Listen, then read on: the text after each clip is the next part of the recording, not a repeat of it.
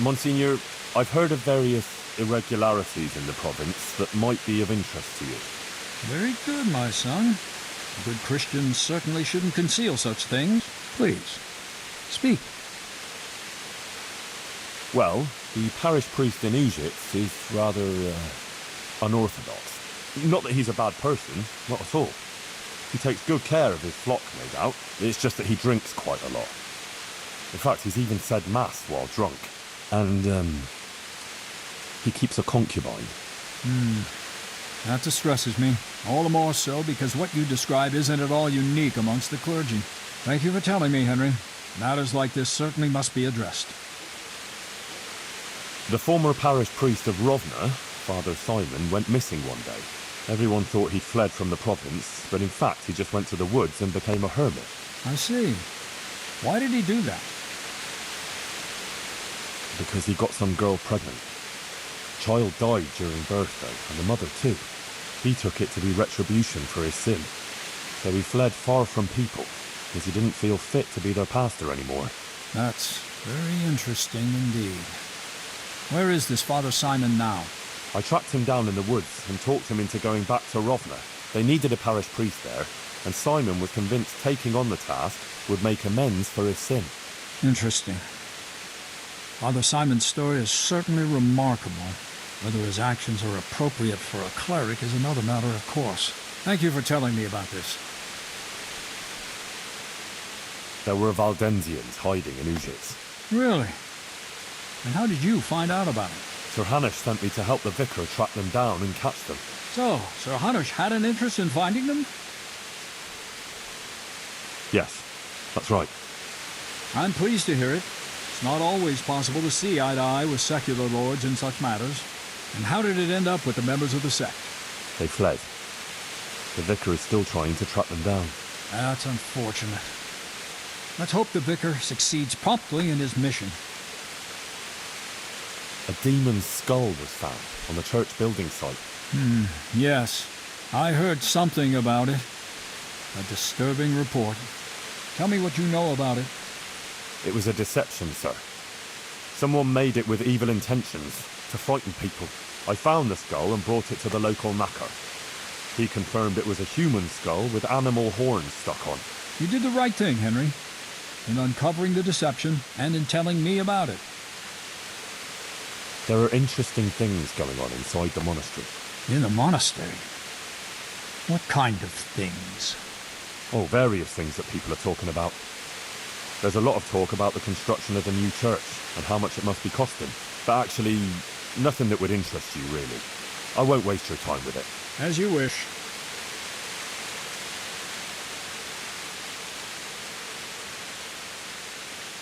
There are in the various things that... But actually, nothing that would interest you, really. As you wish. That's all. All right, Henry. Thank you. And I hope you're not keeping anything from me.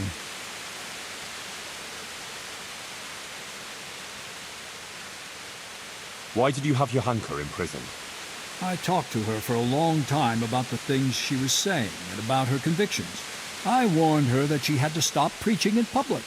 And I told her if she had any further concerns, or as she claims, visions, she should come to me. Johanka chose to ignore my warning and continued with her preaching. Obviously, I couldn't turn a blind eye to that kind of disobedience. But what's so bad about what Johanka has been saying? Look here.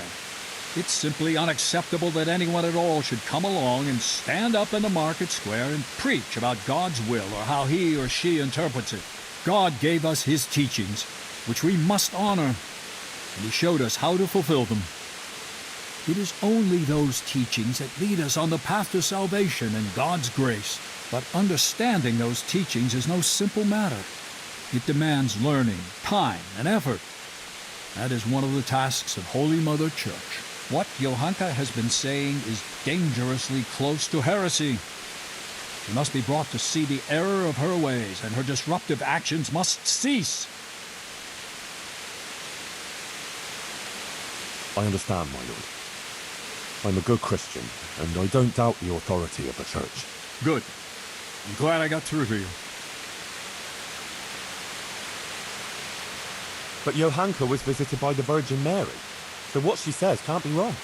We only have her word for that, and even if her visions were real, she was at fault for interpreting them as she saw fit and preaching to the people.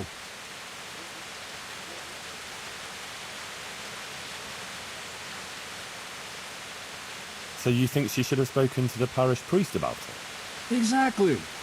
And the priest would have sent for someone who would look into the matter. Like me, for instance. In short, it's not for her to interpret such things in her own way. If people believed her and started thinking what they want about it, soon everyone would be adrift in confusion, and the true message would be lost. Aha. I think I understand. I'm glad you do, my son. Monsignor, Johanka is just a simple village girl from Scallis. Are all these legal proceedings really necessary? They are.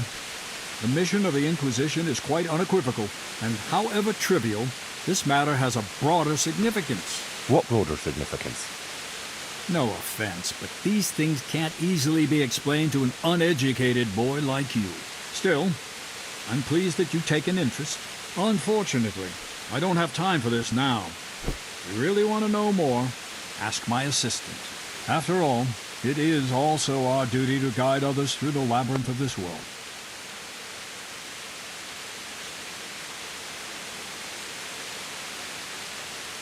Monsignor, it occurs to me that maybe this situation with Johanka could be resolved in a different way.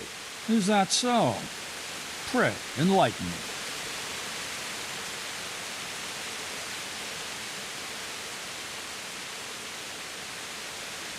I want to defend Johanka in a duel. If God is willing, and I win, then Johanka will be cleared. And who do you propose to fight? Me? Or the Archangel Gabriel? How should I know? With someone. Let God decide. Solving disputes by such barbaric means is a throwback to ancient pagan times, and the Holy Church will not tolerate it. It is an offense to God to demand that He resolve disputes that it is our duty to resolve. No, Henry, it's out of the question. I don't want to hear another word about it. I'm ready, Monsignor. Excellent. I have also completed my investigation. We may commence then with the proceedings.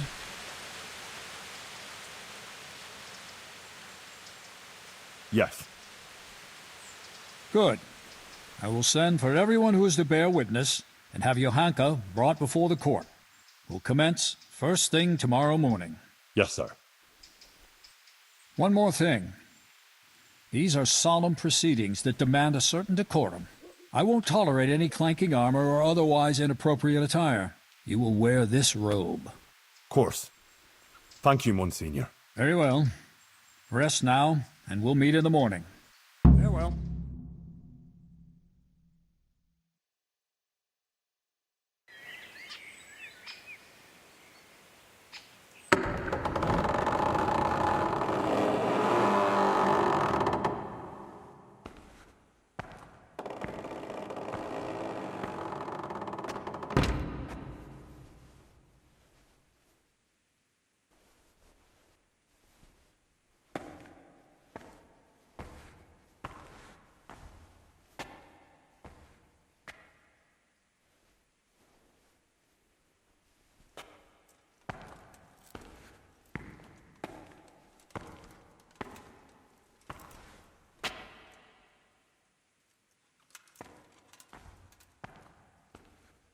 Let us begin.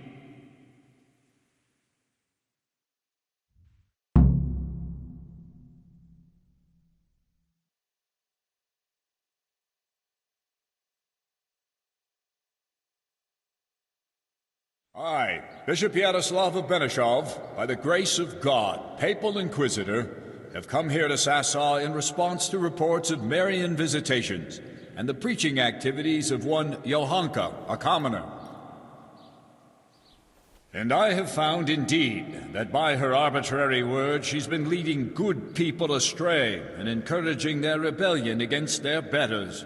Furthermore, Johanka has attempted to usurp the glory that belongs alone to Holy Mother Church, and to appoint herself as an intermediary of the wisdom and grace of Almighty God. This does not behove any layperson, and certainly not a woman. It is therefore necessary to remedy her transgressions, and to investigate the extent and the basis of her misguidance. Or, as the case may be, heresy. Henry of Skalitz has elected to appear here in Johanka's defense, and his wish has been allowed. Anyone who elects to speak here does so before God, and shall be bound by a most sacred oath, to speak only the truth. I will first hear the testimony of Father Fabian, who sent me word of this matter, and who should best know what deeds are done in his parish.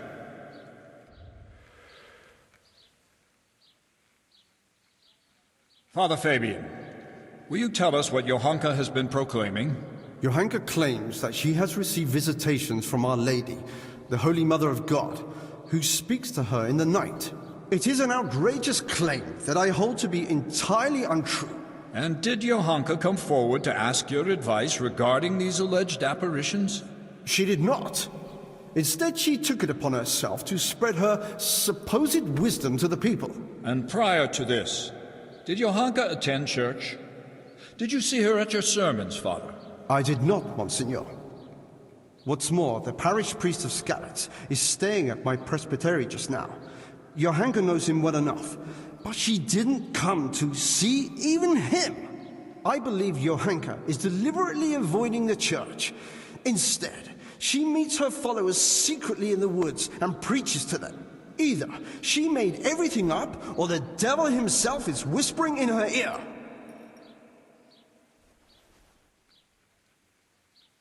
If I may, Monsignor, the Virgin Mary really does speak to Johanka. Is that so? And on what do you found this claim? It couldn't be the devil. Johanka lives at the monastery, doesn't she? Close to the cave of St. Procopius. St. Procopius, who overpowered the devil and cast him down, did he not? The evil one would hardly dare return to the dominion of the saints to whisper in Johanka's ear. Surely that's obvious. It's true, Henry, that evil spirits, or even Lucifer himself, would have little power in the vicinity of the remains of St. Procopius. But the fact that she lives at the monastery doesn't mean that she is not misguided. What's more, she is an interloper there herself, who would not even be tolerated if it weren't for Brother Nicodemus. Yes, Father, I am aware of the impropriety of her presence in the monastery grounds. But in this I must concur with Henry.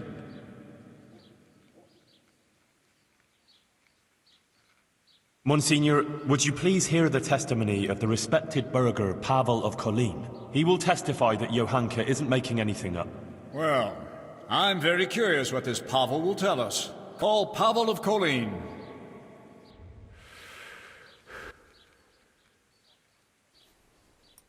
I'm a little surprised to find a counselor of Kolin here, especially you, who makes no secret of your animosity towards Sasau Monastery.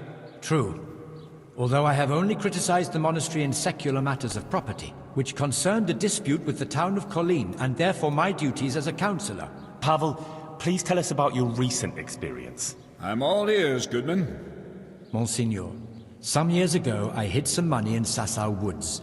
When I found myself here again recently and heard Johanka's words, I remembered that matter. Johanka made me aware of my inordinate love of wealth, and I resolved to donate the money in question for the common good of Sasau. For this I needed an honest intermediary who would locate the money. In this too, Johanka helped me by putting me in touch with Henry here. By the grace of God, he found the long-lost treasure and donated it for the good of Sasau. The whole matter I regard as the intervention of the Holy Spirit. An interesting tale, Goodman Pavel. Not only that, it's also evidence of divine providence, and that Johanka isn't making anything up. She wasn't possessed by an evil spirit. On the contrary, Our Lady really did speak to her. I must concur with that, Monsignor, because I was subsequently also visited in a dream by the Virgin Mary. What? You too? Yes. She appeared in a blue cloak and waved to me. Do you swear that what you say is true, Pavel? I swear by Almighty God, Monsignor. Remarkable. Truly remarkable. Very well, Goodman. Thank you for your testimony. You may stand down. Even if it were true, why would Our Lady choose a simple village girl like Johanka? Monsignor, with your permission, I'd like to draw attention to the work of the great scholar Matthew of Yanov. He exalted women like Johanka. He said that God created what is weak in order to bring shame on what is strong. That's why God turns to women who love Christ and blesses them with such visions, so that they can point out and rectify the vanities of men. It can't be heresy if the learned masters of universities write such tracts. What you say is remarkable. Matthew's work, which you mention, does speak to Johanka's benefit, but I wouldn't have expected that someone of your station has even heard of the Master of Yanov. How did you come by his work? Well, Johanka pressed me to go on a pilgrimage of repentance. I went to Ujits, where there is a Marian church, and there, the parish priest gave me a copy of the text. That's surprising indeed, especially that you are at all capable of reading such a work and understanding it. You're quite a fountain of unexpected skills, Henry. Thank you, Monsignor. Let's proceed then. Is there anything else you want to add, Henry? Yes. Please call Brother Nicodemus. He has something to say about it. He's a man of learning and knows more about these things than I do. Certainly. I also wish to hear his testimony. Call him.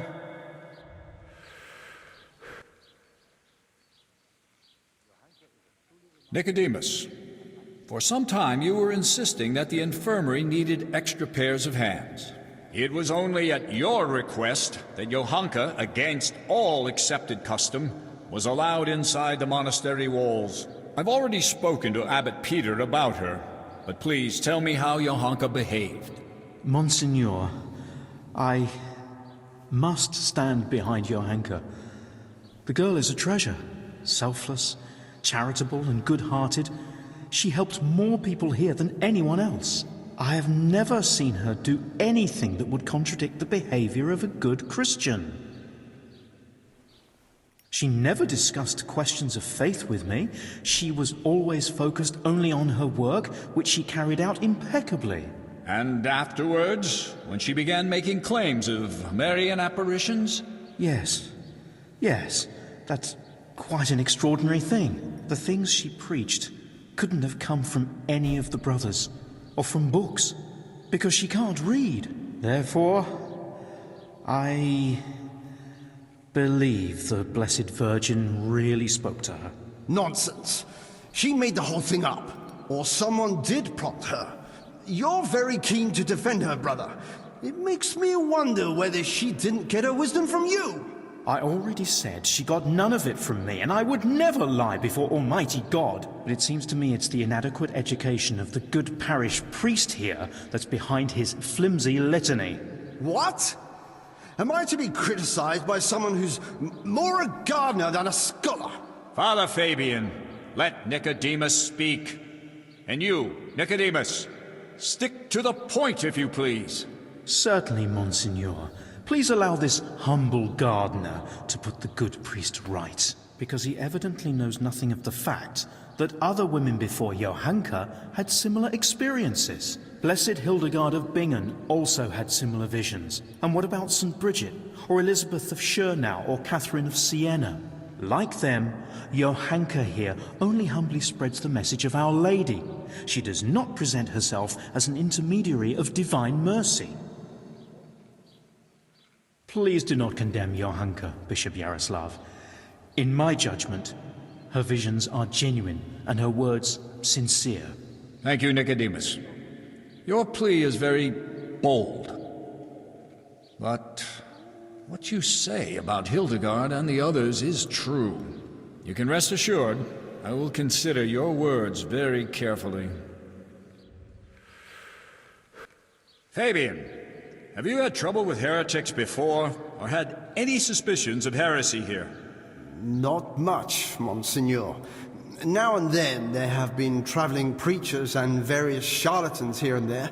Although, I did recently get reports that there were members of the Waldensian sect hiding in the province. Yes, I know of that. Henry here was helping the vicar to track them down. Unfortunately, though, they managed to flee. Thank you, Father Fabian. That's all. I'm glad to have been of service, Monsignor. I thank you also, Brother Nicodemus. You too may stand down. Call Hoshek, bailiff of Sasau.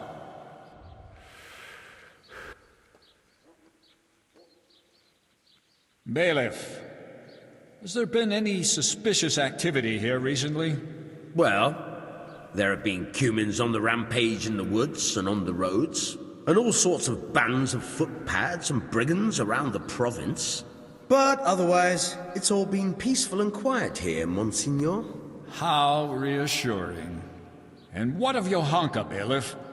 Has she been inciting the people here? I couldn't tell you much about her. I hardly know her. She hasn't broken any laws, and folks speak well of her, for the most part. Although it's true, things have been a bit tense here, on account of her speeches. Continue. Quite a lot of people have been going to her since she started with that preaching.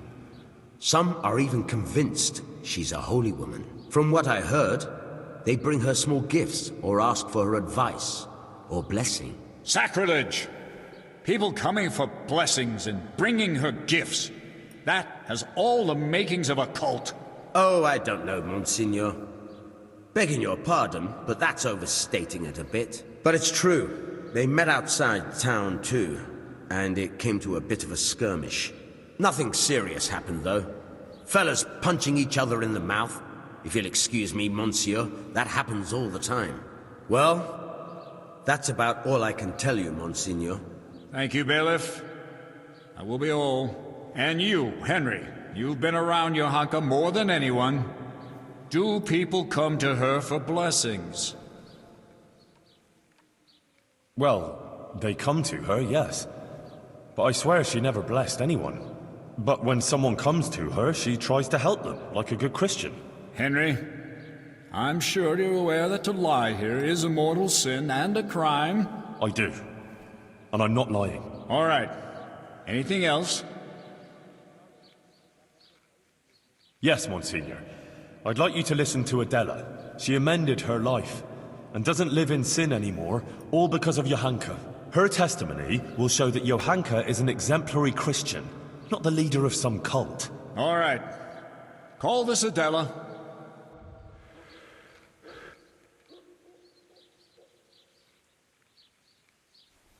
Adela, until recently you were living in the nearby town of Ledechko, is that so? Yes. And how did you make a living there? I served at the baths, laundering and repairing clothes, and preparing the baths.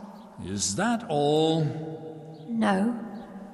Sometimes I went with the fellas and pleasured them for money. But I don't do it anymore. I swear. I changed my ways on account of Johanka and Henry here, and now I lead a decent life. You're saying you simply gave up your profession? Yes. Henry convinced me, and Johanka took me in. Very well. Thank you. And since you left Ledechko, have you sinned with anyone? No, monsieur, I haven't. Good. May God give you the will to maintain your newfound virtue, Adela. And now, please answer one more question. You're living with Johanka now, yes? Tell me what she says to the people who come to her. Well, they come with all sorts of problems. Some want just advice. Some want her maybe to bless them or talk to Our Lady for them. They believe she's a holy woman. So, Johanka accepts gifts from these people and then gives them her blessing? No, it's not like that. Johanka doesn't bless anyone. And she doesn't want any gifts from anyone either. Folk just bring them. The things they bring, she gives them out to the sick and wounded. She doesn't keep anything, I swear. You swear? Yes, I swear to it all, Monsignor. I'd never lie to you. All right. You may go. Now I wish to question Katra, the swordsmith's wife. Bring her here.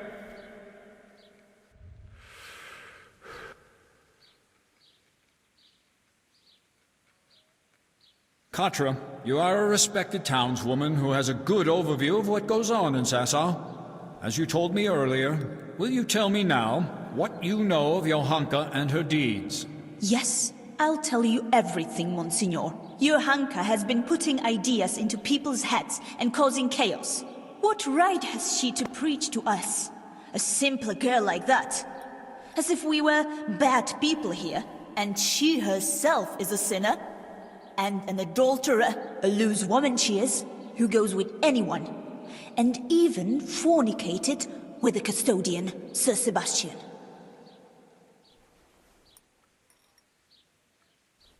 Forgive me, Monsignor, but Katra isn't telling the whole truth. What do you mean, Henry? She's the one who set a band of thugs on Johanka, several times, to cause trouble for her and threaten her. She wanted to drive Johanka out of town. That's not the deed of a good Christian, plotting intrigues like that. She admitted it all to me. Is that true? I only did what was necessary to stop her from bringing us to harm. Monsignor, you can see yourself that Katra holds a grudge against Johanka. Yes. I must agree with Henry.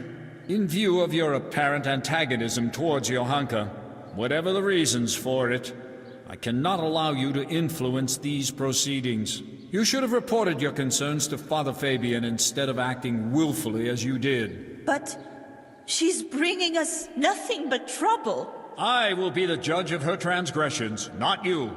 Nevertheless, I have also heard rumors of Johanka's immorality that cannot be ignored. Bring here the Sasau custodian, Sir Sebastian von Berg.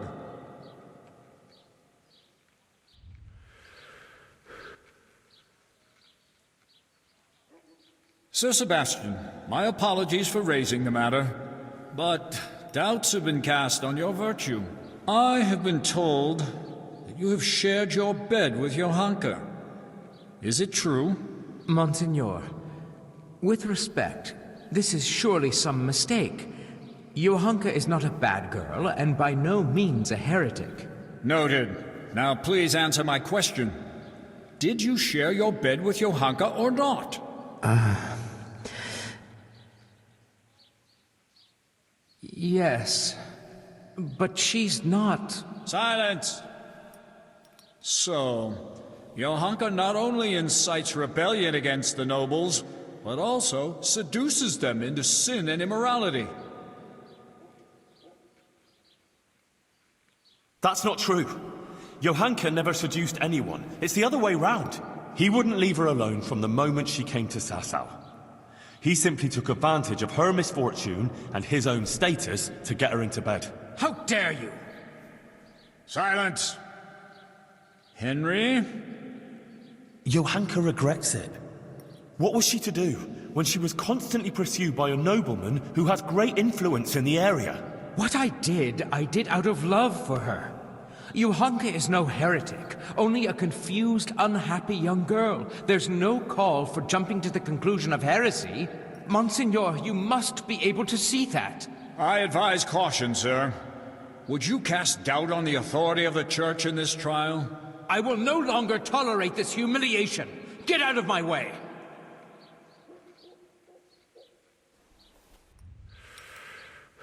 Henry?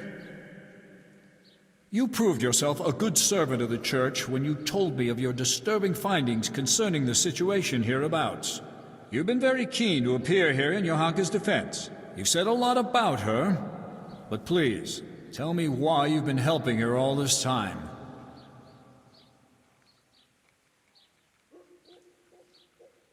Because I don't know anyone like her. She endured what would destroy most people and never gave up. She never wasted time feeling sorry for herself. Instead, she helped others, even at the cost of her own suffering. And she helped to redeem me, too. It's a pity everyone isn't like her. It seems you speak sincerely, and you hold her in high regard. Your sincerity before God carries great weight. Thank you. That will be all, Henry. Monsignor, please permit me to say one more thing. I heard some wise words at a sermon in Skalitz, and I think I should share them here. It's our Christian duty to fight against sin. But we must love the sinner. So I beg you, Monsignor, be lenient to Johanka. You're right, Henry. Those are wise words. Nothing remains but to question Johanka herself. Johanka of Skalitz, you've heard the accusations brought against you, and we have also heard several testimonies. I already questioned you earlier, and it has also come to my attention that Henry here bribed a guard to allow him to see you in your cell, which I expressly forbade. Johanka, do you wish to revise the answers you gave earlier, or do you stand by what you said? I stand by everything I told you. So be it. I expressly forbade you to continue preaching, and you promised not to do so. You defied my instruction and broke your promise. Why? Forgive me, Monsignor. But I could do nothing else. Our Lady asked me to do it, and I couldn't refuse her. She did visit me. But now I admit that I might have been wrong about some things. I don't understand these learned matters, and I was too hasty in speaking to the people. I regret that I didn't go first to Father Fabian and tell him about everything. I want to apologize here, before the Blessed Virgin. If I misunderstood something and said untruths or brought shame on the Church, I didn't intend to do anything like that. I ask Our Lady's forgiveness, and I will accept any punishment that you impose on me. I'm pleased that you've seen the error of your ways and confessed to your mistakes. These proceedings are closed. You may leave. Johanka will now hear my verdict.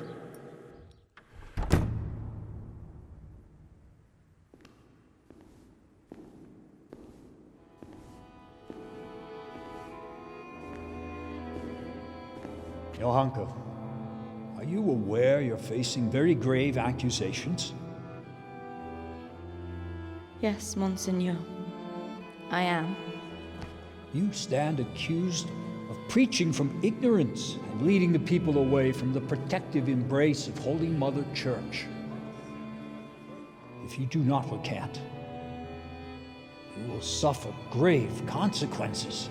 Pride and ignorance clouded her reason.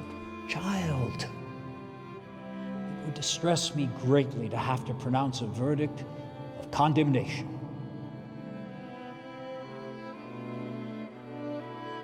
Speak then. Do you recant your sermons and swear never again to preach to the people? And are you prepared to repent?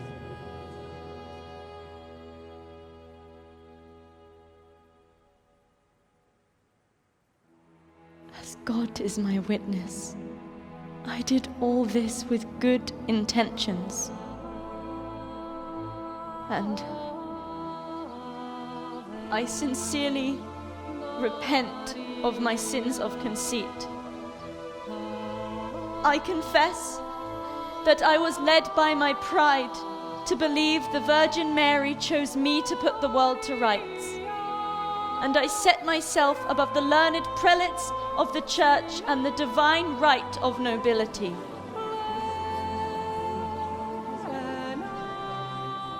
I repent my sins of pride and ask forgiveness. I will do as you command, Father. Johanka has confessed her guilt, and from this day forward shall be a good and humble Christian again. She shall no longer indulge in philosophizing, and shall, in her penitent's robe, go every day to pray at the Church of St. Martin. Therefore, I ask you to welcome Johanka back into your midst and hold no grudge against her.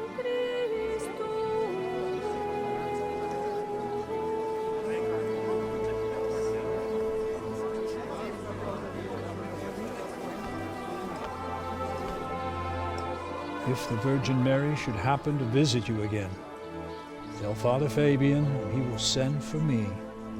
All right? Yes, Signor. Very good.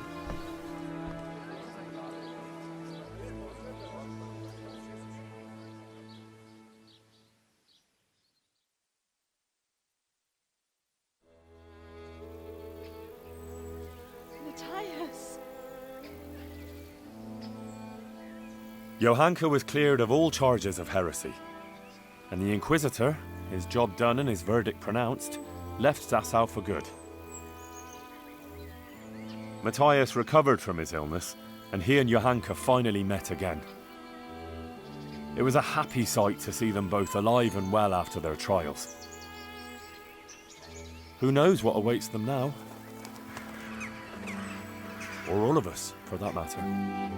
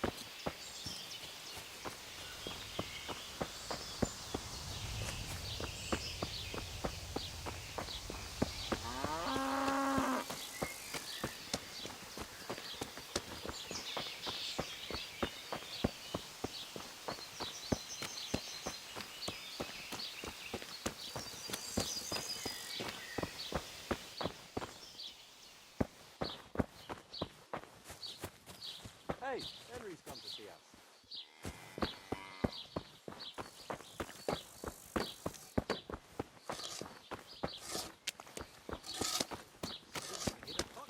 I was just rolling along.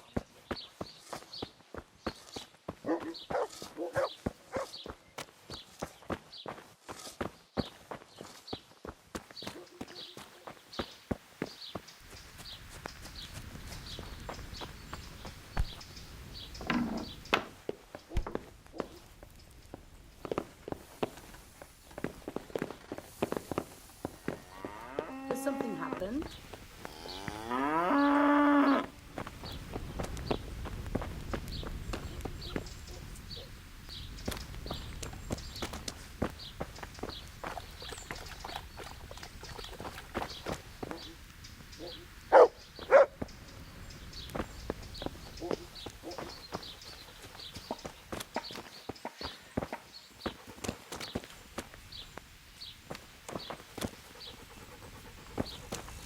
came from over here.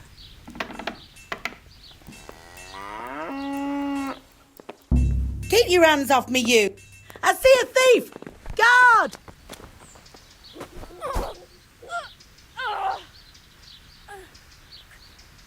I see a thief! Guard! Guard! Come here quick! There's a thief over there!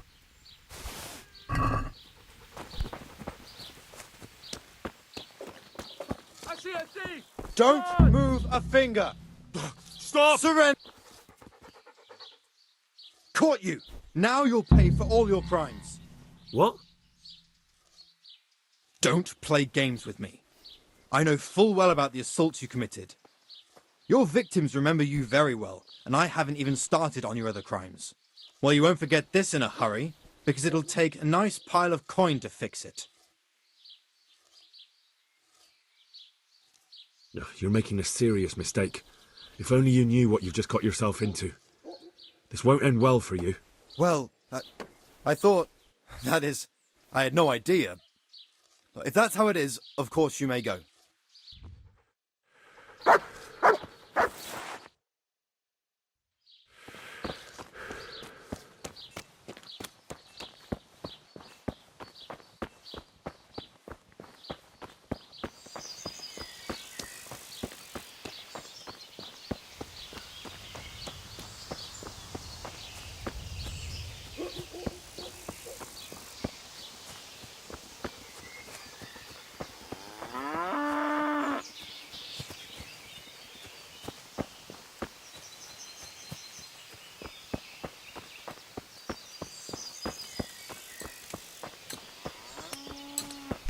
Good day, Henry.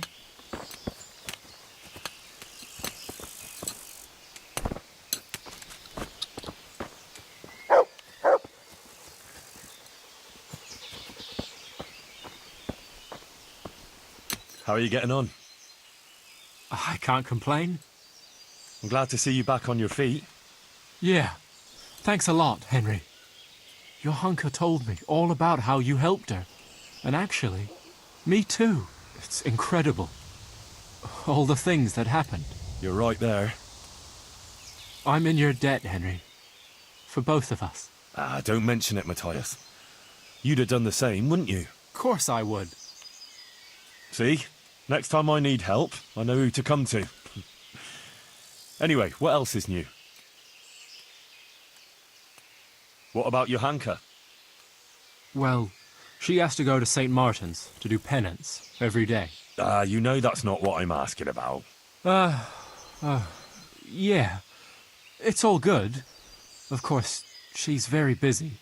And me too. But we'll go dancing together next time there's some feet here. That is, I'd like to.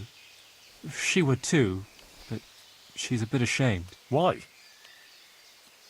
On account of the preaching, and the court and everything.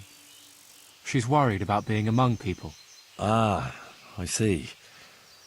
Well, that'll pass with time, believe me. It took me and Teresa a while to get somewhere too. Sometimes I feel like it's been a whole year. Like you say, time will probably fix it. So what will you do now, Matthias? Or the two of you? I wish I knew, Henry. For now, I'll work in the monastery grounds. Maybe even on the construction, until they throw us out. They don't want to let you stay here? Well, it seems the abbot isn't happy about so many lay people right outside the monastery walls. Nicodemus is trying to put a word in for us. And for Adela, too. But the abbot can be very obstinate. He wasn't happy about Johanka being here at all. And then, with all that happened after. I see. So what will you do if you have to leave? I really don't know. We'll stay until harvest, at least. There'll be plenty of work, and then... we'll see. Maybe we can find jobs somewhere around here. But more likely we'll go away to other parts. If we can save some money. I don't know where, though. Well, I might have something for you. Sir Divish appointed me bailiff of Pribyslavitz. After you finish with the harvests, the two of you could go there. There'll be lots of work there for a clever pair like you. Jesus, Henry. You've really come up in the world. That would be great. Thanks. We'll go there, right after harvest. It's good to know we'll have a place for the winter. I won't forget you for this, Henry. And for everything you've done.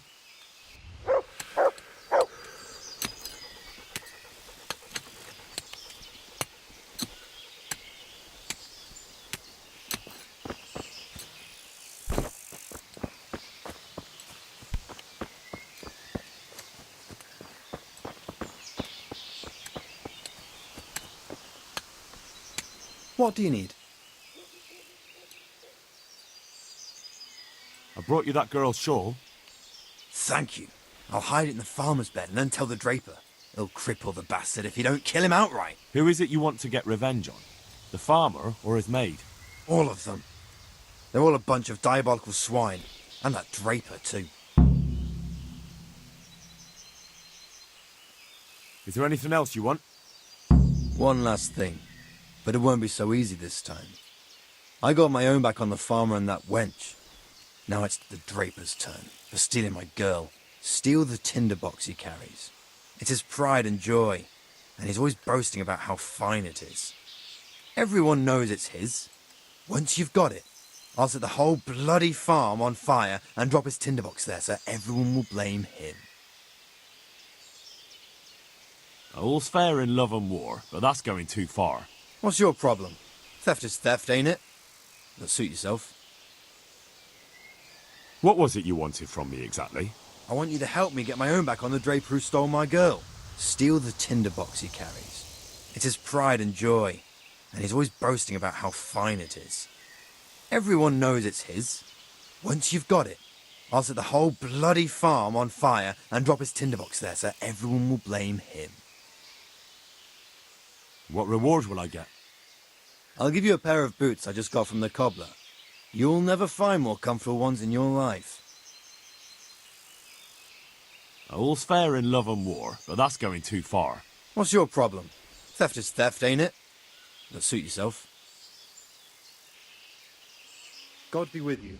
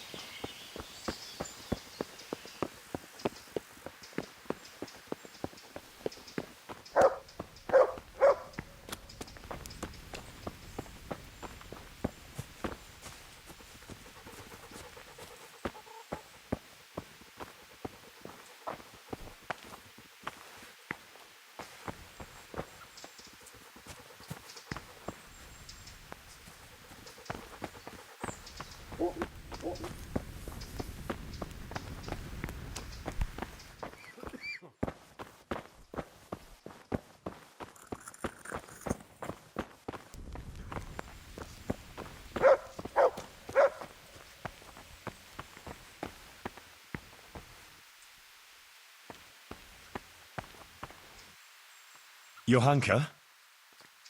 Henry, I'm still muddled from all that happened, but I want to thank you for standing by me. You've done more for me than anyone else I know. You don't have to thank me. I only did what I consider right. I'm still grateful, though. I'm in your debt. God be with you. For the love of God! How's it going here? Good. Actually, better than before.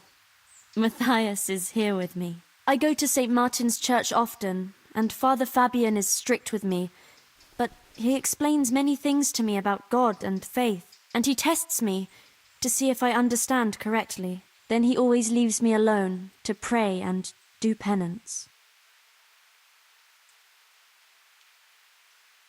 And what about the Virgin Mary? Does she still visit you? No, not anymore. Not since the trial. Whatever anyone says, she did appear to me before. Just between the two of us.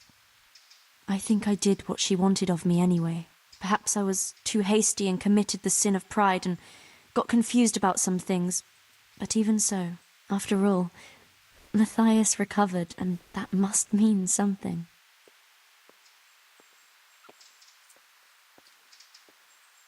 I also think you spoke well, and you were right about some things, and I believe Our Lady did appear to you. Thank you. Let's talk no more about it. Only Our Lady herself knows what her intentions were, and that's how it should be. In church I always prayed to her for forgiveness. I hope she hears my prayers. And how is Matthias doing now? Good, I think. He's getting his strength back. How we're doing isn't for your ears, Henry. There's one thing I'm curious about. What did the Inquisitor say after we left? He spoke about God and the Blessed Virgin, but I'm not supposed to tell anyone. I probably shouldn't say anything, but I think, in the end, even the bishop believed that Our Lady really did appear to me. What, the Inquisitor? But... Shh! I never said a word, all right? Ah, yeah, sure, I understand. Now, I need to rest a while.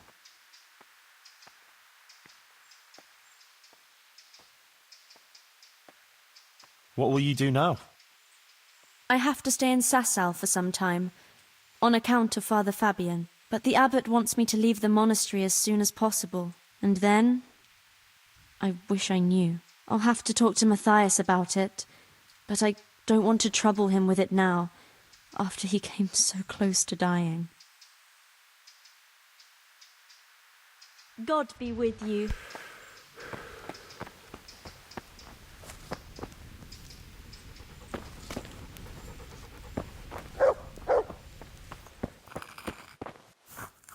Henry, I want to thank you for that generous donation to the infirmary. I'm glad you and Pavel didn't forget us. What do you need? Brother Nicodemus, I'd like to thank you for the wonderful testimony you gave. You're the one who deserves thanks, Henry. I feared the worst, and for all my prayers, I never even dared hope for such an outcome. I could hardly believe it at first. I was very fearful for Johanka. It didn't look good at all for her, facing such accusations. And you did an excellent job, Henry. It's largely due to you that everything turned out as it did. Thanks for defending her, Henry. There's few people who could have done it so well. Recently I found an interesting volume in the monastery library and made a copy from it in secret. It's just a few lines, but maybe you'll find it useful. Thanks.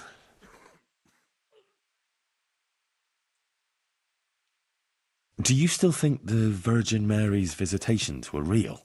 Yes, I think they were. Even if she didn't interpret the message quite correctly, we were certainly witness to something extraordinary.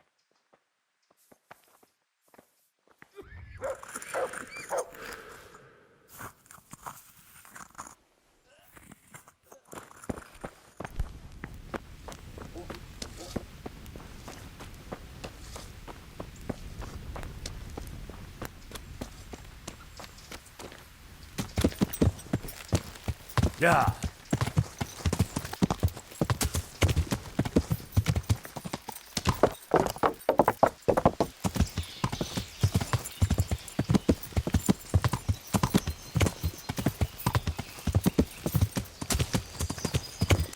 Yeah. Yeah.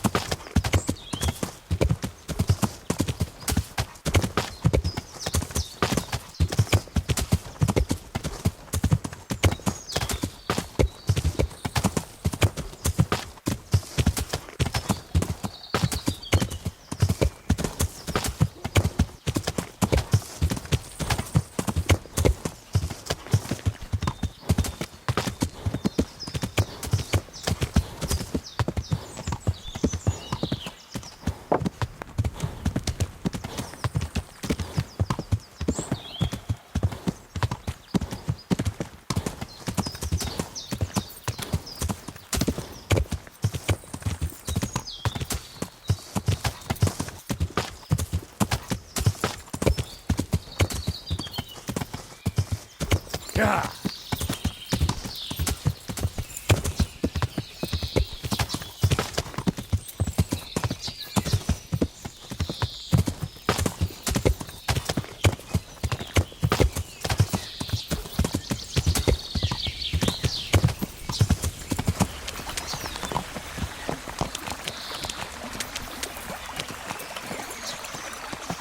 Yeah.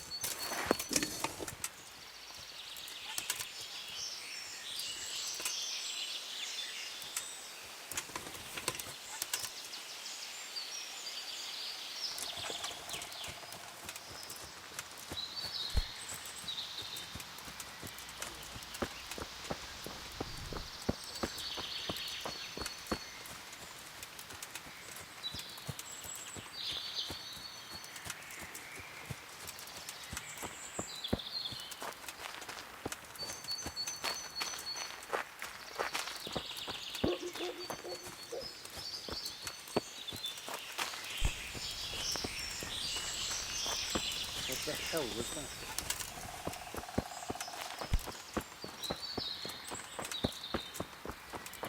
Hey! Who's that? What's going on there?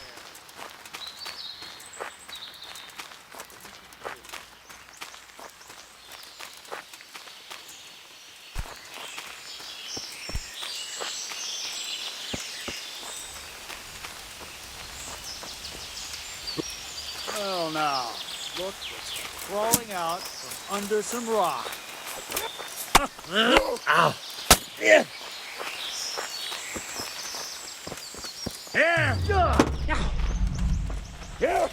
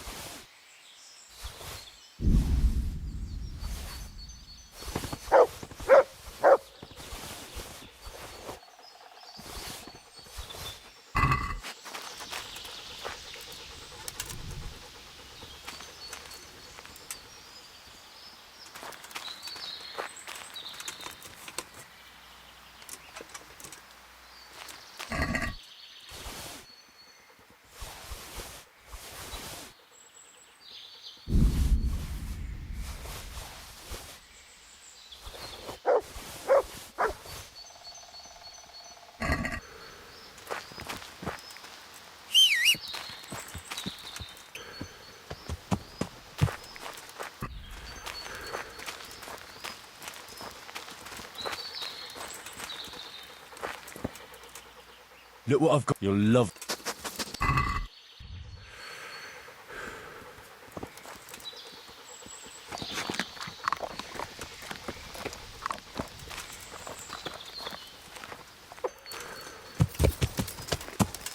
Yeah. What's that? Yeah. What's going? Yeah. Get over here! Hey, all of you, gather here! Raise the alarm! Over here! Where is everyone? Quick! Ah!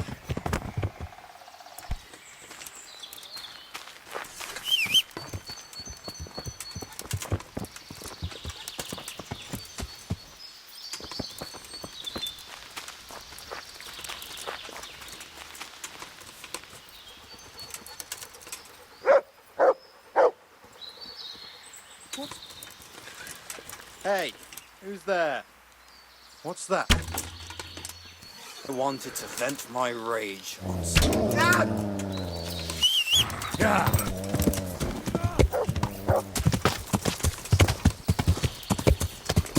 Break it up!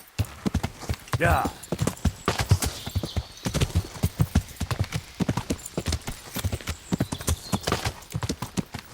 Yeah.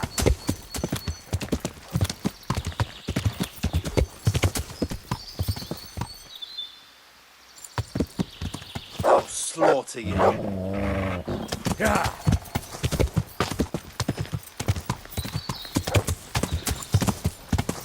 Yeah.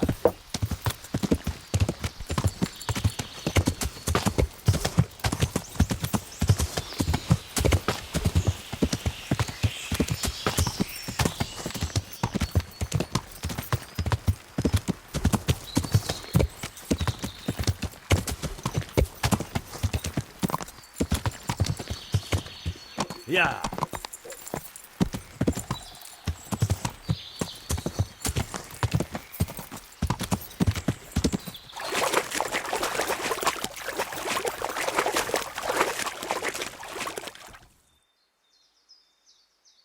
Yeah.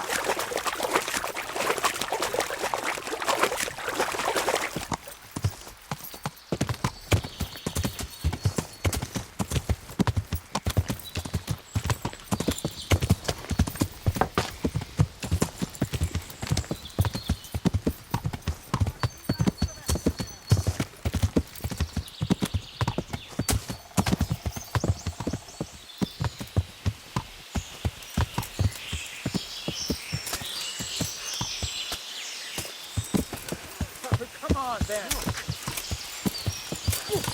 Yeah. Yeah. Yeah.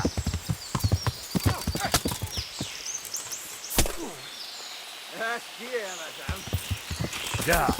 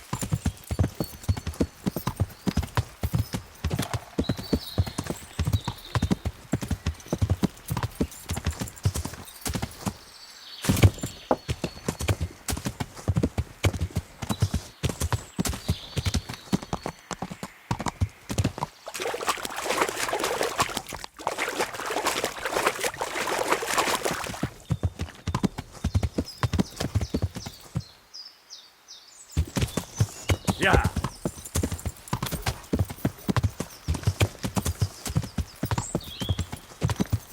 Yeah.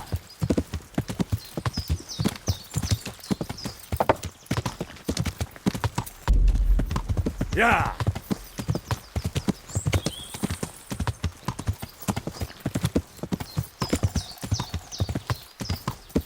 Yeah.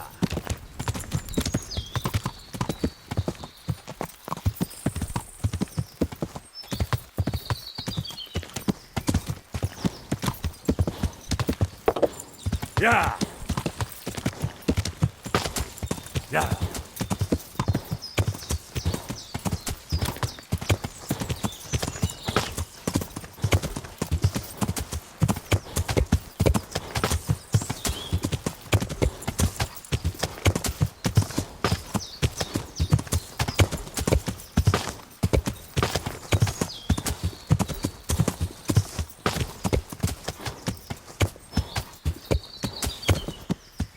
Yeah.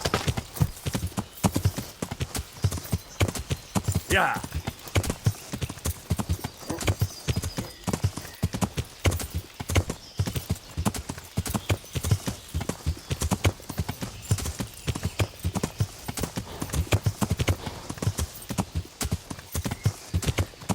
Yeah.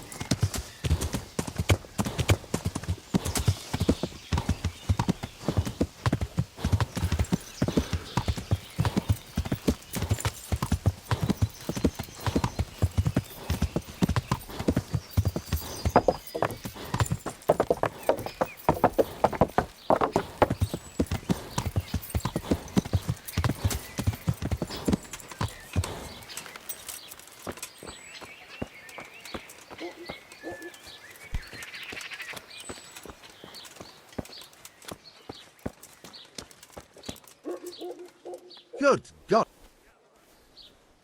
Take care now.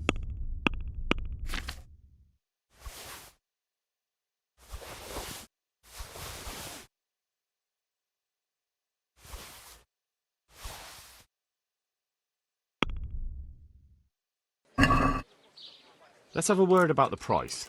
Well, Is this... we're getting there.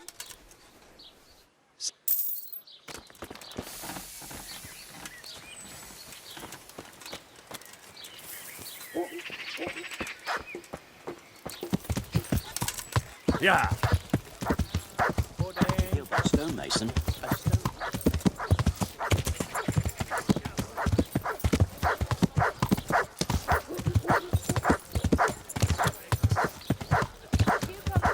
Lovely cucumbers, asparagus and prunes.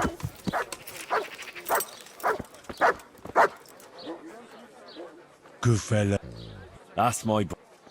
Look what I've got. You'll love...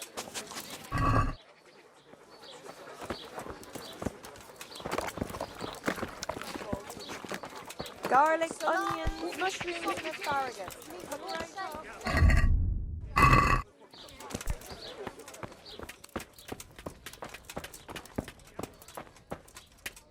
Good God, you look...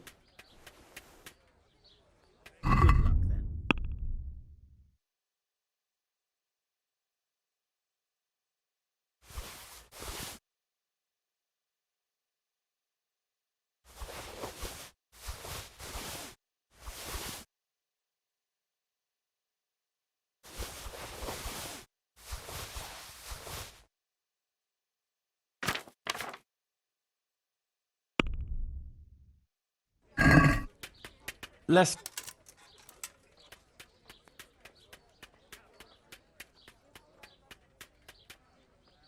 Since it's... It'll take more than that. What about this? That sounds pretty... All right, sir.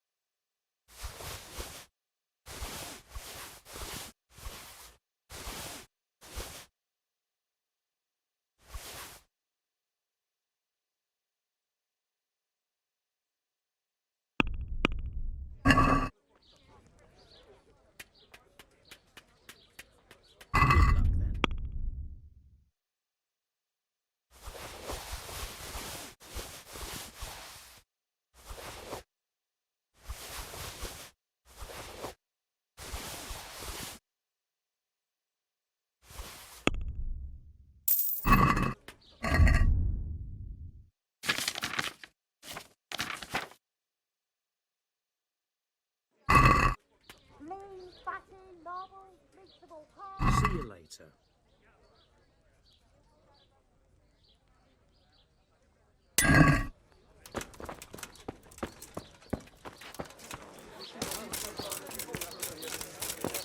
Asparagus, they'll cut you in half. And cucumbers, they'll cure what ails you. Come get them.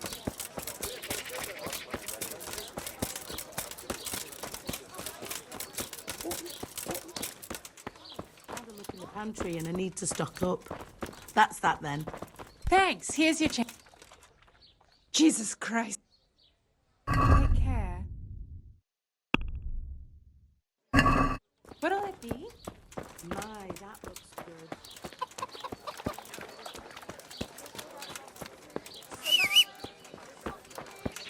All shapes, sizes and flavours. Cabbage, cabbage. Yeah. Green cabbage.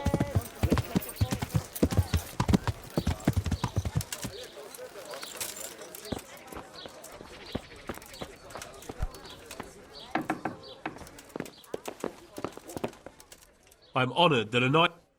Good luck to you.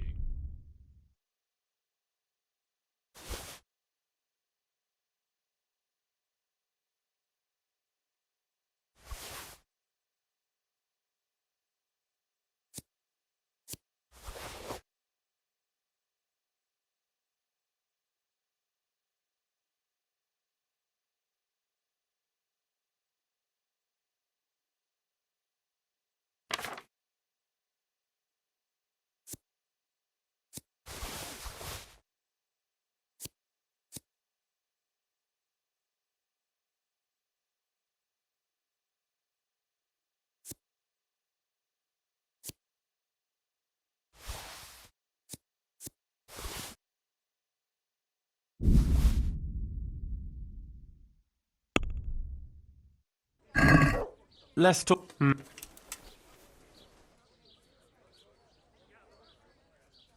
Satisfied? We're getting there. All right, sir.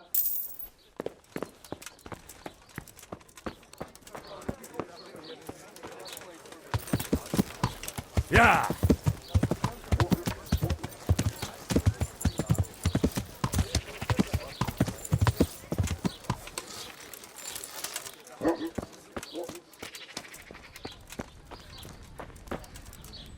Good health to you.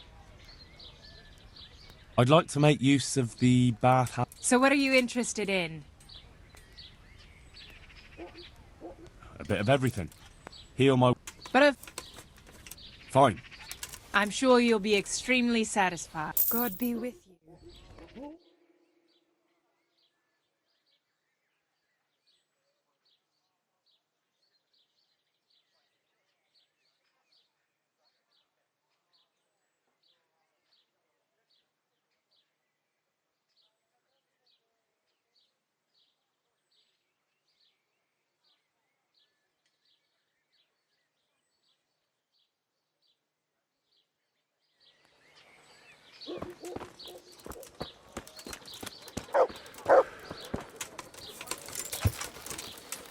Yeah.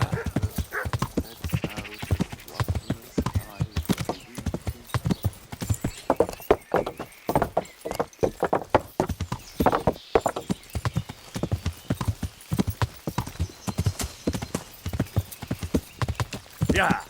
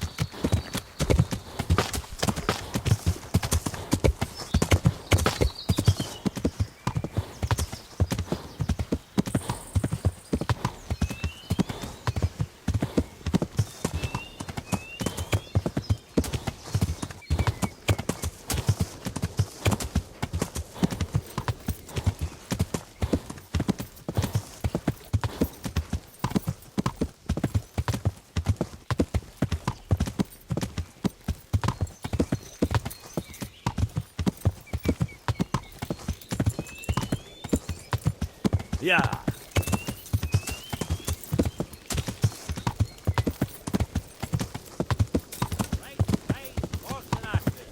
All you need to tame Mother Nature.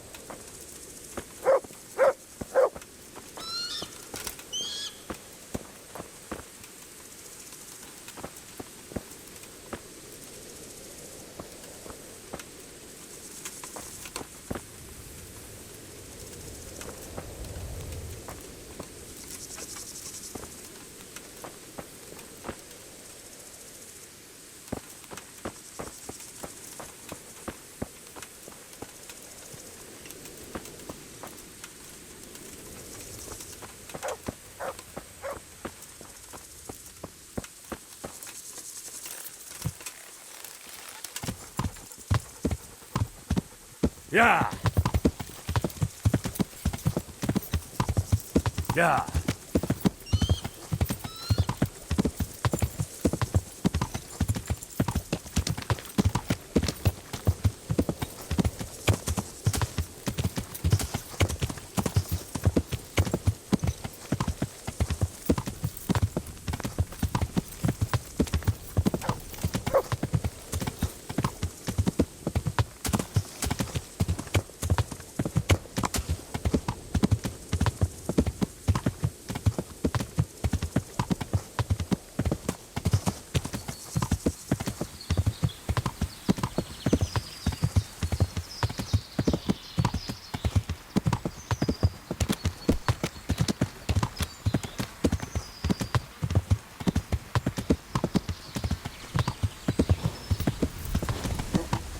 Yeah.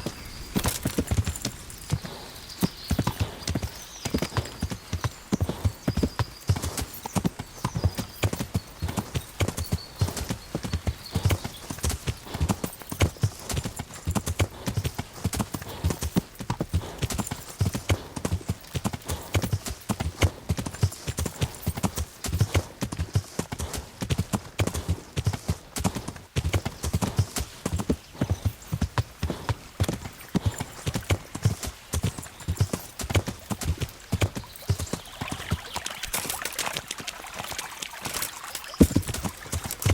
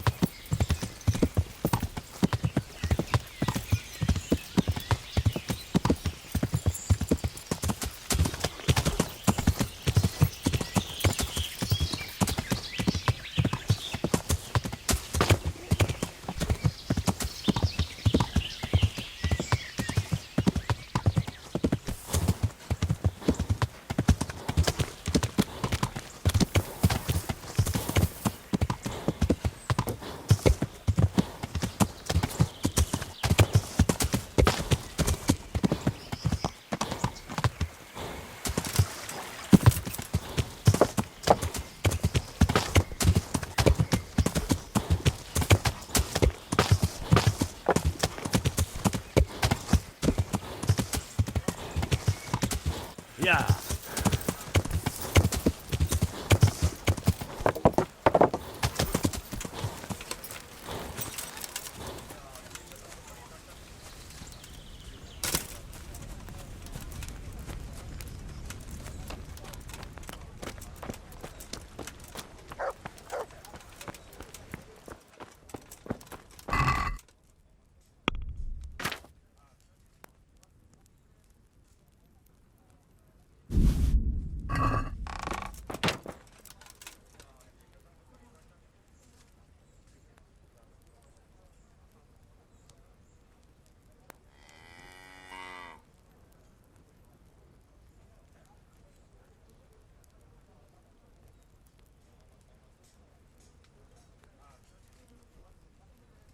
I've decided what to build.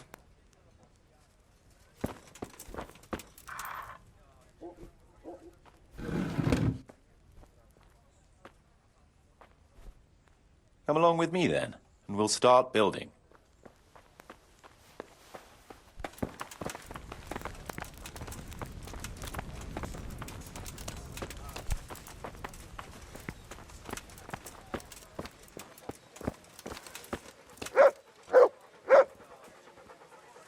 We're going to build here? Indeed. Can we begin? I'm ready. I'll just quickly check again that we have everything we need. We've got what we need. Let's get to work.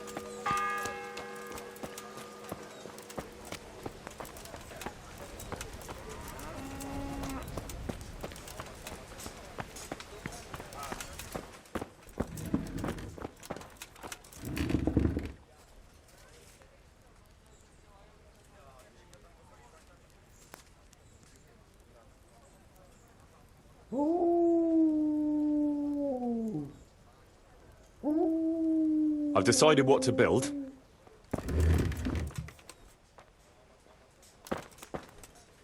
That shouldn't take too long. Come along with me and we'll take a look at the site.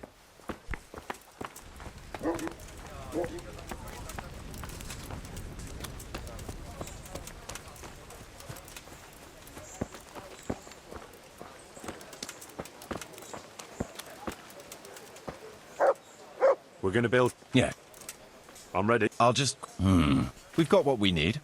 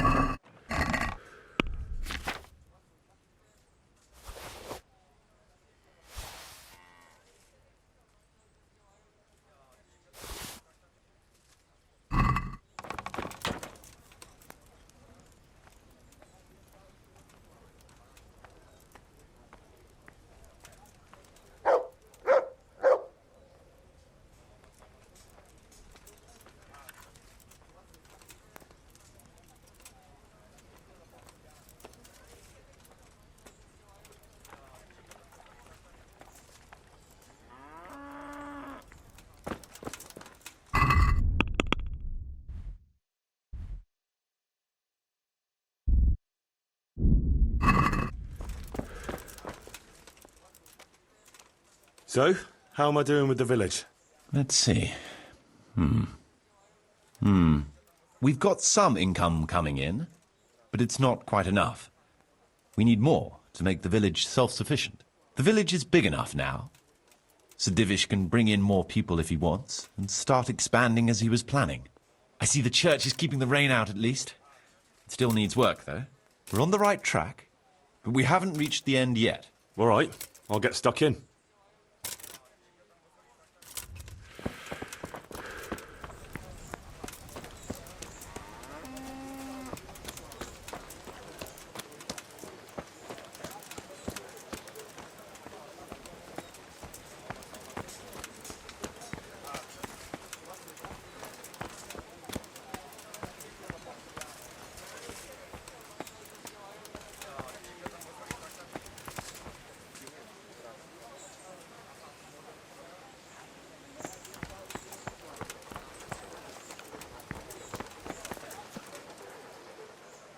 That's a good boy. That's my boy.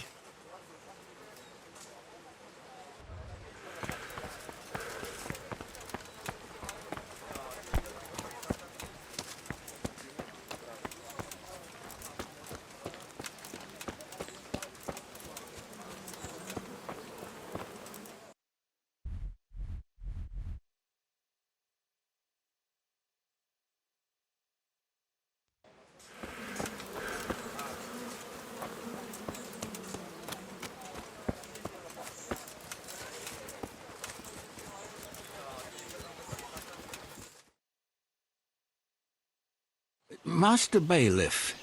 You're new here, aren't you? Welcome. Yes, sir. Thank you, sir. Sylvester is my name.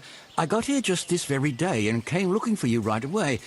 I heard you was looking for handy tradesmen, see? True, but it depends what you can do. I'm a baker, sir, and if I may be so bold, one of the best there is. Good. We don't have a baker yet.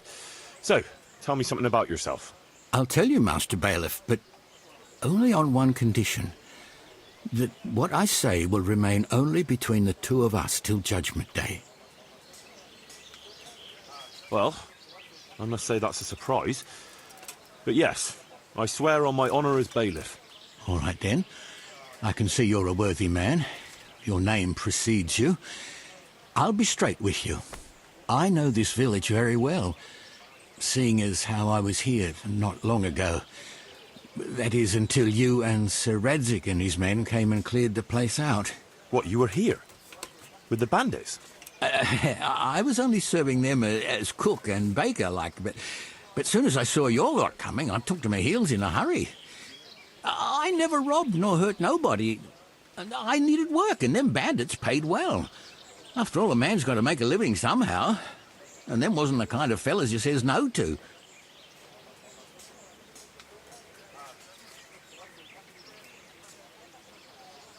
I see. So you were with Runt's band. Might someone recognise you? Far as I know, anyone who'd know my face is dead. Some thanks to you, sir. If word got out that I was hiding a bandit from the law... I'd rather give myself up than get you or anyone else into trouble. All I'm after is to start an honest life again.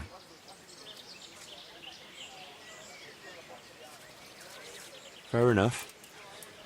Since you came clean, I'll trust you and keep your secret. You're hired. Thank you, sir. You won't regret it, I promise you.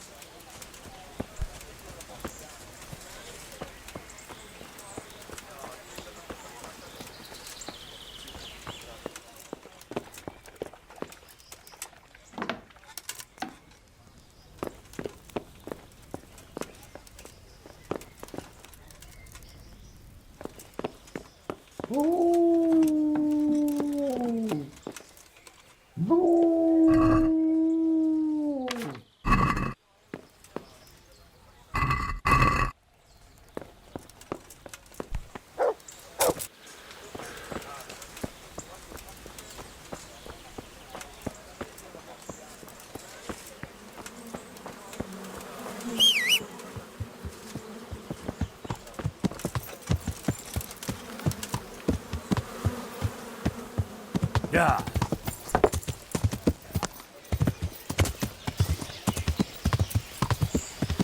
Yeah.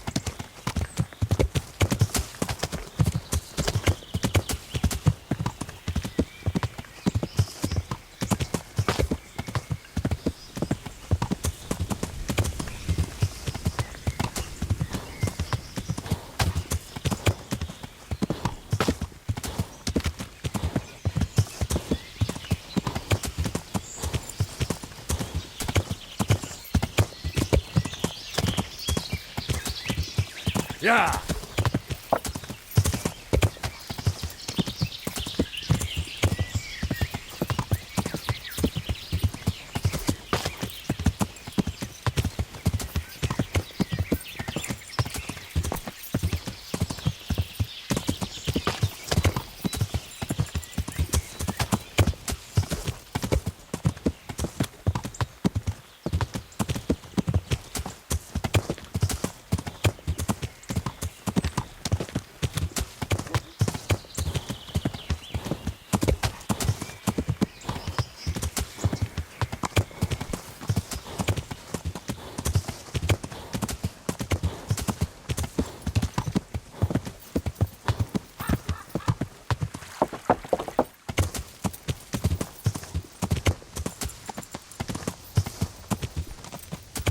Yeah.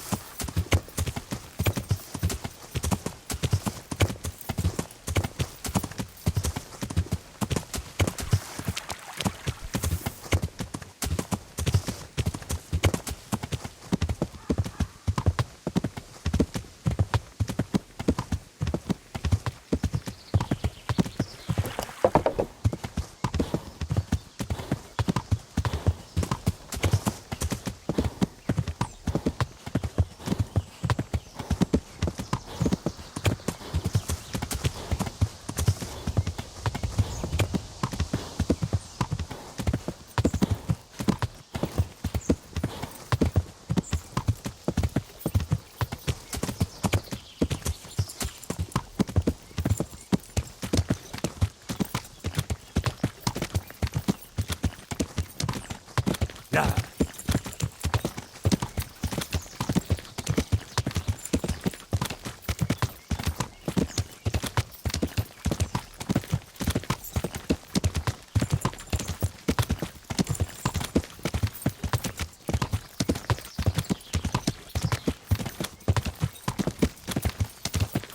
What's your game, you beggar? We've a job to do. Clear off or you'll regret it.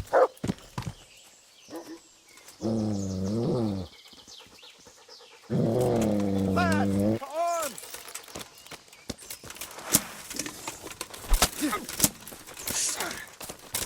Come here, little. Put him a bit back!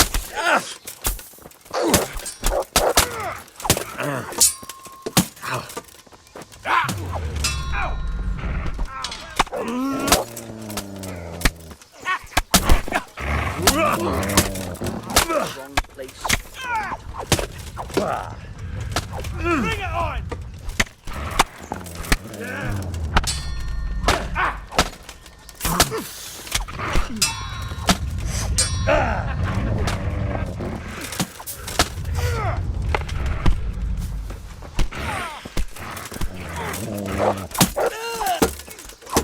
Hey. I'm over here.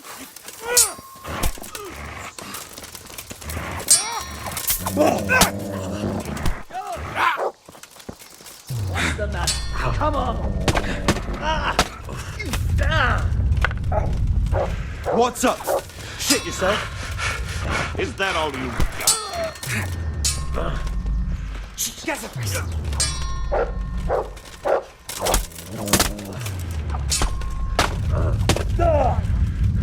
You all get what for? No!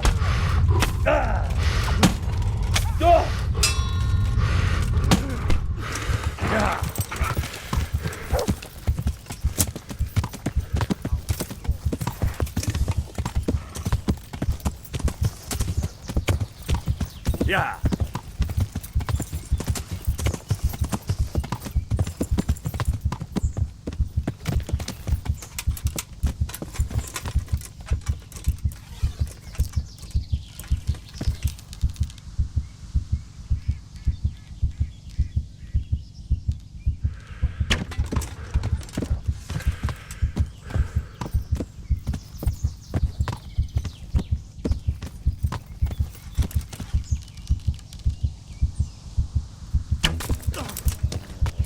Bring it on! Yeah. You're dead.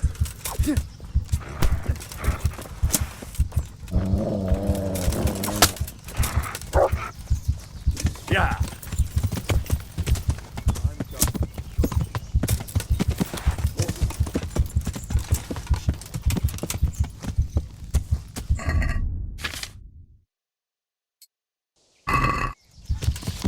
Yeah.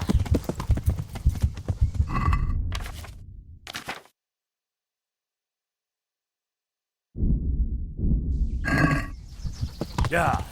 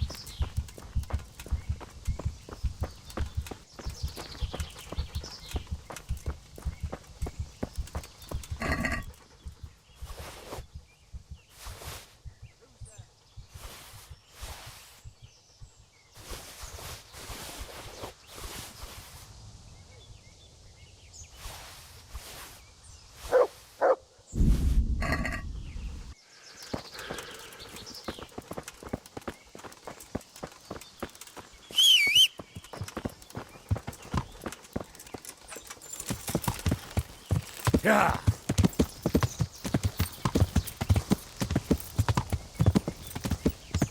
Yeah.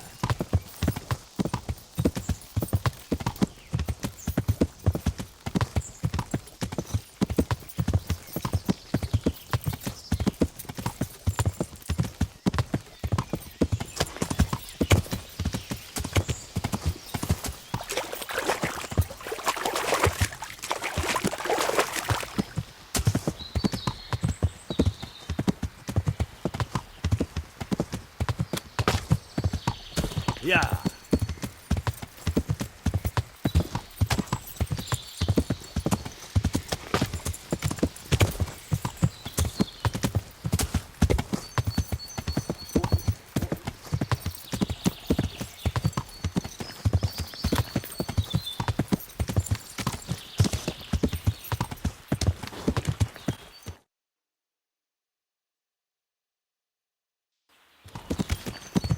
Yeah.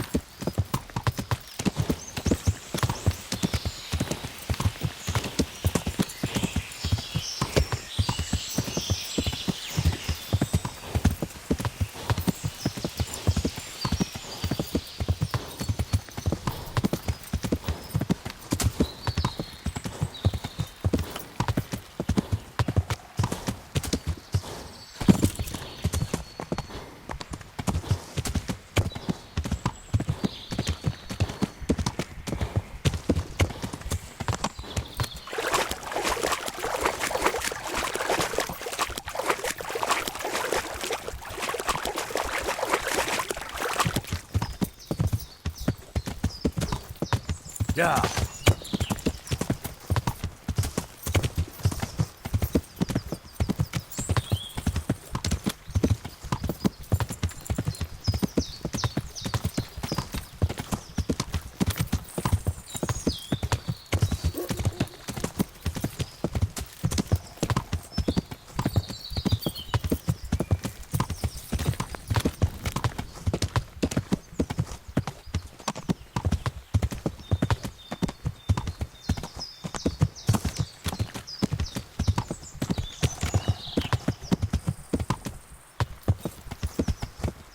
Yeah.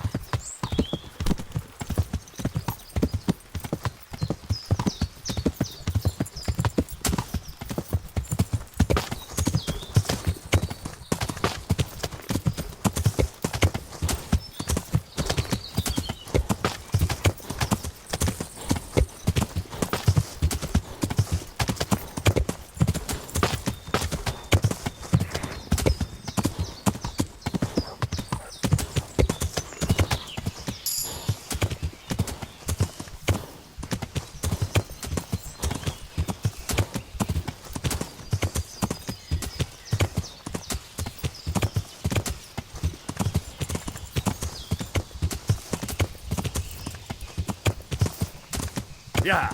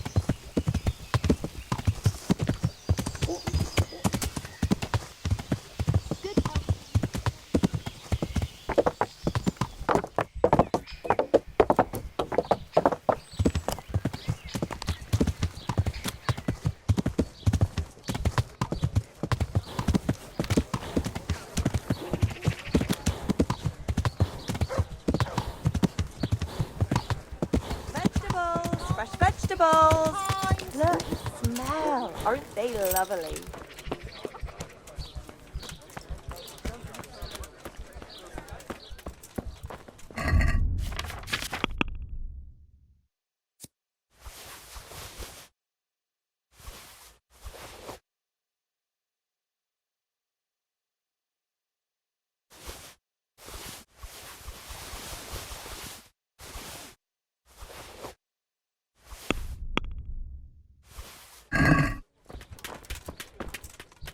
I'm glad to see you later.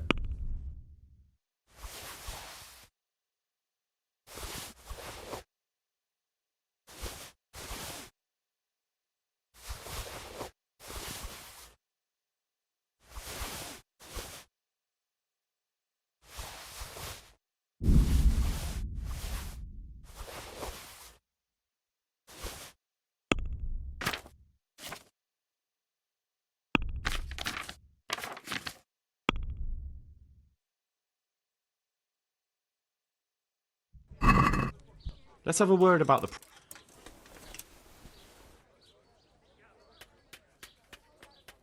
Agree? I don't. Aye, for that amount.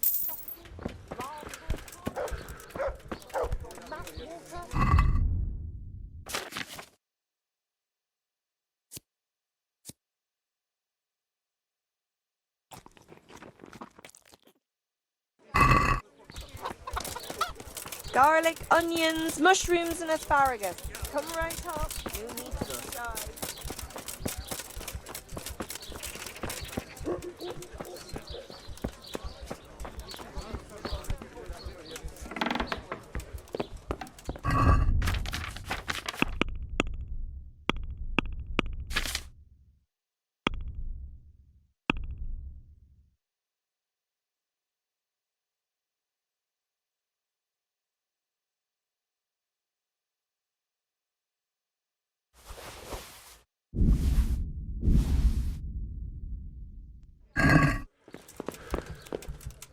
I hope I can... Farewell.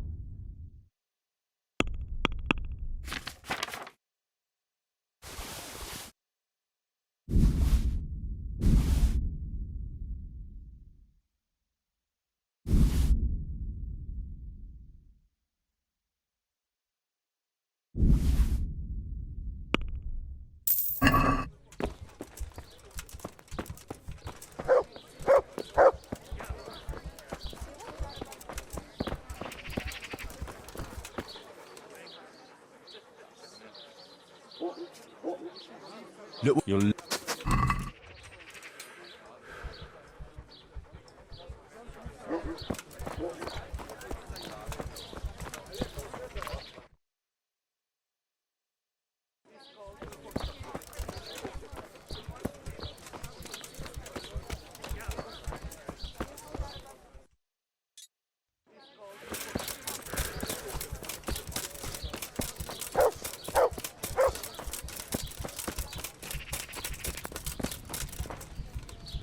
God save.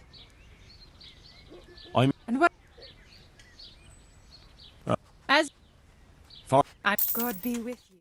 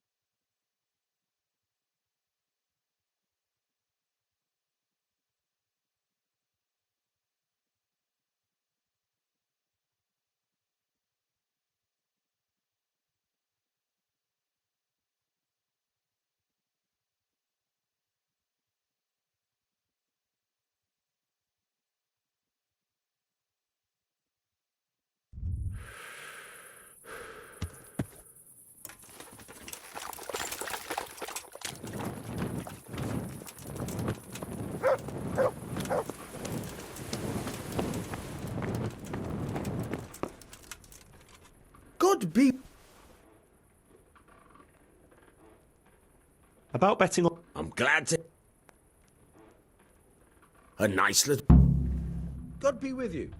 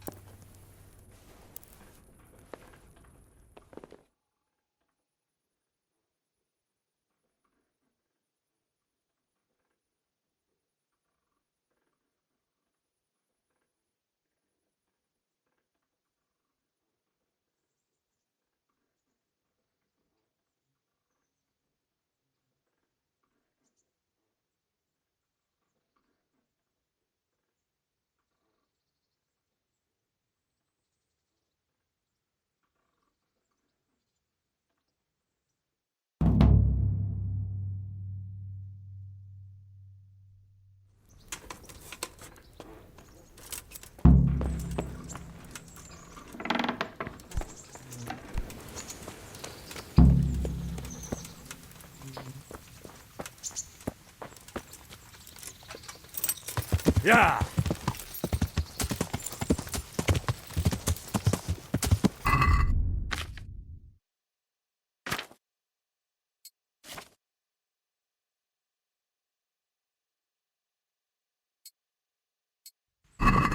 Yeah!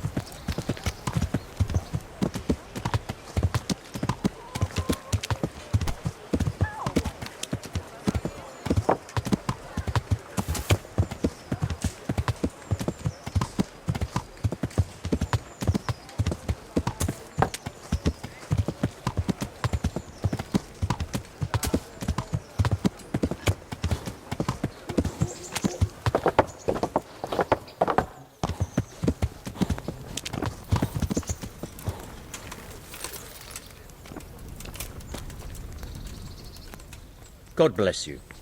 What? I'd like to enroll... All right. Of course. I'll write your name, and I need... Long... Good. Take care.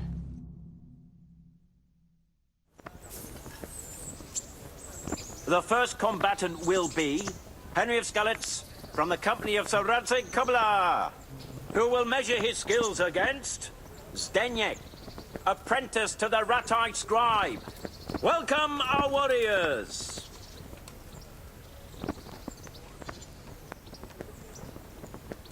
All is prepared for the first duel. We will witness a duel with longswords.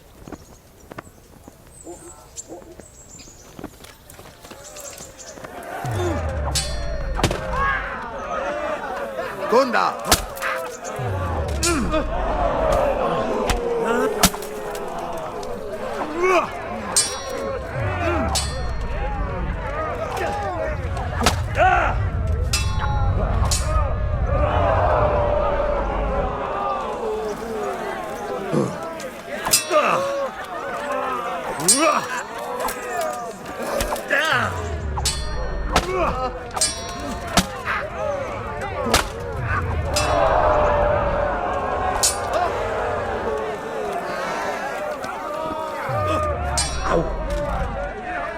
This.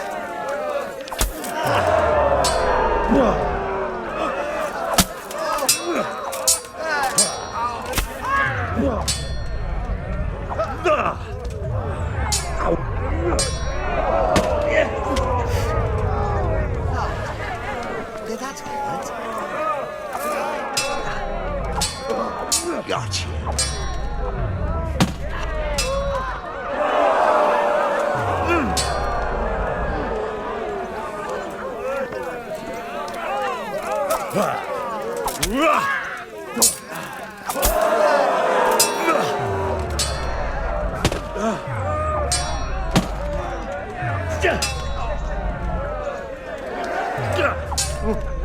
No!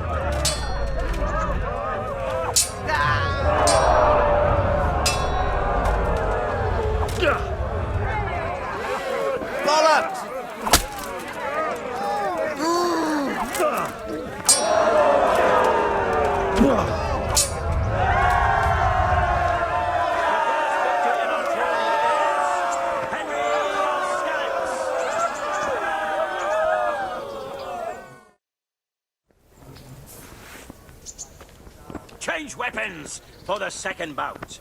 Our combatants will demonstrate their skills with short sword and shield.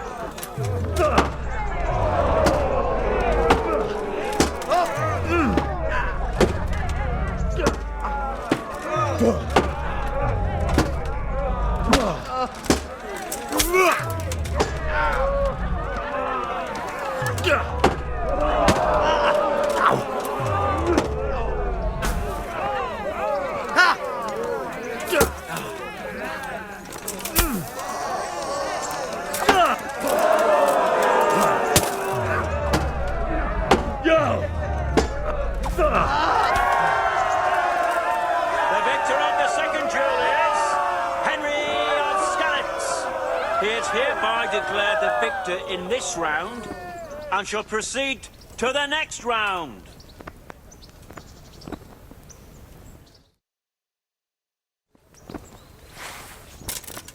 Meeting face to face in this round will be Henry of Skalitz from the company of Sir Radzig Kobyla, who will measure his skills against Olbram, known as Sparrowhawk, archery master of Kalin. Let us wish the combatants luck.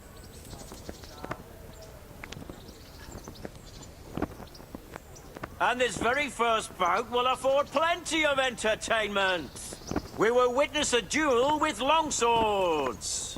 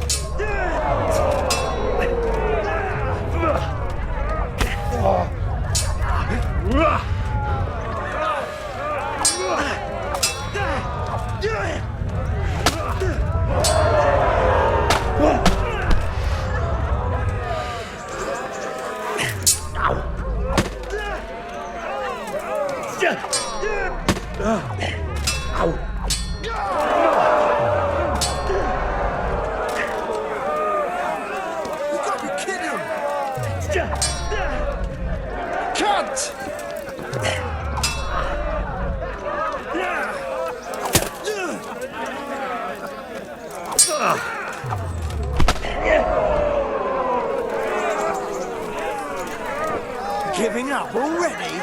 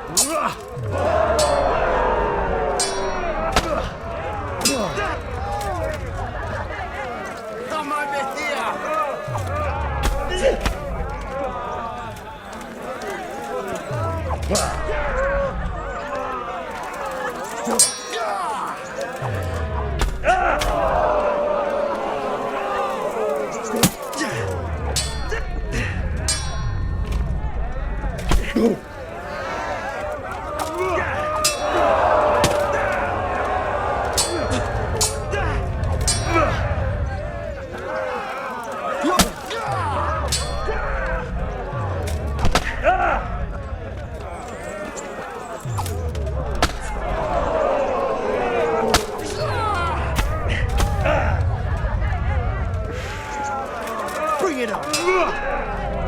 Jesus Christ!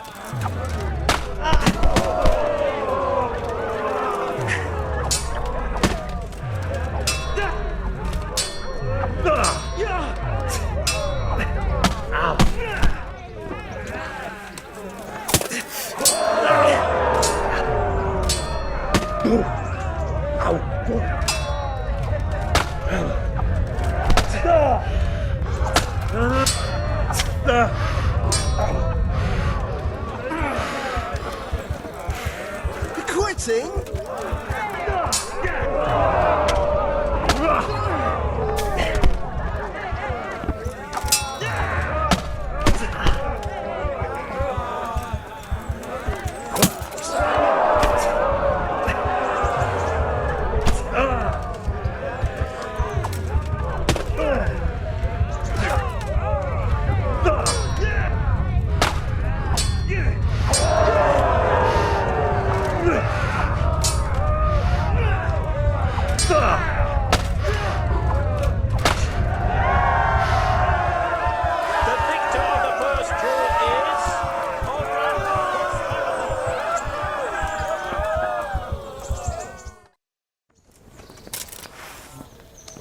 And now's the time to choose weapons for the next duel.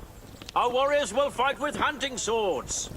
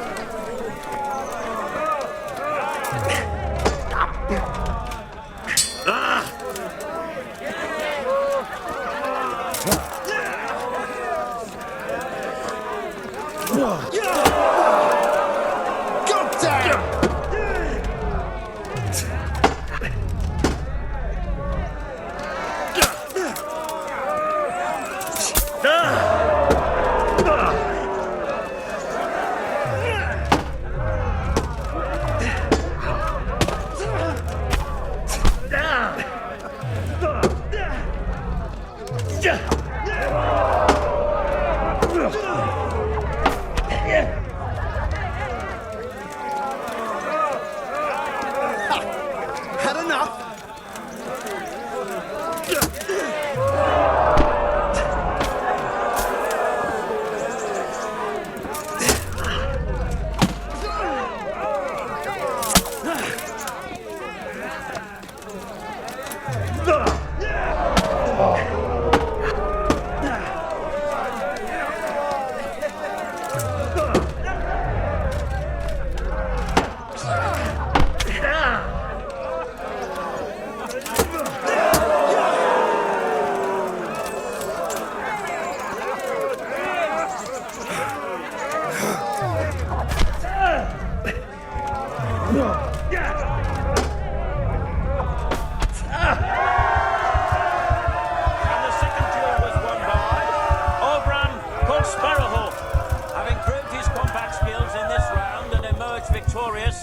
He shall proceed to the next round of the Ratai tourney.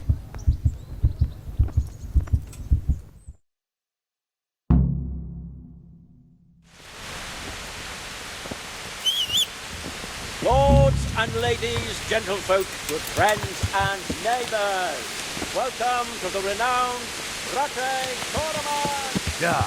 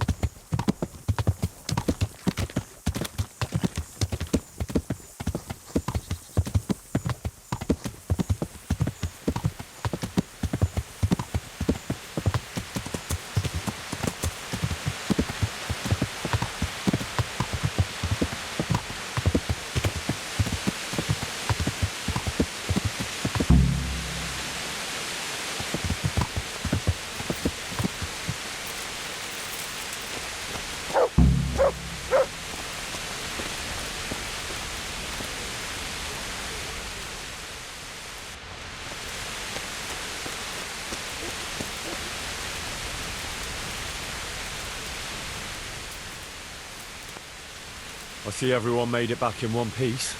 Thank Christ. Someone up there must like us. Somehow we always manage to get out of these sticky situations. Well, someone up there, or someone down there. Shit, right. Well, the main thing is we made it. So we'll go patrolling again? We will, but not you. What? Why not? I found out where Jakey is. I want you to grab him and beat everything he knows about Hagen out of him. Well, that sounds like a good plan. But why me? For one thing, you're reliable. And for another, you're not likely to wring his neck on sight. Which can't be said for the rest of us. Where is he hiding? He isn't, the little shit. He's drinking away his 30 pieces of silver in some alehouse, bold as brass. The inn on the meadow, or something like that. The inn in the glade? Yeah, that's the one. What are you going to be doing in the meanwhile? We'll go on patrol as normal. It could be a trick, you see, to lure us into a trap. But what if they're waiting to spring a trap on me? It could well be, Henry, so you should be very careful. But one thing's for sure, Jakey won't be there forever. And someone's got to go and check it out. I'll get going then. Go. And when you find him, deal with him however you see fit. Just make sure you find out what he knows first. Right, Chief.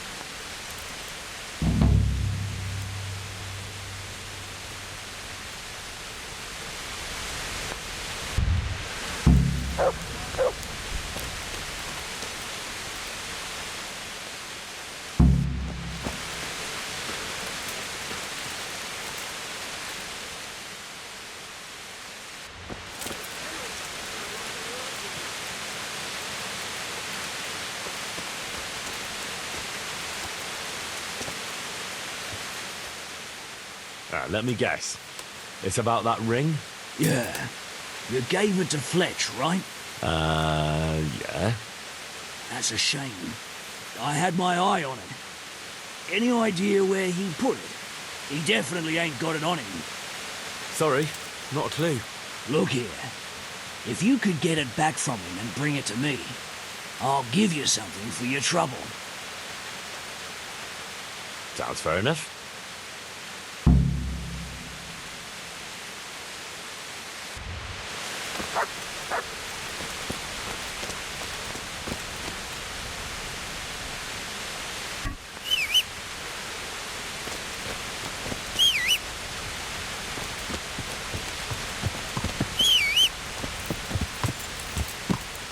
Yeah.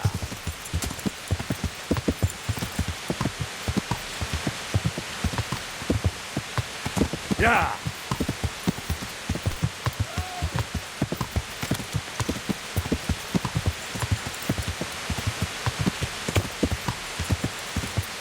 Yeah.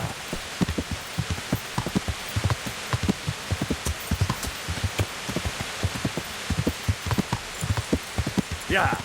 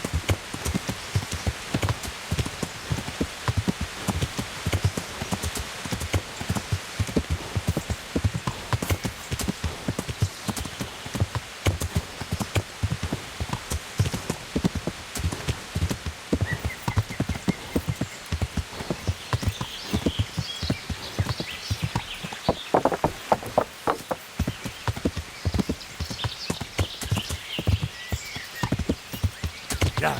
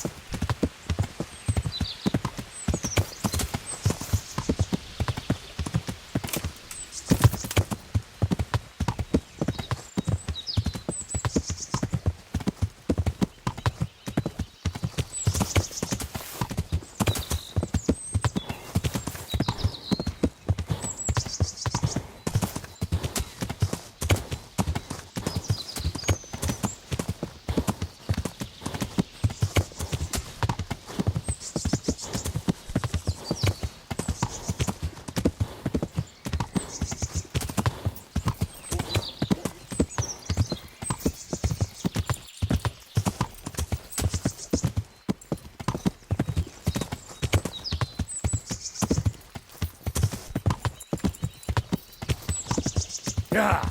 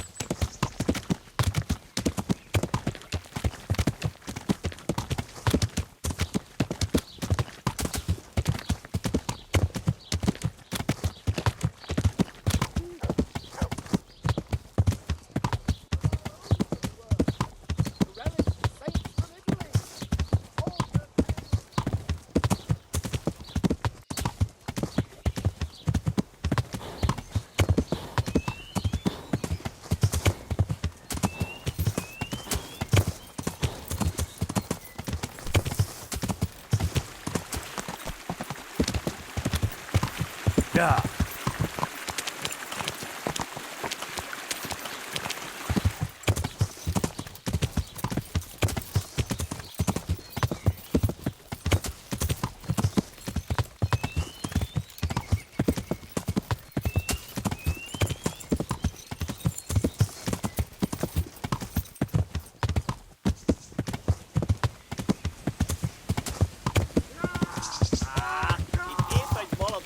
Yeah. Yeah. Yeah.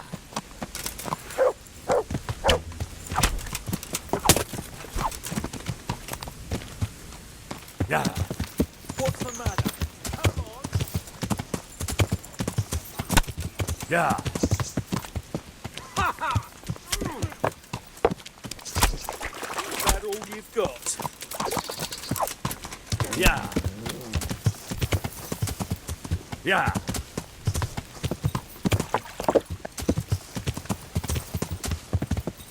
Yeah.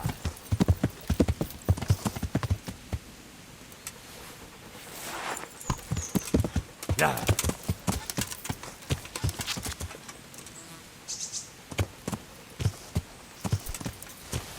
Yeah.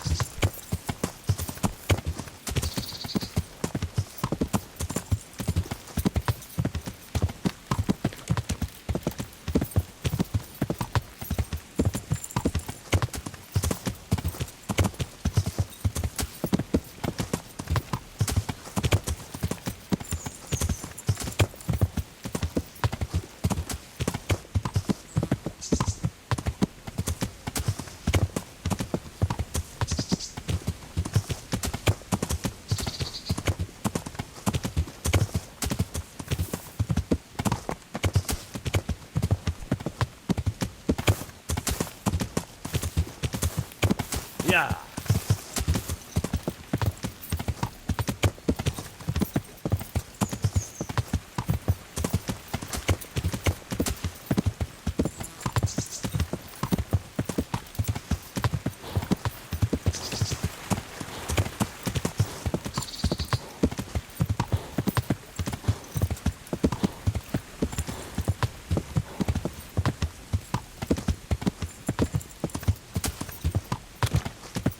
Yeah.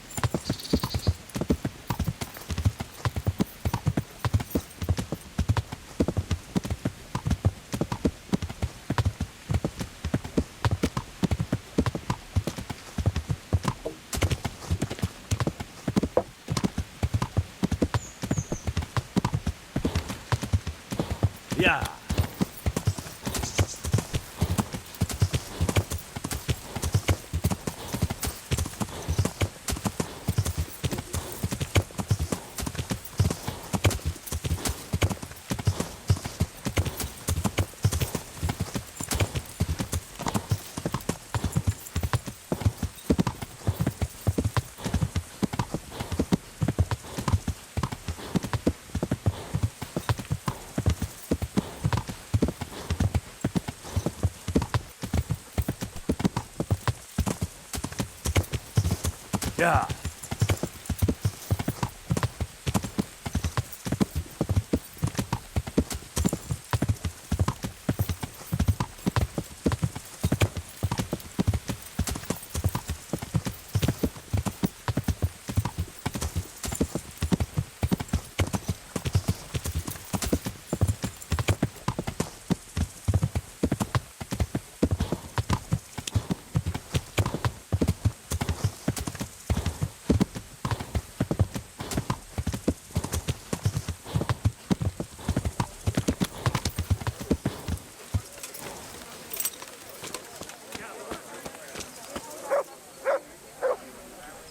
Hey, Henry.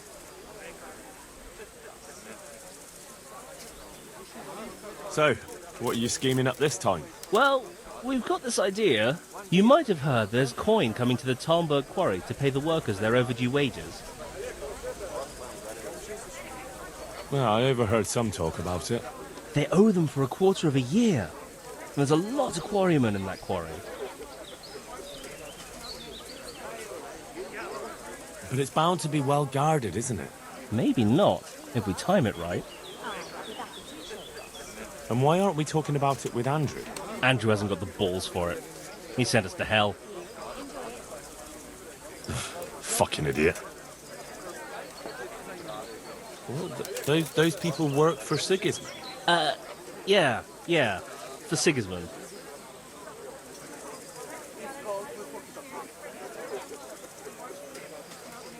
And are you quite sure? No, actually, they're not Sigismund's people. And you think it's all right? Is that what we are now? Common thieves? What do you want me to tell you? Take a good fucking look at us. You're all right, but we're up to our necks in shit. But a thing like this? Do you think we're any better off now than we were in Sasau on our last legs at the tavern? Yes. Then you're a fucking fool. Ever since Scarlet, everything's been going to hell. Why should we have to pay the price for that? To hell with the fucking quarrymen!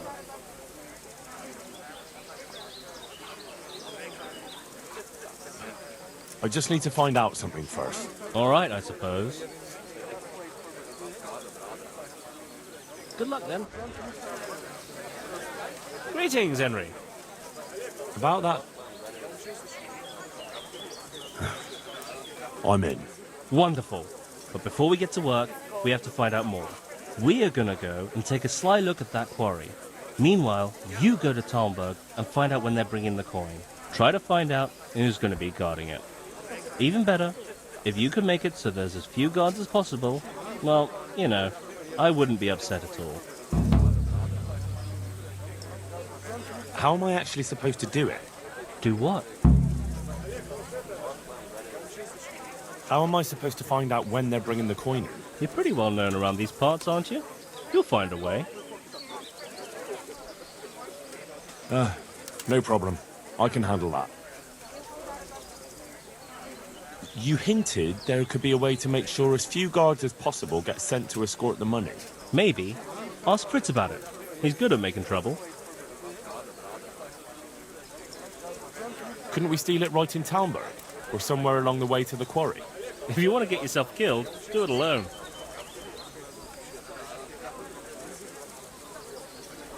Yeah, and I'll keep the silver for myself too. Groshen won't do a dead man any good. Do you know anything about the quarry? A little bit. We'll check it out. We'll have to do it quickly. We'll make sure there aren't so many guards. And can't we bribe them? Maybe. But it might be a risk with some of them. They might blab. Well, maybe we'll get lucky and they'll be dealing with other problems in the region. Agreed then. I'll get right to work on it. Very well. We'll go and pay the quarry a visit. You'll find us there. Good luck then.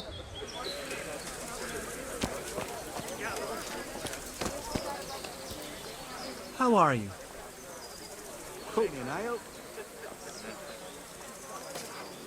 Matthew told me about his plan. That bollocks with the quarry? What the hell is he thinking? One ale, please. You didn't like the sound of it? No, it's too big and too much in plain sight. If the slightest thing went wrong, it'd all be fucked. And me and you too, mind, if we had anything to do with it.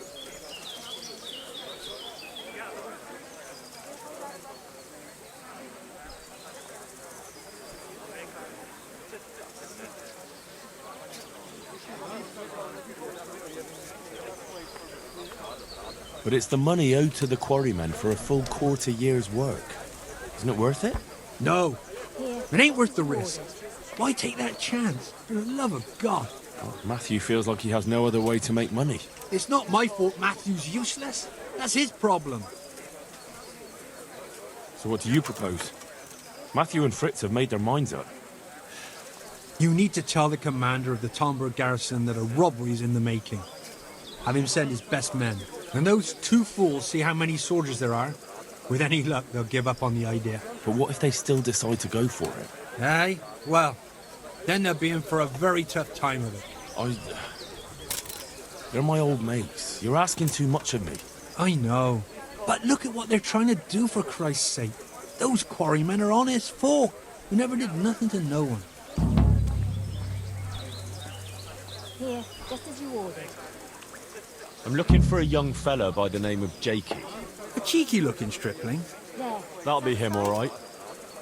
Well, I don't like to snitch on my guests. It ain't good for business. Since it's you, I'll make an exception. Thanks, Andrew. Well, I was going to throw him out on his ear at first. He strolls in here like some lord, ordering people around. He's nothing but a snot-nosed brat. But then, he showed me the weight of his person. Well, business is business. He stayed here a couple of days. Yesterday evening he was boozing here, and then went off to the woods with some wench. To the woods? That's a very broad term in these parts. Someone said they saw them heading south across the meadow. There's pine woods there and cliffs, and that's where they went. The girl's father was here with her, a merchant. As soon as he noticed she was gone, he went off to look for her. You might meet him. All right. Thanks. Goodbye.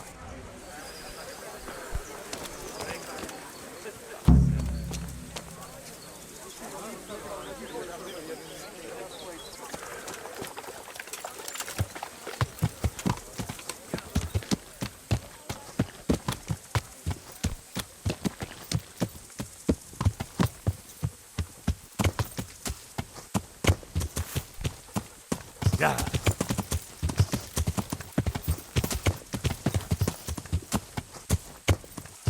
Yeah. Yeah.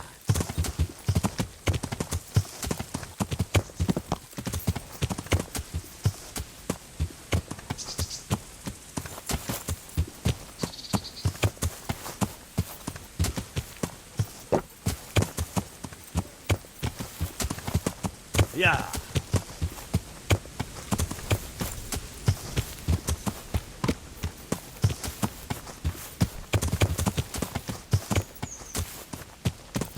Yeah.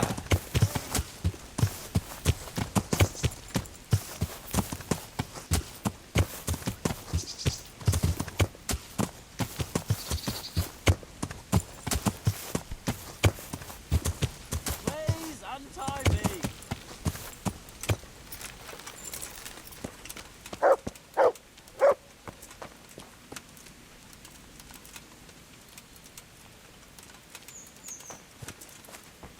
It's me, Jake. I'm glad you're here, Henry. I thought I'd be stuck here till Judgment Day. What the fuck are you doing here? I picked up this wench at the inn, see? And we wanted to go somewhere quiet. Only the bitch whacked me on the head with a rock and fucked off with all my coin. Did she now? And which way did she go? I haven't a clue, but I reckon as far away from her father as she can get. She won't be going back in a hurry. I've met some mad wenches in my time, but that one was a piece of work.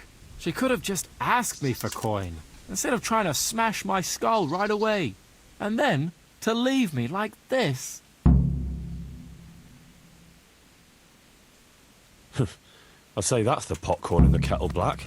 Listen, Henry, that thing with Hagen, I didn't want to, really, but they kept threatening me. And then they offered me coin. Jesus, Henry, I've never seen a pile of coin like that in my life. Kuno wouldn't give me as much as half a groschen for a cheap wench. Yeah, my heart bleeds. Enough. Tell me where I can find Hagen. Hagen? Lord Zool? Yeah, I'll tell you, Henry. We're still mates, right? No, I don't know if I'd go as far as mates, but let's just say I understand. I knew you and me would understand each other. So you'll let me go if I tell you? Let you go? That rock must have really scrambled your brains. Henry, I'm really sorry. I swear. Those fellas scared the wits out of me. I can believe that. But why didn't you tell us about it? You didn't have to betray us. I don't know. I was confused. Please, let me go. First, tell me where Hagen is, and then we'll see. I won't say anything as long as I'm tied up. I know how that goes. I'll be left here for the crows. I know what you mean, Jakey. Kuno's no less of a bastard than that Hagen. They're all birds of a feather. Yeah, right? But why ride with them then? Because Kuno's on my side. I didn't pick him, and maybe Sir Radzig wouldn't have either if he had a choice. But one thing I know. If you don't tell me where Hagen is, more innocent people will suffer. Oh, I suppose you're right. Hagen's planning to raid some village. Samapesh, I think. He's gonna go there in person, along with what's left of his band. So, are you gonna untie me now?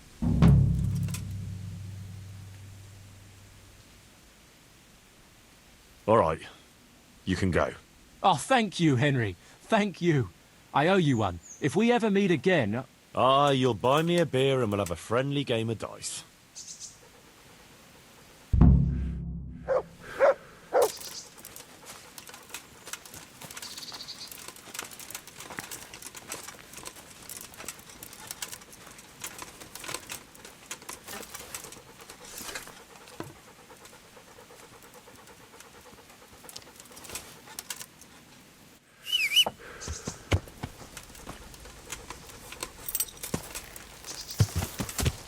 Yeah.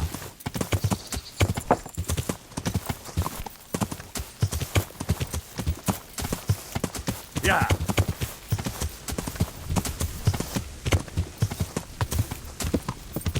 Maria! Marushka! Where are you? Maria! Looks like Hansel and Gretel went this way. God have mercy. The blasted girl.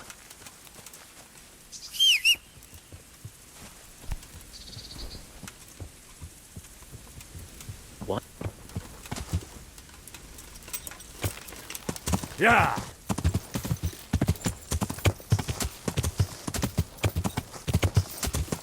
Yeah.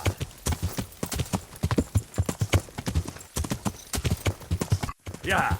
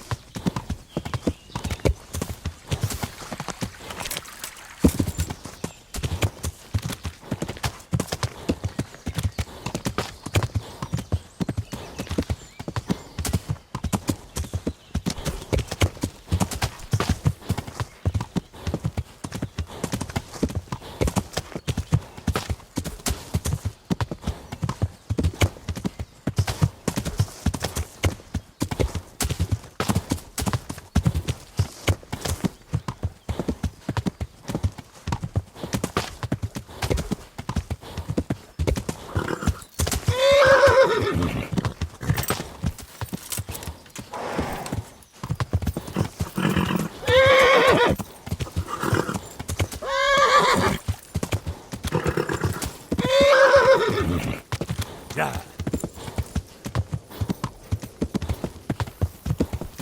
Yeah.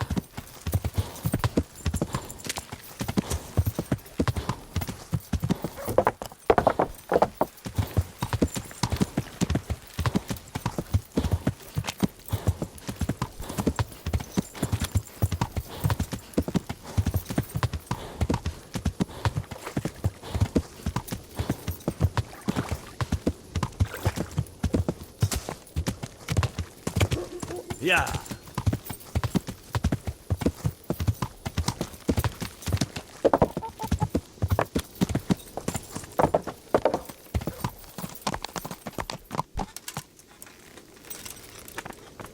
What the? Damn it all. What am I...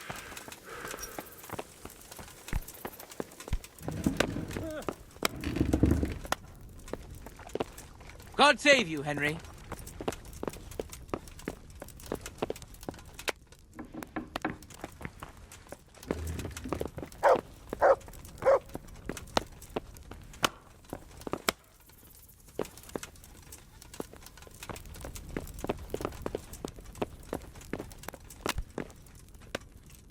God save.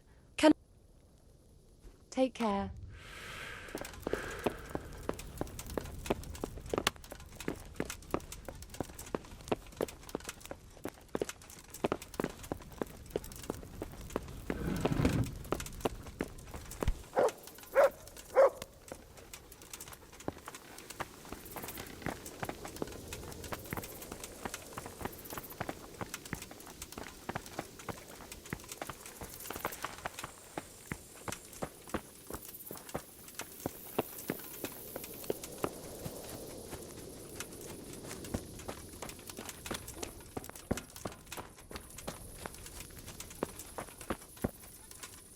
God be with you.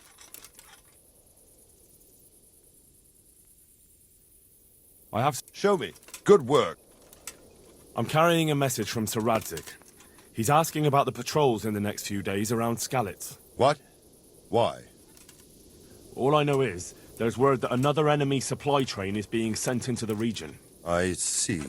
That's a nuisance. I need a watch company elsewhere. Where? Has there been more trouble? No, it's just that Sir Divish is going to send payment to the quarrymen.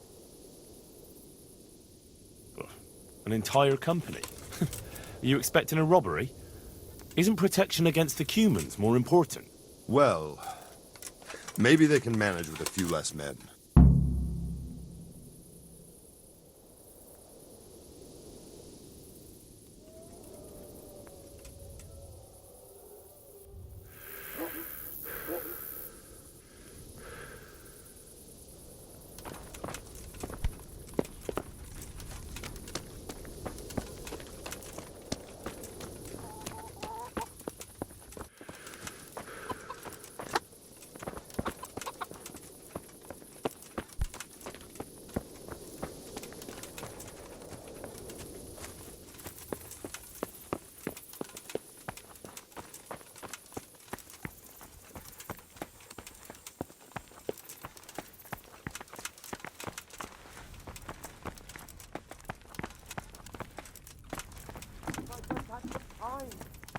They're leaving so soon.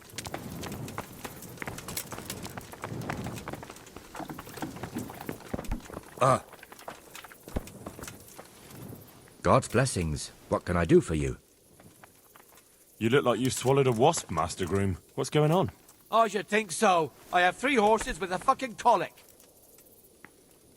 Well, that's not such a tragedy. You need to keep the horses warm and rub them down with straw, especially the belly and flanks. That'll help settle the stomach. Give them clean water, change the straw often, and leave them enough room to roll around if they want to. And walk them round now and again, but let them go at their own pace. Don't push them. Keep that up for a week, and they'll be good as gold. My word. I've been handling horses for years, but I never heard about rubbing them with straw for colic. Thanks for the help. I'm known in all the stables around here, and I'll be telling them about you, too. The thing is, Sir Robard wants 4 horses for the train to the quarry, and they won't be fit by then. Certainly not this one here. The quarry? What's going on there? I don't know, but a guarded train like that, they must be carrying something valuable.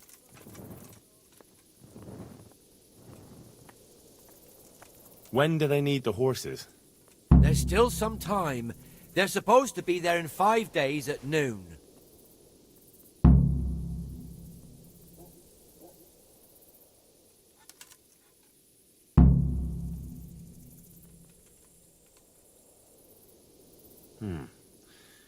What about some help from someone else?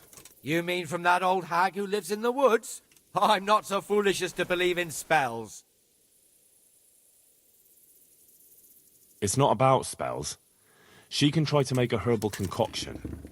I know something about herbs, and I'll make sure she doesn't put anything in it that would be bad for the horses.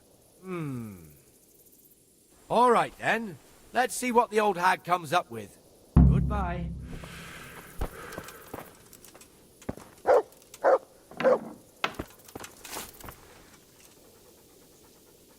If I just had some time. But they're leaving so soon.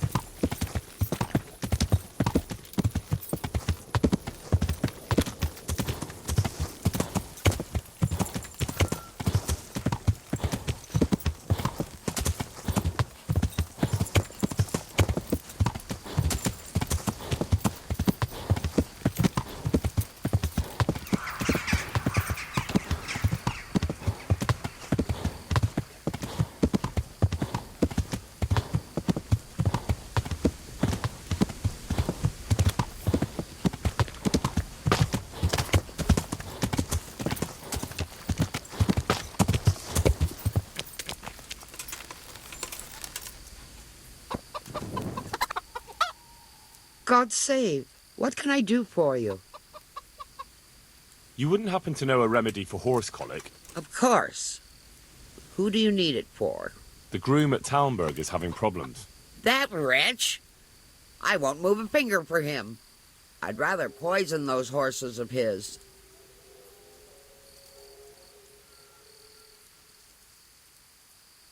Oh, come now. You said you cared about those horses, and now you won't help them because of some grudge. Well, fine. You just need to brew a digestive potion and give it to them 3 times a day in small doses. What? I thought you could just give it all at once. Aye, to a man. But it's different with horses, believe me. God be with you. Take care.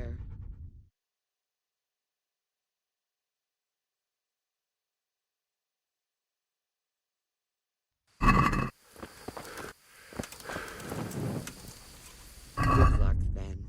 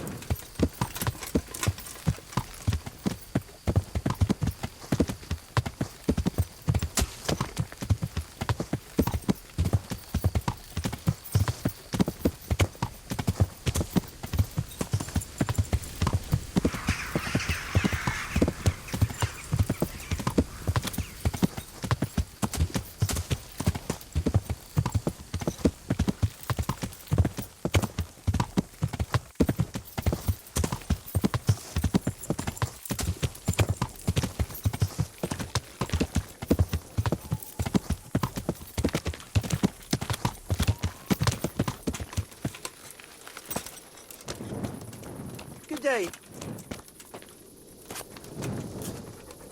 Hey, twat face.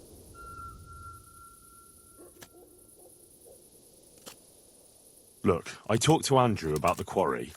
Don't even mention that fucker's name. But the thing is, he's planning something.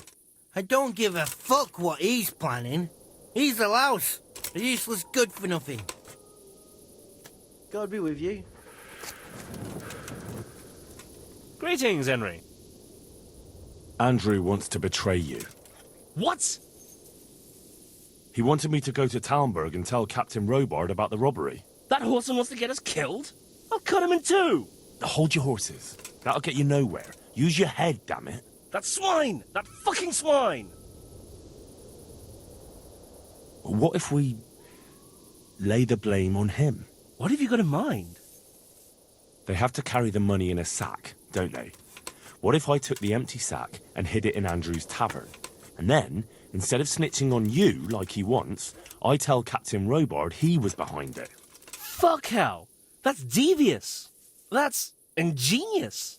That bastard would end up hanging by his own rope. Then it's a deal. Once we get the money, I'll hide the sack somewhere here in the inn. How am I actually... Do what? Agreed then. Very well. So, I'm here. Good. Do you know when they'll come? I know. In 5 days. They should be here at noon. We still have time. And do you know how many of them there'll be? There was meant to be an entire company keeping watch, but thanks to me, there won't be so many guards. Good work.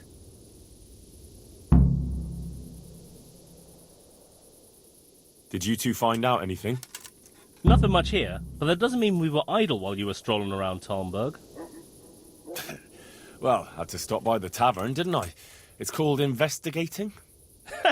Investigating the bottom of a tankard, more like. Their chief is strict as hell. I don't reckon he'll reduce their shifts, even if the money does come. If the money does really come at noon, he'll store it somewhere and let the guards from Talmberg protect it. It'll probably be in that hut on the edge of the quarry. I don't reckon all the guards from Talmberg will want to stand around there all day. If we get lucky, some of them will bugger off after a while. Aye, seems likely. So, how do we go about it? We have to be patient. No shenanigans, even if we have the silver in our reach.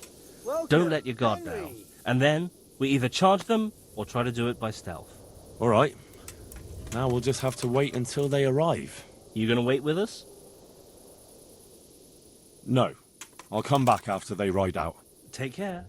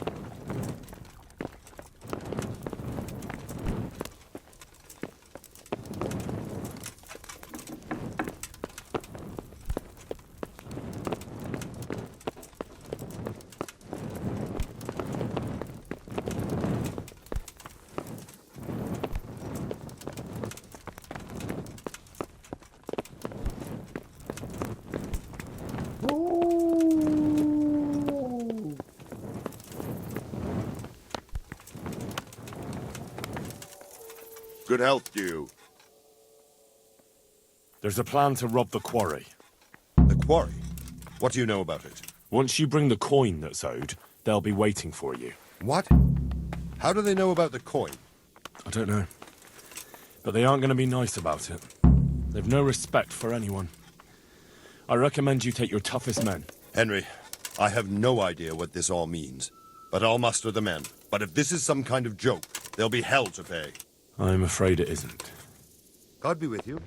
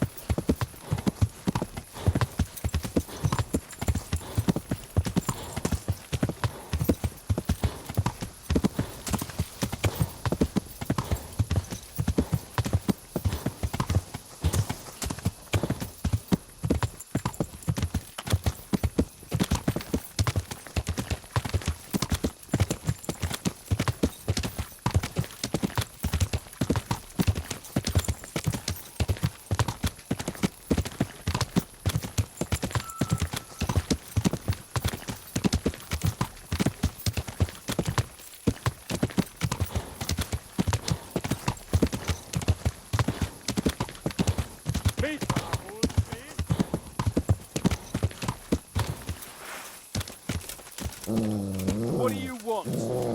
Get out of here before something happens to you. You're out of Get luck, out of here, you fuckers. fucker, or you'll regret it. This is no place for the likes of you.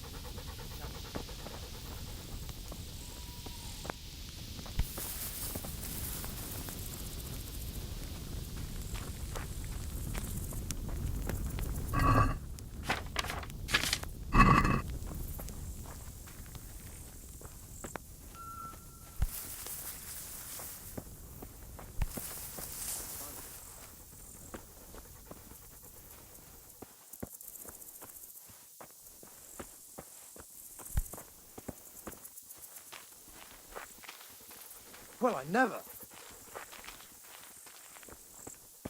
Hey.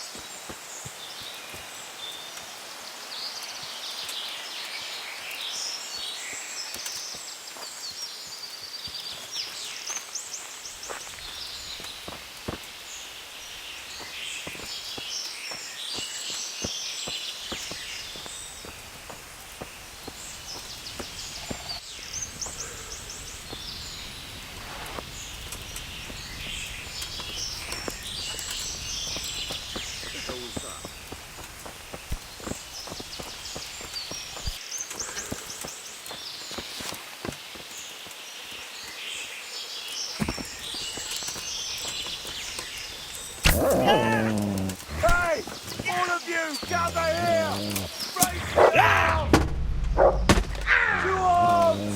Get over here! Alarm!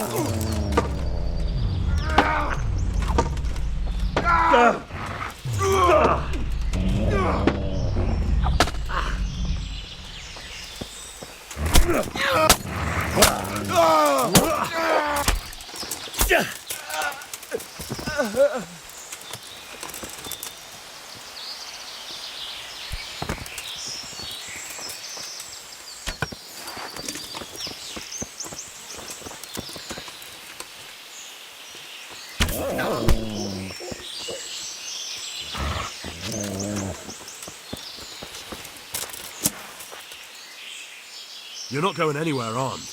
Leave your weapon on the ground and get lost. So be it.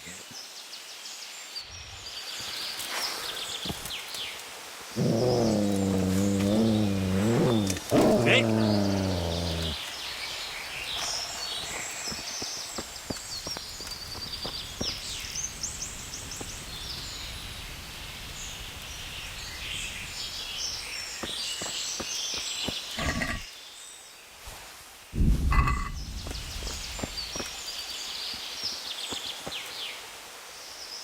Good boy. That's my... Look what I've... You're...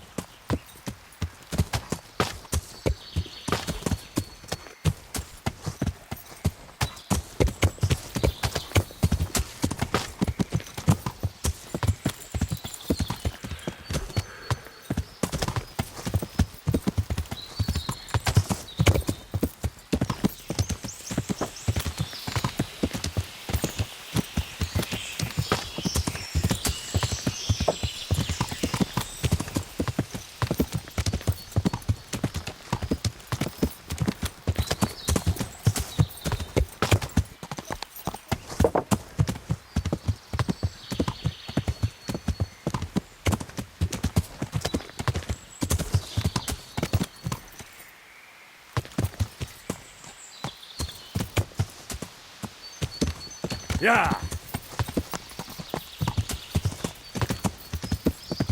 Yeah.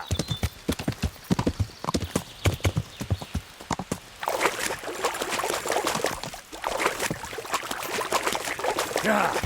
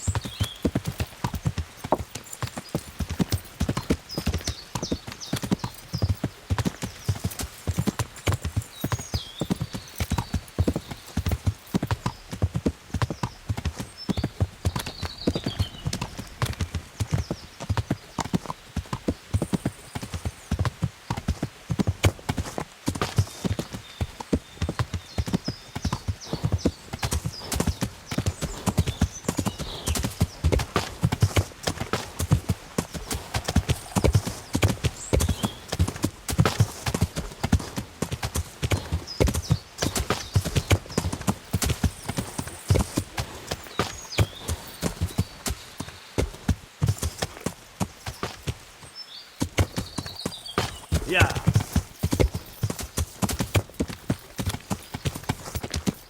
Yeah.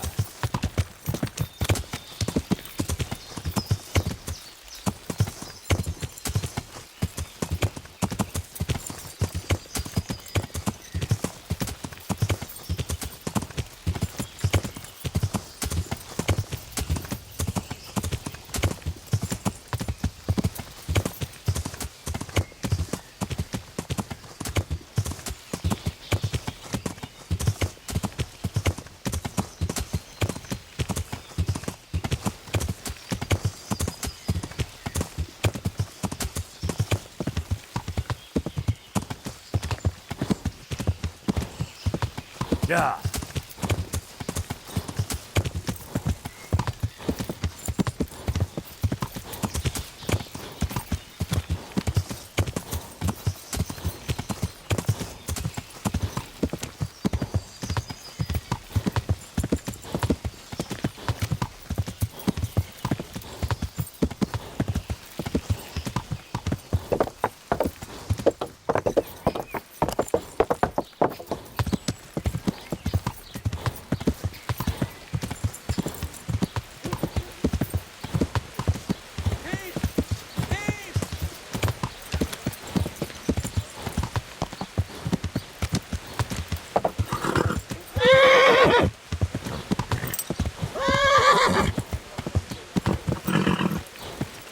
Heel.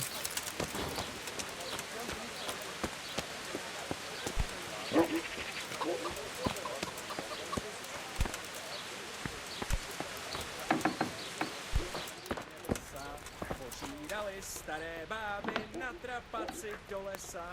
Od neděle do neděle hraj muziko vesele. Greetings, good. Sláma trčí stále.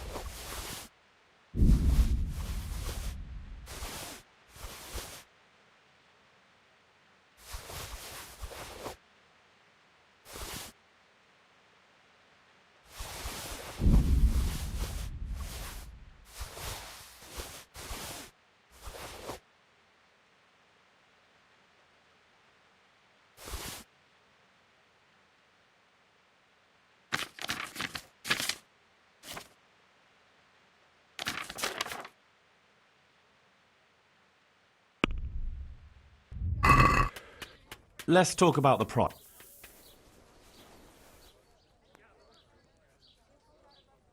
Are we agreed? You're a right... See now?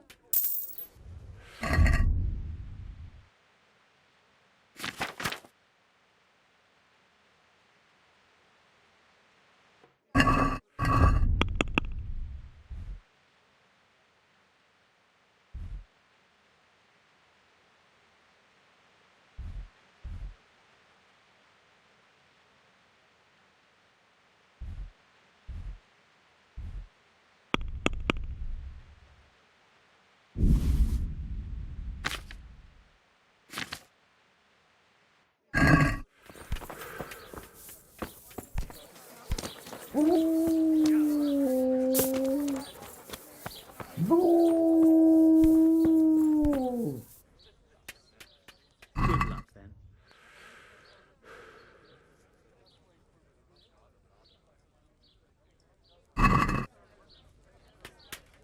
Let's talk...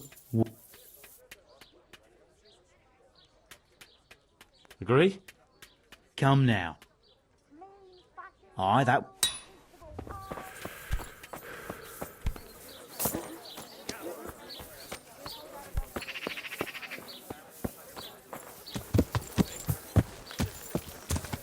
Yeah!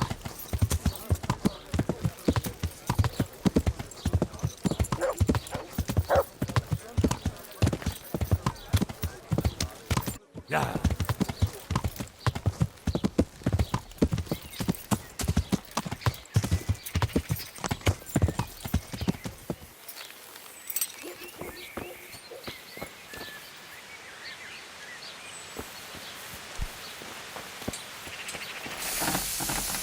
I hope I can be of help to you, Knight. Farewell.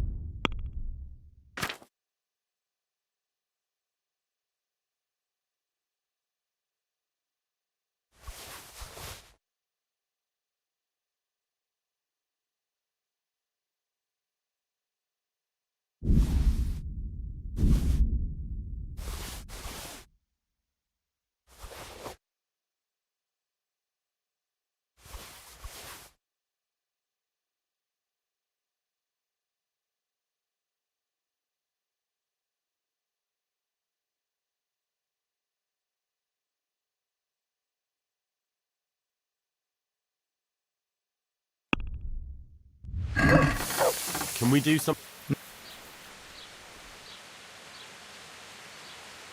Agree? We're getting there.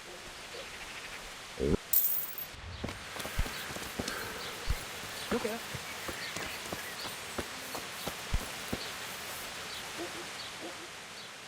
See you later.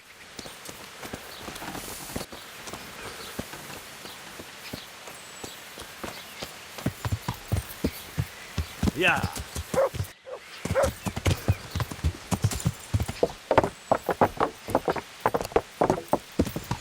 Yeah!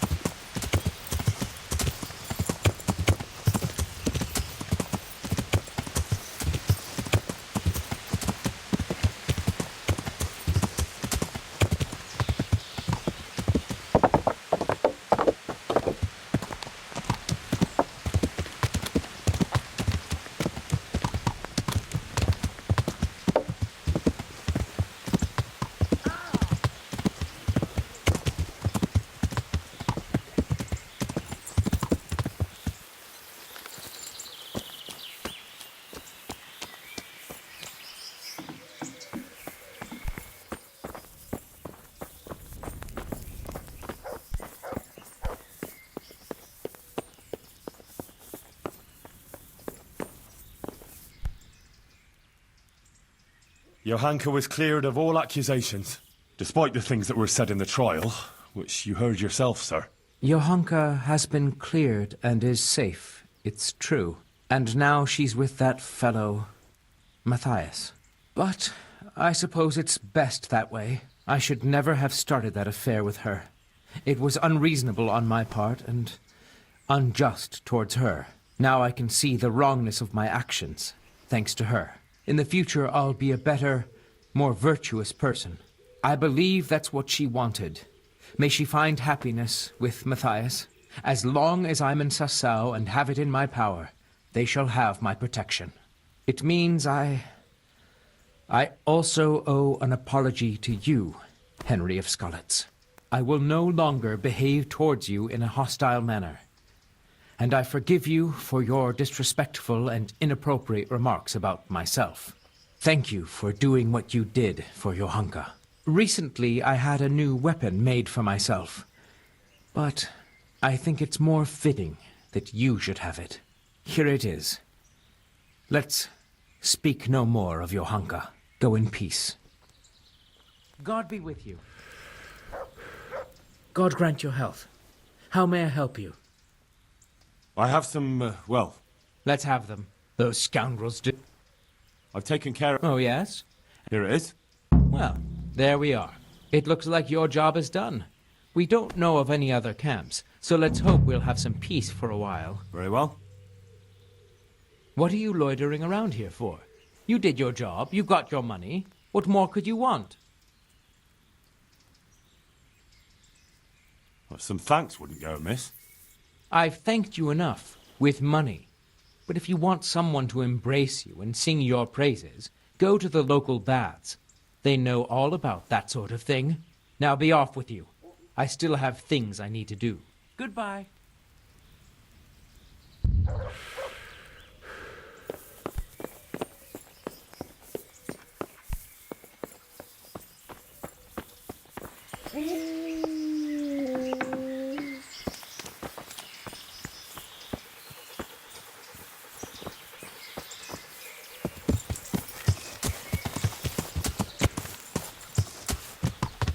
Yeah.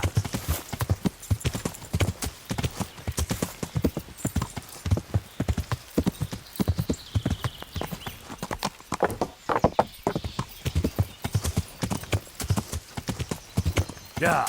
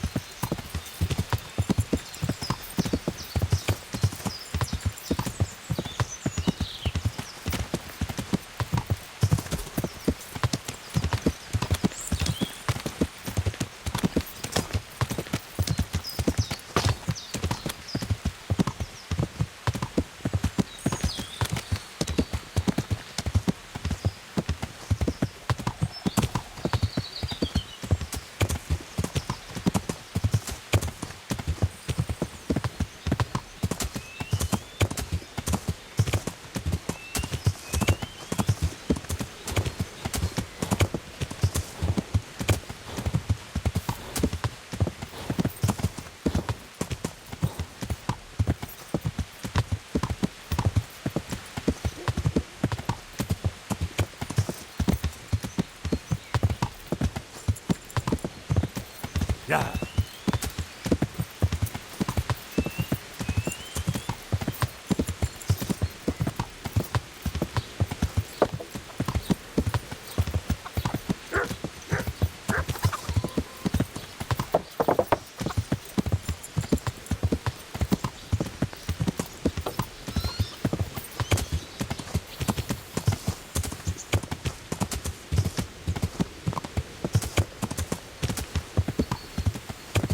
Yeah.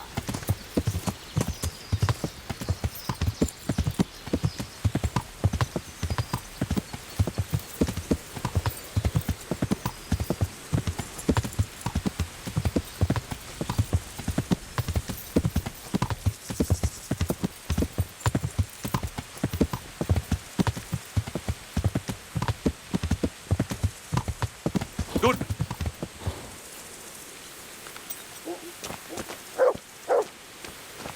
Sir! We've met before, haven't we? We have. And you defeated me in combat. So now, I seek a reprisal.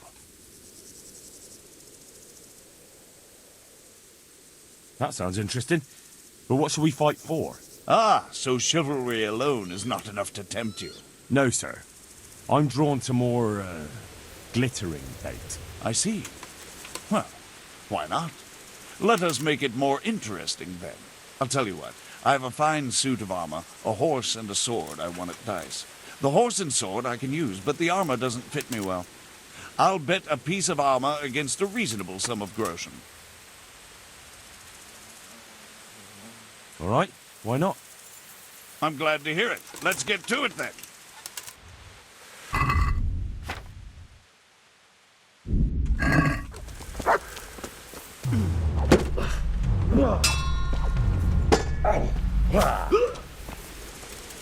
Herrgott! I'll chop you to...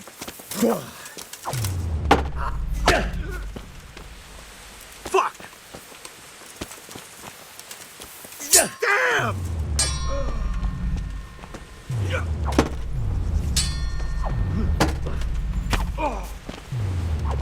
Damn!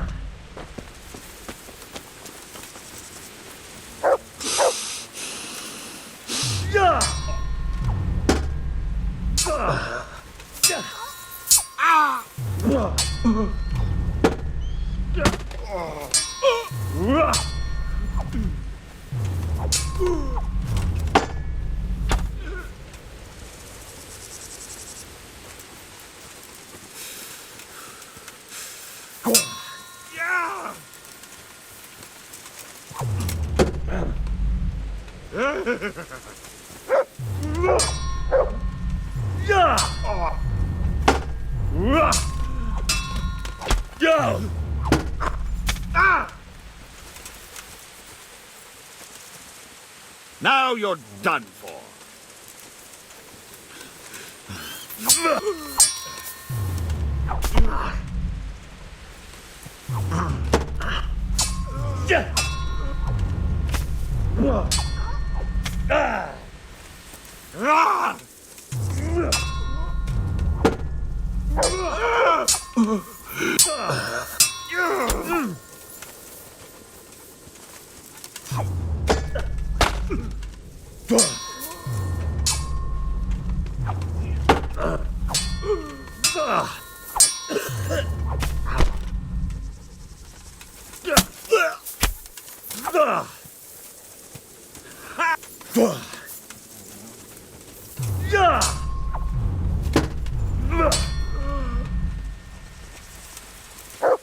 Insolent whelp!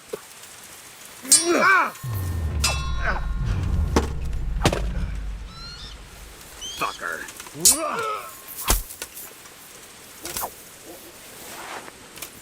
Here, the reward you've earned.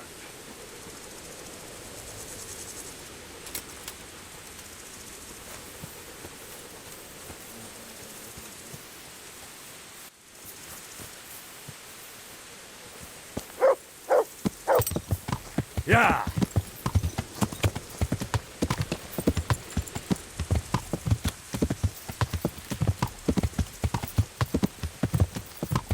Yeah!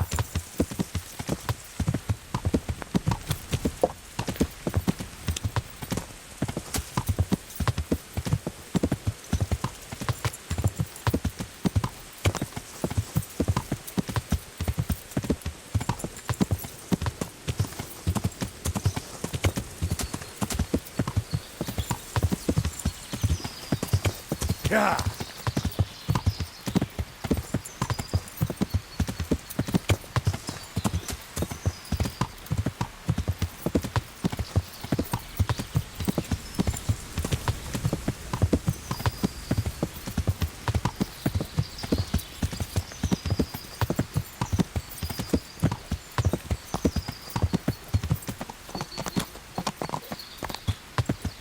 Yeah!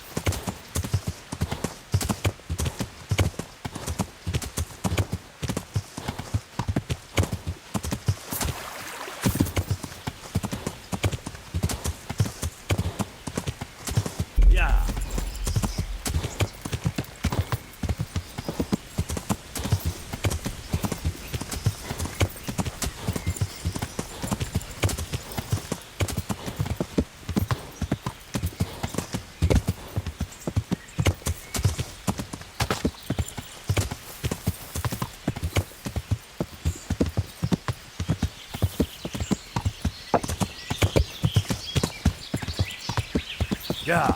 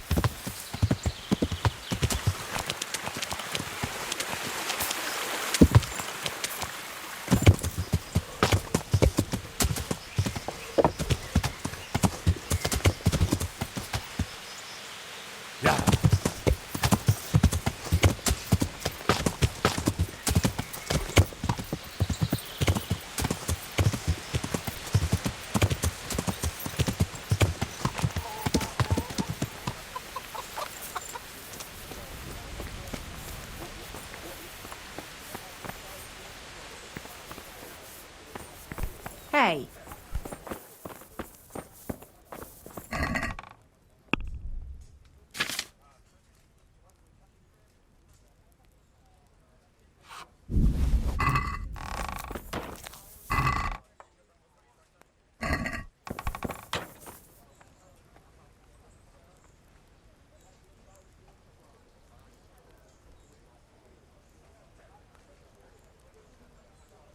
There's work to be done.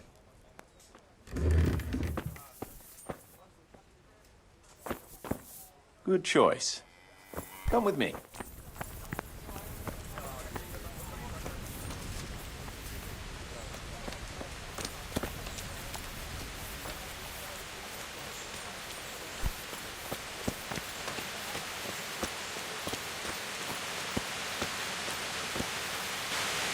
We're gonna build here? Yes. Shall we get started? I'm ready. I'll just quickly check again that we have everything we need. All good.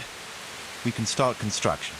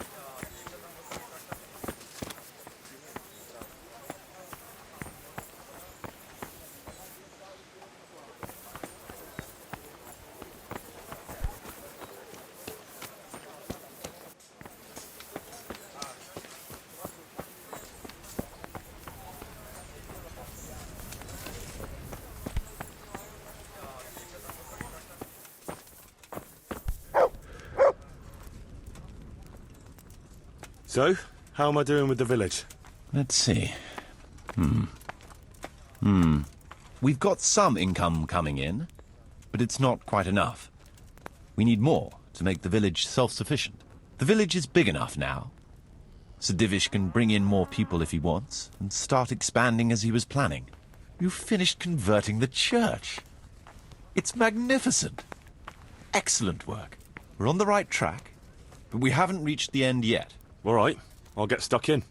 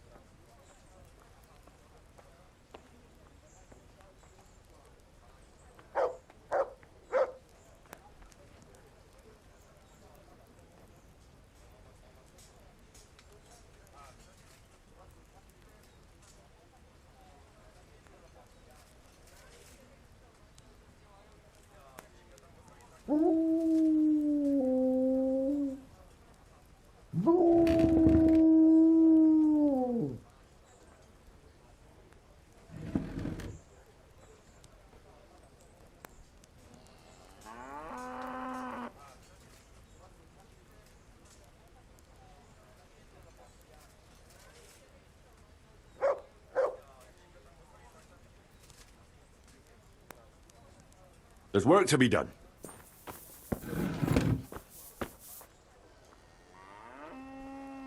That shouldn't take too long. Come along with me and we'll take a look at the site.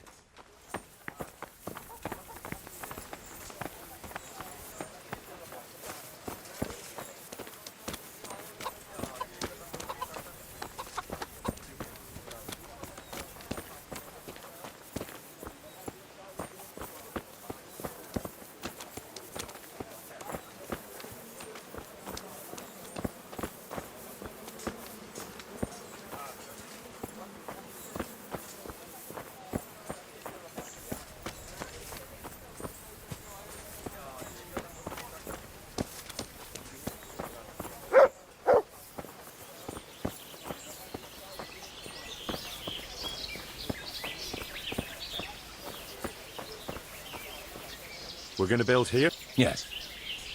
I'm ready. All good.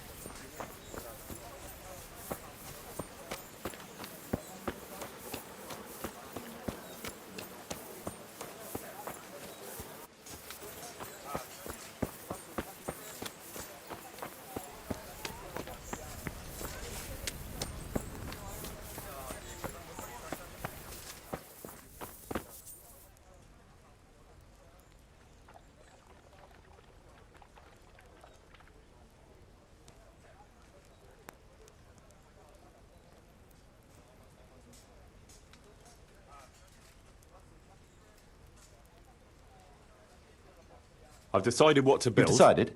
Good. Let's get building.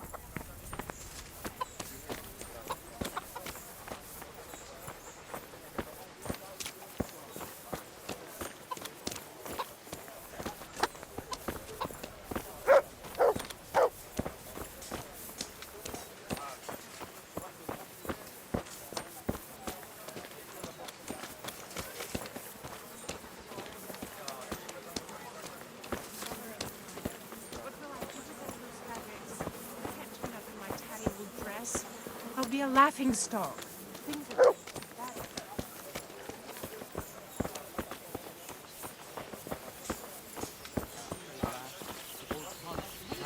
The one I buy goods from? And he said, right? see. We're gonna build. Right. I'm ready. I'll just... We've got what we...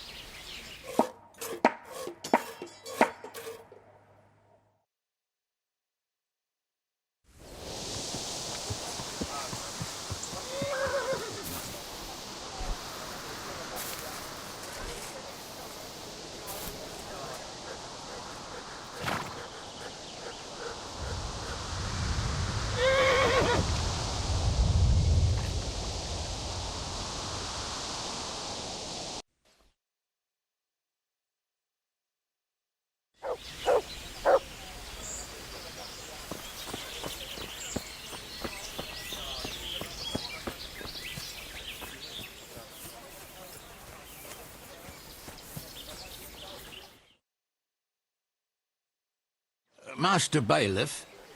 Ah, Master Baker. What is it?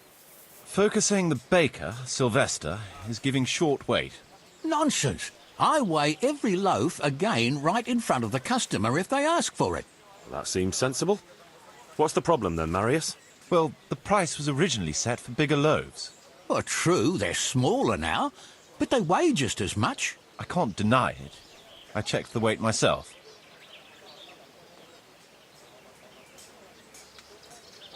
Well, what are you putting in the bread? Lead? Just flour from the wheat you ordered. Though I'm damned if I know why I'm baking white bread for folk that are used to eating even acorns. How do you weigh the bread? On the scales I brought here, how else?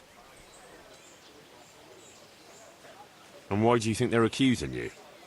There's always folk like that. Nothing but gall, it is.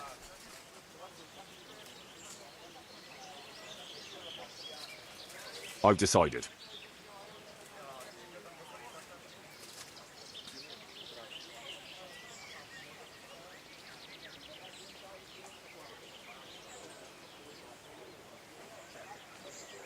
We'll get municipal scales, then the villagers can check the weight whenever they have doubts.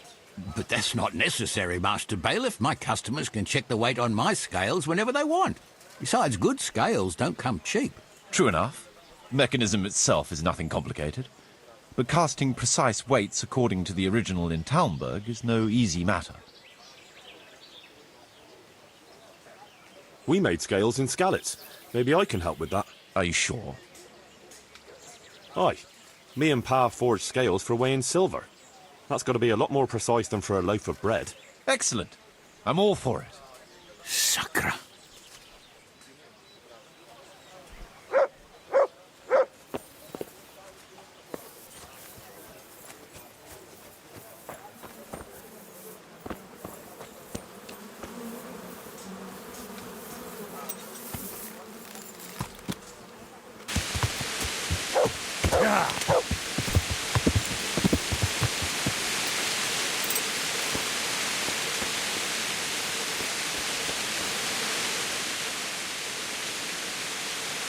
Can I, Thank you.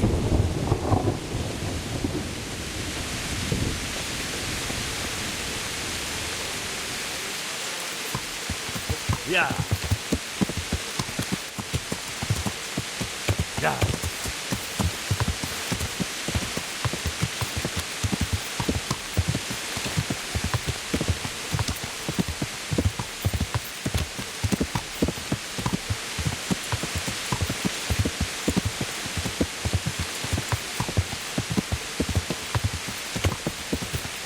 Yeah.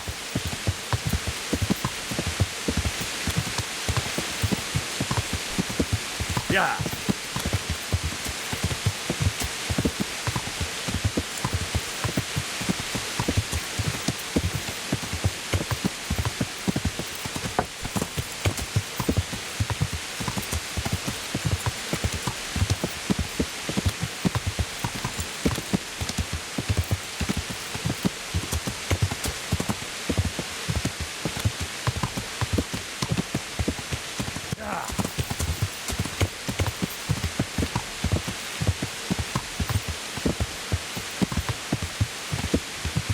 Yeah.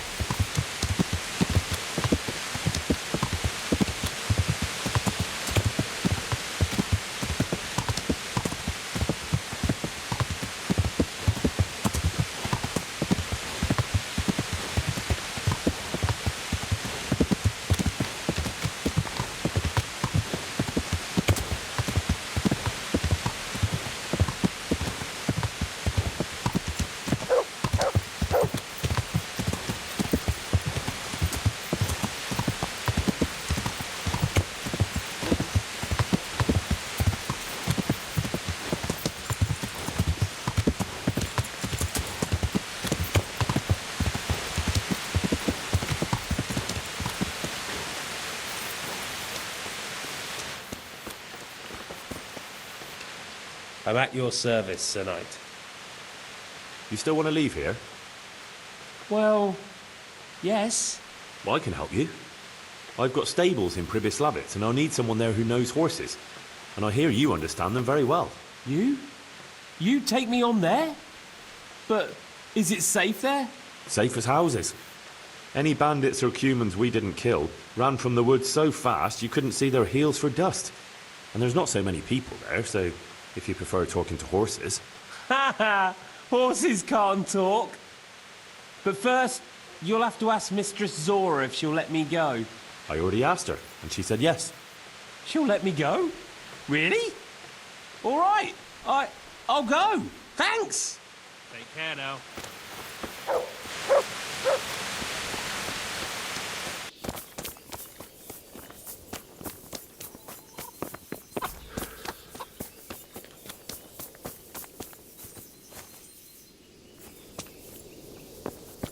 To me.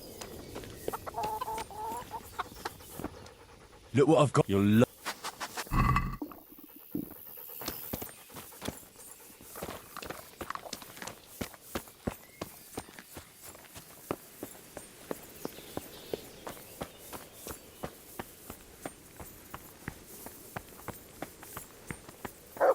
God be with you, Henry.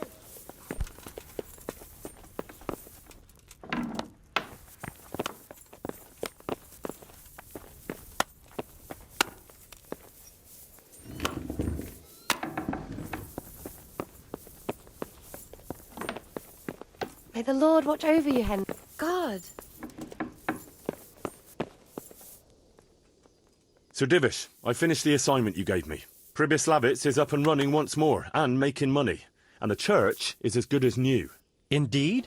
That's excellent news. I can't wait to see it for myself. Of course. We can go right away. Goodbye.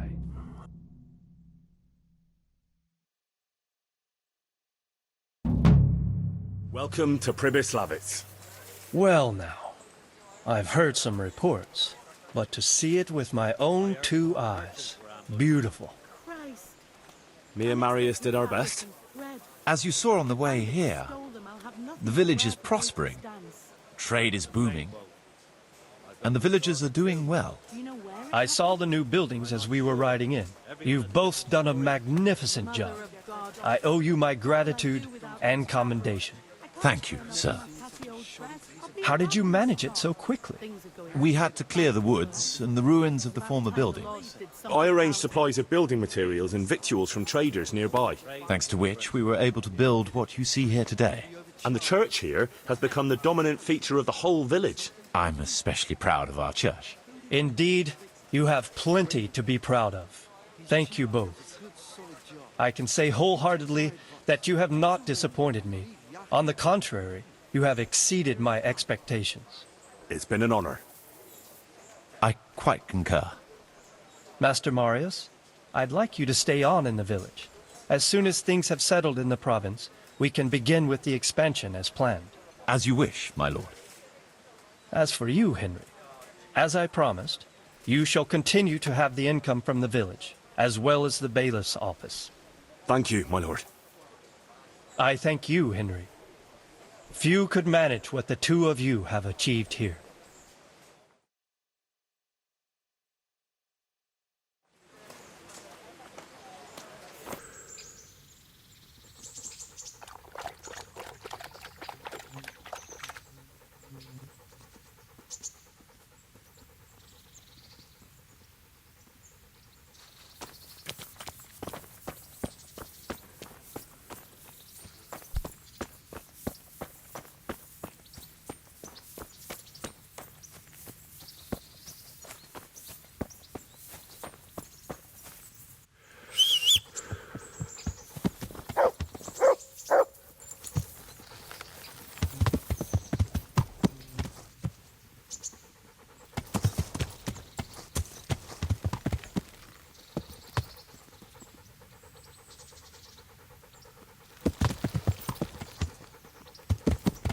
Yeah.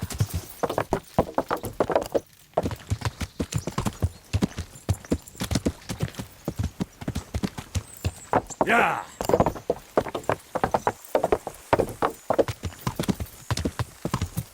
Yeah.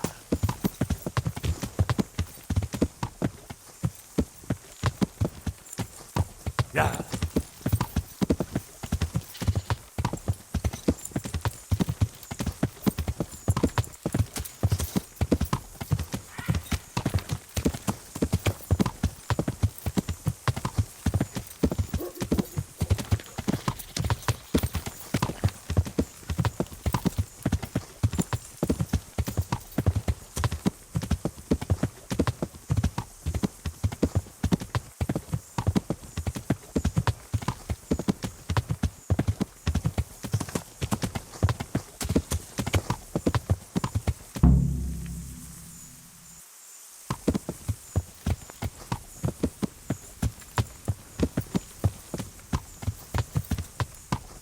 Yeah.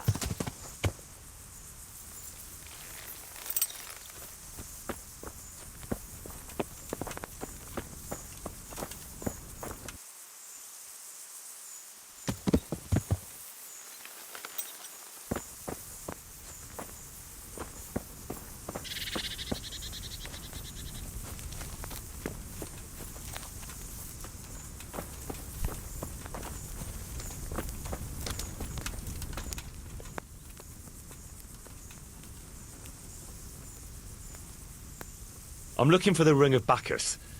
Fletching is supposed to have it, but he's hidden it. You won't have it easy, then. Fletch is as tricky as they come.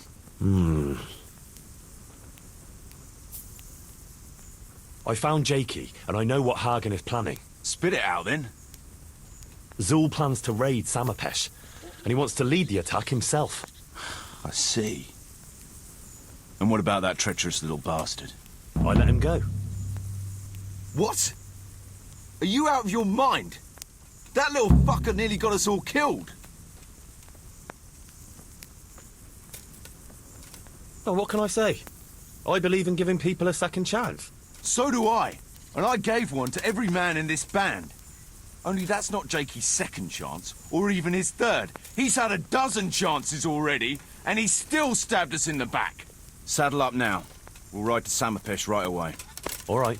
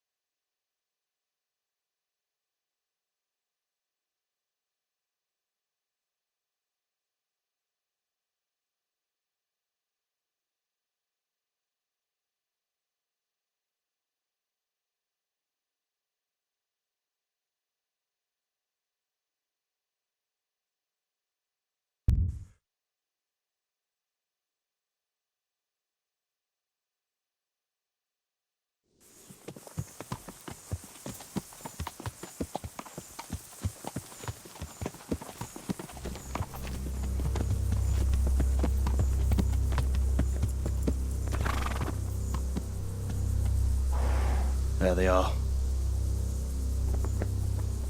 I can see Zul's colours. It seems they want a parley, sir. Parley, eh? Right then.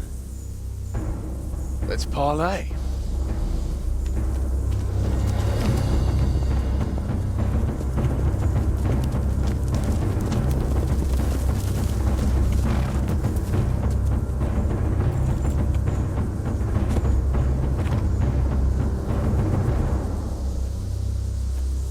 God be with you, Sir Kuno. My respects, Sir Hagen. I don't believe I've had the pleasure since the siege of Lansenbach, wasn't it? An age ago, that was. In those days, we fought under the same banner. We did. And even today, we may yet part friends. After all, my quarrel is not with you, but with Kobila. The thing is, your quarrel with Lord Kobila is my affair, since he tasked me with keeping order in his lands. And you, Hagen, you are disturbing that order. No offence, sir, but you are just a mercenary whose main concern is keeping order in his purse. My dispute with Radzig Kobila concerns a higher ideal. Kobila shamed my family over a trifling misdemeanor. He hanged my father, razed our castle to the ground, gave our property away to his family and cronies. And for that, I demand just retribution. But you don't have to stand in my way, Kuno. I'm well aware why you serve Radzig. You owe him a favor. And from what I've heard, it's not the first time you've had to pay him back. It won't be the last either. The fact of the matter is, you fight Kobila's battles for him, and you've little or nothing to show for it.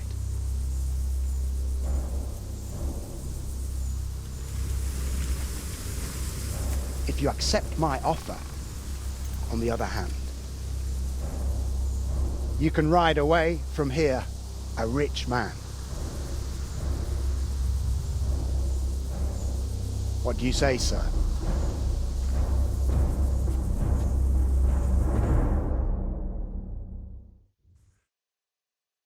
Kuno, you can't do it. You're making a common mistake, Henry. There's a difference between what a man can't do and what he ought not to do. In this case, the difference is the size of Hagen's offer. Have you no honor at all? To sell yourself to the highest bidder? The only bidder. Radzig never offered me a groschen. Because you owe him a favor. And this is the third time I've had to pay him back. My conscience is clean. Tell me, Kuno, what do you think makes a good mercenary? If I knew that, I'd have a marble palace in Florence. I'd sit all day on a golden throne, drinking wine. But I suppose for a start, he should be skilled in warfare. Oh, that's how you see it. But what about those who enlist your service? What they value is loyalty and fulfilling your duty. A mercenary who turns after coin like a vane after the wind isn't worth his salt. An eloquent speech, but like I said, I've paid Radzig back quite enough. So if you don't mind, I'll take that pile of coin and fuck off. And then what? Do you think anyone will ever hire you again after they hear of this? With that much money, I won't have to worry about that for a while. Anyway, everyone will understand how things really stand. Do you really think Sir Radzig and others like him will share your interpretation of mercenaries' honor? Not a chance. Everyone will see you for the swindler and turncoat you are, and Sir Radzig and I will make damn sure you won't come out of this smelling of roses. Are you threatening me? Call it what you like. Fine. It seems you have learned something after all. You'll stay then? Obviously. Well, it didn't seem so obvious to me. Come on now, Henry. Don't take offense. And let's go and deal with Hagen.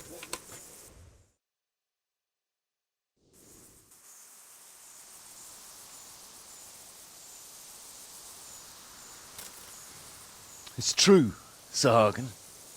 This is not the first time I've paid Radzig back. Nor will it be the last. But then, he did save my neck from the noose.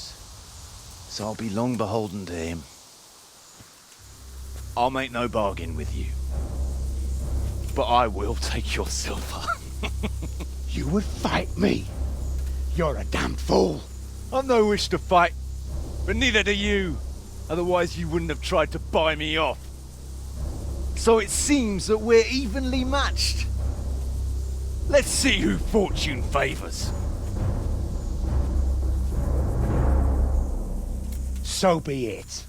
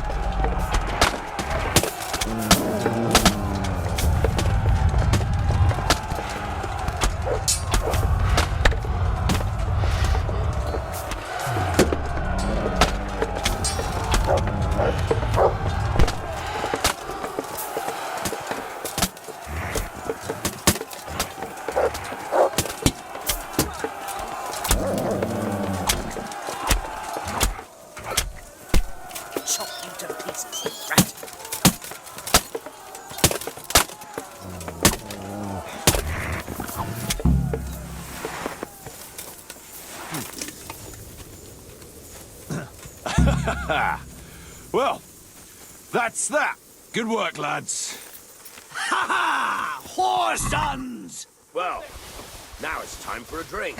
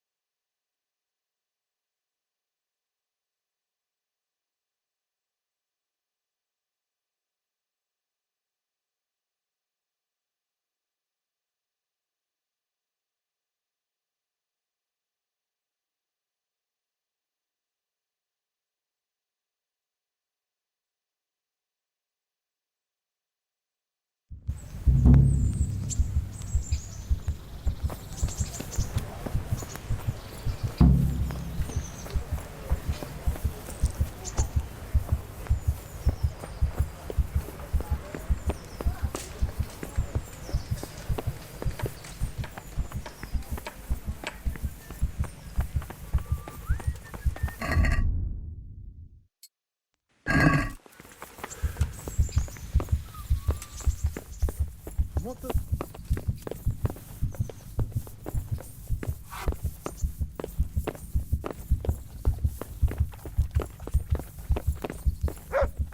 What the hell was that?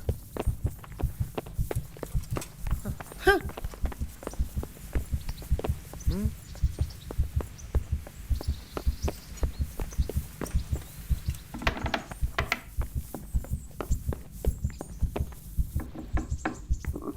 I feel quite hungry. How are you, Henry? Good to see you, lad. Sir Hanush told me you won his tourney. Good job, Henry.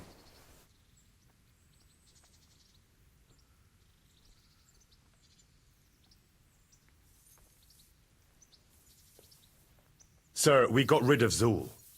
Finally, some good news. Tell me all about it. We caught up with Hagen in the fields near Merhoyed, and there was a skirmish. It was a tough fight, but in the end, we were victorious. Hagen fell. Good. That's good news, Henry.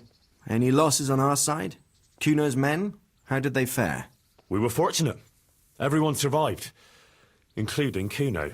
That's how it should be. Anyway, you deserve a reward for your efforts. And thank you, Henry. Once again, I'm beholden to you. I don't know what I'd do without you. Thank you, sir. But I'm sure you'd have managed without me. Don't be so modest, lad. Since that catastrophe at Skalitz, I don't have many people left that I can rely on. Best go and rest now. Thank you, sir. Sir, my investigation led me back to Skalitz, and I happened across a criminal there. I just wanted to report to you, sir, that I dealt with that murderer. He attacked me and... well, I got the better of him. He won't be doing any more harm to anyone. That was a brave deed, Henry. Thank you. I see you've been doing an excellent job in my service. I sent a patrol there some time ago, and they never returned. Sir, I've been to Ujitz, and the parish priest there is very odd indeed. He's very handy with a sword. Do you know anything about him, sir? Godwin? Aye, an intriguing fellow. He's the youngest son of one of the lords of Kuttenberg. He was sent to the university to become a priest, as is customary with the youngest son. But he didn't much care for it. So when he finished studying, instead of taking up his parish, he went roaming. I imagine he had a pretty adventurous life. And then one day he came back and settled down. Hanush would know more about him.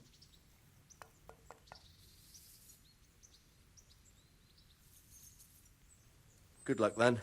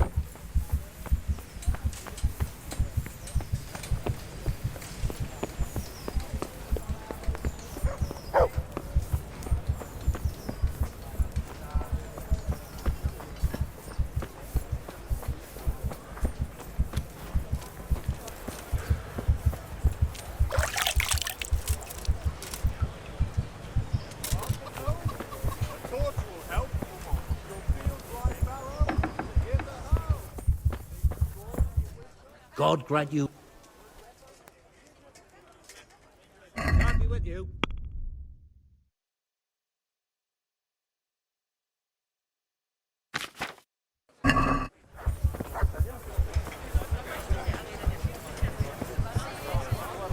Good people, come up close and have a smell. Fresh bread. Pour yourself a bit of fresh milk to drink.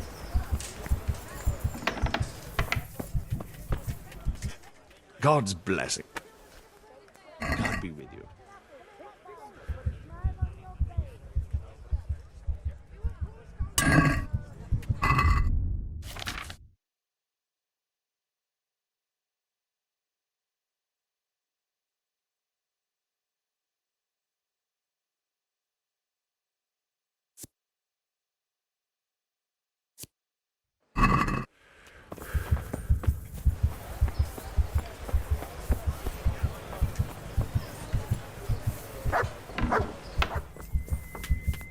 My humble greetings.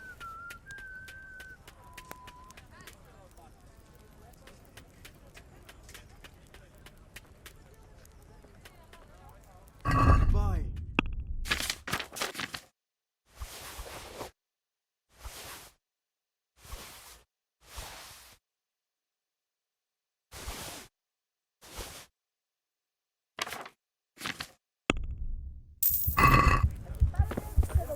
You in half and keep. Kettles for water, baskets for wood, torches for the night. I have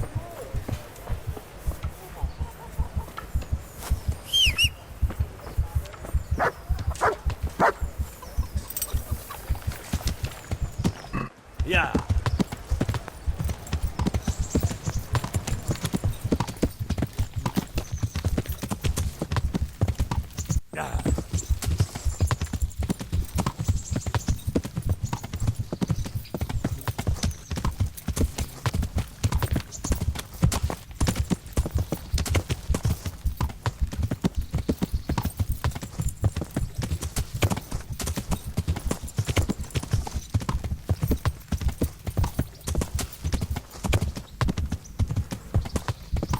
Yeah. Yeah.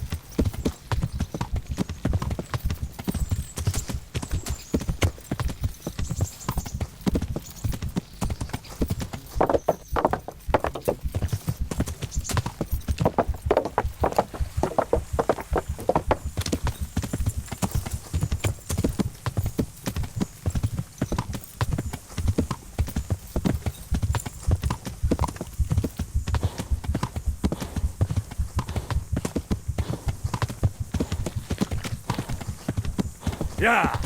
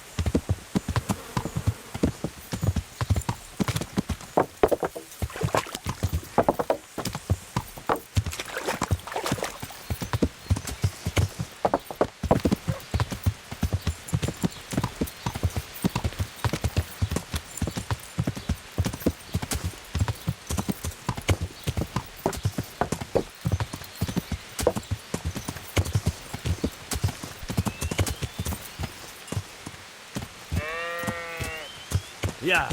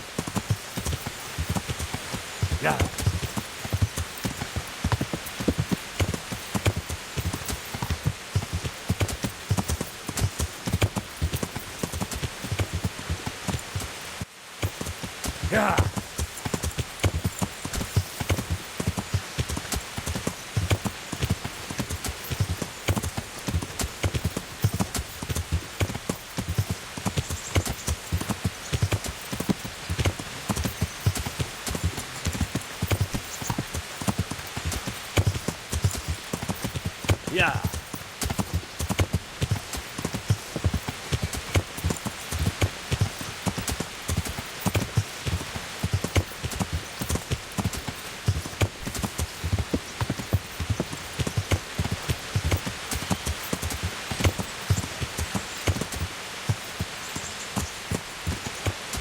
Yeah. Yeah.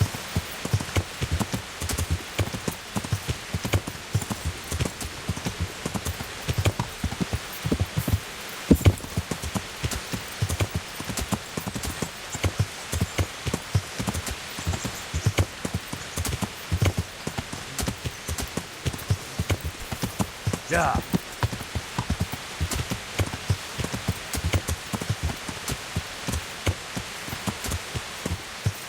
Yeah.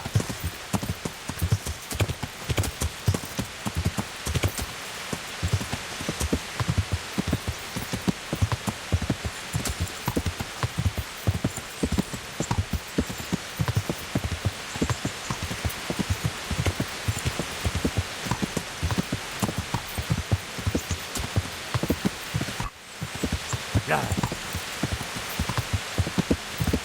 Yeah.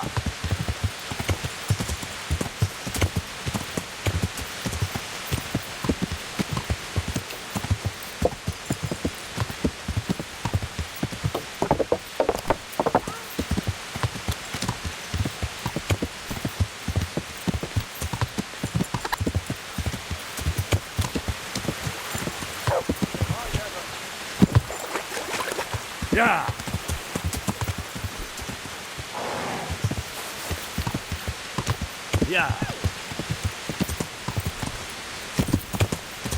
Yeah.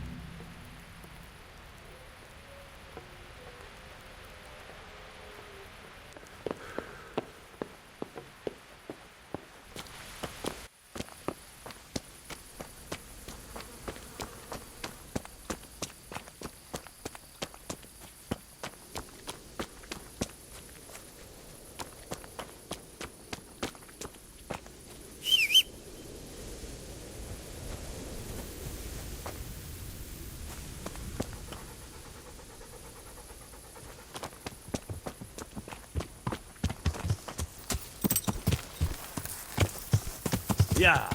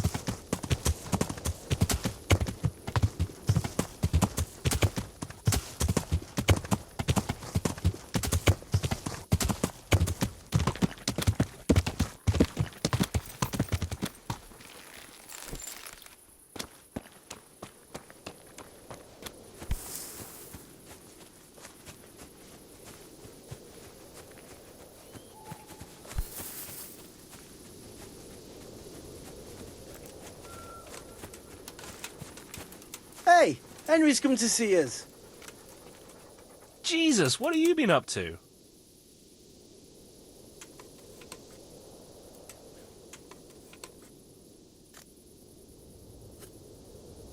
I want to wait here with you until they bring the money. Go ahead. There's enough room around the fire. God be with you.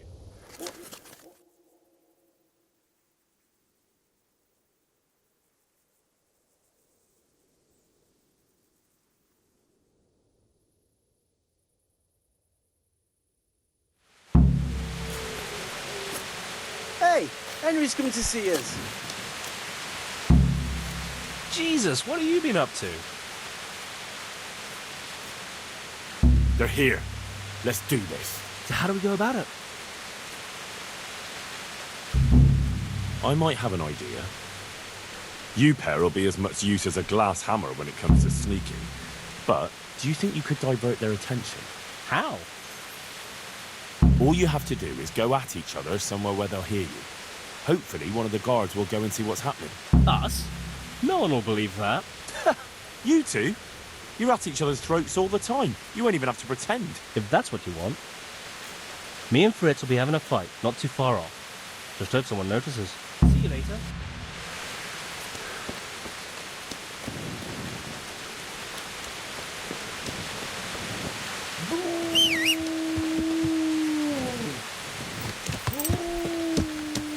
Yeah!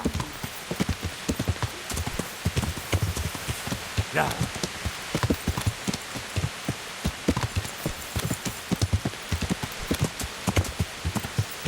Yeah!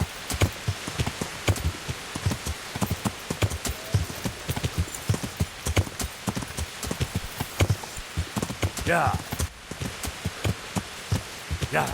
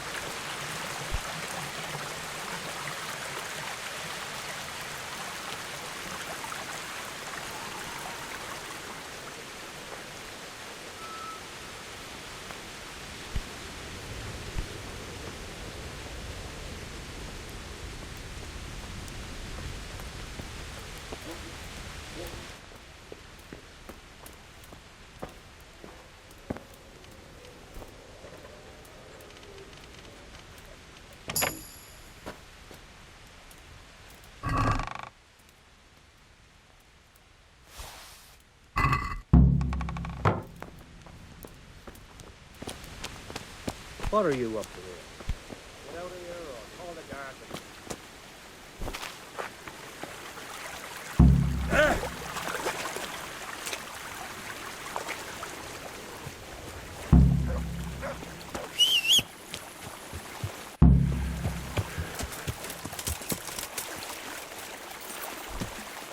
Yeah!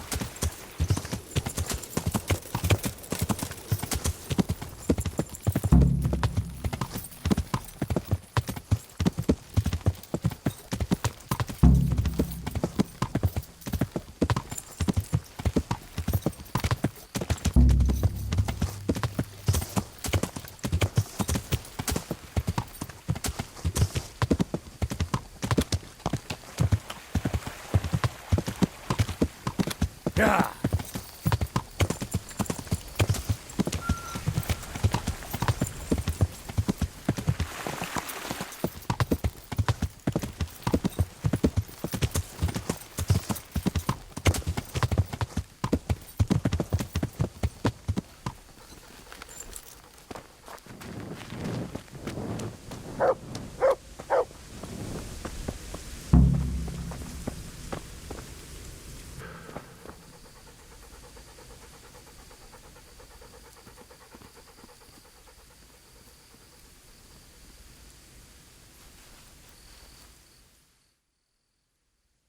I've got it, lads. My God, we pulled it off. I won't leave the tavern for a week.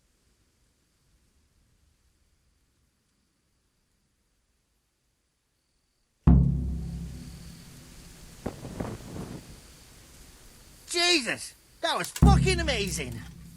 What? You actually enjoyed it? Aye, of course! This is how you make money. Oh, never again. That was fucking close. That's the fun part. Oh, that's the Fritz we all know and love. Always, to the bitter end. So, show us the money. Here it is. I can't believe it! We're rich! That we are. I'm gonna spend a week in the bathhouse. Fuck it, a month. And every wench in the province will be in there with me. Take care. Fucking hell! Christ, I'm still shaking.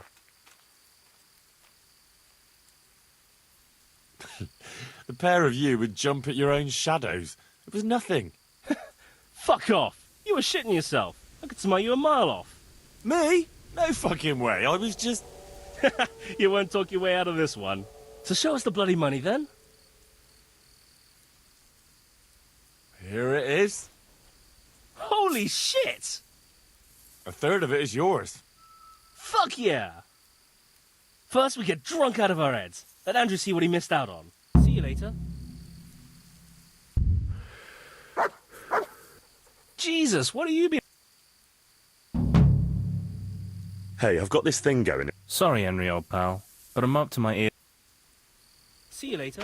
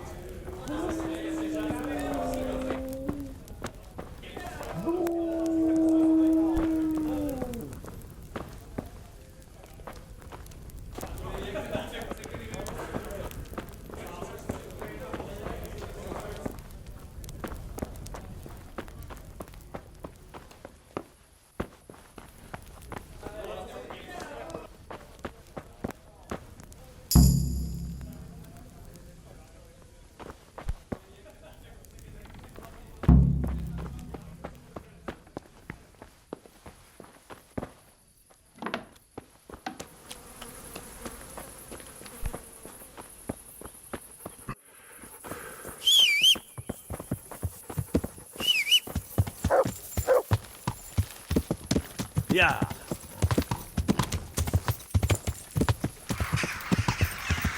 Yeah.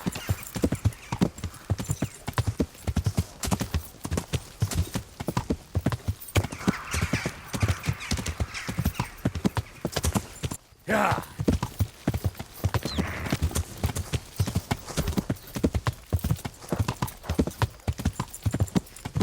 Yeah.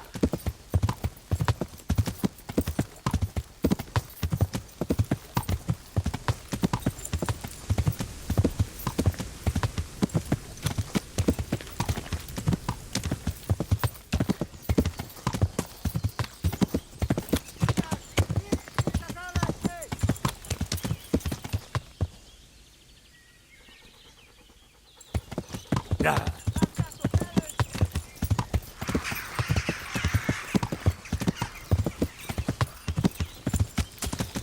Yeah.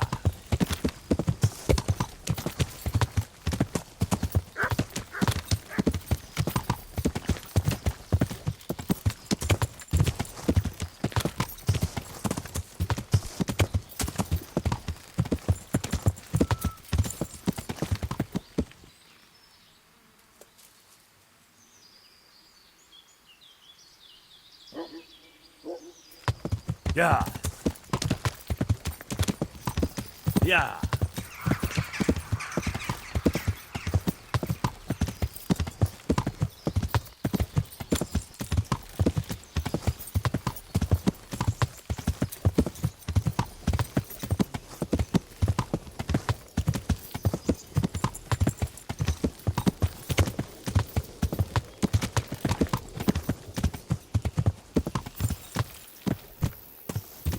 Yeah.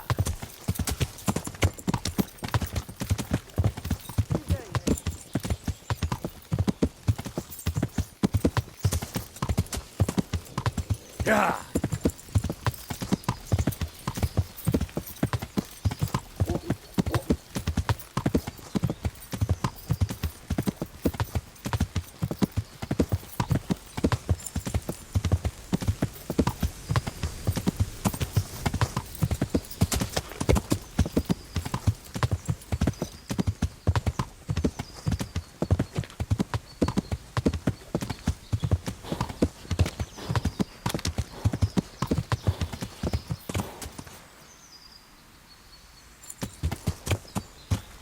Yeah.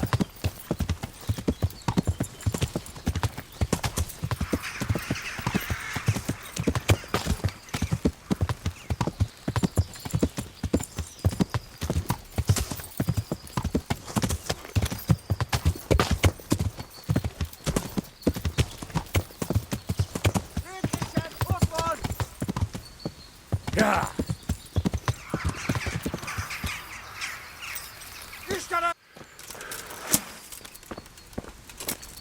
Riadó! Ott van egy a szemetek közül! Vigyázzatok vele! Faszba!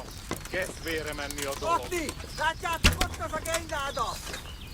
Rossz helyen vagy, rossz időben! Látom őt! Otti!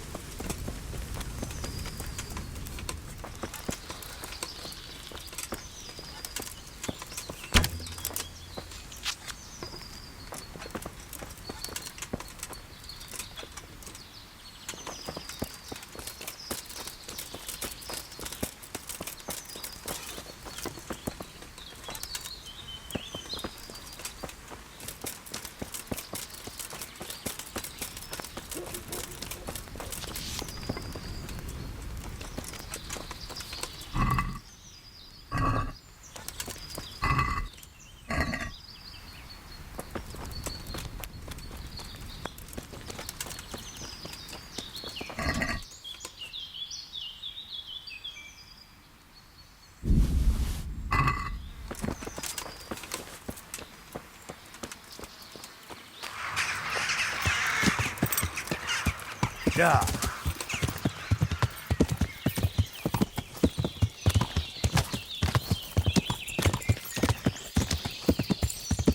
Yeah.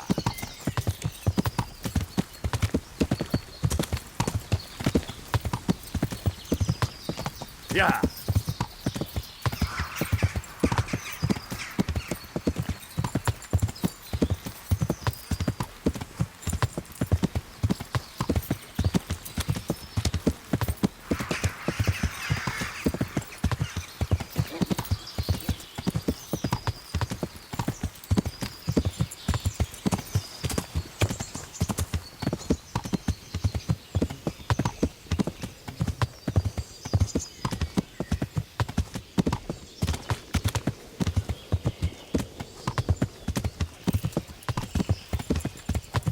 Yeah. Mother of God. Is something the matter? Yeah.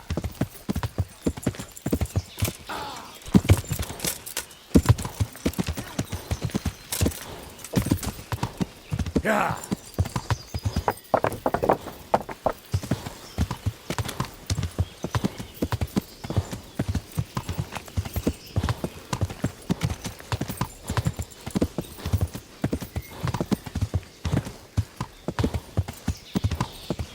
Yeah.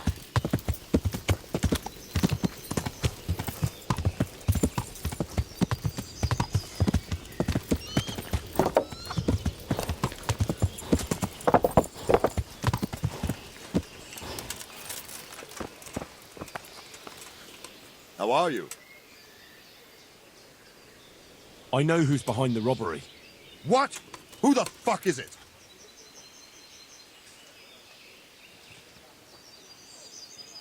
Andrew, the keeper at the inn in the glade. Him? How do you know? Do you have any proof? I overheard something in the alehouse.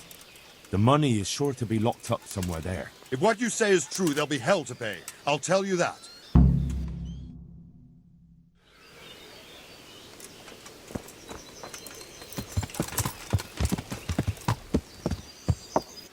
Yeah.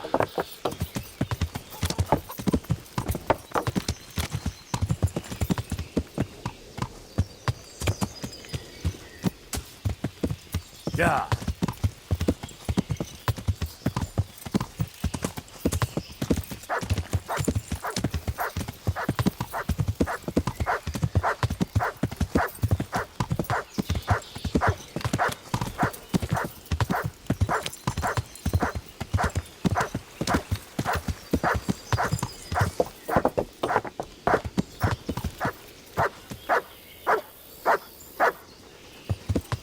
Yeah.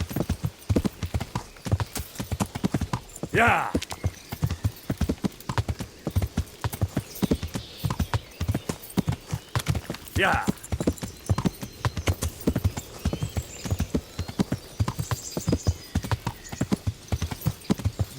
Yeah. Yeah.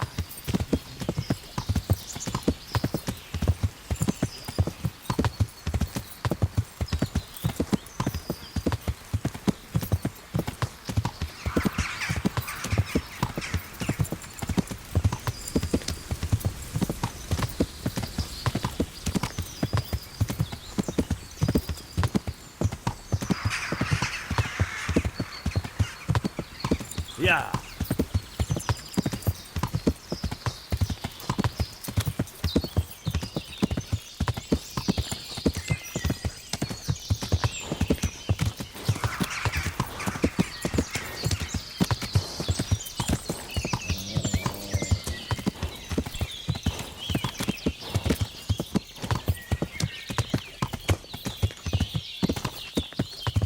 Yeah.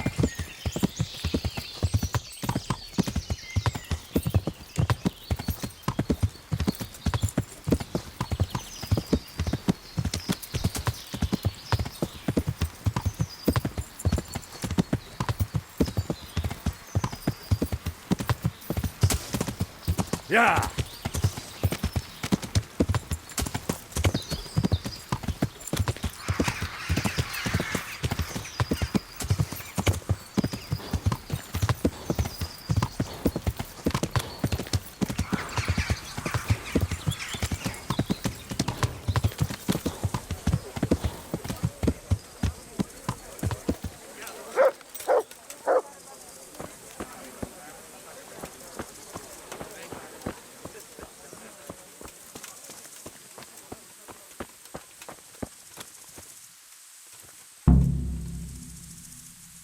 So many plots and intrigues, and nothing remains but dead bodies.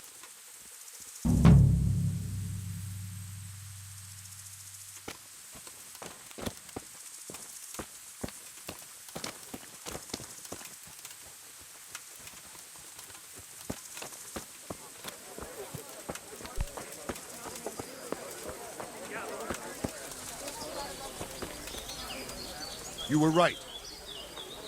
About that quarry? How did it turn out? We searched every corner of the inn and found something in the cellar. The sacks that were used to carry the quarryman's wages. See you later.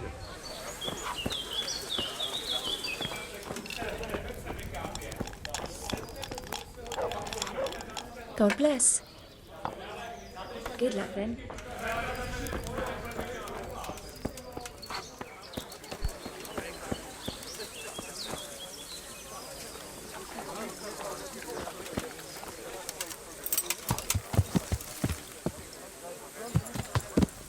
Yeah.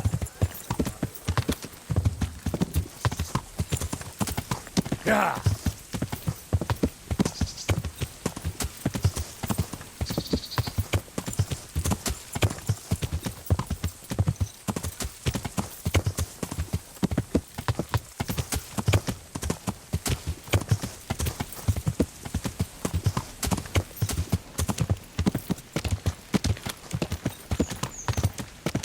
Yeah. Yeah.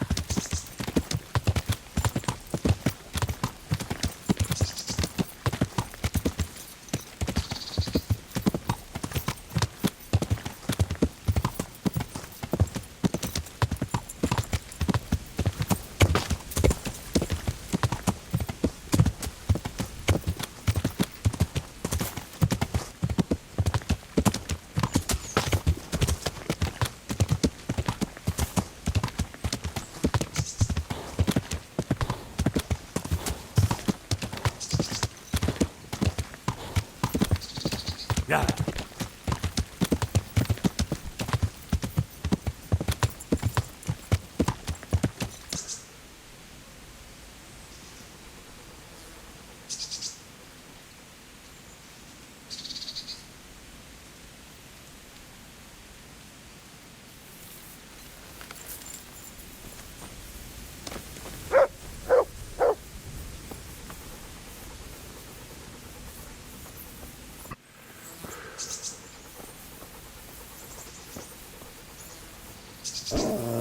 Come on then.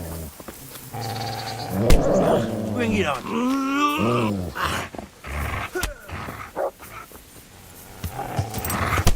Yeah.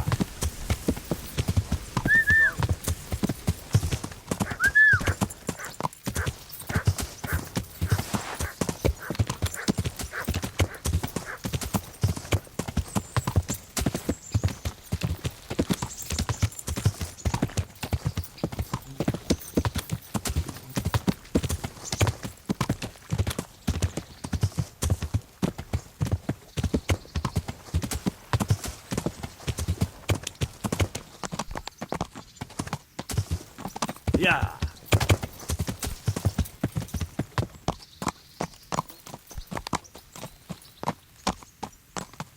Yeah.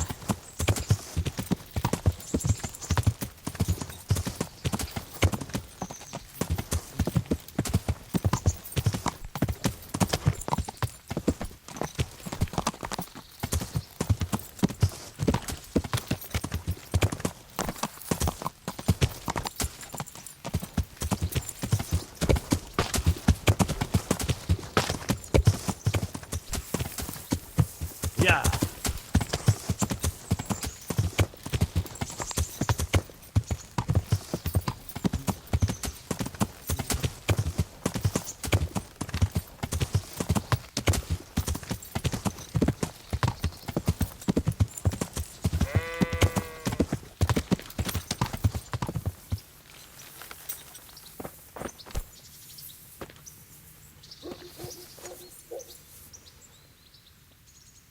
I need the key to Jezek's cell. So Radzig let him have his way in the end. He should have let me beat some answers out of him.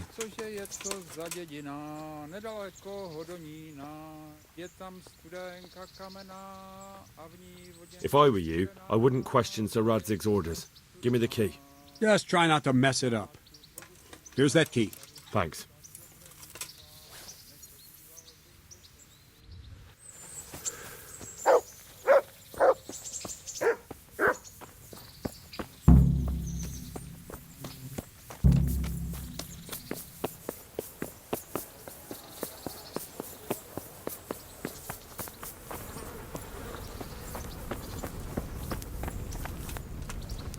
Greetings. I'd like to... You'll have to wait a few days. Good luck then.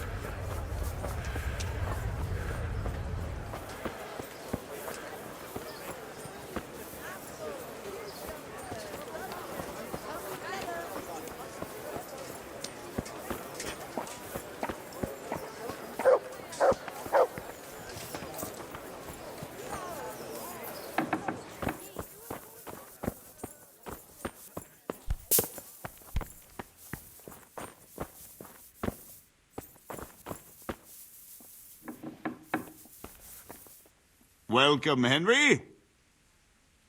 Well, finally, I've had quite a wait. Why do you want to talk to me, of all people? You brought me here. You should consider it an honor. If hanging around in a damp dungeon with a condemned man is your idea of honor... You're not seeing the bright side. You can be the one who uncovers a conspiracy against the king for your master. You don't get an opportunity like that every day. It did cross my mind, though, that it might be nice to get some assurances for my cooperation. After all, I'm the one the Margrave unjustly declared the scourge of the land and expelled from Moravia. They even pulled my beautiful castle down.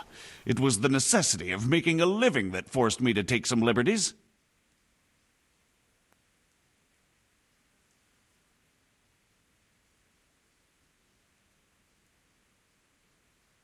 Do you really want to question the authority of the Margrave? I've always been loyal to the crown, but what can I do when the Margrave stole my fief?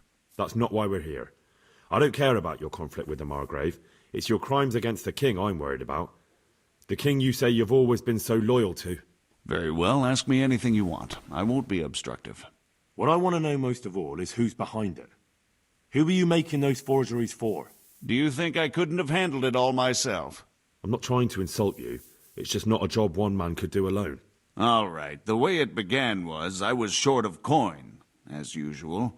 So I let those crimps in Sasau recruit me. Recruit you into what? I didn't inquire too much. In this business, you don't ask too many questions.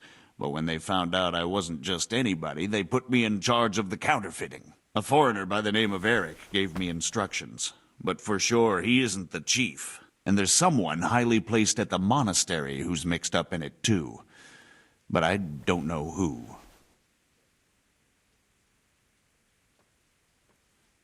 This Eric, you reckon he's not the one in charge? He puts on airs, but he's just a naive young pup.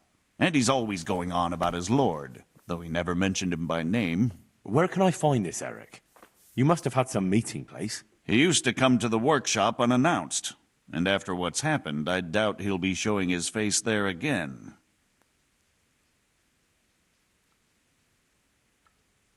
How did you come to hear of all this business? I met some old friends in Colleen a few months ago, and they said they were heading for Sasau, that armed men were being recruited, and they'll hire anyone. Old friends? Who were they? Just a couple of brigands. We used to ambush the Margrave's messengers in Moravia together. Nice friends you keep. I was in dispute with the Margrave. A man in my position finds himself mixed up with all sorts. And then what? Rapota and I had been living off stale crusts for a month, so I wasn't going to turn down the chance of work, honest or otherwise. We rode to Sasau and met with the recruiters. It didn't take long to realize I was a nobleman fallen on hard times, not some common peasant. Can you get to the point? Well, they introduced me to this Eric, and he told me what was needed. They set up the workshop, got the men, the supplies, everything.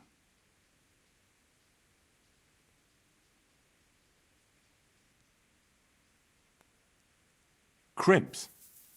You're telling me this Eric is recruiting armed men in Sasau? Well, it seems so. I was giving the recruiters some of the coins to do it. The fake ones, of course. Where can I find the recruiting gang? That's tricky. It was my friends who led me to them. We met with them in the woods next to Sasau. It's about who you know, as always. You said you gave them money. Where was that? They'd ride to the mine gallery to see me.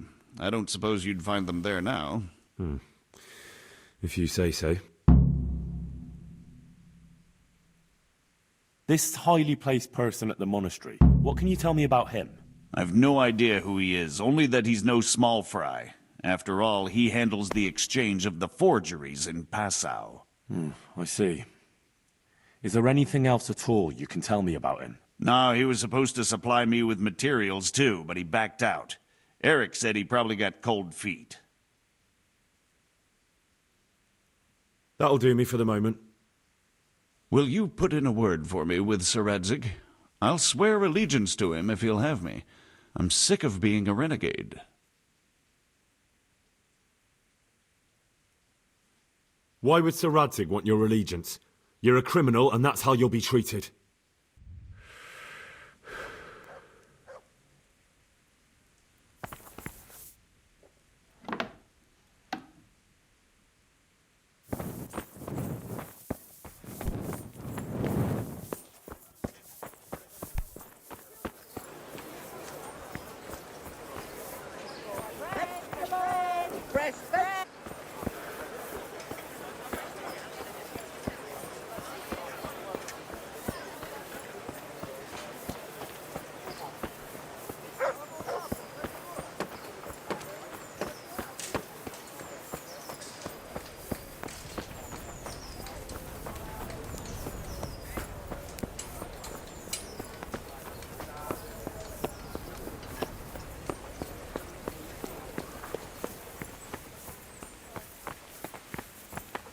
So what have you learned?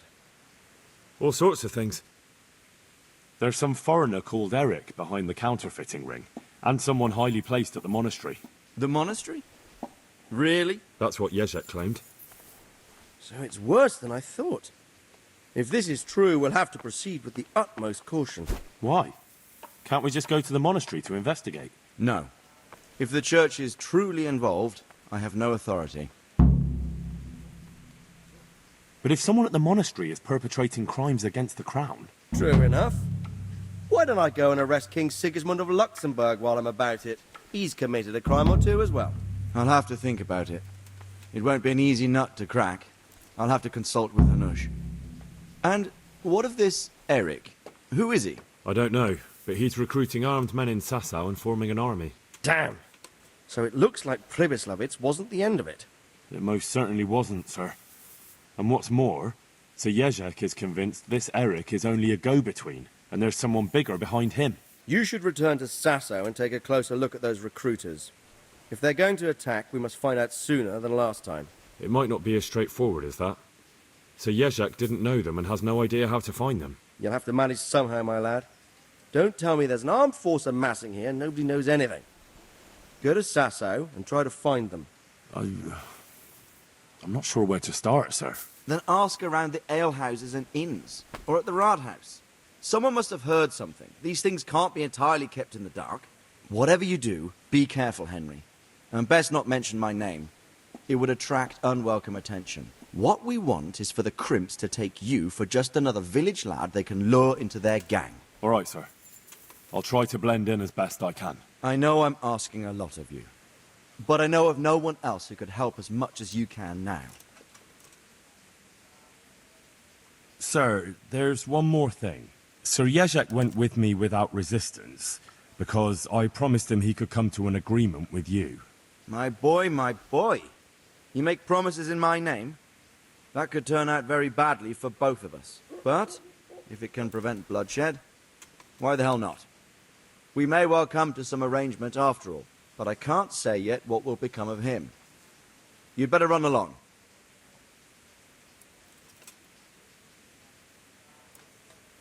As you command, sir.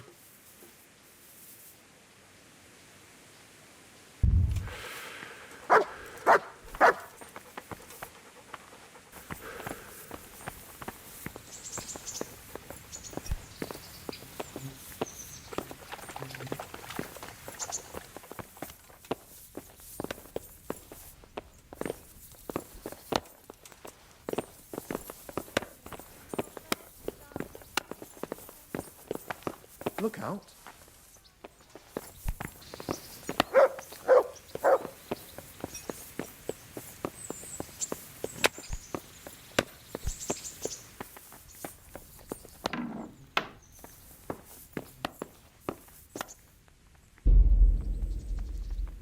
Well, if it isn't the world-renowned victor of the rat-eye tourney, Henry of Skalitz.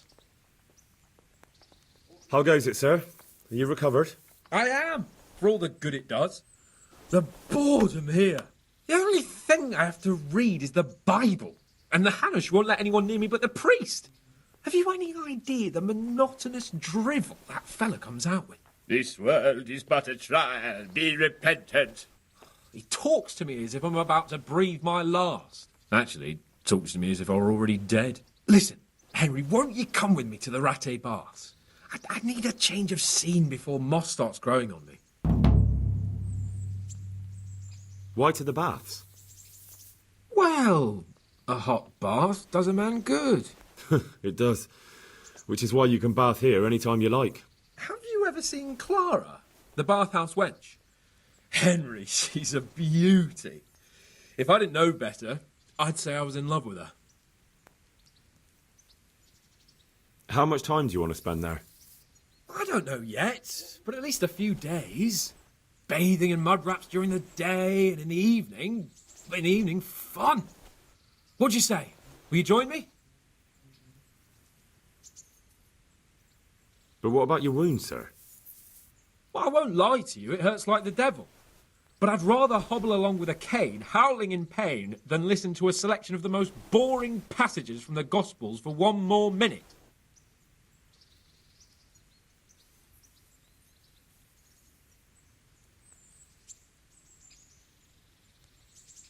Why not? When do you want to go? I shall go there right away, but wait until at least dusk to join me. I'll have company there. All right, I'll come and join you there. Take care.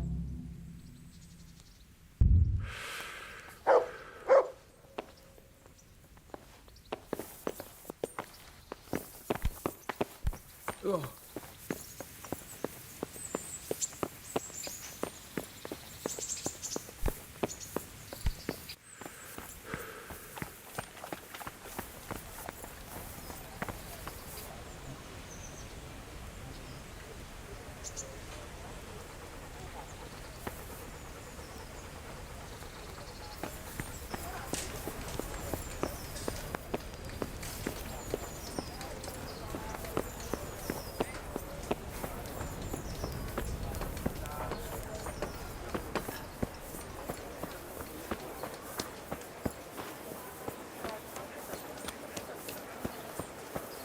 Come on up and take a look.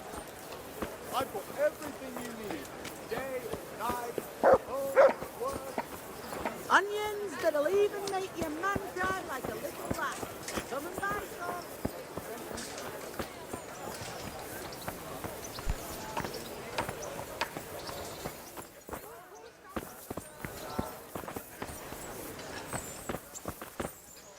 God be with you. God be with you.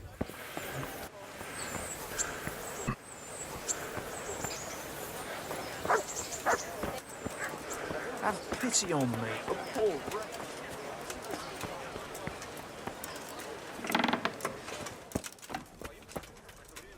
God almighty! Has something happened? See you later.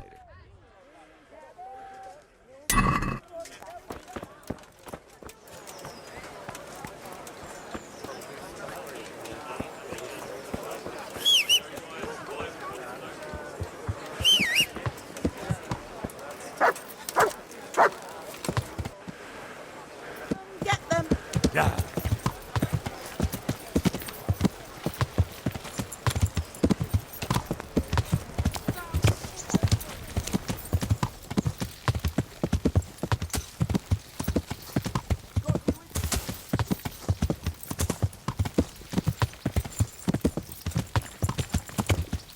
Yeah.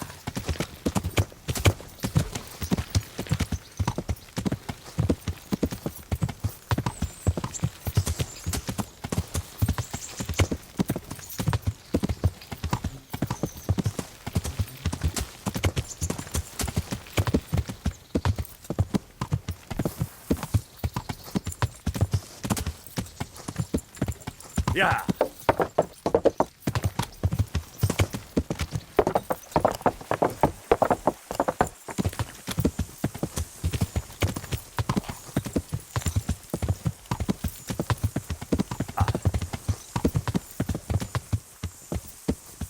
Friend, could I have a word with you?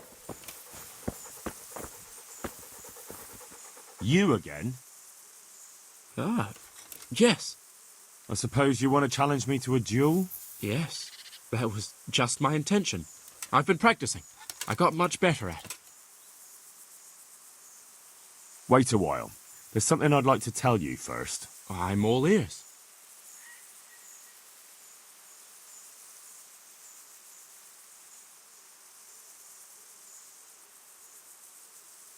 That's a damn foolish idea. You ought to go home. I'd love to. But what shall I tell Mama? Tell her to forget about her Tristans and Amadises and leave you alone. Not only will you have peace, but no doubt your subjects will take you more seriously too. That's easier said than done. I'm not sure I have the courage for that. Well, you have the courage to accost wayfarers and challenge them to duels. Surely you can talk to your mother. Well, I suppose so. Thank you for your encouraging words. Glad to be of service, sir. Never mind. I'll wait.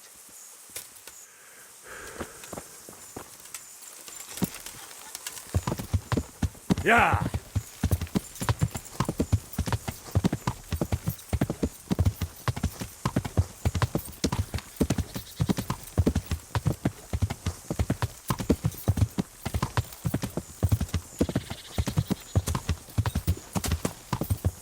Yeah.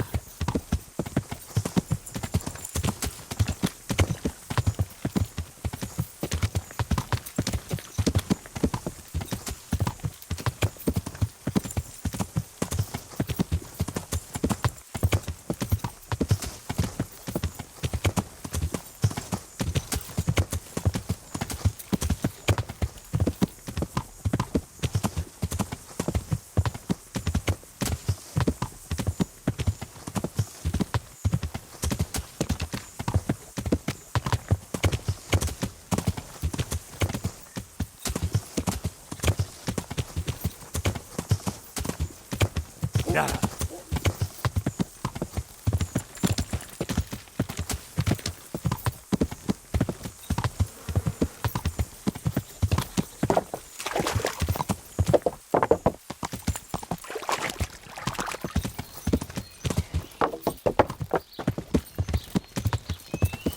Rare spices and tinctures, magical elixirs and amulets.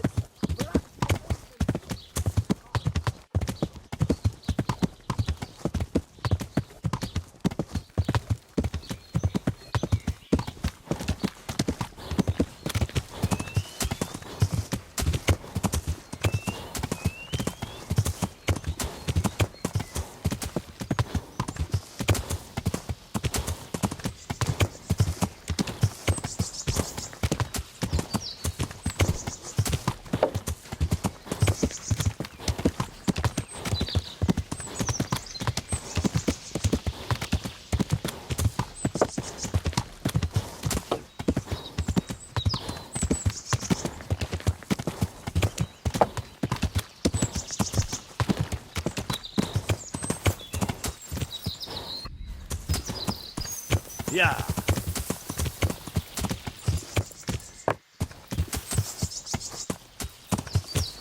Yeah. Yeah.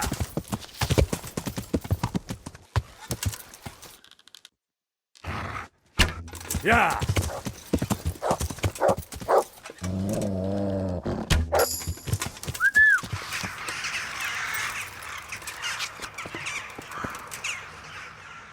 There's the good. That's my. Look what I've got. You'll love.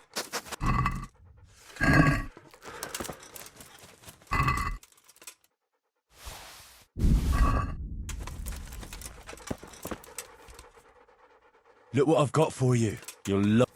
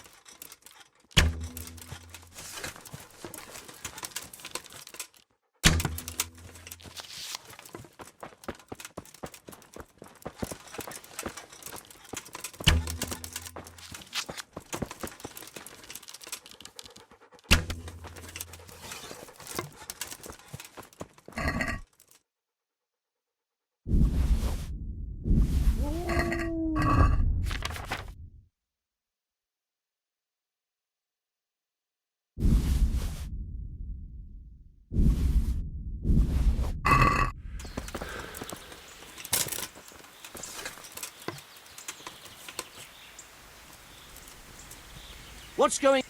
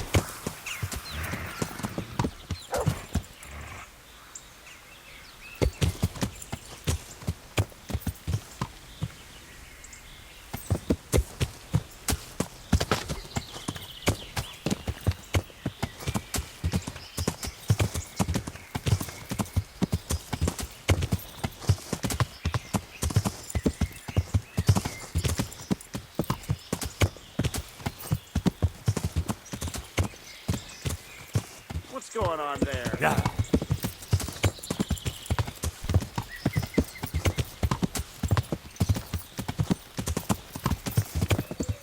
Yeah.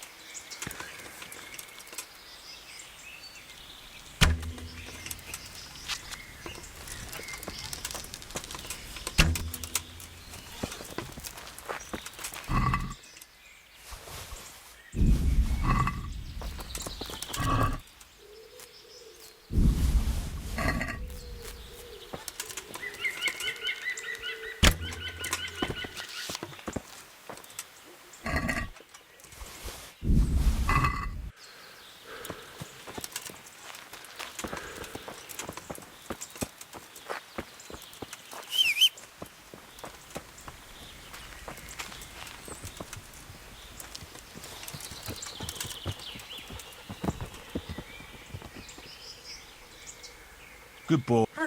That's my... Look what I've got for your love.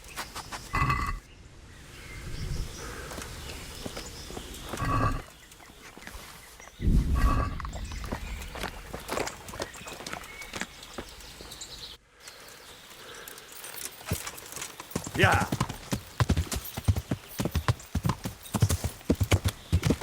Yeah.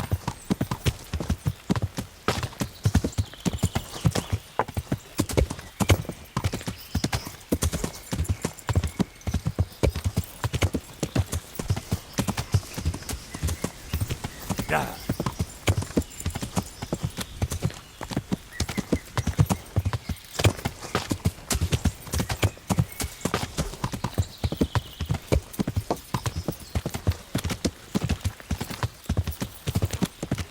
Yeah.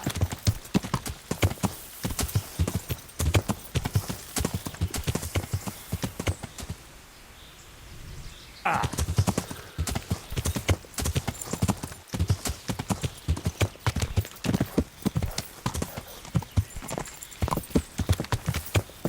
Yeah.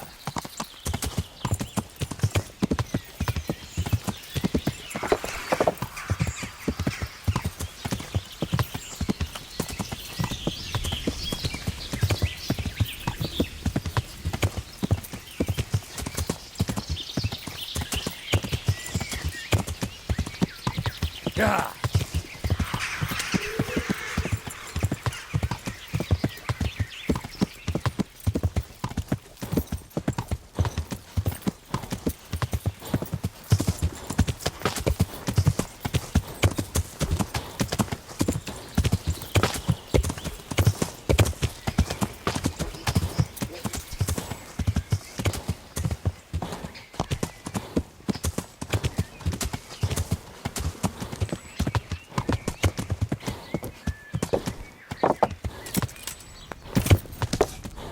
Jesus.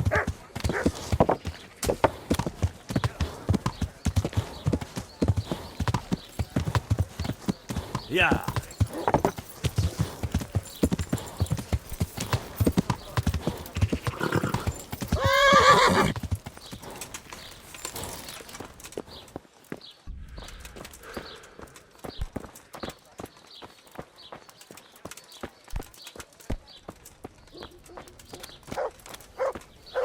Good God. So I... Splendid. Looks good. Here's something for your effort. I've got another order. There's demand for deer kidneys. Can you handle that? Sure. Take care. God be with you. Take care. Good luck, then.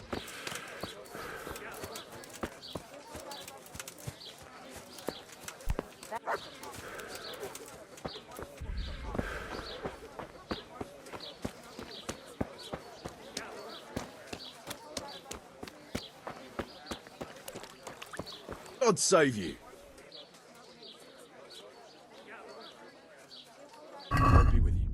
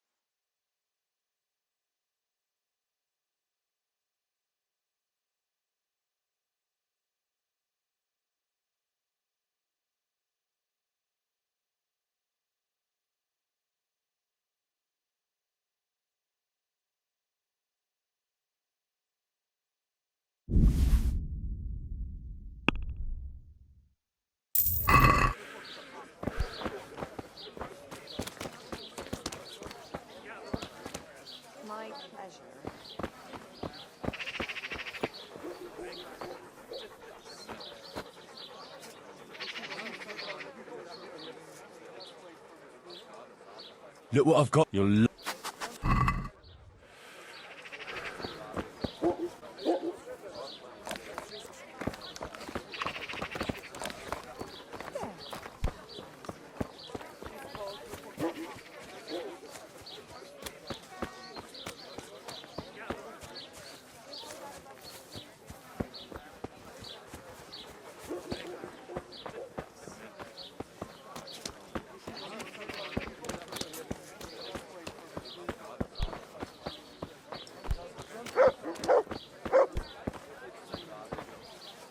Good day. God bless.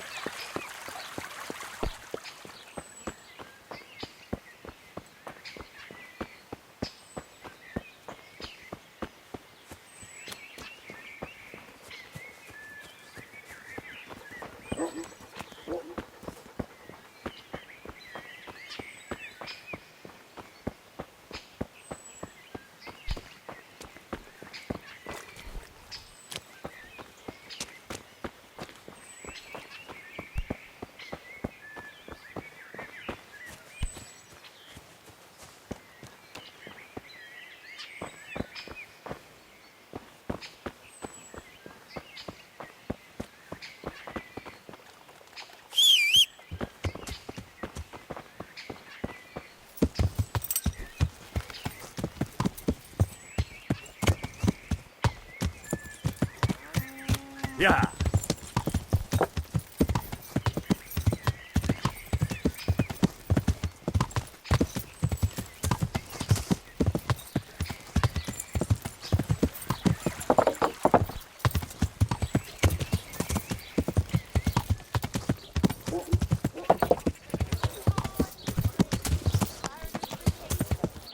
What ails you?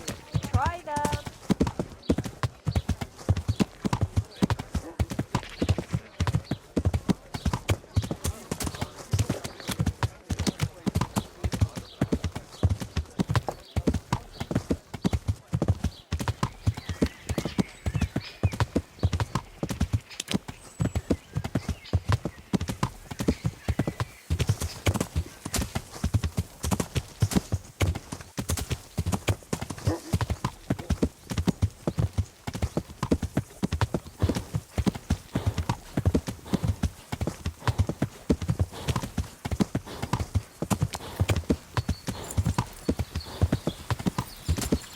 Yeah.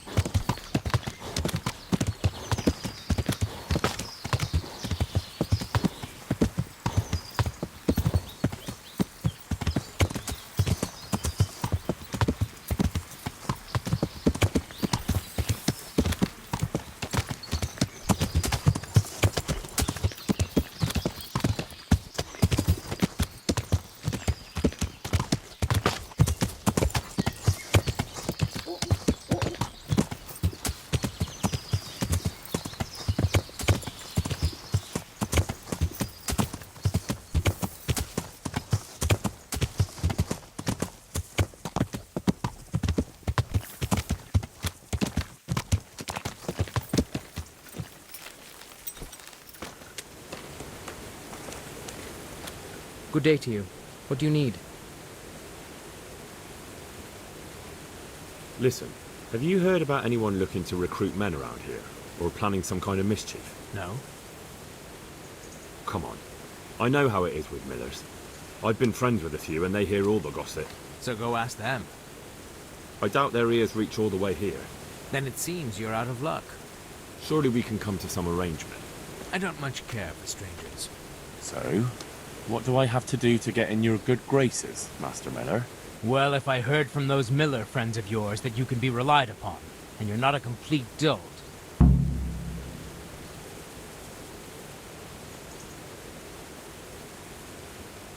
I'm Henry from Skalitz, and I'm looking to mill a bit of extra coin, if you know what I mean.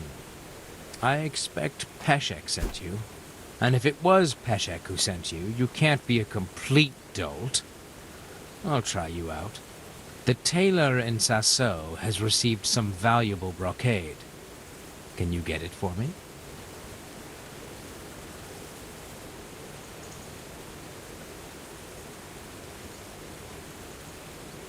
No problem. It'll be here in no time at all. Good. It ought to be at his shop. Bring the whole bolt. You haven't heard of any recruiters around here, have you? People looking for armed men? Perhaps, but I'll not speak of it now. Why not? It's important. Because we're in the middle of something. Come on. Nothing bad will happen if you talk to me. Perhaps not, but I'll tell you when we're done. My memory will be sharper then. Right. Christ, it's like pulling teeth with you. I hope you're more generous with your groschen than your words. May the Lord watch over you.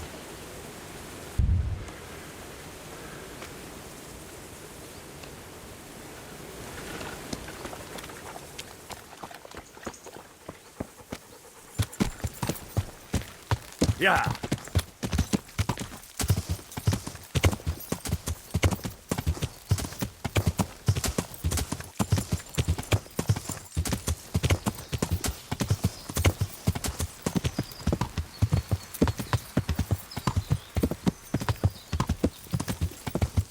Yeah.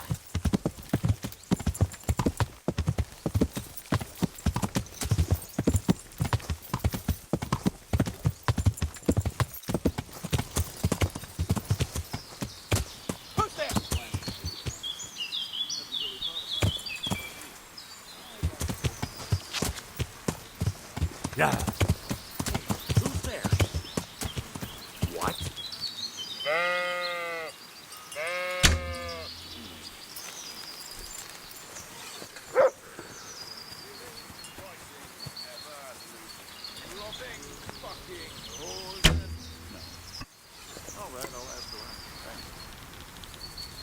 Who's there? What the hell was that?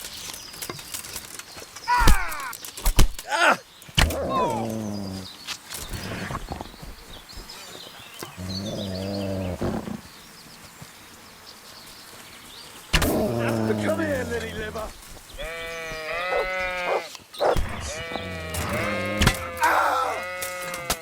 Gone weak at the knees, have you? Ah!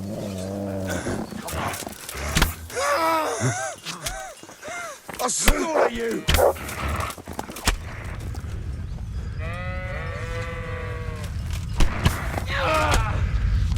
Is that all you got?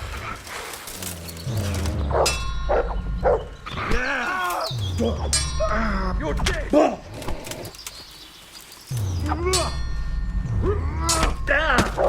Kurwa pigs.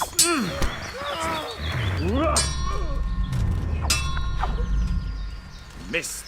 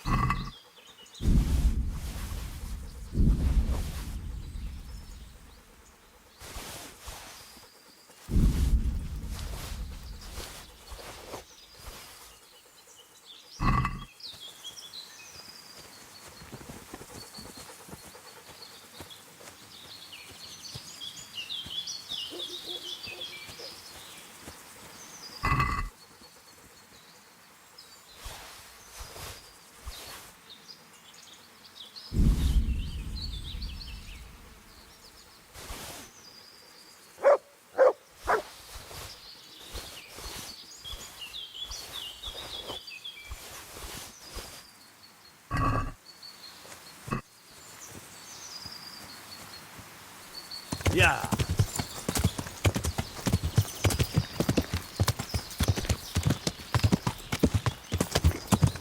Yeah.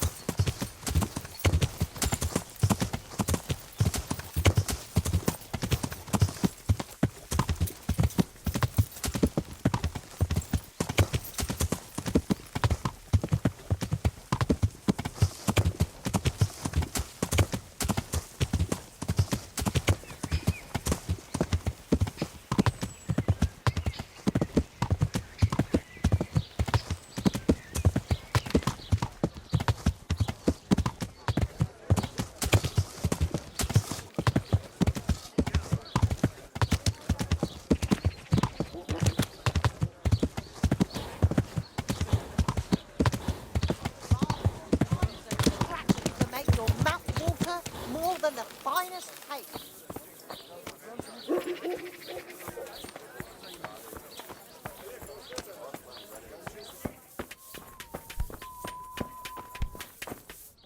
Good day.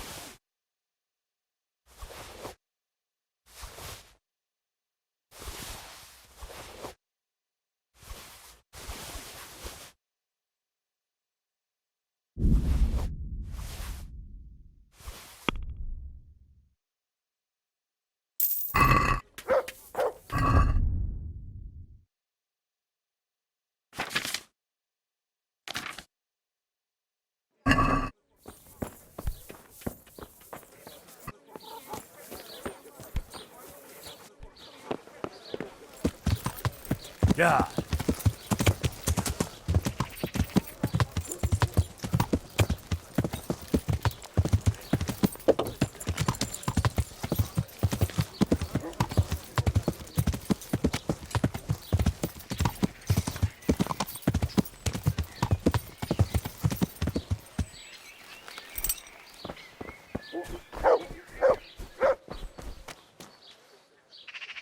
God's almighty. I'll be with you.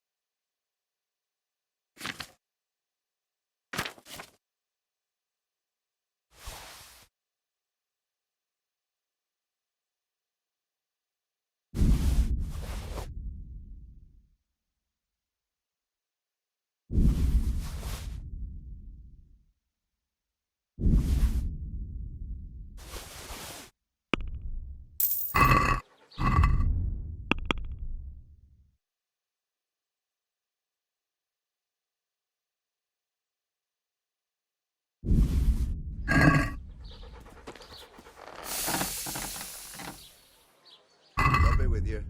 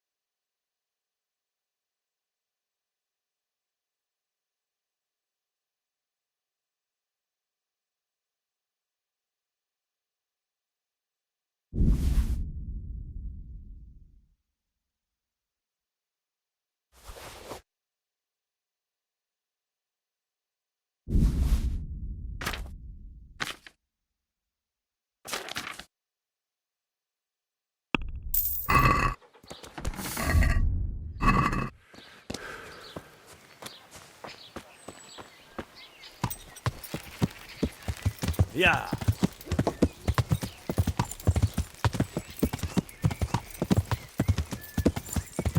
Yeah.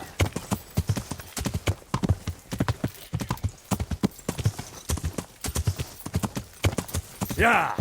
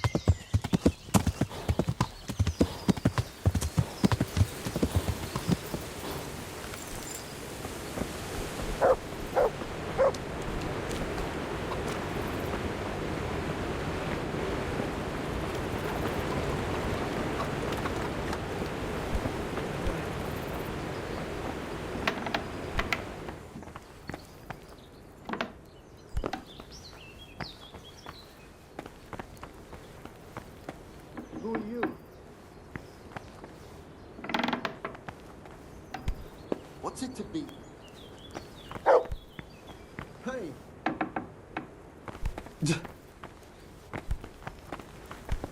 What the?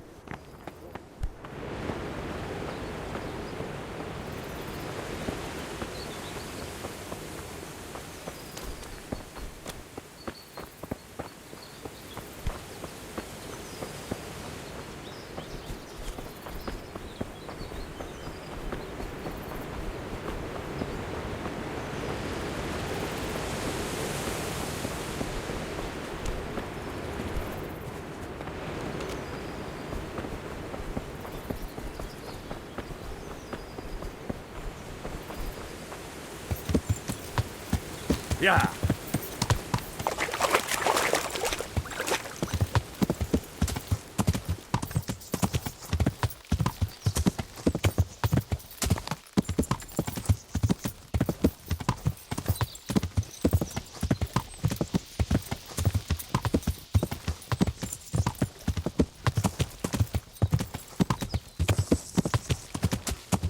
Yeah.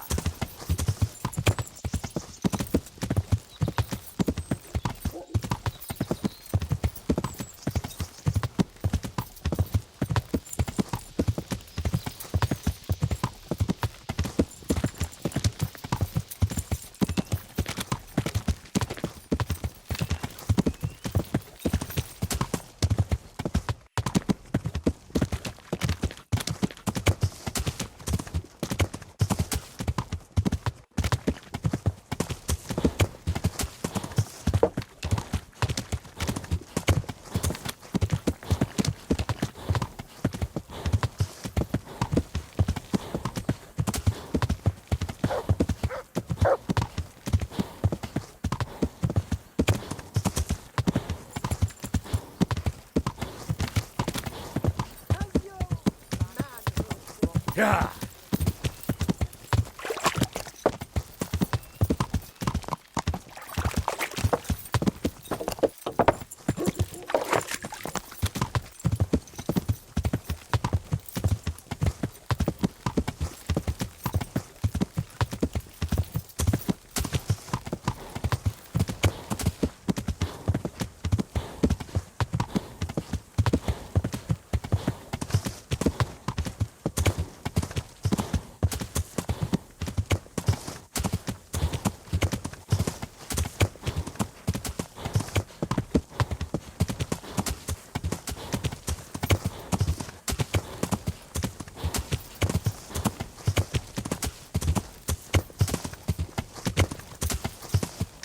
Yeah.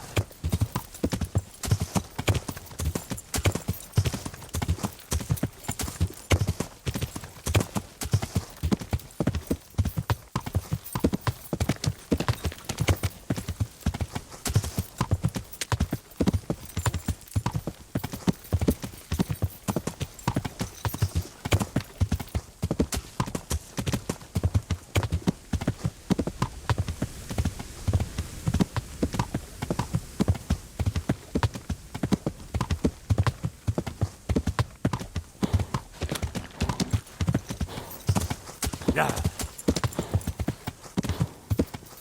Yeah.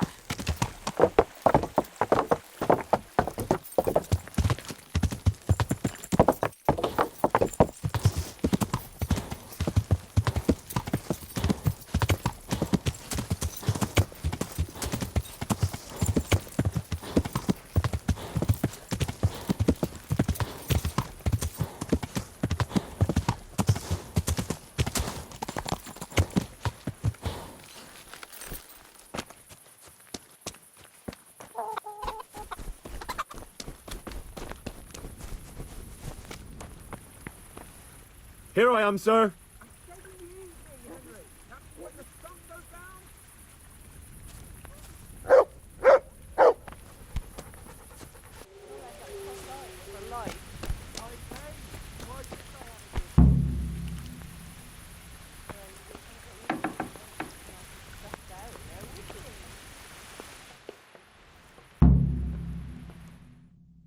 What do you need, sir? I need you to do me a favour, Henry. Of course, sir. Good. You'd never think it, but Zdenna here is a demon at dice. She stripped me bare arse naked and I couldn't even get a ribbon off her. So it didn't quite go as planned? Not quite, but maybe you can do better. Right then, you've got to beat Zdenna at dice. I refuse to be the only one here with his arse on show.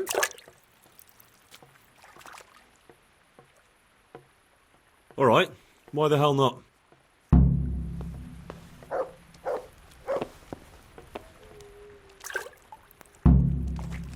How about a game of dice, then? Are you sure? What would I do with two naked men here?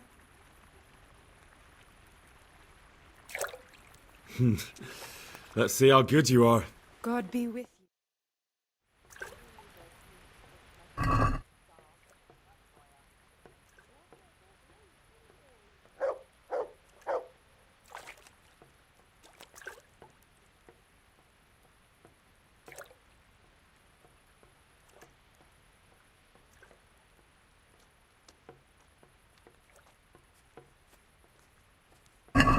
I've heard all about you, but you won't get the better of me.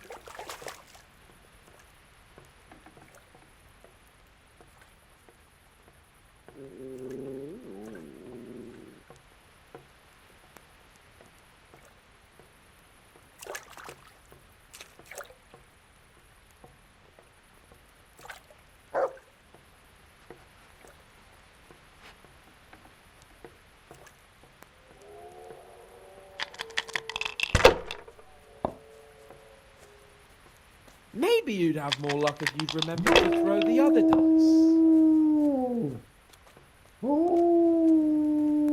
We'll see.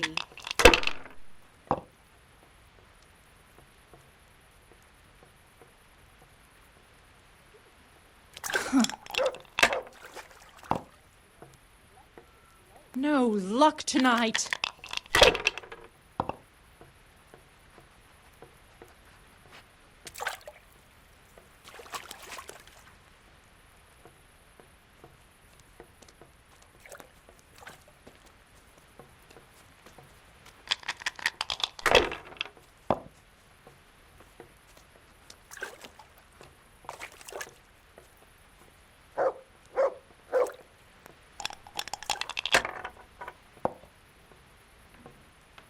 Maybe you'd have more luck if you'd remembered to throw the other dice. That'll do me.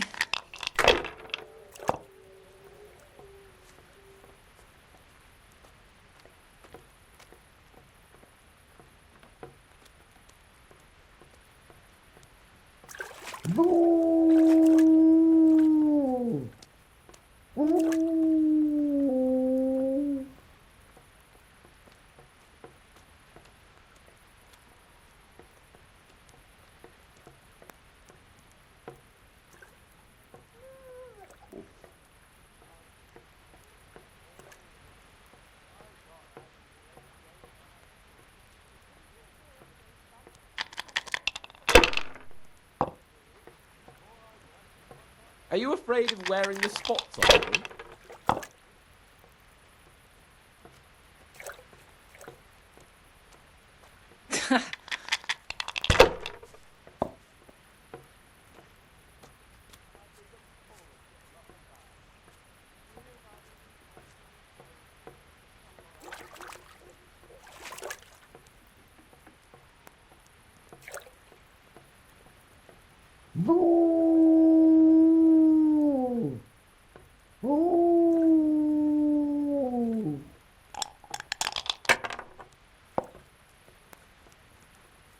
Maybe you'd have more luck if you'd remembered to throw the other dice.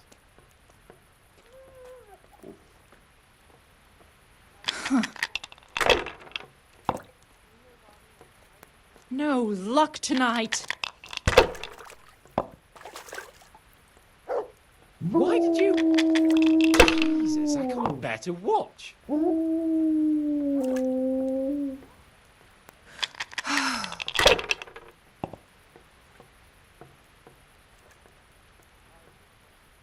This'll be the one.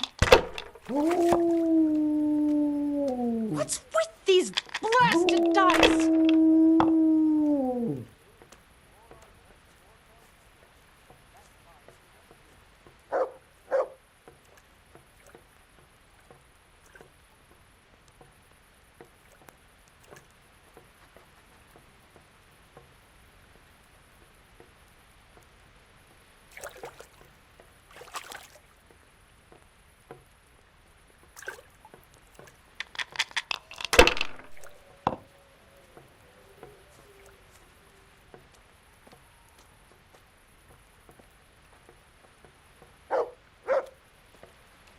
It seems there's method in your madness.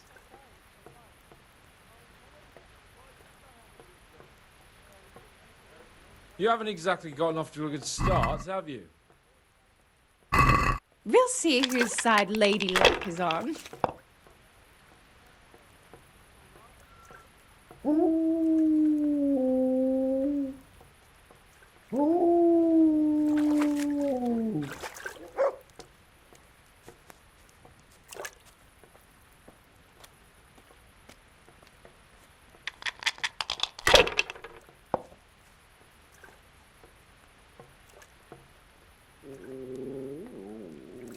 It seems there's method in your madness.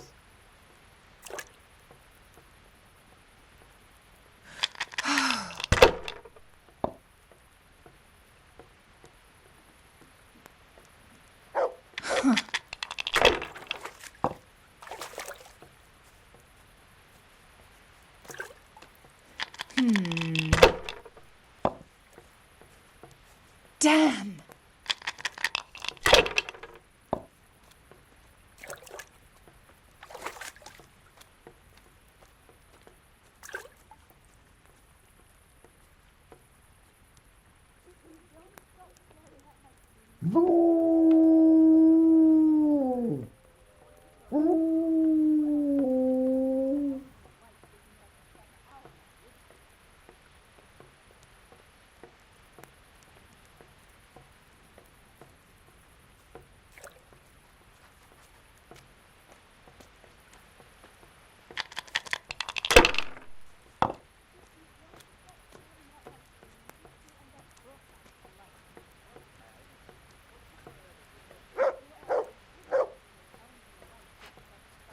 Don't be afraid of those dogs. Just because they have spots doesn't mean they've got the plague. That's it.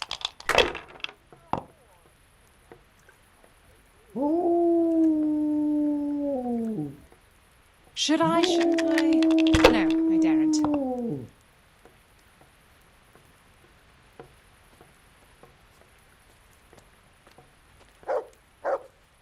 My. Some real competition at last. No, I'll let you win, of course.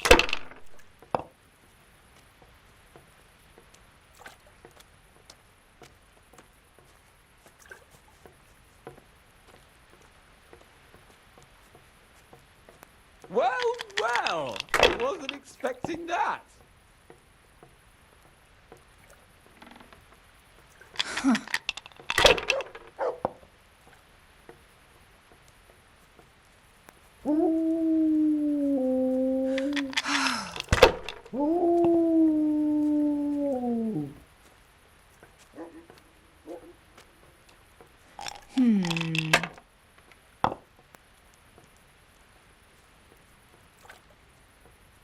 We'll see.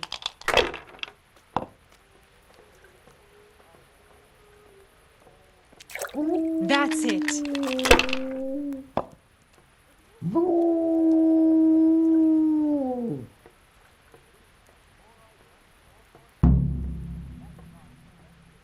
It's her we want to strip, not you.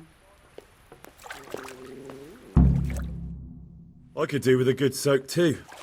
Then strip off and hop in here. All right, why not? Put your clothes in the trunk.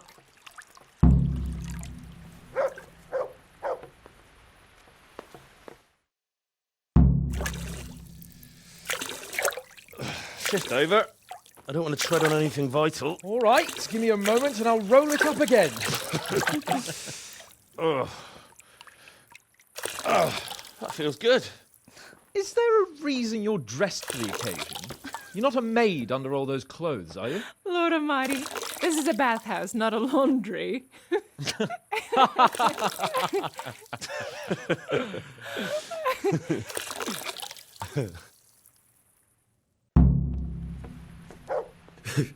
You certainly know how to have a good time. Here, drink. It's not terribly high quality, but it should do the job.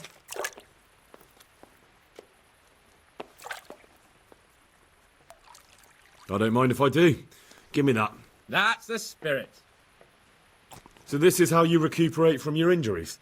Booze and wenches? Of course. Is there any other way? So, what news, Henry? Have you heard the executioner has a sweetheart? You don't say. Who is she, a revenant? No, a regular mortal. Her name's Elishka. Elishka? I don't believe I've had the pleasure. She's the wife of a man he executed. Good Lord. Well, I suppose that's the only way you could get a woman. Have you heard they caught a cumin at the Jean Mill? I heard something about that. Did you have something to do with it? In a way. Believe it or not, that heathen bastard led me to some treasure. Treasure? Now why would a cumin do that? Let's just say I didn't give him much choice. Nice work, Henry.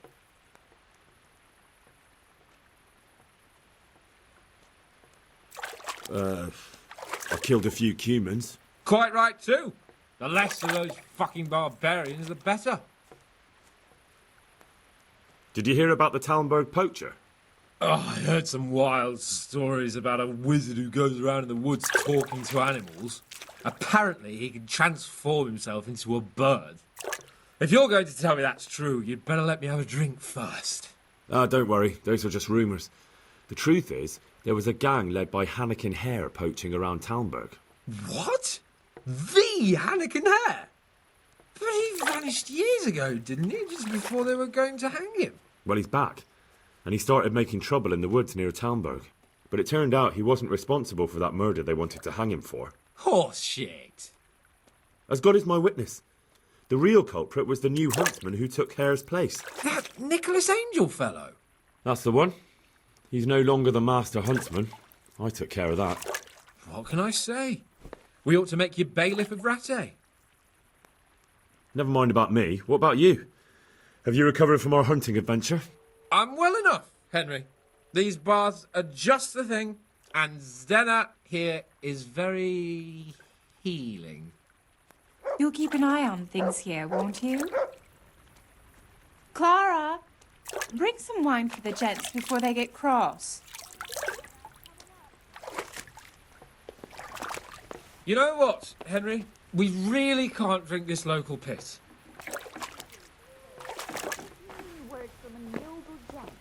Clara, my most favouriteest bath maid. But admit it, my dear, the wine you have here is pitiful. What's wrong with the bathhouse wine?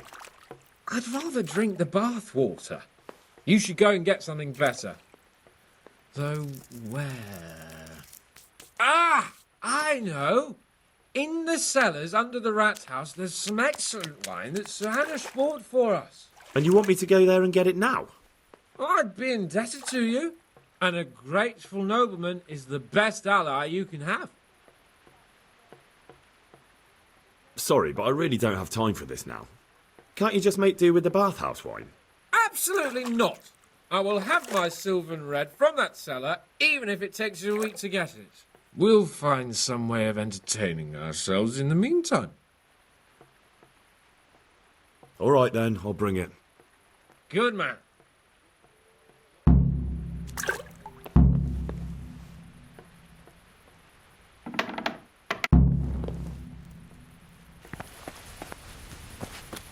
Jesus!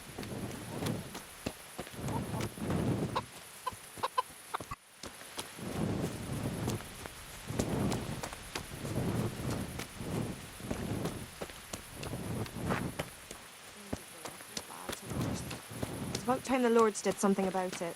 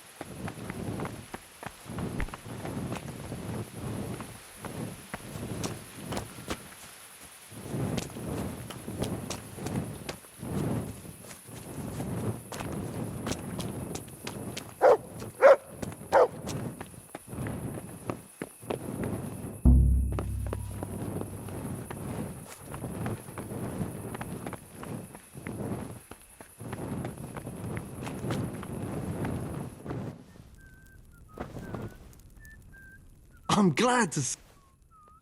Goodbye.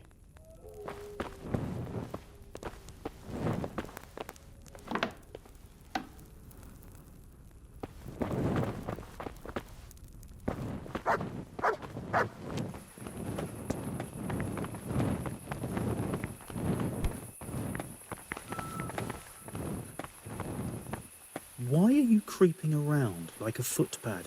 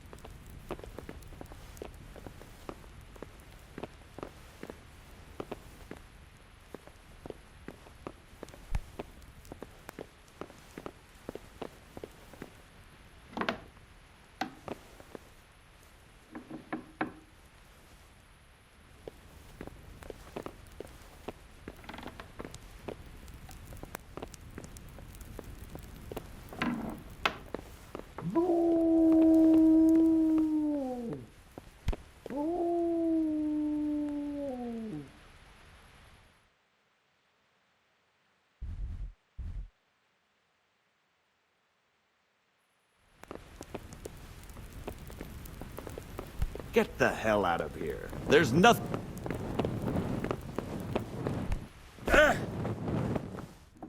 So...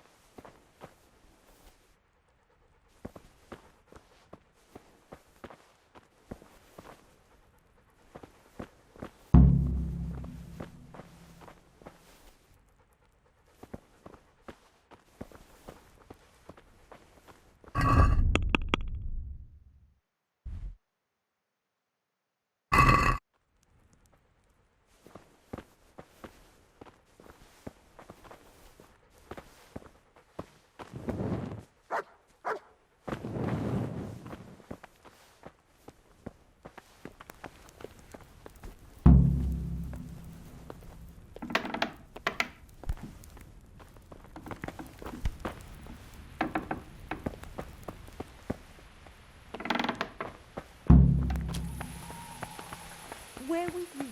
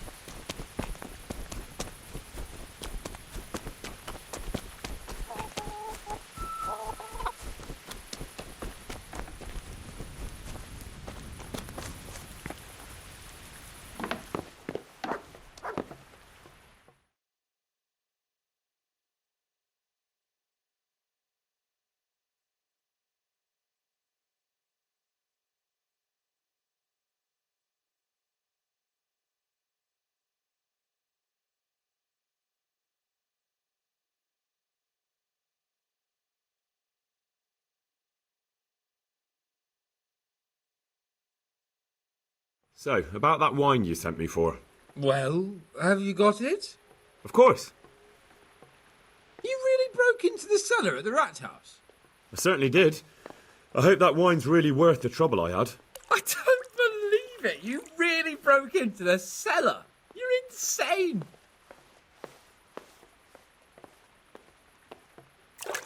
Nothing to it. I just used your key. My key? Why, you sly rogue, you. You're craftier than I thought. You can keep the key. They let me in there whenever I want anyway. Well, let's see if this wine is as good as you say. What are you waiting for? The parish priest's blessing? Come on then. Get it down you. Now that's what I call a real wine. Sylvan red. It's not like that donkey's piss they serve in this otherwise delightful establishment. You can tell from the first sip, can't you, Henry? Yeah, as you say, sir. Sylvan red. The taste is unmistakable.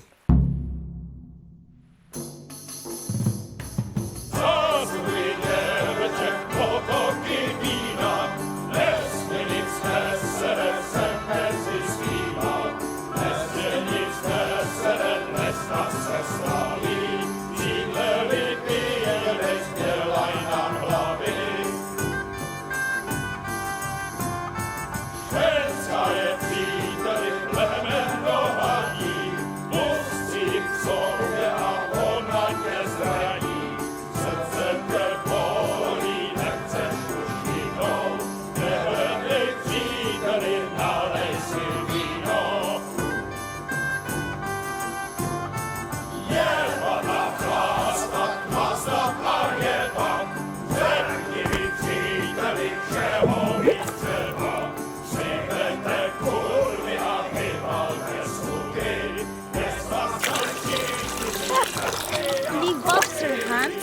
I'm not like the other girls.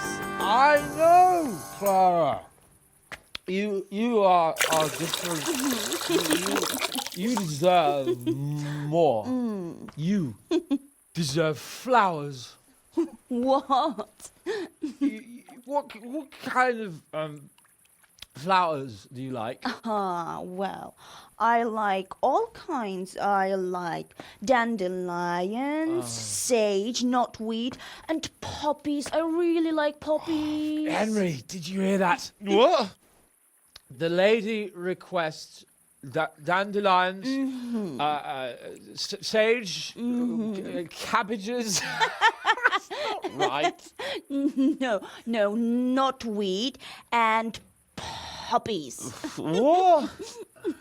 You want me to go flower picking now? I know. I'm putting you to work again. But if you do it, I'll give you 70 Flowengroschen. That much? All right. I'll go. No.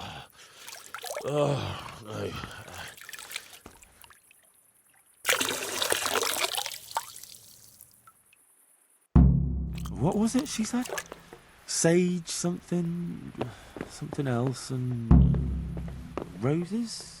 Yeah, what would a bouquet be without roses? There's some in the upper castle garden.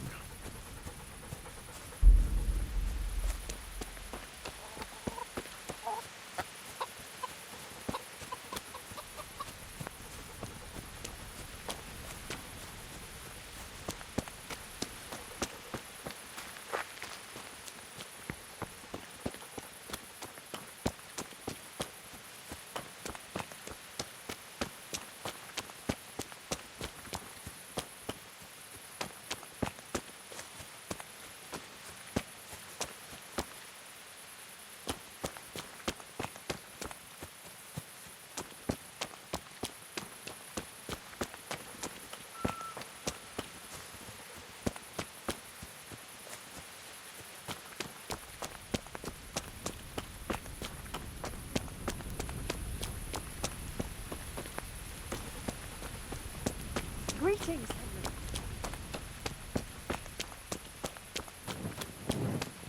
You must be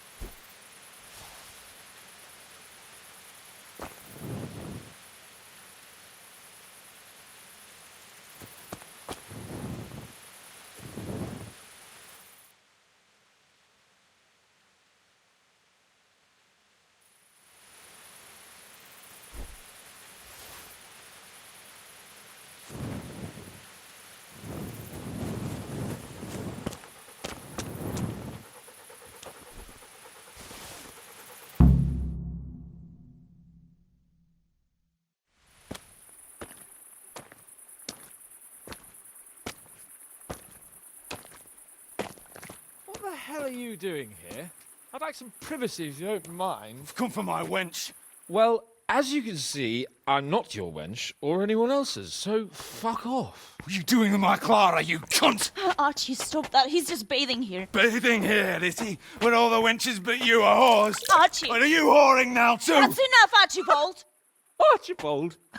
You shut your mouth, I'm not done with you! No, I swear the gentleman hasn't touched me. Actually, that's quite true. Well, mostly. No, nothing happened. Nothing. We'll talk about this later. First, I'm dealing with this bastard! I'd like to see you try arse and balls. Arse and balls! For the love of God, stop it, both of you! Fucking hell. Hey. What do you think you're doing?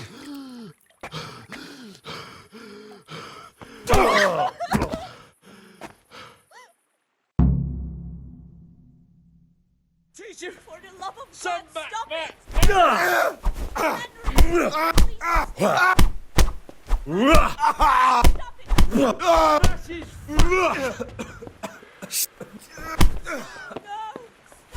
Henry! What the hell got into you? Trying to drown a nobleman? Oh, shit. Fuck. I didn't know. Get out of my sight. Go on before I remember I can have you hung. I apologise, your lordship. I'm sorry. I'm sorry. Archie, wait! Oh. Phew. I nearly got drowned by arse and balls.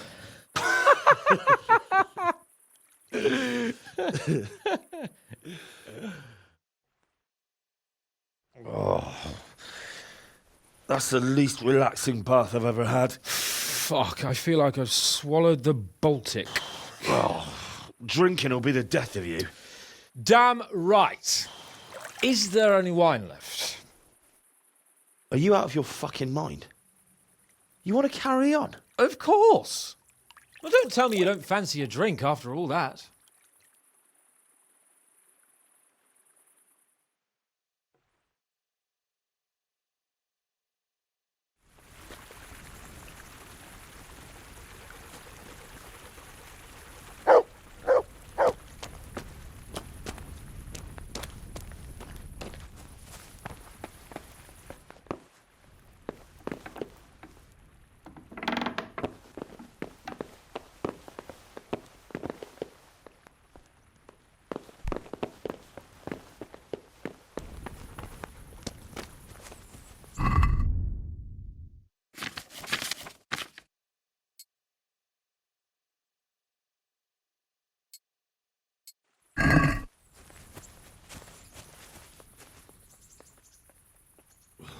What will you do with them, Sir Hans? What, with arse and balls?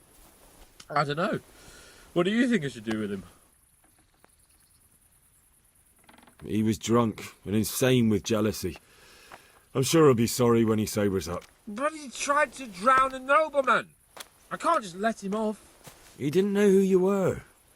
Anyway, if you let him off, you'll show that you're the better man. I suppose you're right. Fuck him.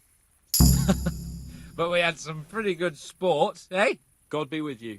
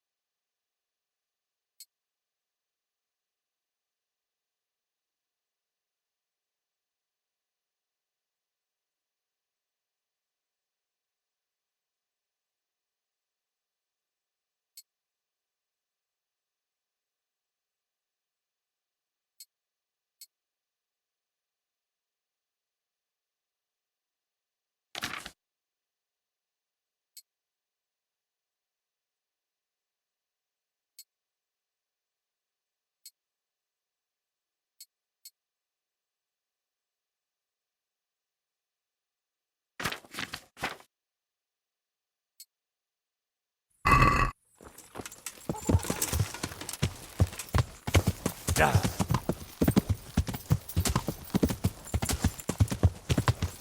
Yeah.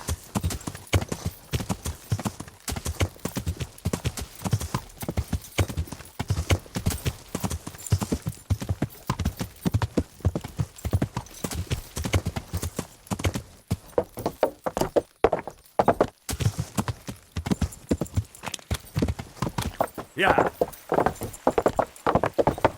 Yeah. Yeah. Yeah. Yeah. Yeah. Yeah. Yeah.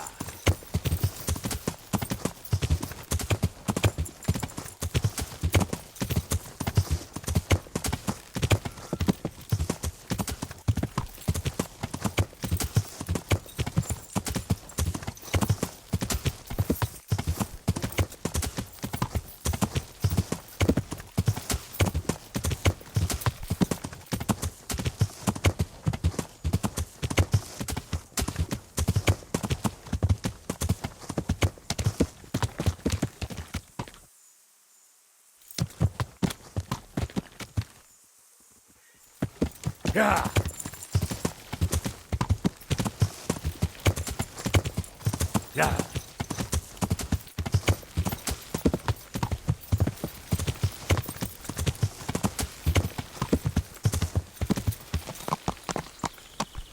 Yeah.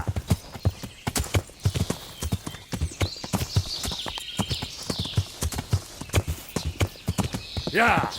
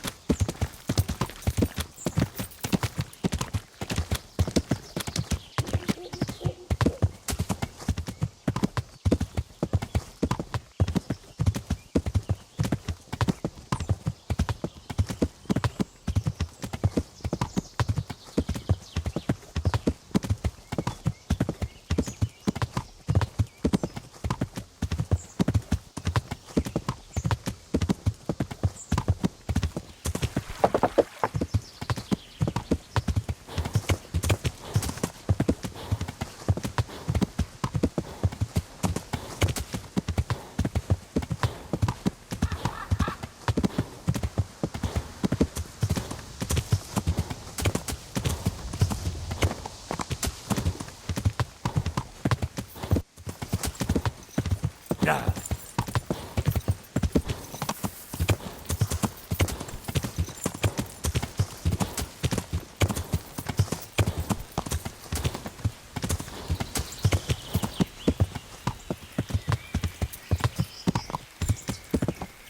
Yeah.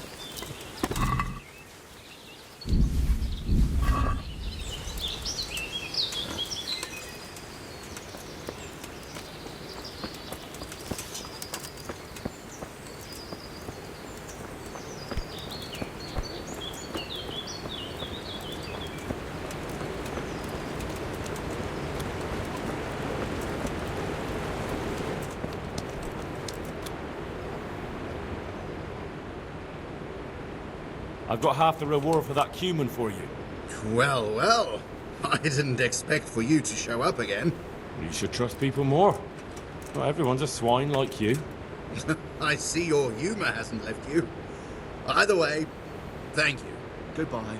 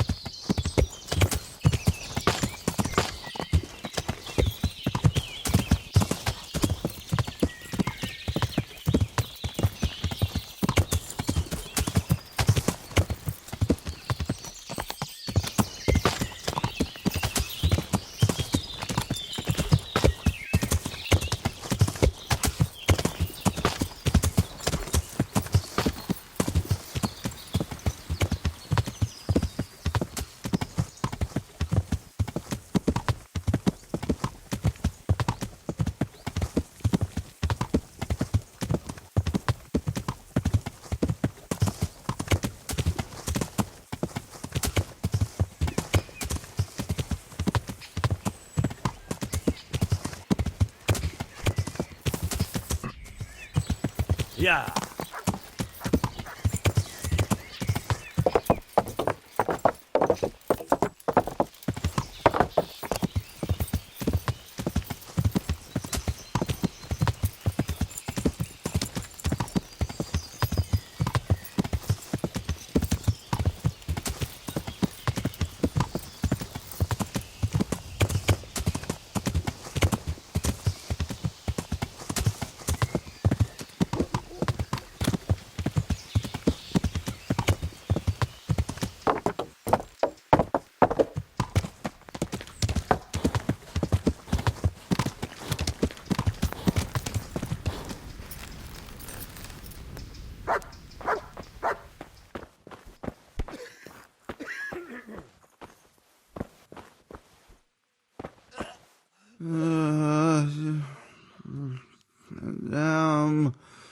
Why are you waking me? I see you look much better. No, I feel much better. Then I heard it was all down to you. Thank you. If you ever need to know about anything that's going on in Sasau, come and see me. There's nothing much happens here without my knowledge. Thomas is my name. How are you doing? Feeling better yet? Aye, much better. I'm truly grateful. A bit longer and I'll be able to run back to the woods and carry on. Well, never mind. Very kind of you to look in on me.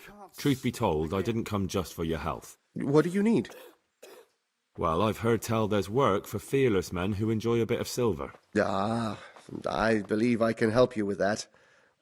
They used to frequent the tavern, but now they meet in the church. The church? Aye, that's right. The church is locked at night, but if you see a light, the door will be open. Go in there and wait. Say a prayer or something, and then you'll see. That's it? I don't need to speak to anyone? Just doing what I told you is enough. They'll give you a good look over and see if you've got the metal. Don't you worry about that. All right, thank you. You took care of me, why wouldn't I help you? Tit for tat, eh? Take care.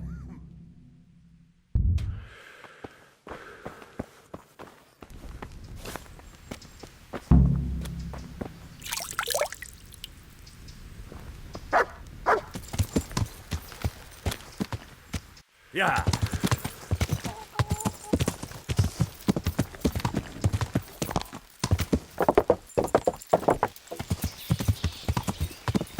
Yeah.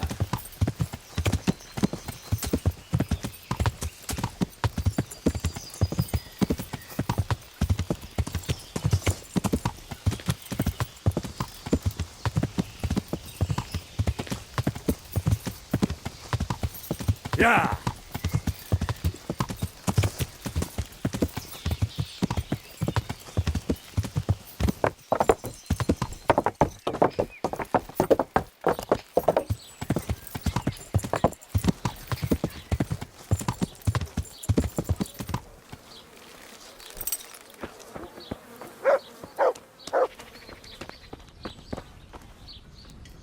Greetings.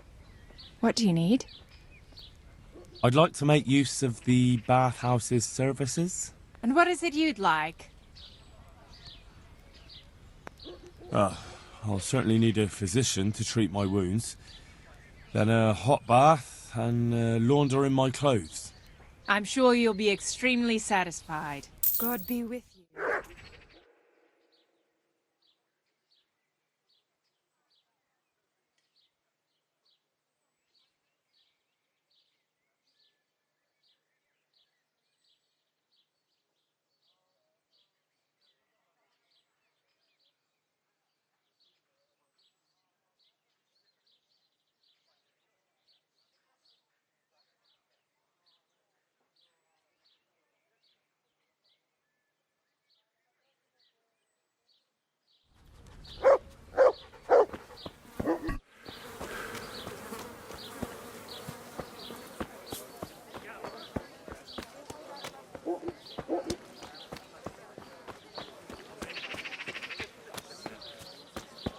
Cože je to za dědina? Ne?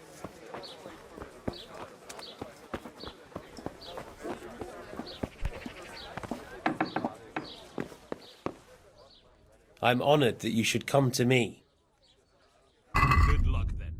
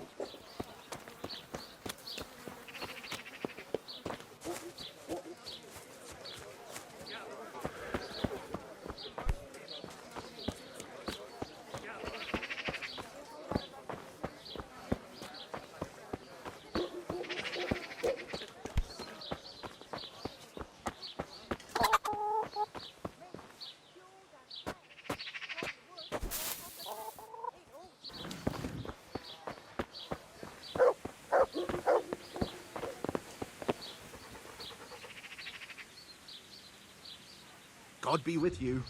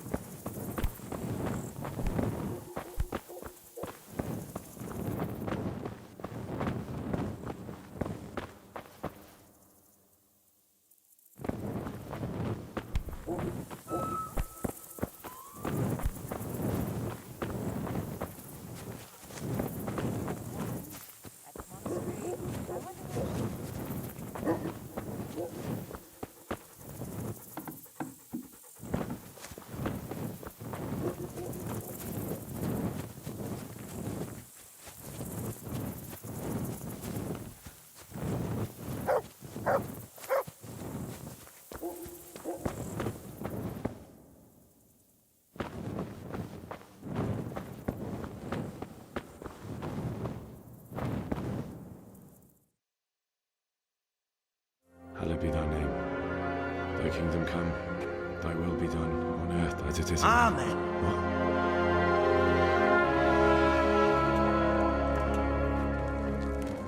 What? So, you've been looking for us, eh? What is it you want? I hear you're hiring men who don't mind getting their hands dirty. Is that so? And where did you hear that? Taverns and the like. People talk. Well, that's a pretty tale. But no one in any tavern told you to come here and wait, did they? So let's have it. Who told you? I don't recall his name, but he was one of your friends. He said that he couldn't take me straight to you, that I had to go through the church. He was right about that. But he still said more than he should have. I know my way around. You won't go wrong with me. Spare me the boasting. I've got a test ready for you. Let's see how you handle it before you tell us how wonderful you are. What test? Nothing complicated. We used to take anyone who looked like they could keep their head on straight. But not now. Now you can only join if you do what we tell you. Which is what? Steal something? Nah, not theft. If you want to join us, you have to kill Pius. Who's Pius? And why should I kill him? That's none of your business. But I'll tell you anyway, because it's an instructive tale. Pius was one of us, but he fucked up. How? Did he steal something? Yeah, that was part of it. Stole some money, ran away. A few boys died over it. Showed a distinct lack of loyalty. And as soon as he's dead, you can join us. I'll have to find him first. You don't need to find him. We know where he is. Then why haven't you killed him yourselves? It's quite a test. He's hiding in a monastery. With the stable boys? It's not hard to get into the grounds. No, not there. Oh, he would have been dead long since. He's in the, cloister. Or whatever it is. But only monks can get in there. Just monks and Pius. He's an educated bastard. Seems he used to be a priest, but it didn't quite work out.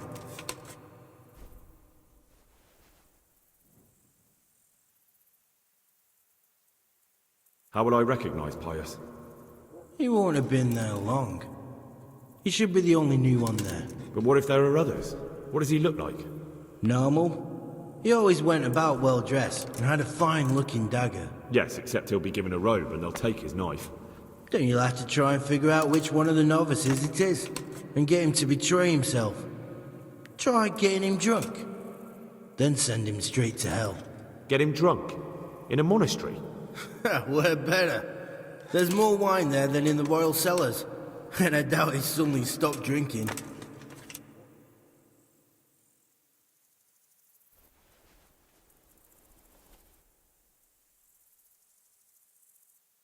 Murder someone in a monastery? Have you gone mad? Murder's a sin as it is. Doesn't really matter where you do it. Yes, it does. I'd be spilling blood on hallowed ground. Well then, knock him senseless, drag him outside, and finish him off where it's less sacred. I don't give a damn where you do it, just as long as he ends up dead.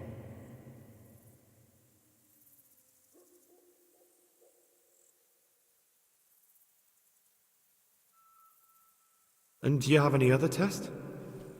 We're not hiring stable boys. We want men who are prepared to do anything. And this is the toughest task we've got. So how many men have you already sent? Just a handful. And what happened to them? Did they hang? Just the first one. The others turned tail. Guess they didn't have the stomach for it. And how am I supposed to get into the cloister? You'll think of something. Maybe there's a secret passage. I've heard there's some cave underneath. The cave of St. Procopius. There might be a way into it from outside. And do you have any other ideas besides secret passages? Well, there is this one fellow been hanging around the taverns. Supposed to join the monastery soon. Might be he could help you somehow. I'd try talking to him if I were you. And if he doesn't help, knock him on his ass and take anything he's got that you could use to pass yourself off as him. A letter of admittance to the monastery, or whatever.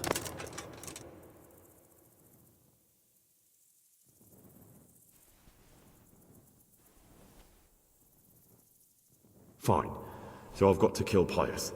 He's in the cloister, and to get into the cloister, I'll need to enlist the help of some boy who's joining the order, right? More or less. And now the main thing. The main thing is to kill him, isn't it? Of course. But that's not all. All hell's gonna break loose in the monastery after the murder. So, either make sure nobody finds him, or hightail it out of there quick as soon as the job's done.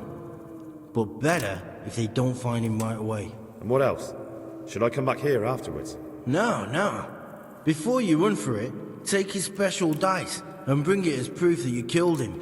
And if you can get him to tell you where he hid the coin, bring that as well. Bring his dice and the money if I find it. And where should I bring it? From the monastery, head east across the river. There'll be a swamp where you'll find a fire pit. Go there at night and light a fire. Make it nice and big and we'll show up. Take the dice and the money, and then tell you where to report. Got it? Right, I'm to slip into the best guarded place in the entire region and kill someone. Take his dice and money, and then go to the swamp and wait by the fire. Yeah, that's the idea. Well, you can at least say a few Hail Marys for me. I'm gonna need all the help I can get. And remember, we'll be keeping tabs. So don't you try to run off, alright? Good luck then.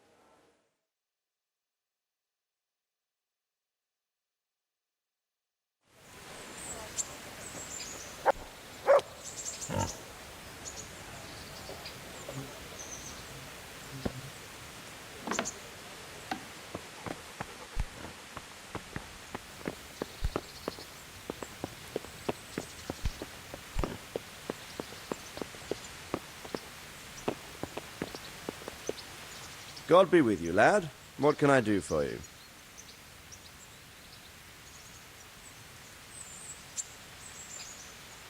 Sir, this investigation into the Neuhof massacre... it's getting a bit complicated. What have you found out? I tracked down a gang of robbers who recruited killers for Pribyslavitz. They know the Horsons who torched Neuhof. That's excellent news. Did you find out any more? So far, not much. If I'm going to infiltrate them, I have to do what they say. That means murdering one of their former cronies, a fellow they call Pius. Apparently he was at Neuhof too. You have to kill a criminal to prove yourself to them? Huh. I don't much like the sound of it. That's not the worst of it. This Pius is hiding out in the monastery pretending to be a novice. I'd have to get inside the cloisters to get at him. Good God above, that's another matter entirely. They don't let just anyone into the cloisters, and the abbot won't give up any of the novices. Secular law has no jurisdiction inside the monastery. But this is the second time that something untoward has happened there. First the counterfeiters, now this. I'd be glad to have someone take a look inside.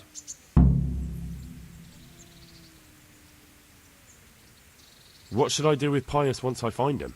Don't kill him. Bring him to the bailiff in Rattay. He'll interrogate the man and give him a fair trial. It doesn't sound like an easy task, sir. Getting into the cloisters, finding Pius, and then getting him to the bailiff. Far from it, lad. But I have confidence in your abilities. It seems like the only way to find Pius is to join the order. Damned if I know how, though. A bit of meditation and learning would do you good. If it's really the only way to get to him, then you'll have to do it. I'm sorry I can't be of much help. Sadly, my relations with the monastery aren't entirely congenial. You'll have to figure something out for yourself. Good luck, then.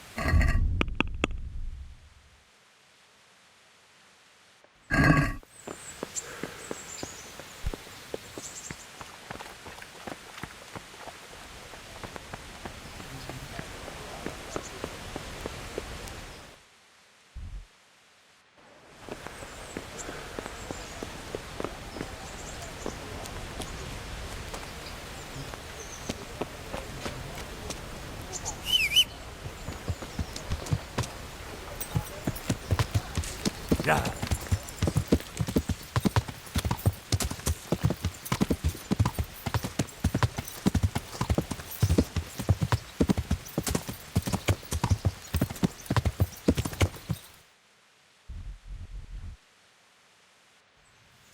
Yeah.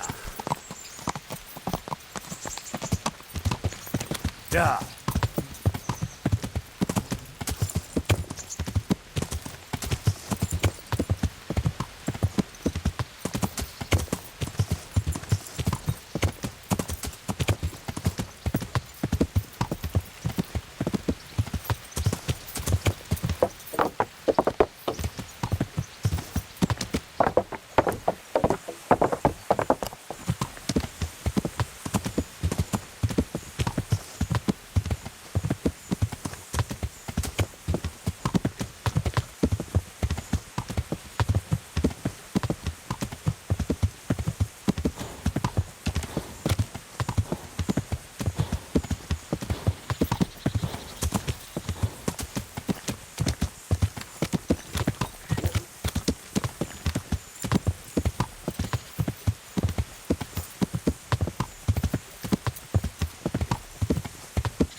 Yeah.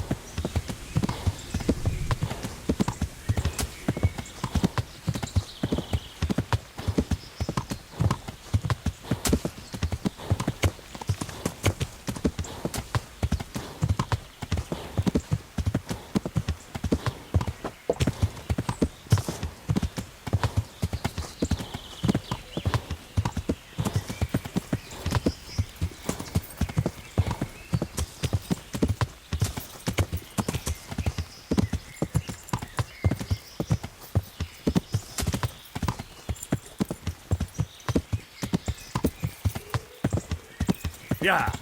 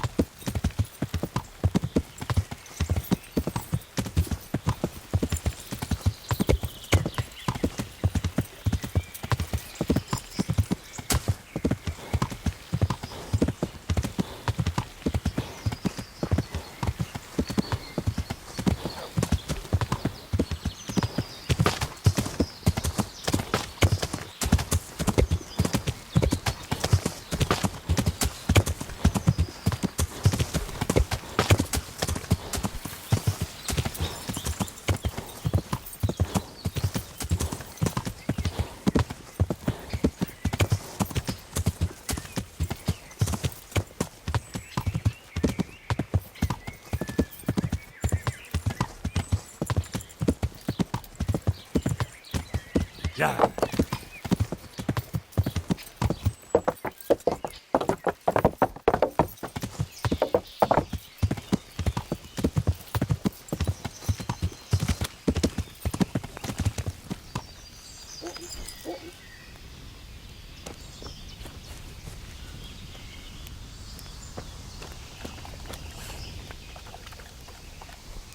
One beer.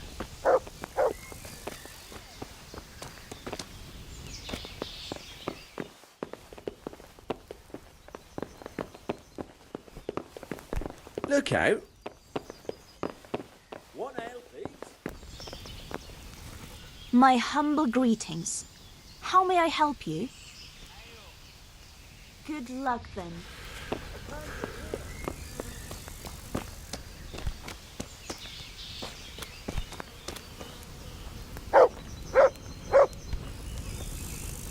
God save you. What can I do for you? You wouldn't be Carl by any chance? No. Take care. Got it for you right here. God grant you health. How may I help you? Are there any problems around here I might be able to help with? Nothing I've heard about. Thank the good Lord. It's quiet here. Take care. My pleasure.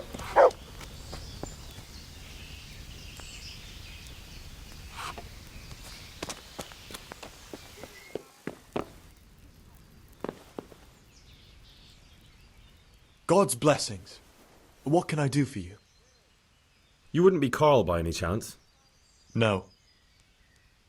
Goodbye.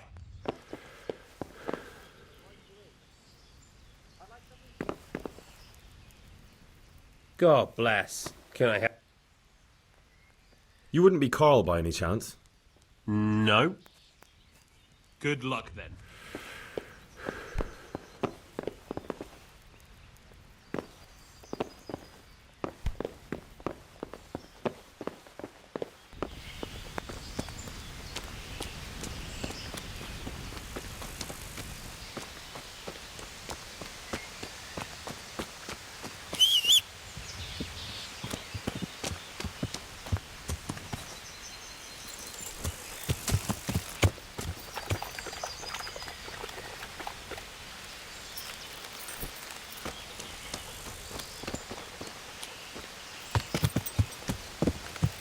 Yeah.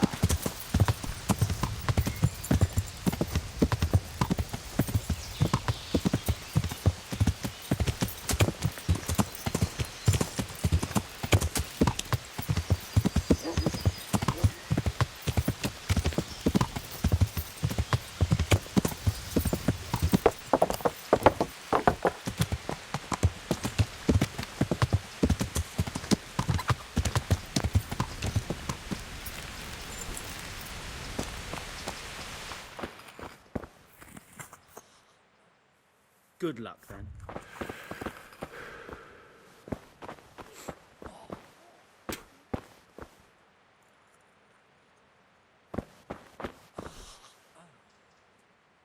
Goodbye.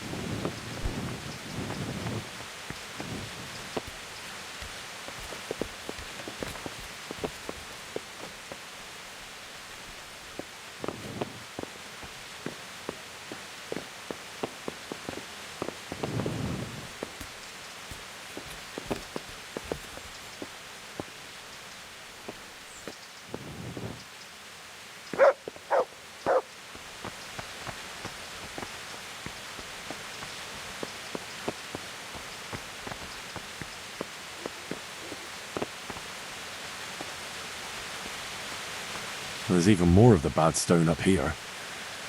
I hope the rest of it won't be falling on people's heads too.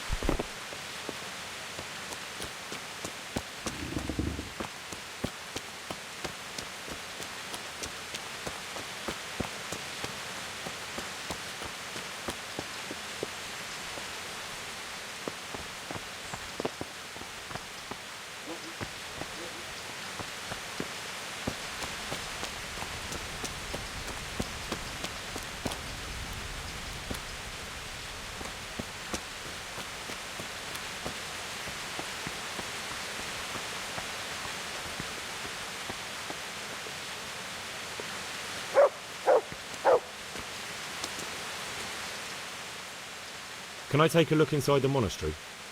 What's got into you, boy? The grounds inside the monastery belong to the monks of the Order of Saint Benedict. No others shall pass. Good luck, then.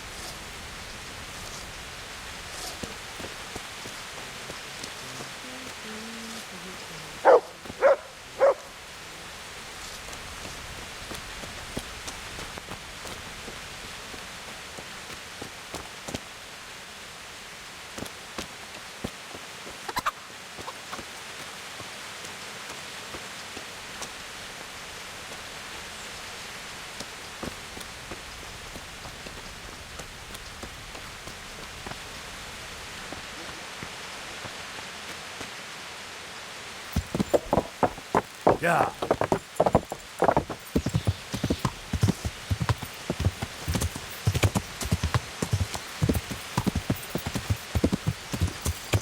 Yeah.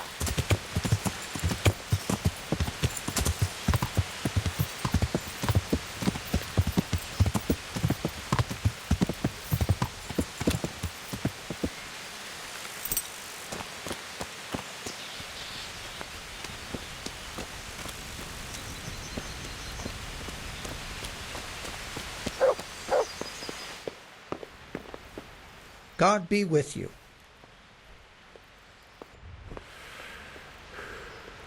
What? Are you volunteering to get your head smashed in? A tangle of ale for me. Calm down. I don't want any trouble. Then get lost. I'll have a beer. My God, what happened to you?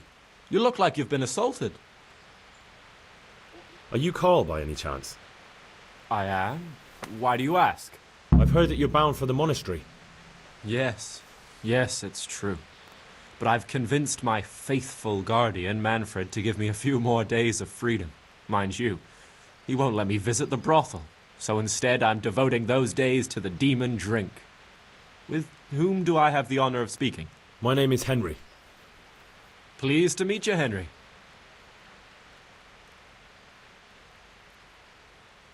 Could we speak in private? I have some, issues with the monastery. Really? Well, I'd love to talk about it, but we won't have privacy as long as Manfred here has his head permanently stuck up my arse. Get rid of him for me, please. Goodbye. God save you. You're Manfred, the young lord's guardian? Indeed I am. Why?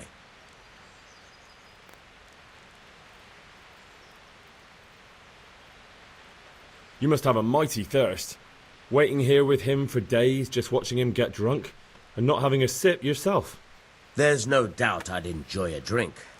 Heaven knows I deserve it. But if I dull my senses in the slightest, that rogue will surely get up to mischief. So let's drink together. And if you start to feel unwell, I'll keep an eye on him. Like you said, you deserve some fun. I can see you're a reliable lad. So what shall we have to drink? And while we're at it, why not have a little game? Good luck, then.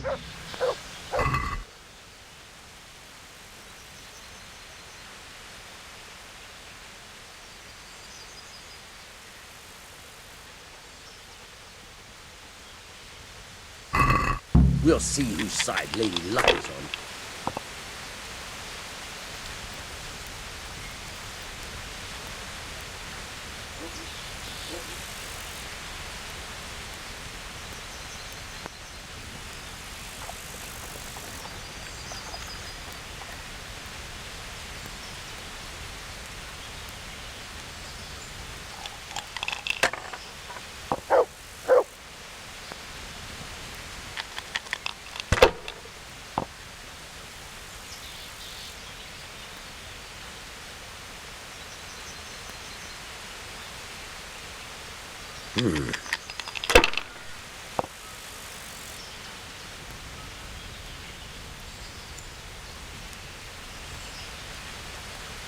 That's it.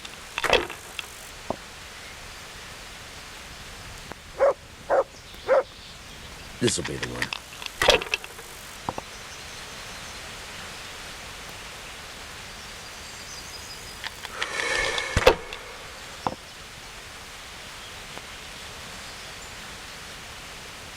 Finished.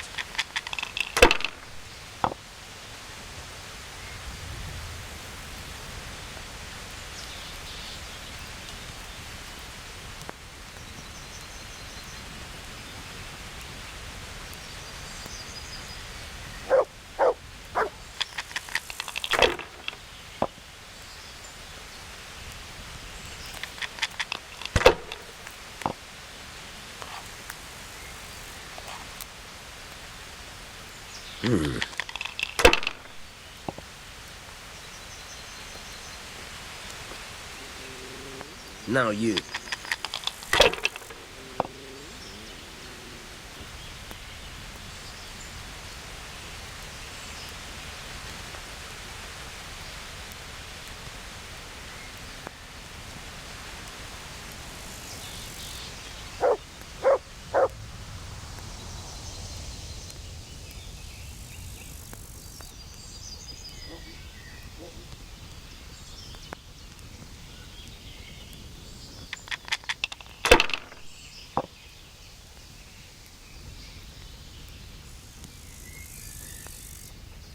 If I was in your shoes, I'd pass while the going's good.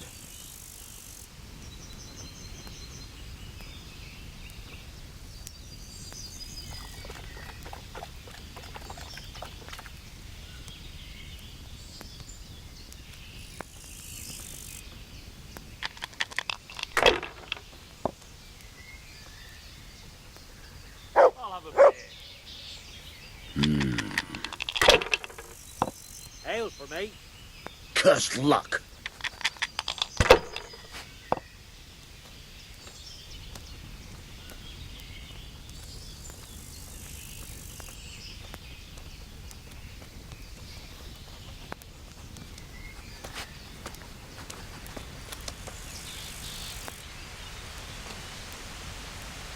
Ale.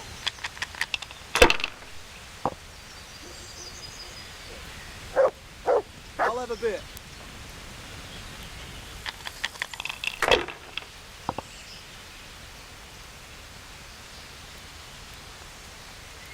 That's it. I shouldn't have pushed it.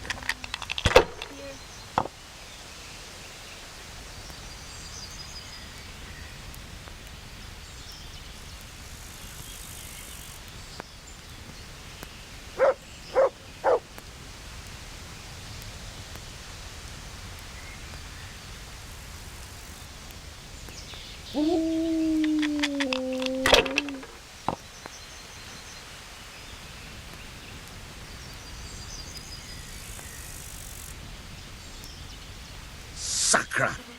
Can't believe it.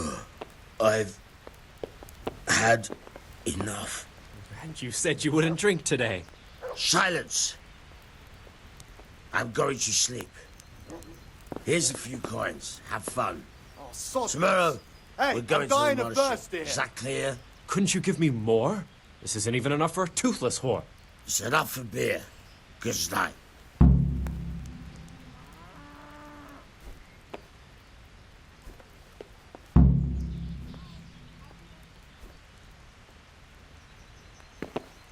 How much longer must I wait? Manfred's taken care of, just as you wanted. Thank God. He won't let me out of his sight for a second, and he's itching to get me in the monastery so he can head back home. Why are you being sent to the monastery? Like every lusty young lad, I'm fond of fair maidens, but I got too fond of one, and let's just say she was, indisposed for 9 months. But they don't send you to the monastery for that. They do, when it's the daughter of the lord of your fief. Shit. Shit is putting it mildly. The Lord of Bookover was less than pleased. He knows he'll never marry off his daughter now, so he gave father a choice. Either pay him 1,000 groschen in compensation, along with my balls on a silver platter, or pay 1,000 groschen and put me away somewhere no one will ever see me again. Here you are. Why does your guardian never leave your side? So I don't run away. Of course, I'm free to walk around, but he watches every step I take and won't stop until I'm behind the monastery walls. Well, he's not watching you now. What good is that to me when he has all the money, and even my saddle and riding cloak under lock and key? Got 2 hands. Why don't you just run away? Bare-arsed? Yeah, what the hell would I give do? me a minute. I don't know how to work, I have no money, and that old bastard's even taken my cloak. He has me in the palm of his hand. But there are poor people everywhere and they get by somehow. If I have to choose between hunger and poverty on one hand and the monastic life on the other, I'm afraid the monastery wins. If I could only steal that old man's pouch, I'd be gone faster than lightning and no one would ever see me again.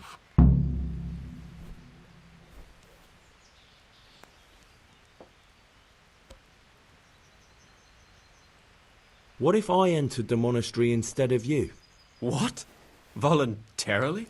You don't look like someone who'd want to spend the rest of his days on his knees praying. But that's your problem.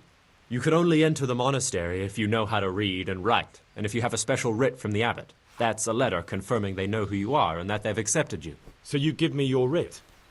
I'll just tell them I'm you. Manfred has the writ. You'd have to take it from him, but he only puts it down when he sleeps. So I'll steal it and then you can disappear. Disappear? Hands. Bare-arsed? What the hell would I do? I don't know how to work, I have no money, and that old bastard's even taken my cloak. He has me in the palm of his hand. But there are poor people everywhere and they get by somehow. If I have to choose between hunger and poverty on one hand and the monastic life on the other, I'm afraid the monastery wins. If I could only steal that old man's pouch, I'd be gone faster than lightning and no one would ever see me again. That's all then. Goodbye. Ale as usual.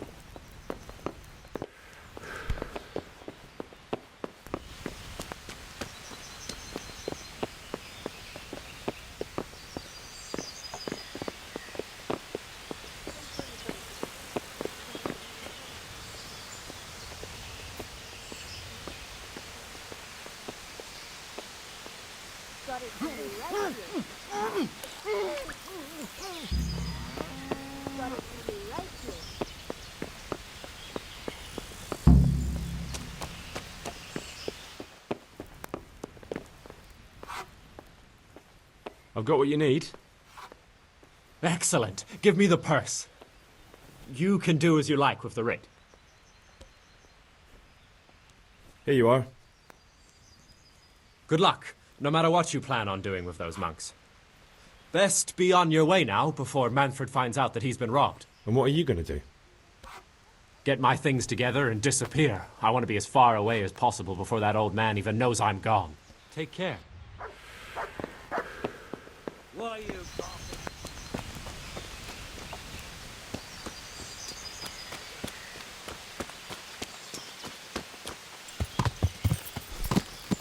Yeah.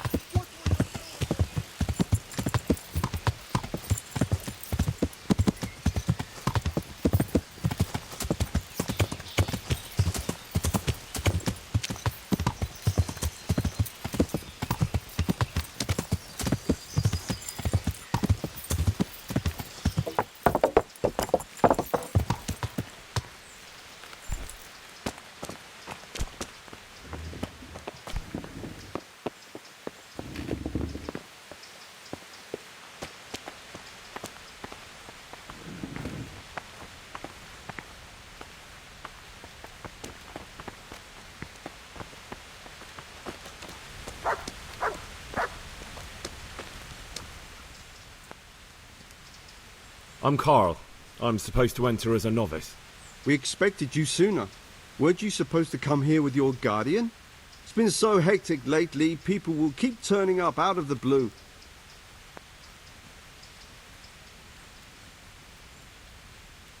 He gave me the papers and left me at the gate. You must be used to that, though. I'm not the first novice here, am I? But that wasn't very considerate of him, was it? It's been so hectic here lately, novices arriving one after the other. The last one didn't even have a letter, and you'd think his backside was on fire, the way he kept looking over his shoulder. You took him without the letter? You didn't find that suspicious? My guess is he wanted to hide from someone. But he's a priest and knows how things work in the monastery, so there was nothing to prevent him from being accepted, at least temporarily. You're a different case, though. Are you able to read? Naturally. I wouldn't be here otherwise. So then, are you ready to enter the Order of St. Benedict and renounce forever the temptations of this world? I am. Then you must rid yourself of all your worldly possessions. Sell them or give them to the poor and needy or donate them to the monastery. You may not enter this place burdened by worldly goods. Inside the gatehouse is a trunk in which you will find monks' robes. Put away all your possessions and dress yourself in the habit. Then you may rest a while I go and see the prior to arrange matters for your acceptance. Good luck, then.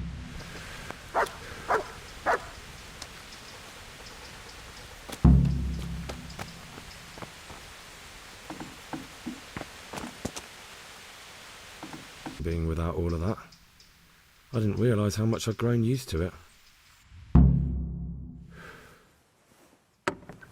Everything's prepared. It's time for you to take your vows. Do I really have to wear this? You'd better get used to it. You'll be wearing it for the rest of your life.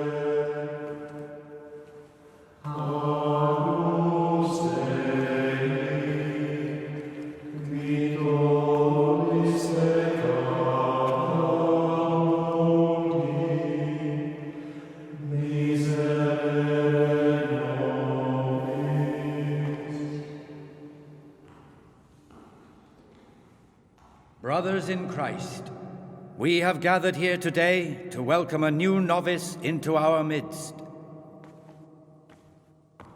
Dear brother, forget your former life and embrace your new vocation in the community of the monks of St. Benedict. Opus Dei, obedientia, obprobria, the service of God, obedience, and endurance of all discomfort. These are the cornerstones and succor of our order, which on this day shall become your own. Suscipe me, Domine, secundum eloquium tuum, et vivam. Et non confundas me ab expectatione mea.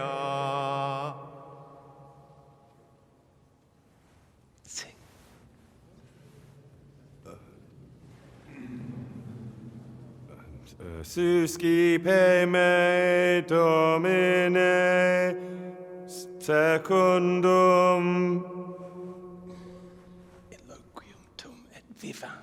in loquium tuum vivam, et non confundas me ab expectatione mea. Accept your new name, Brother Gregor, and wear it with honor. Welcome, brother.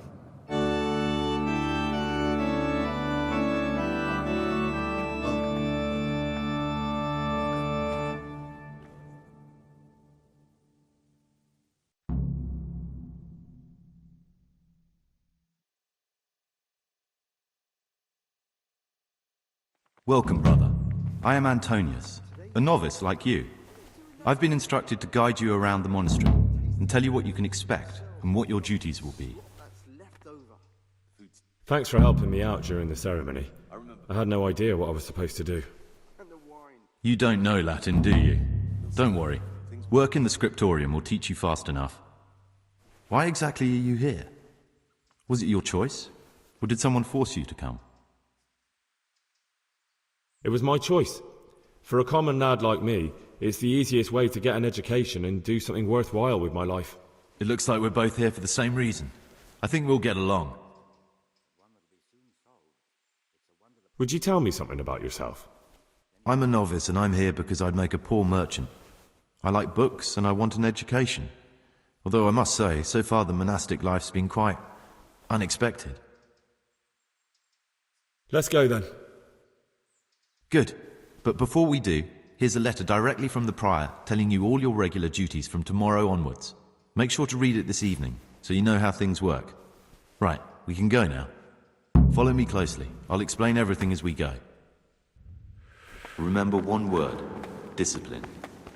It's your job to work and pray. You serve the Lord now, not your own bodily needs.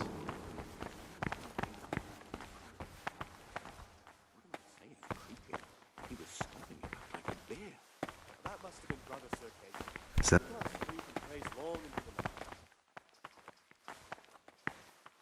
Someone really reeked at Matins. You're right.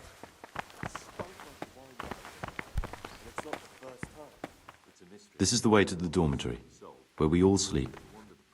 You'll find a free bed there, which is now yours. Do you know the first thing the monastery taught me? To appreciate sleep. We rise before dawn every day. Takes a bit of getting used to.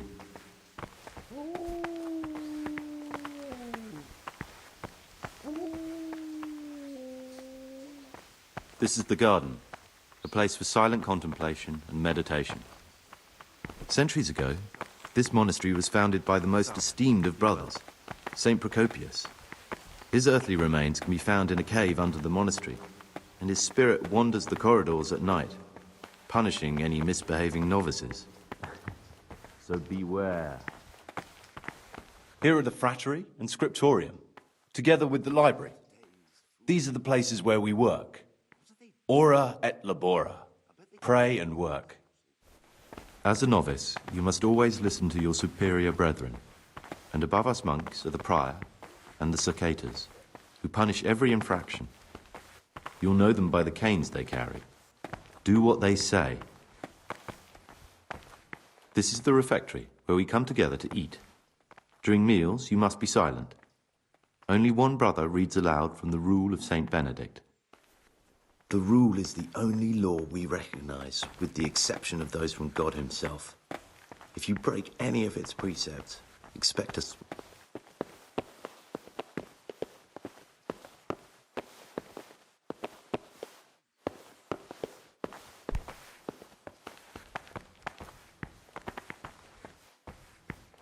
The library, the pride of our monastery, a trove of learning. We don't just read books here, we also copy them. You, too, will learn how. And that's all. Today you are still free from duty, but tomorrow you begin work like the others. If you need anything, ask any of the brothers. We will be glad to help you. And I recommend you get to know the other novices. You already know me. Then there is Siskin, Yodok, and Lucas. Thanks for showing me around. There's a lot to learn here. Will you tell me something about yourself? There's not much to tell. I lived in Vlashim, and after my father died, I found out I wasn't much of a merchant.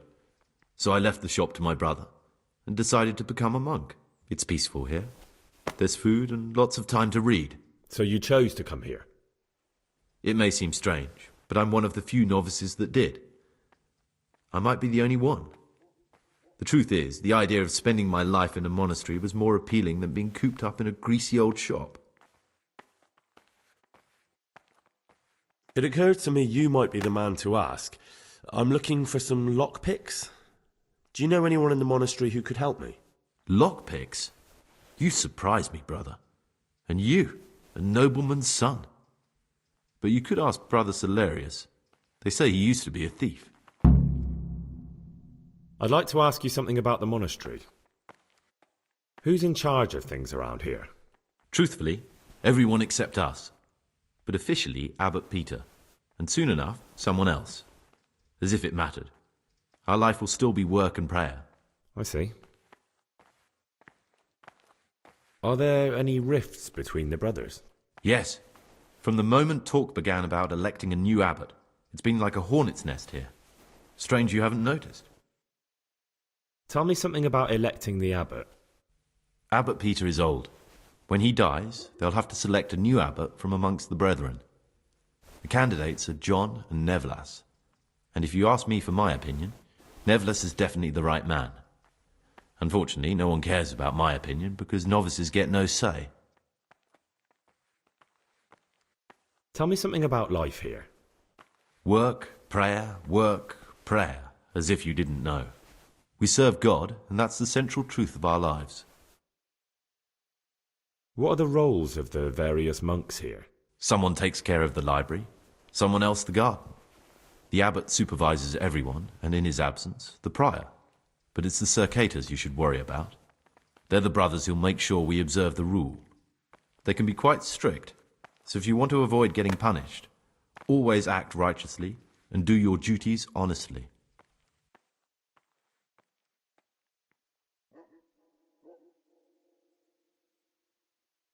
Who would you choose as the new abbot if you could? Why should I even think about that when I don't have the right to vote? Gregor, don't go poking your nose into other people's business. You'll sleep better at night.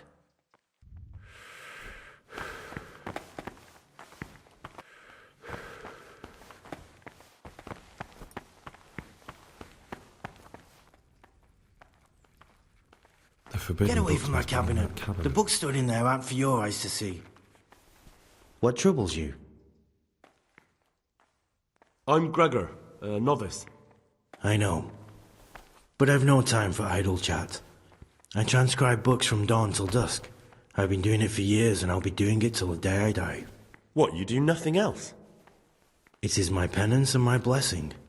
And now, brother, if you don't mind, I'd like to get this page finished.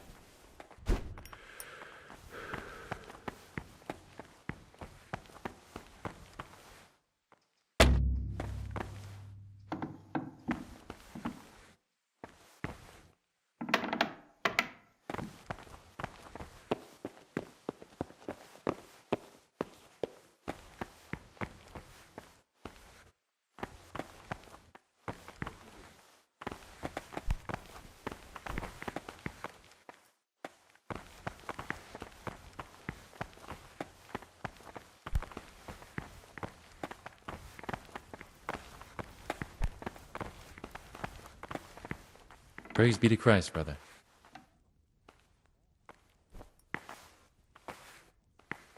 I'd like to ask you something about the monastery.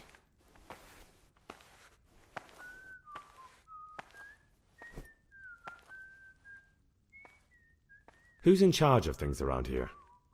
Abbot Peter is the administrator of the monastery, but you won't see him. He's always traveling, and on top of that, he's old and infirm. Perhaps the good Lord will bless him with many more years of life. And what happens when the old abbot dies? Then we elect a new one. Are there any candidates to be the new abbot? Yes, there are. Brothers John and Nevlas. Cursed elections. Since the brothers began talking about them, there's only been strife in the monastery. On one side are brothers who'd like to see John as abbot, on the other those who support Nevlas, and they seem to be capable of fighting about it forever. Tell me about John. John is a circator, and the oldest brother here. It would be only natural if he took the crosier from Peter. He has experience, merit, and composure. He'd lead the monastery wisely. I'd like to know about Nevlas. Nevlas manages the monastery's property.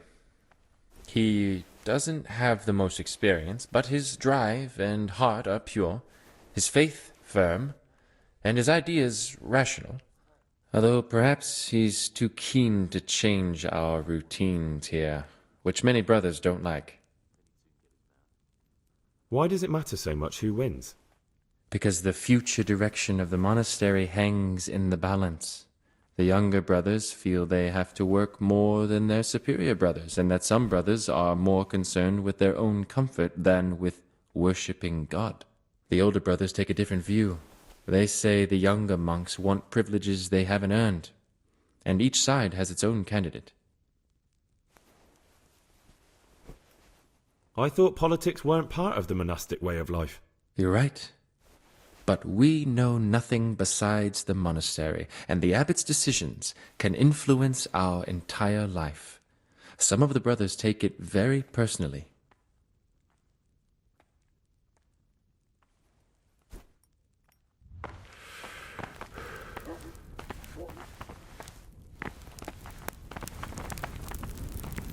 Go away. Novices aren't allowed. My joints started aching just before they raised scallops, and now they hurt again. But worse than last time. I tell you, something is going to happen. My name's Gregor, a novice. You can call me Siskin. Are you here of your own free will, or is this a punishment? Although it's not important. Welcome to purgatory. Did you say purgatory? You'll see soon enough. Soon enough.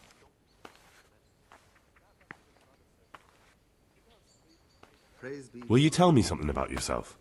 Look, nothing against you, but I prefer not to talk about my past. Are you hiding something? Why are you so reluctant to tell me anything about yourself? I'm hiding a lousy past that I'd rather forget. I hate to think of all I lost when they stuck me in here. And also because I really hate the question, aren't you the son of the famed Sir Smil Flashka of Pardubitz? I was rich and I had everything. But then my father began to feel his time approaching, so he decided to send a son to the monastery. And, being the youngest, the lot fell on me. I've no head for managing the estate, and they said I'd squander it. Can you imagine? Me, in a monastery. So I took what coin I could from home with me, so I didn't lose out completely.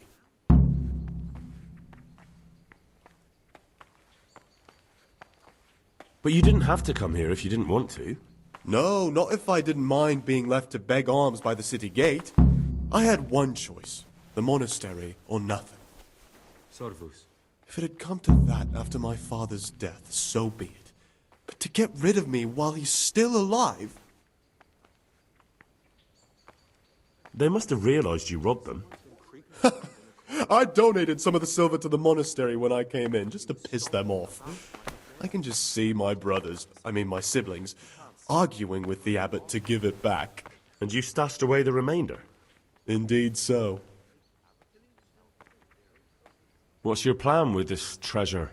To get out of here as soon as I can. I'll wait another year or two until my hot-headed brothers cool off a bit, and then I'll take the silver and run off somewhere, far, far away from here. That's all I wanted to know. Please, keep it to yourself, especially the part about the coin.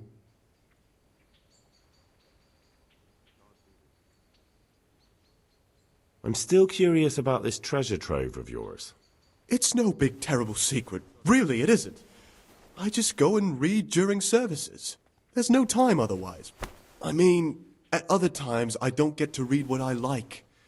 And I keep it under the slab so the others don't find it. I'll leave you be. Don't worry, I won't follow you again. Thank you. And please, Gregor, don't mention it to anyone.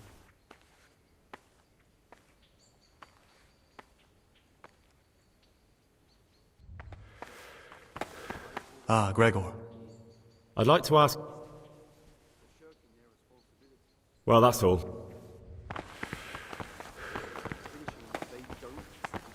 Someone's weeding in the garden.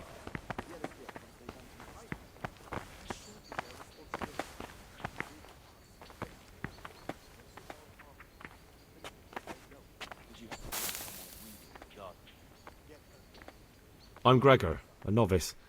I saw you at the ceremony. I know. It was hard not to notice you. And you are?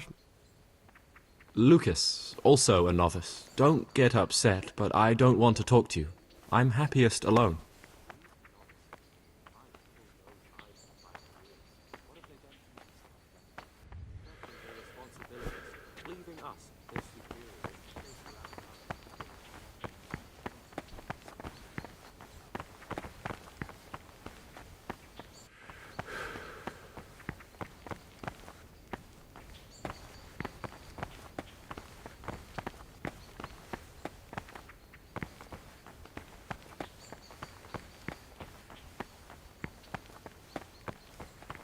Salve. Be well.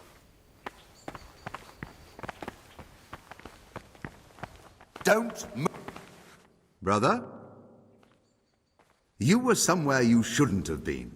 Don't you know your place? Don't you know where you're permitted to enter and where your presence is forbidden? Very well, brother. I accept my punishment. Now, show me what you have on you. I must confiscate anything that is not allowed in the monastery.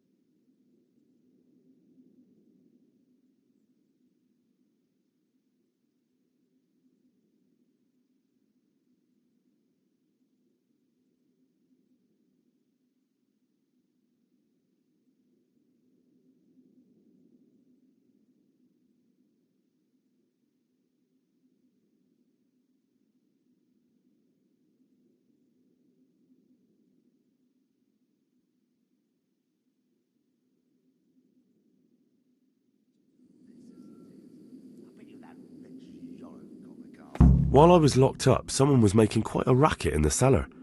Blind drunk, I'm sure of it. Wonder what's been going on.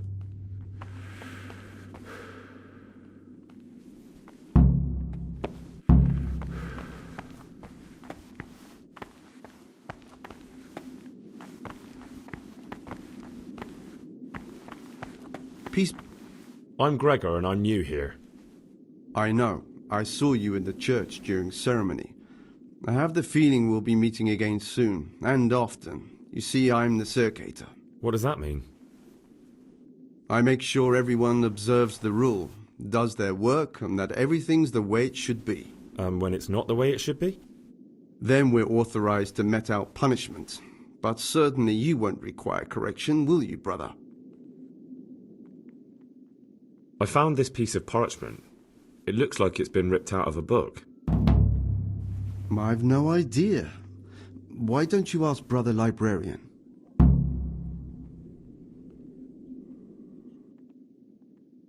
I'd like to ask you something about...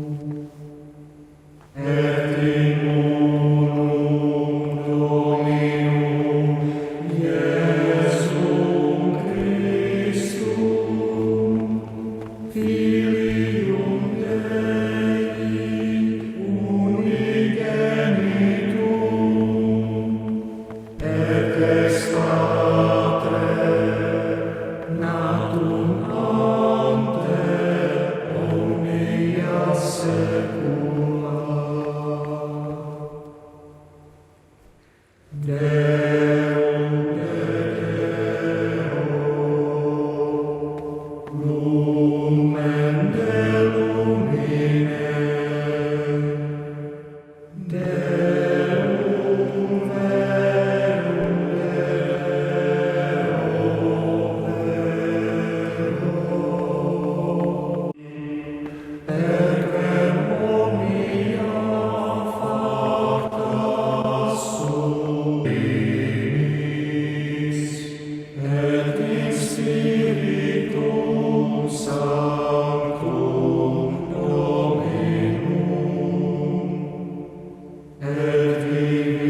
glorificatur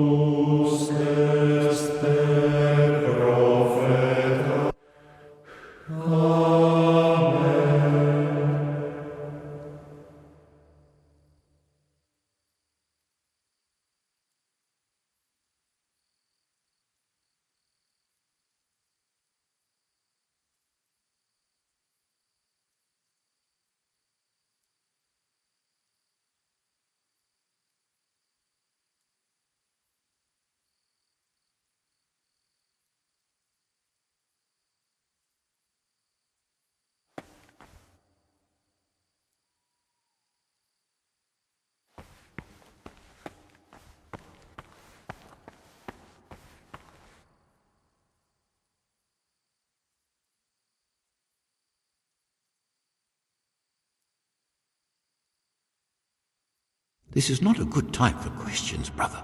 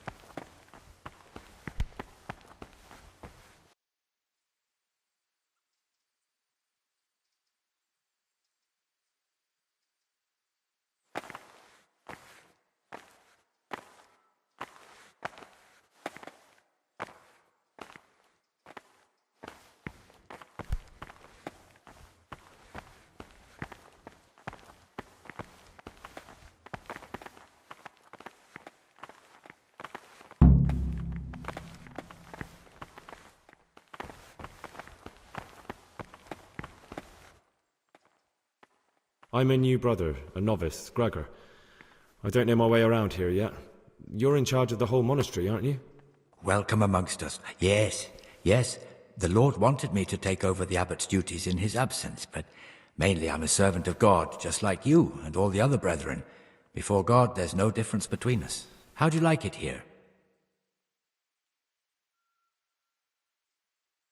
It's wonderful here. I'm glad to hear it. May your enthusiasm last.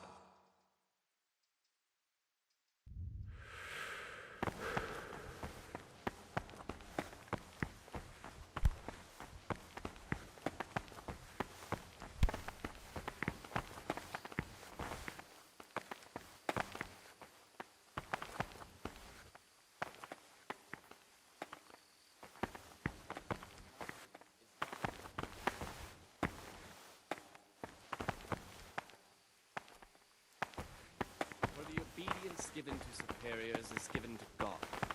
For if the disciple obeys with an ill will and murmurs, not necessarily with his lips, but simply in his heart, then even though he fulfills the command, yet his work will not be acceptable to God, who sees that his heart is murmuring, and far from gaining a reward for such work as this, he will incur the punishment due to murmurers, unless he amend and make satisfaction. The rule of Saint Benedict. Readings on the abbot. Therefore, when anyone receives the name of abbot, he ought to govern his disciples with a twofold teaching. That is to say, he should show them all that is good and holy, by his deeds even more than by his words, expounding the Lord's commandments in words to the intelligent among his disciples, but demonstrating the divine precepts by his actions for those of harder hearts and ruder minds. The abbot should always remember what he is and what he is called, and should know that to whom more is committed, from him more is required. Let him make no distinction of persons in the monastery. Let him not love one more than another, unless it be one whom he finds better in good works or in obedience. And let him not shut his eyes to the faults of offenders, but, since he has the authority, let him cut out those faults by the roots as soon as they begin to appear. I'd like to know something about the other novices. I don't know much, but ask away. Of Silo.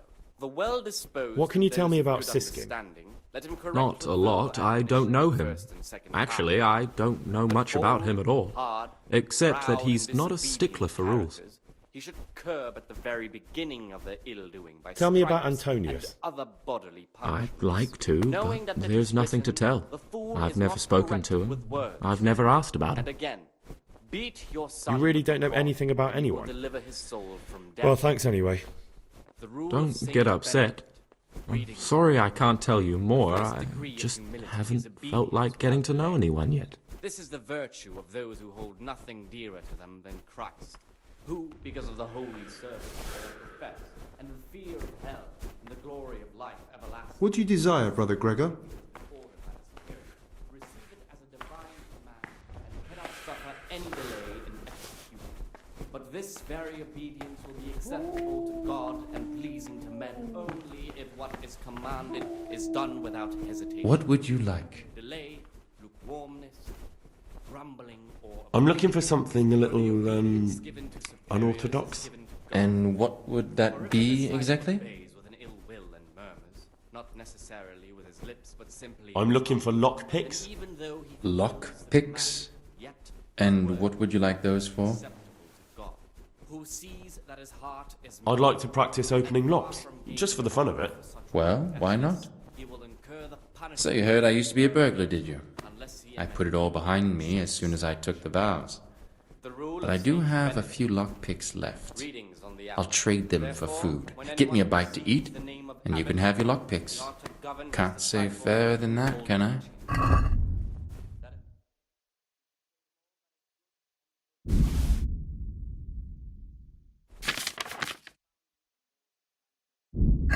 Intelligent among his disciples, but demonstrating the divine precepts by his actions for those of harder hearts and ruder minds. The and what he is called, and should know that to whom more is committed, from him more is required. Let him make no distinction of persons in the monastery. Let him not love one more than another, unless it be one whom he finds better in good works or in obedience. And let him not shut his eyes to the faults of offenders, but, since he has the authority, let him cut out those faults by the roots as soon as they begin to appear. Remembering the fate of Heli, the priest of Silo, the well-disposed and those of good understanding, let him correct with verbal admonition the first and second time. But bold, hard, proud, and disobedient characters he should curb at the very beginning of their ill-doing by stripes and other bodily punishments, knowing that it is written, "The fool is not corrected with words." And again, beat your son with the rod, and you will deliver his soul from death. Will you tell me something about yourself? There's nothing I can tell you. I mean, where you're from, what sort of life you had before, that sort of thing. I'm a novice, and my monastic name is Lucas. Nothing else matters. Hours in sacred reading. To that end, we think that the Come times on. for each may be Is there prescribed. really nothing at all you can tell me? I could, but I don't want to. I'm sorry. I want to stay focused on work and prayer, not on who I once was. I never will be again. What has been isn't important for us. We cast the past aside when we walked through the monastery gates and took our oath. Never forget After that. the 6th hour, having left the table, let them rest on their beds in perfect silence. Or if anyone If you could, who would you vote for to be the abbot? But I can't vote, so what's the point of worry? Ask Antonius. He often talks about it, and I'm sure he has an opinion. And let them again do what work has to be done until I'd like to ask you something about the weak or monastery. sickly brethren should be assigned a task or craft of such a nature as to keep them from idleness, and Well, at that's the all. same time not to overburden them or drive them away with excessive toil. Their weakness must be taken into consideration by the abbot. The rule of Saint Benedict, readings on the spirit of silence. Let us do what the prophet says. I said, I will guard my ways, that I may not sin with my tongue. I have set a guard to my mouth, kept silence even from good things. Here the Greetings, brother. I'm Gregor, and I'm new here. Greetings to you, brother. I'm Yodog, the oldest of the novices. I hope you'll like it here in the monastery and that you won't get into trouble. Trouble? You're young, perhaps intemperate. You might easily stray from the rules of the order. I suggest you get to know the older monks. You never know when it might come in handy. Much speaking, you will not escape sin. And in another place, death and life are in the power of the tongue. For speaking and teaching belong to the master. The disciples Talk to me, brother. silent and listen. And for that reason, if I'd like to ask you something about the monastery. it should be asked with all the humility and submission inspired by reverence. But as for coarse jests and idle words, or words that move to laughter, Can you tell me something about the rule of St. Benedict? 7 centuries ago, Saint Benedict of Nursia wrote a collection of monastic rules, which we still follow today. They're read at every meal. The fundamental precepts are obedience, work, and prayer. We're fully devoted to serving God. The outside world beyond the monastery walls is foreign to us. Do you never want to know what's going on out there? And what should be going on? The sky is just as blue and the grass is just as green. Perhaps the rulers change, but the greatest ruler of them all will remain unchanged through the ages. Peace be with you, brother. Are there ever any disagreements between the brothers? Unfortunately, yes. The biggest quarrels right now are about the election of the new abbot. They can already see poor Peter in his grave. I understand. Can you leave the monastery? Well, where would you go? You have everything you need here. Anyway, all the doors here are closed and locked tight so no one can get in or out.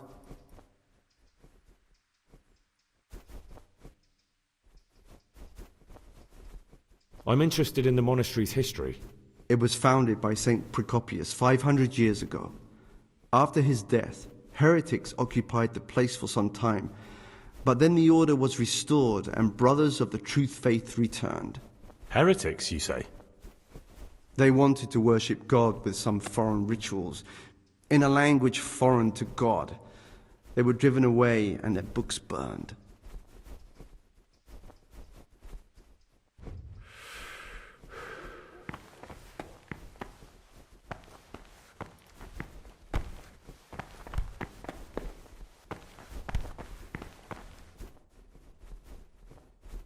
Praise be to Christ, brother. I'd like to ask...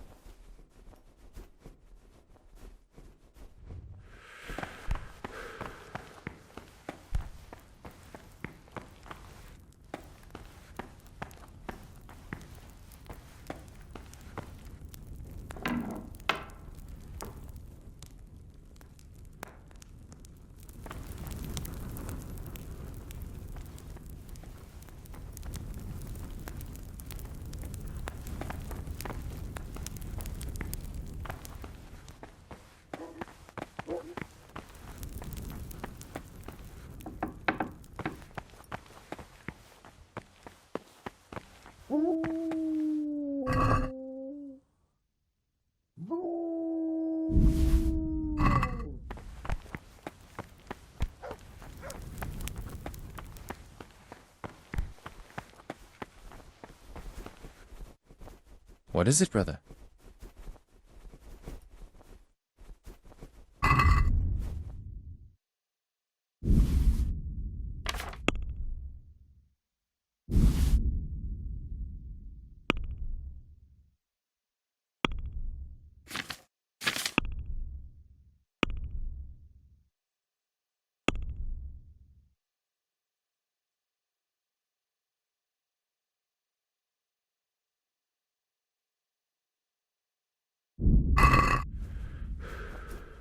What would you...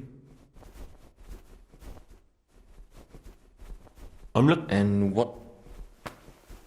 I'm... Lock? I'd... Well, so you heard I used to be a... I'll trade them.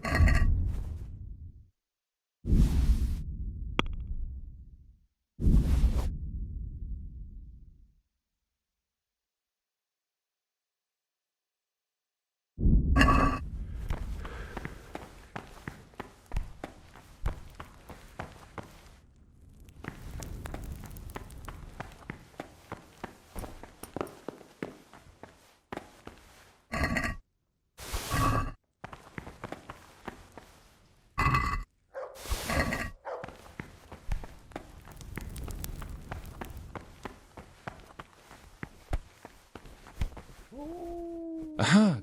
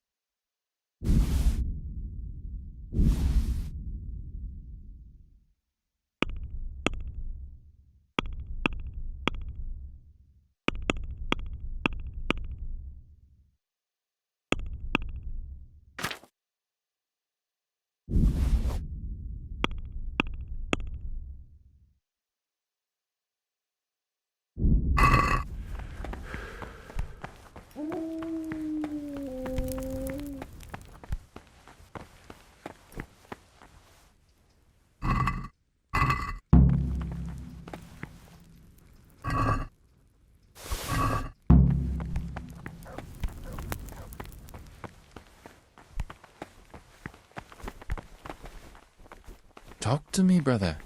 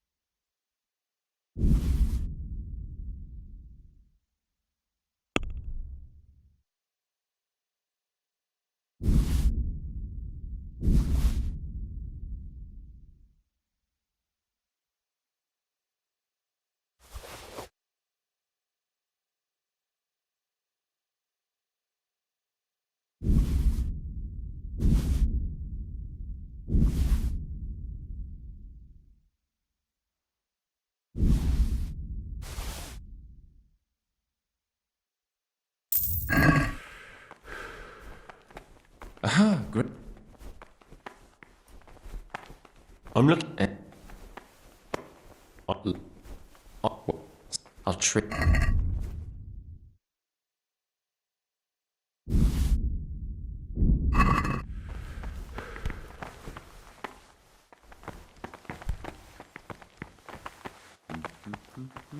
I'm telling you, someone's been creeping around in the corridor at night. Oh, I say creeping. He was stomping about like a bear.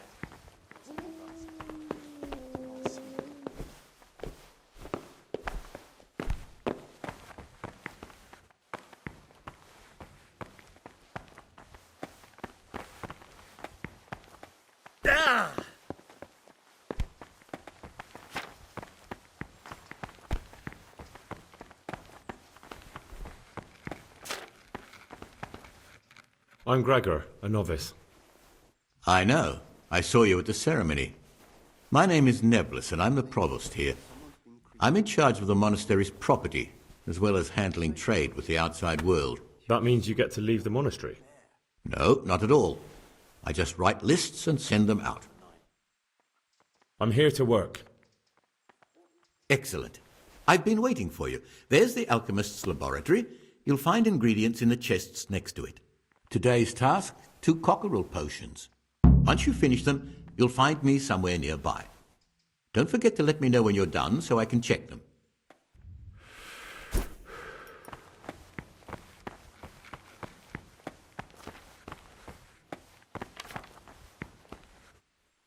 Praise be to Christ.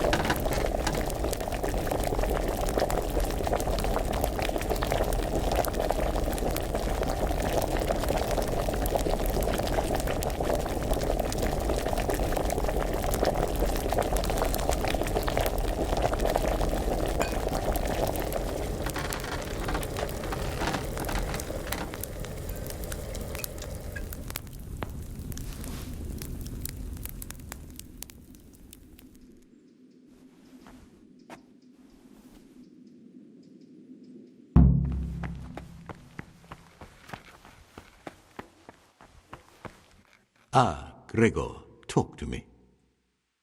I've finished my work. Show me what you've made. Spectacular, Gregor. You've found your talent.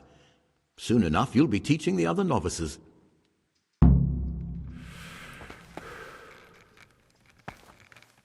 Ah,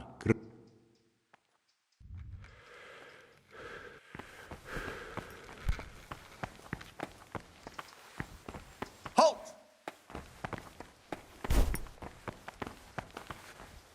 Brother, what are you doing here? I definitely was there. I did come a little late, so perhaps no one noticed me. Really? I'll pretend nothing happened, but this is the last time, brother.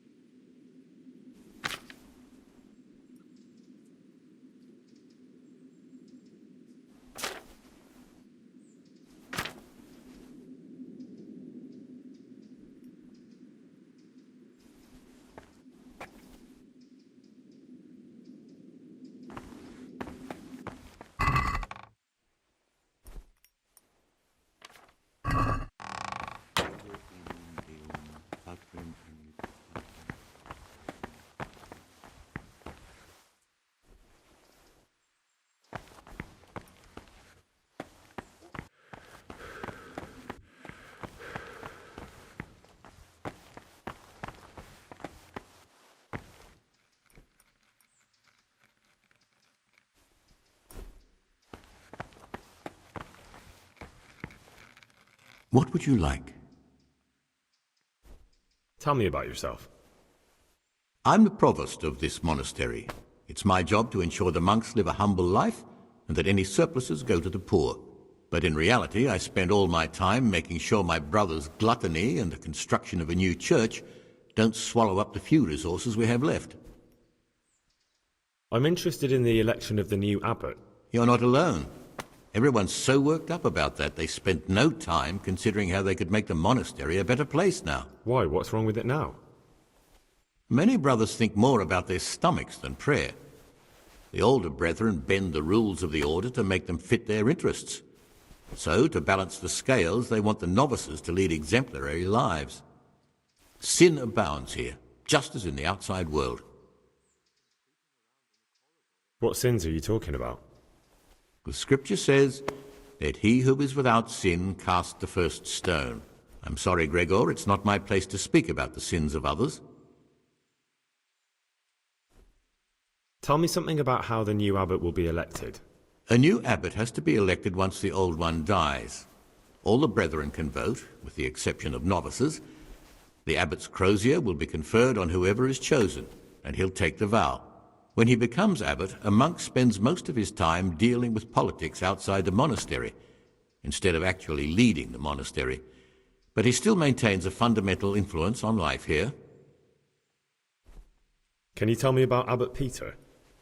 Peter's wise in the ways of politics and a good shepherd, but as you've already heard, he's old and infirm. The other brothers see him with one foot in the grave, but I still have hope for him. But you, brother, don't let yourself get involved in the games of your superiors. Could you help me with something? With what? I'm interested in medicine, and I know there's a cure for the abbot's ailment. With your help, I could find out the details, and together you and I could give old Peter a few more years to do good. What do you say? You can count on my help. What do you need me to do? In order to get the recipe for this medicament, a few rules will need to be broken. Now you know most of the brothers believe every illness is a message from God, and that it's not our place to deny his will. I, however, think if God sent us not just illnesses, but also the medicine to cure them, then it's our duty to relieve people of their suffering. The cure for Abbot Peter's illness could be contained in one of the books in our library, but it will certainly be amongst the libri prohibiti, the forbidden books, those we aren't permitted to read.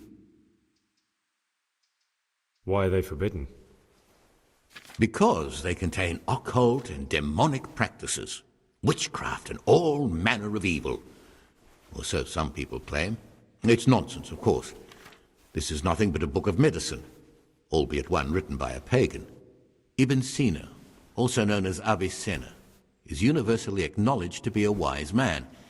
But here, at some point, someone decided his book is the work of a Saracen devil and must be kept under lock and key. Since then, no one can even talk about the book. But the three wise men were from the East, were they not? Where can I find it?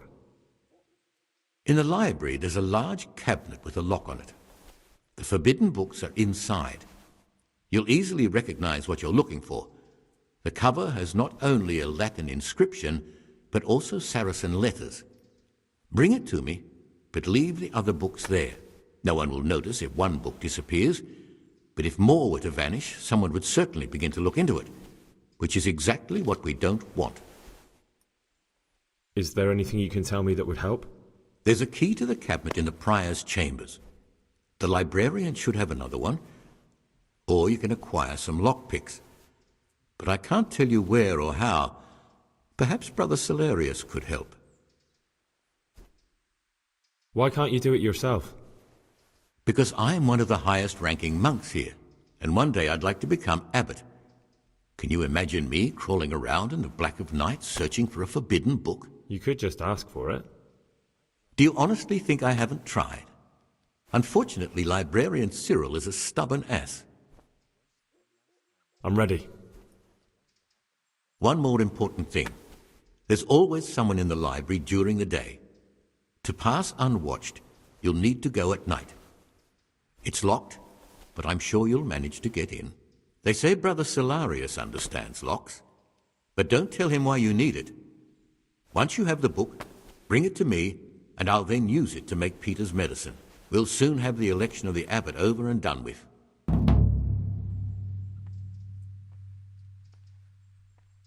Is there any way I could help you get elected? Somehow tip the scales in your favour? What would you like to do? Climb up the tower and shout, "Vote for Nevillus, vote for Nevillus"? Not exactly. You do have an opponent, John. John isn't my opponent, he's my brother. Just like you and everyone else here. We're all brothers in Christ. But there is something you could help me with. You must know there's a great deal of iniquity here in the monastery. I'd be interested to hear of anything I don't know about.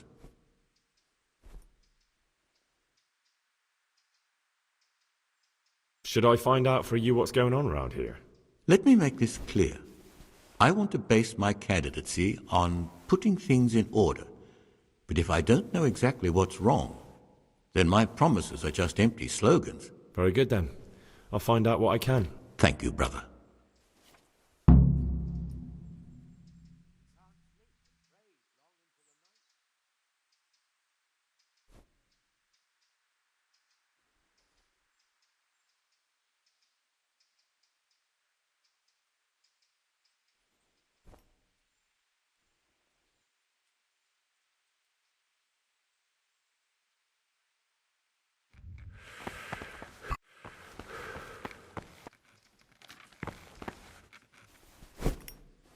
What do you desire, Brother Gregor? I'd like to ask...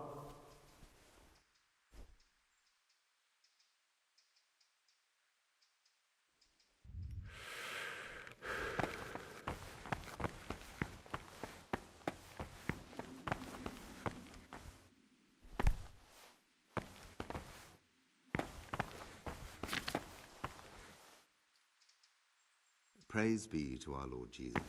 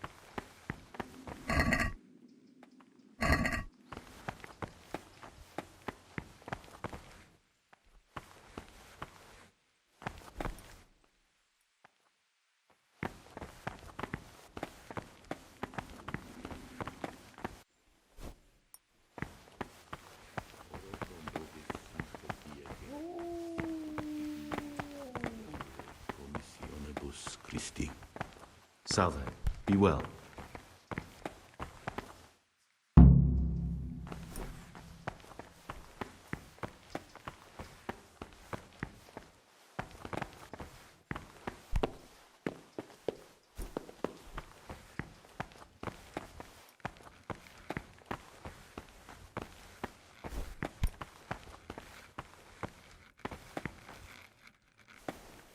Ah, Gregor, talk to me. I'm here to work. Good. This is most likely the first time you've ever done this in your life. But it's easier than you think.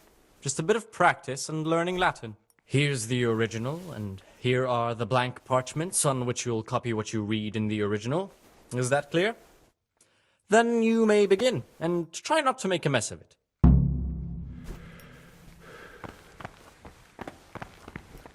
Oh, you're interested in what's inside? Forbidden books, written by the devil himself. Forget about them.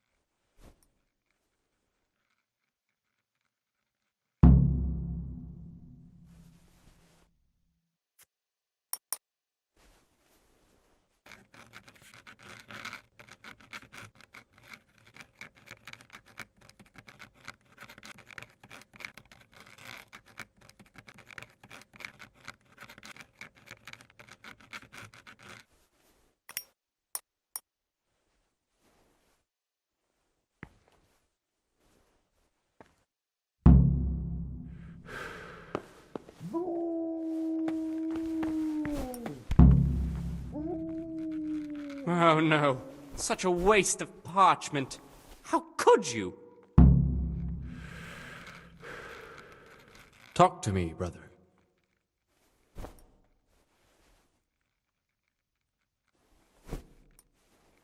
I found this piece of parchment. It looks like it's been ripped out of a book. Do you know what it is? It appears to be a page torn out of Ovid. Ovid? What is that? Is it the name of a book? Not what, but who? Ovid was a great Roman poet. We have a few volumes by him in the library, but one of them vanished one day. Now I believe I can guess what happened. Brother Eustace, may the earth rest lightly on him, was quite narrow-minded when it came to classical literature. If a book had any mention of woman at all, he condemned it as a heretical work. If he'd had his way, all such books would have been burned. Ovid's The Art of Love must have been such a thorn in his side that he stole it from the library, tore it up, and hid the pages wherever he could. Oh, would you like me to put the book back together again? Absolutely. Eustace's wits weren't the sharpest, so I'm sure he didn't destroy any of the pages. I imagine he hid them throughout the monastery. It might take you a while to find them all, but when you do, you can rest assured Ovid will return to his rightful place in the library. Good. I'll look around for it. Thank you, brother. It's of no great importance, but if you can find all 10 pages, I'll be most grateful. Can you tell me something about the book? The Art of Love is a sort of manual instructing young people how to find and maintain love. It's a lovely work. I don't understand what bothered Eustace so much about it, but as I was saying, he considered the book to be immoral and tore it up to stop it corrupting any of his brothers. Where should I look? If I knew, I wouldn't have asked you to do it. The pages of the book could be hidden anywhere, from the garden to the refectory.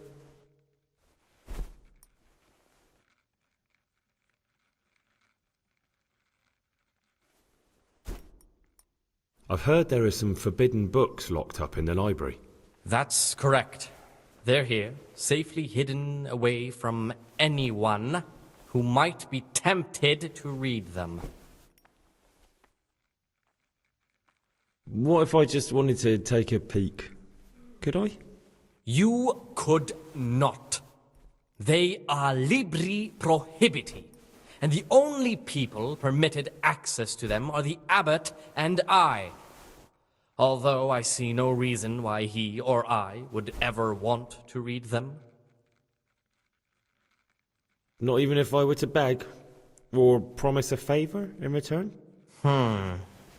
If you could prove to me that you truly like books, then maybe. Could a book be prohibited by mistake? Maybe a good book or a useful one? No errors are made. Every book on the prohibited list is there for a reason. Who am I to doubt the wisdom of Mother Church? How does a book get on the forbidden list? Forbidden works are full of heresy and blasphemy and witchcraft.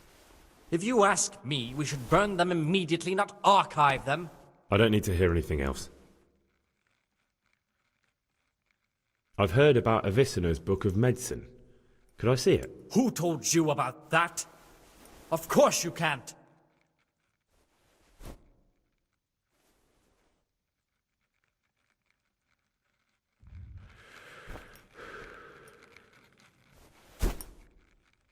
What would you like?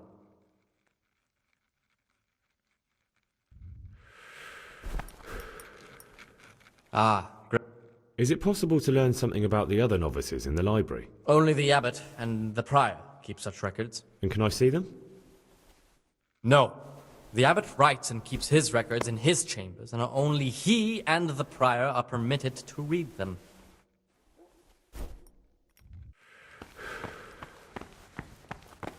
You're interested in what's inside? Forbidden books, written by the devil himself. Forget about them. Praise be to Christ, brother.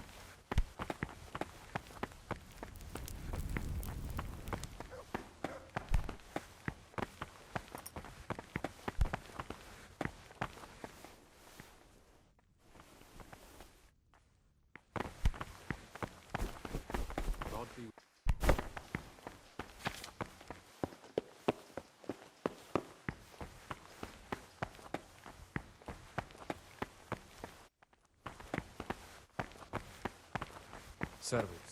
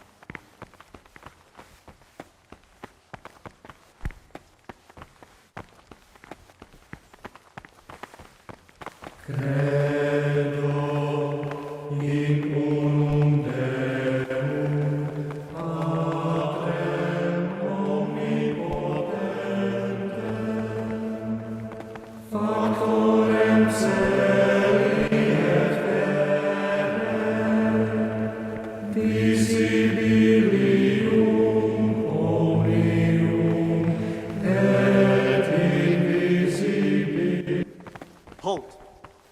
Brother, what are you doing here? I was feeling... Really? Fine then. This time I will... This is not a good time.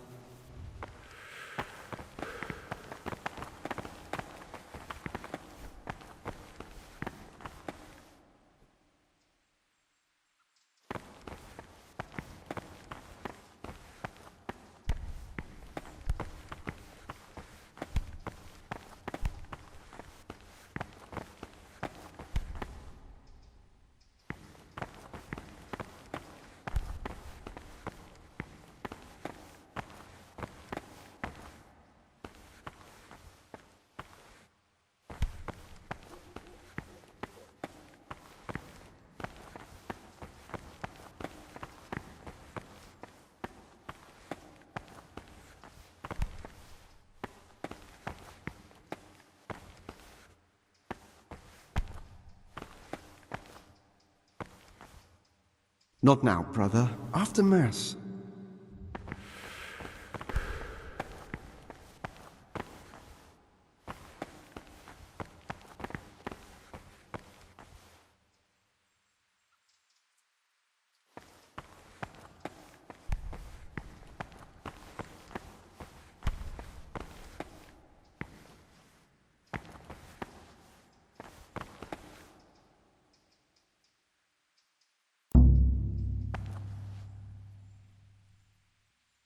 Cease Bloody this heavens, disgraceful Page, behavior. what have you done Satanas. now?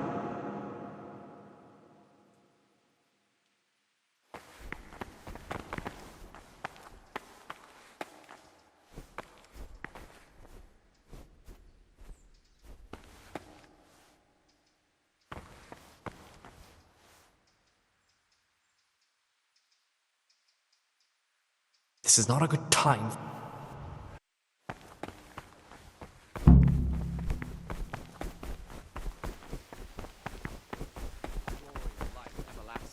As soon receive it as a divine command and cannot suffer any delay Brother, in executing. stealing is a sin. You should know that as a Christian, and certainly as a monk. Even if I wanted to forgive you, I couldn't. Thou shalt not steal. Delay, lukewarmness, grumbling, or Very well, brother. For the I accept my obedience given punishment. to superiors is given to God. Now, show me what you have on you. Obeys with an ill will.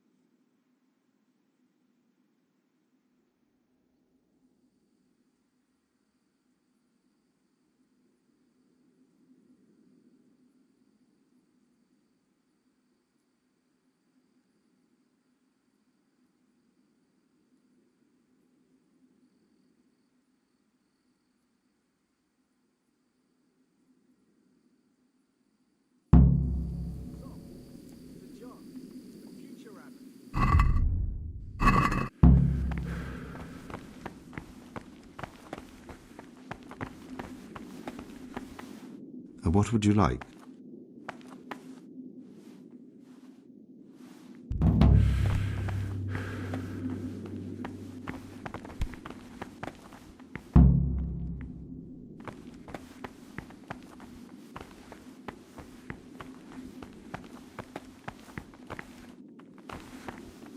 What do you desire? What troubles you?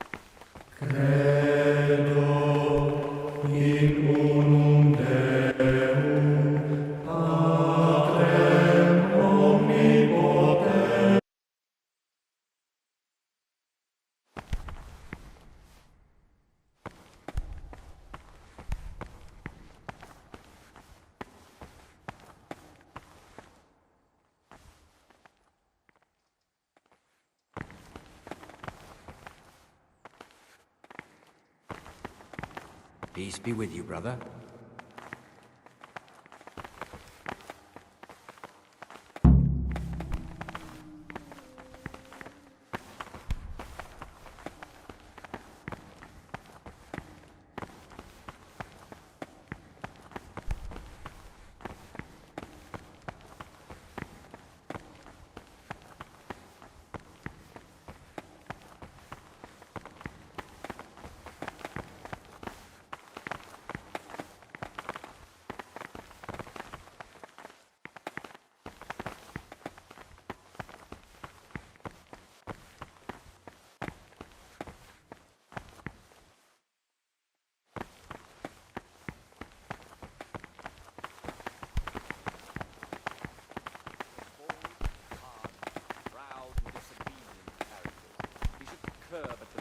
Beginning of their ill-doing by stripes and other bodily punishments, knowing that it is written, the fool is not corrected with words.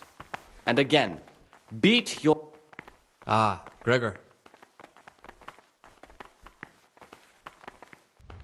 The rule of Saint Benedict, readings on humility. The first degree of humility is obedience without delay. What do you desire, Brother Gregor? Brother, I've a favour to ask, and I think you're the man to help me with it. Or you used to be, before you came here. I see, so it's the dodgy sort of favour, is it? Well, yes. I need to get hold of the keys to the monastery. That won't be easy, I can tell you that straight off. The prior always keeps the keys close by him. So how exactly do you imagine I could help? Could you take the keys off him? Rob the prior? You've got to be joking. You wouldn't be doing it for free? Then what could you possibly pay me? I'm done with my thieving, and you'd have to offer me a whole lot of groschen to change my mind. How much would you want? A princely sum, brother. This is no trifling matter. That much? Where am I supposed to find that much coin? No one here has any money. Precisely. But no groschen, no theft. And think twice before you ask me that kind of favor again. This is the virtue of those who hold nothing dearer to them than Christ, who, because of the holy service they have professed, in fear of hell and the glory of life everlasting, as soon as anything has been ordered by the Spirit, receive it as a divine command, and cannot suffer any delay in execution. But this very obedience will be acceptable to God and pleasing to men only if what is commanded is done without hesitation. Praise be to Christ, brother. Warmness, grumbling, or for the obedience given to superiors is given.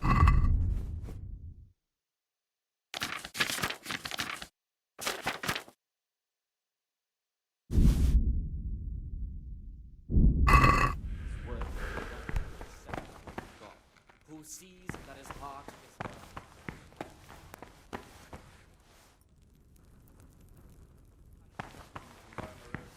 Unless he amend and make satisfaction.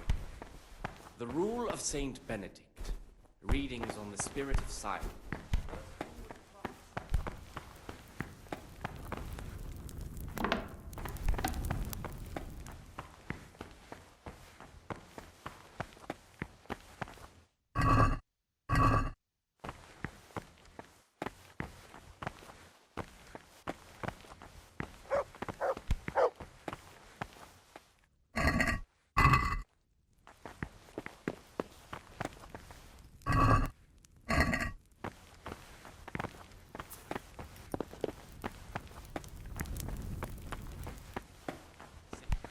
For it is written, in much speaking you will not escape sin.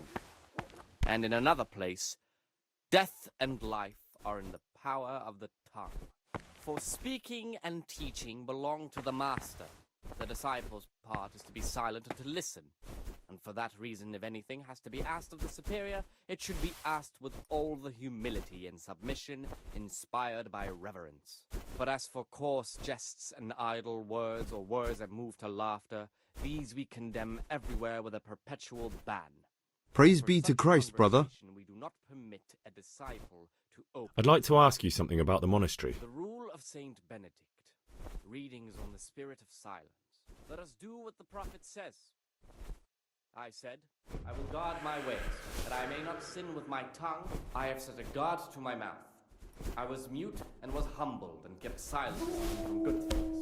Here the prophet shows that if the spirit of silence ought to lead us, it would rarely be granted, even though it be for good, holy, edifying conversation. For it is written, in much speaking you will not escape sin. And in another place, death and life. For speaking and teaching belong to the master. The disciple's part is to be...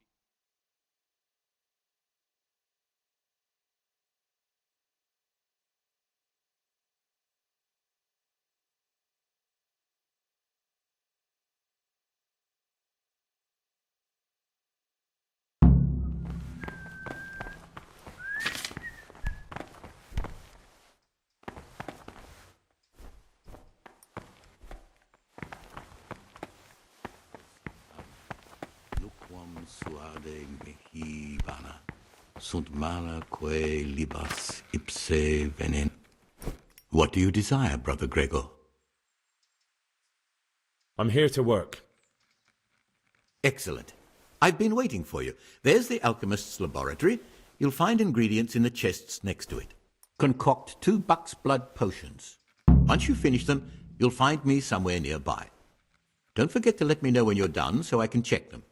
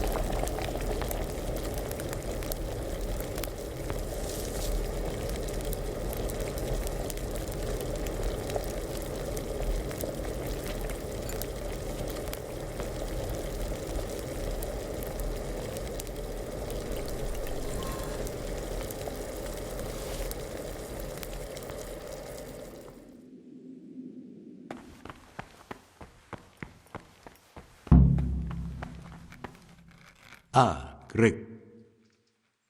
I finished. Show me what you've... Spectacular.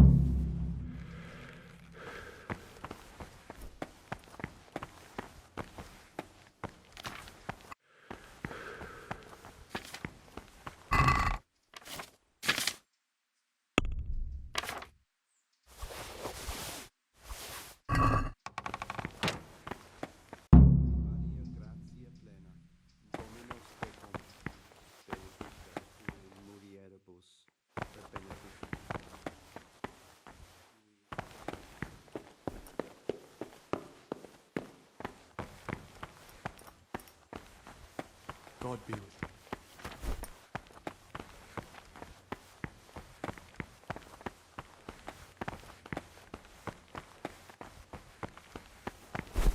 What is it, brother? I'm here to... Excellent.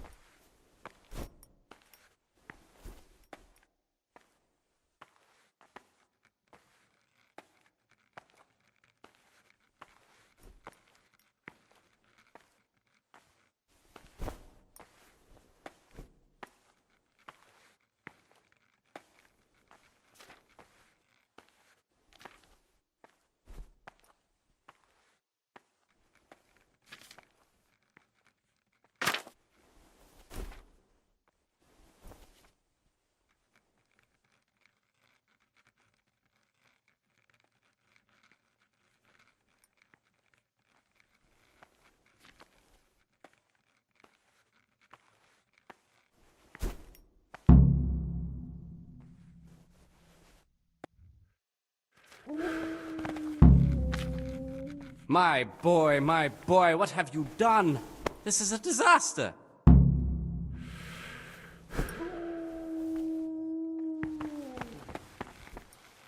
What troubles you? I'd like...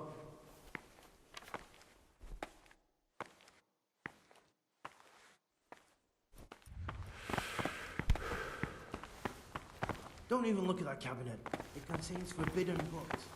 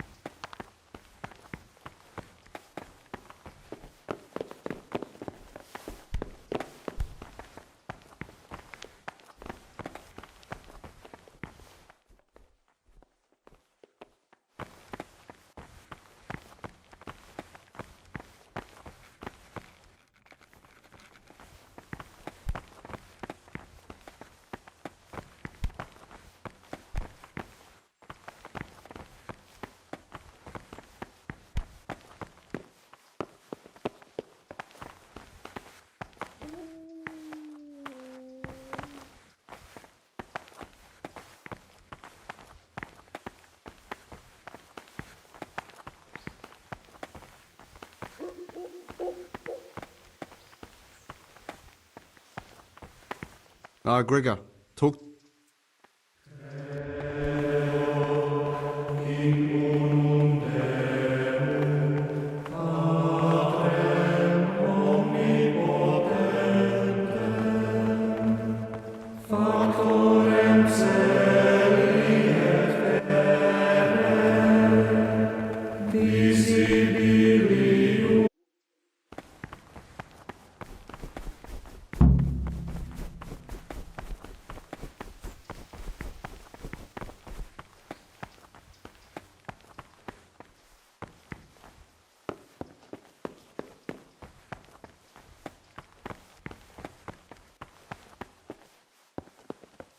Prescribed as follows.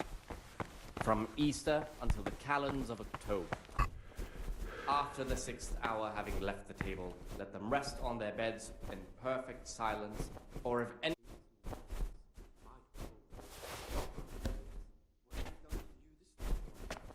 Shirking their responsibility, leaving us, their superiors, to chase around after finishing what they know. Someone's reading the garden again? Again? I've had enough.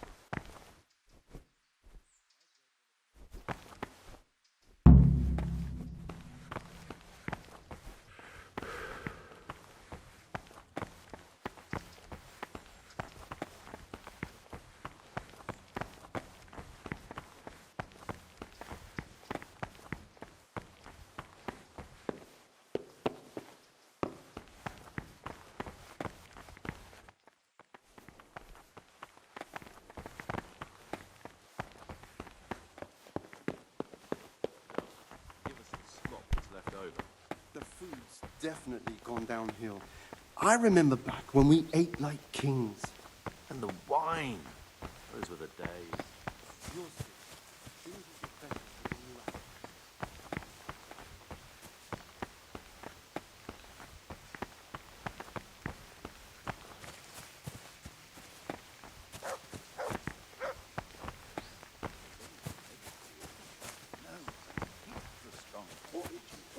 He'll still be on this.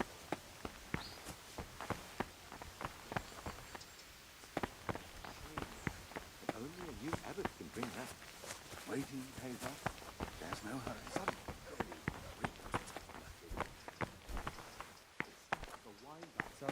Service.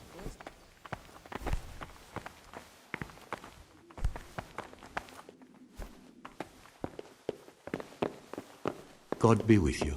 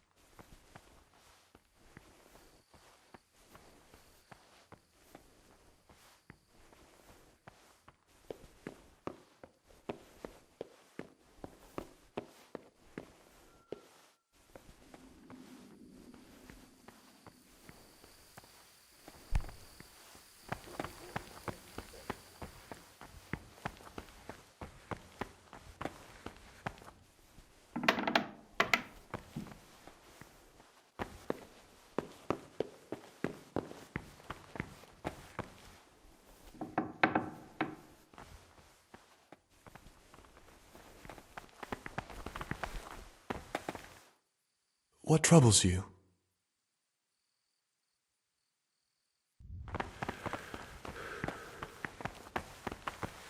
What do you desire?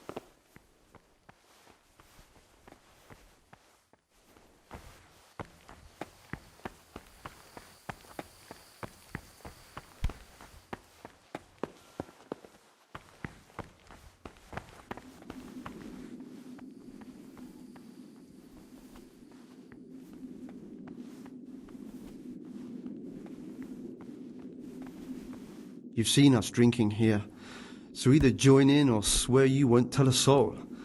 You won't want to end up like Lucas now, would you?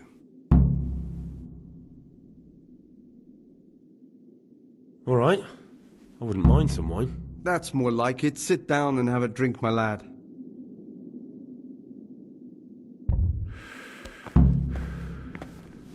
Quite right, brother. Just sit down and drink with us. When the wine runs out, Yodok will fetch more. What would you like? What are you doing here? What does it look like? Drinking? But we're all monks. Youngster, when you're as old as I, you'll understand.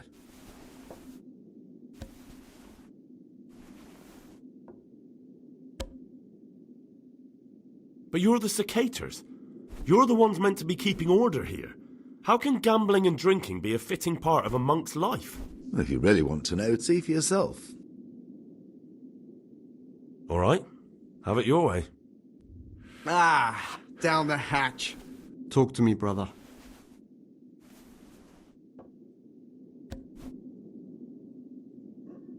You mentioned Yodok. What does he do for you? Nothing much. He's just a little suckling like you. He'll do whatever it takes to stay on our good side. Sometimes we make use of him when there are errands to run. Where'd you get the wine from? I thought the monastery cellars were guarded. So they are, but this wine isn't from the monastery. Listen, lad, would you help us out with something? This cask is almost empty, and we need a new one. We're a bit old for such exertions. But you, on the other hand... I'll help you. What do I need to do? Ha! I knew it. Help novice Yodok arrange for a new cask. Talk to him first thing in the morning, and by tomorrow night the cask can be on the table. All right, I'll talk to him.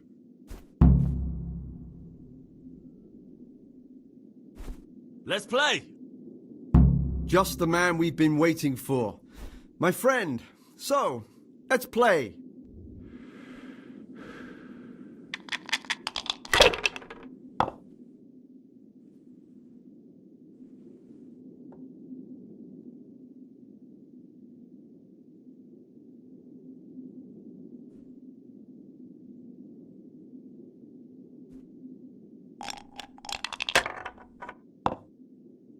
Salve. Be well.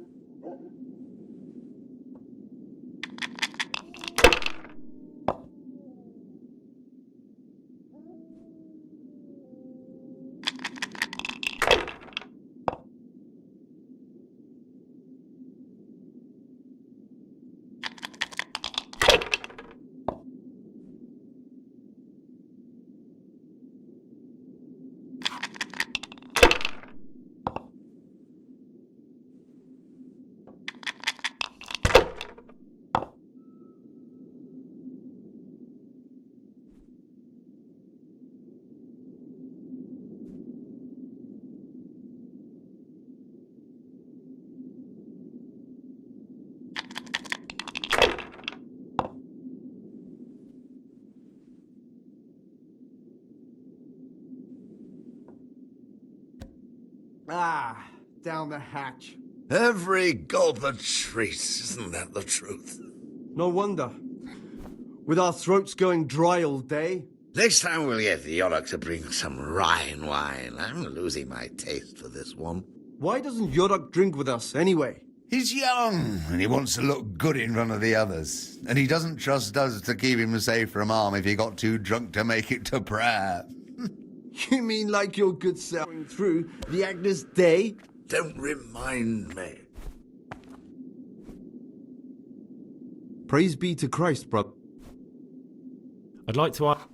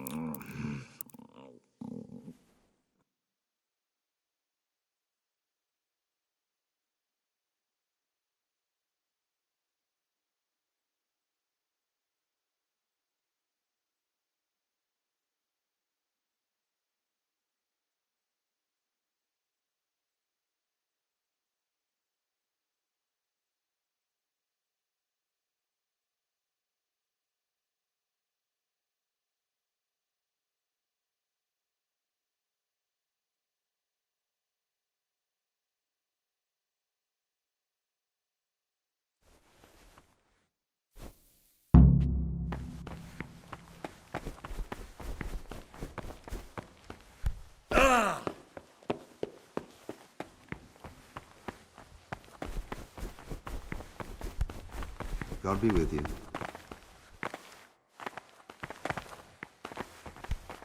This is not a good time. Can't you see we're...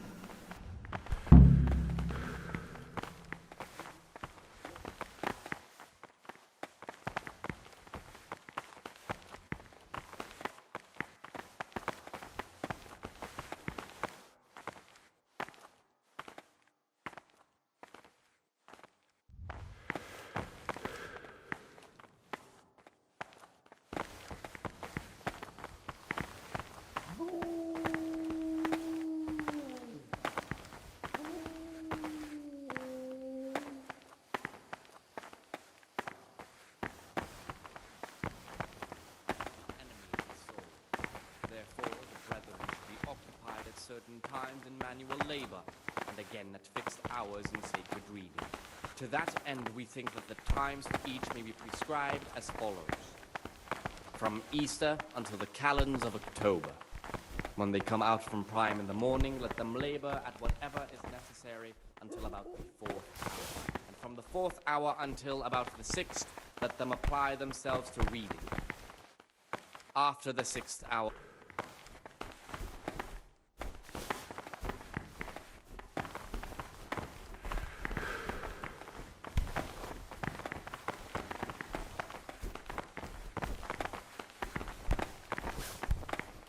Talk to me, brother. What would you like? weak or sickly brethren should be assigned a task or craft of such a nature as to keep them from idleness and about that magic potion from the forbidden books. Or drive them away with excessive toil. What do you plan on doing with it? I don't really know yet. Perhaps one day I'll concoct it and try it out. Readings on the spirit of silence. Would you share the recipe with me? Well, you don't even have to ask. It's thanks to you I have it. Listen, old wives' ointment, which witches use upon the Sabbath, and therein damn their souls to the devil. Prepare oil, a fistful of marigold, a fistful of belladonna, and a fistful of lover's knot. Boil the lover's knot for 1 turn. Drop the ground marigold in the cauldron and boil for another turn. Drop the ground belladonna into the cauldron and boil for another turn. Sounds quite poisonous. And it probably is. But I'm interested to find out what it does. You will not escape sin.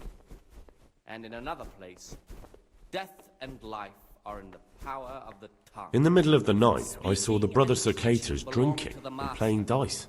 How marvellous! Did you join in? And more importantly, can I join in next time? Siskin? I thought it wasn't allowed. If the Circators can, we all can. That's not how it works, though, is it? I know. The double standard. The elder brothers can do as they please, but they're the ones preaching about morality to us. Conversation, we do not permit a disciple to open his mouth. The rule of Saint Benedict. Readings on daily matters. Gregor. Idleness is the enemy of the soul. Therefore, the brethren should be occupied at certain I was talking last night with the Brother Circators. It seems you're to fetch them a cask of wine, like last time. Hey, well, yes, it's true. I'd like to help you. Would you really do it? To get hold of the wine, we'll have to leave the monastery for a bit. I know it's forbidden, but we've no other option. If wine started going missing here, someone would notice. But to leave the monastery, we need the keys. And only the prior has those. Wait a moment. Are you saying I'm supposed to steal the prior's keys so I can go and steal wine somewhere else? You see why I don't want to do it myself now, do you? I don't have what it takes. I can't get those keys, but you could. Or you might be able to pick the locks. But you've done it once before, haven't you? Last time the prior was sick, and he left the monastery keys in the Circators' care. So they unlocked the gates for me. This time we'll have to steal the keys. How can I get hold of the keys, do you think? I don't know, but it might be possible to do this without them. Brother Celerius, the cellar keeper, used to be a burglar. He knows his way around locks, and maybe could help us, if you could find a way to arrange it. Do you think he'll want to take part in theft?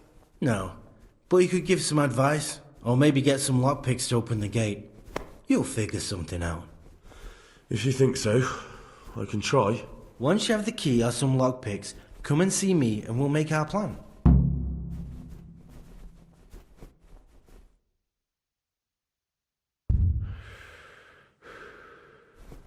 The rule of Saint Benedict. Readings on daily manual labor. Idleness is the enemy of the soul. Therefore, the brethren should be occupied at certain times in manual labor.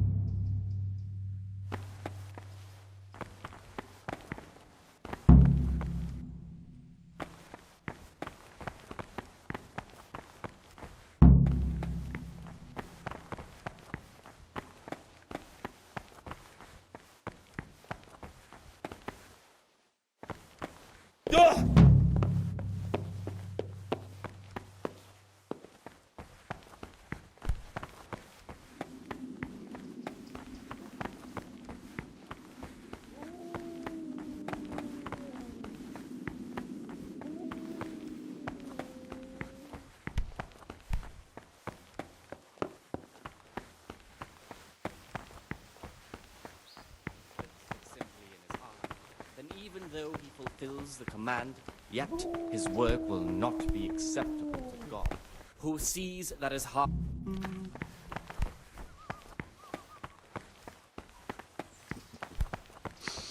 Sorry. What is it, brother?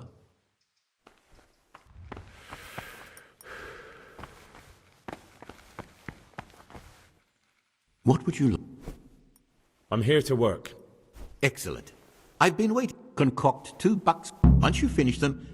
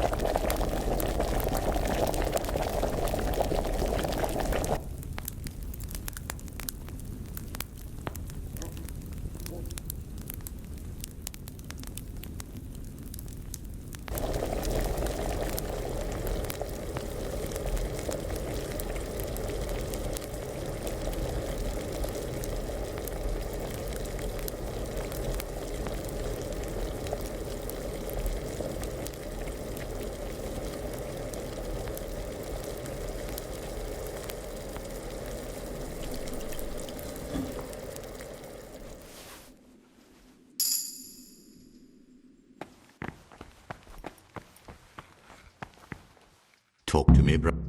I finished. Show me what. Spectacular. What is it, brother? Here's the book you wanted. Amazing. This really is it. Now I can use it to prepare a cure for our suffering abbot. Then I'll leave it in the library to make it seem as if Brother Librarian left it lying about. There'll be no investigation. It would be against his best interests, as he'll look like the one who wasn't taking proper care of the books.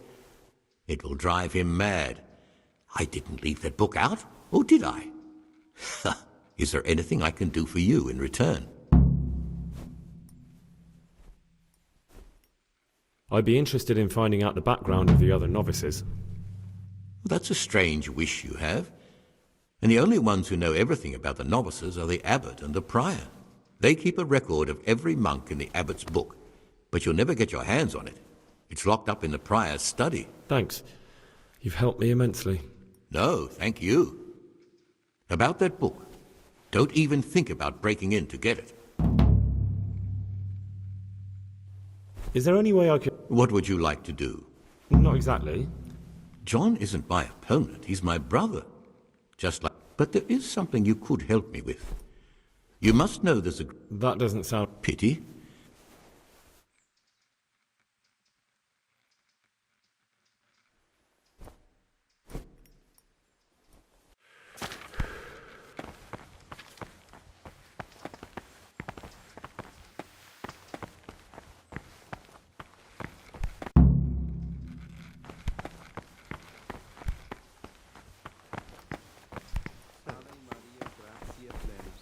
Dominus tecum.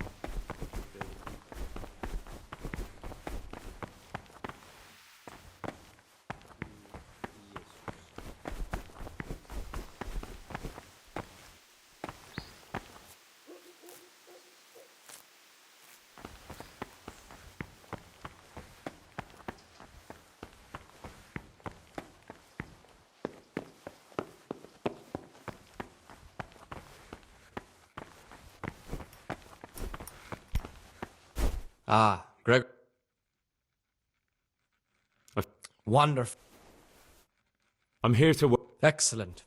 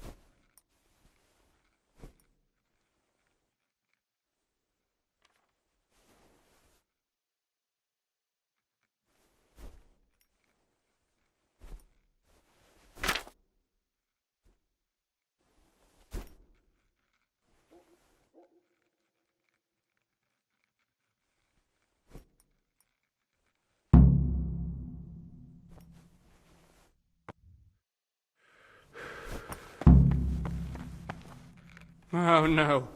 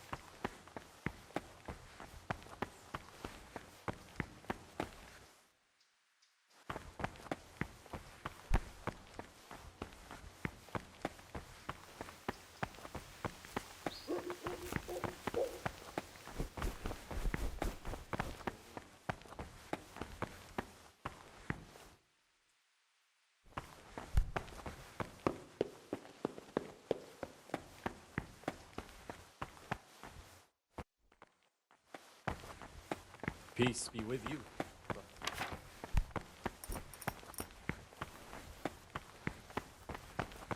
Oh, you're interested in what's inside? Forbidden books, written by the devil himself.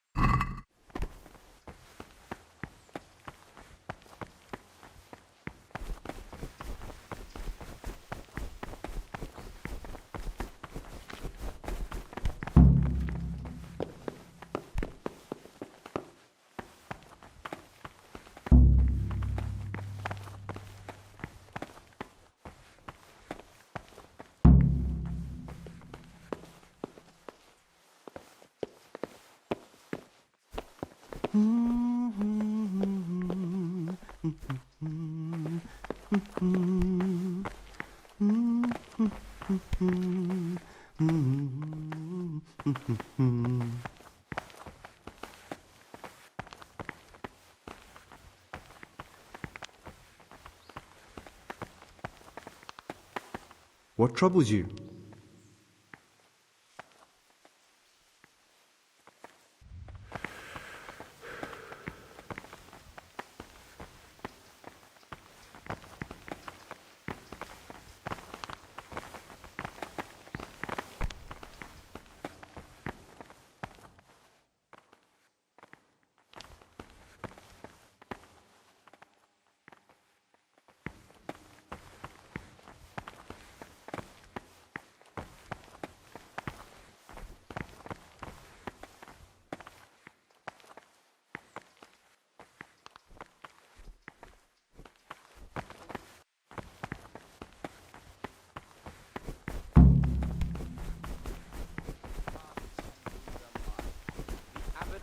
Always remember what he is and what he is called, and should know that to whom Salve war is Domini. committed. From him, What do you war desire, is brother? required. Let him make no distinction of persons. About those keys. Let him not love one. Did you get them? Keys? Unless it be Oh, at one least he lockpicks. finds better in good works. Yes, I have them. And let him not In that shut his case, eyes to the come before false midnight to the pretenders, cloister garden. but, I'll be since waiting has for the you there, authority, let him and we'll cut head off off. those thoughts by the roots as soon as they begin to appear. Remembering the fate of Heli, the priest of Silo. The well-disposed and those of good understanding, let him correct time. But bold, hard, proud, and disobedient characters, bodily punishments. Knowing that it is written, the fool is not corrected with words. And again,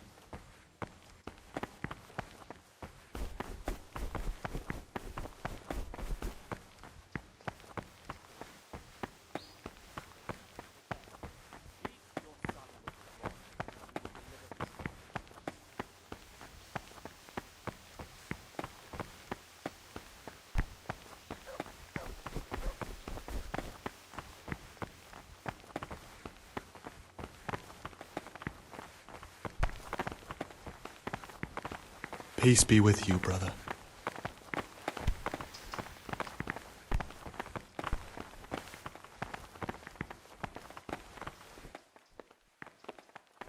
That damned Sigismund.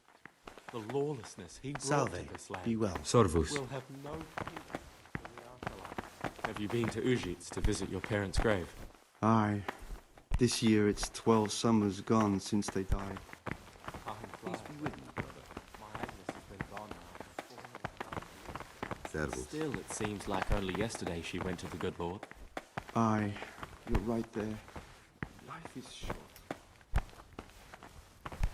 Salve Domini.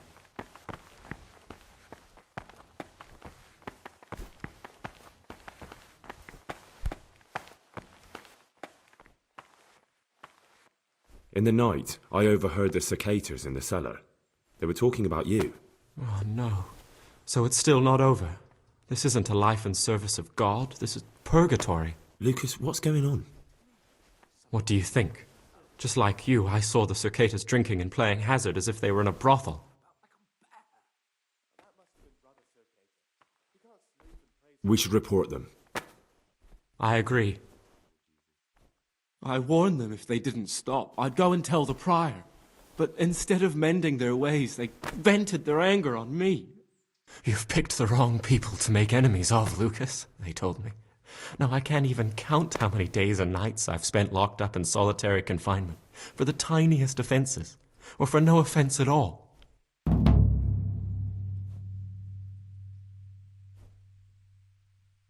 Is there something I can do to help? Would you?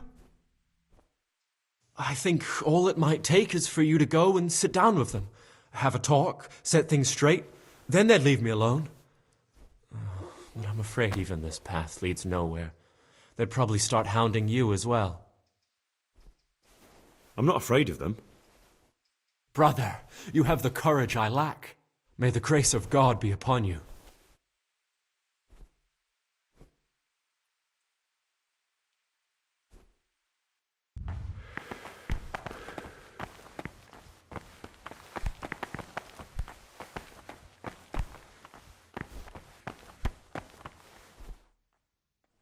Aha, Gregor.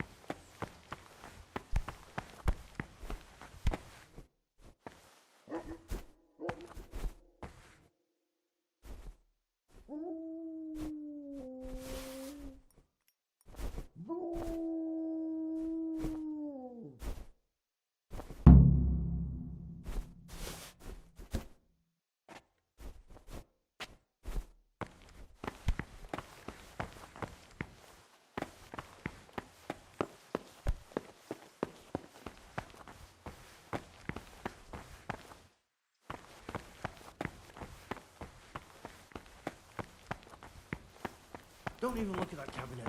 It contains forbidden books.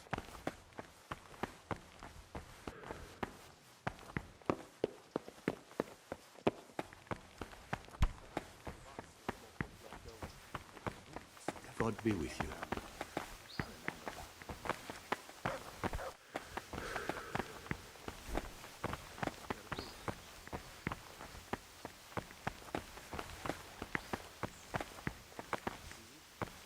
Salve Domini.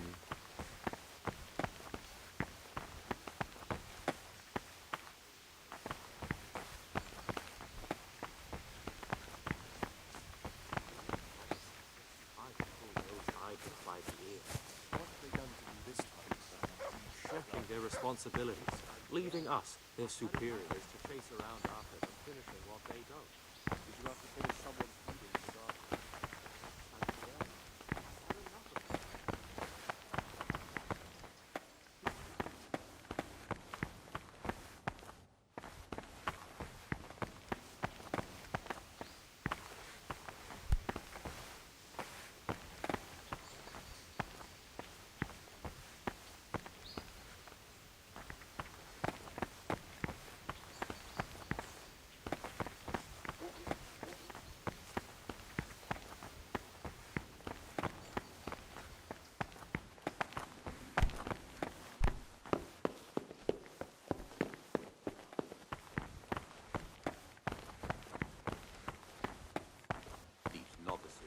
I'd pull those idlers by the ears.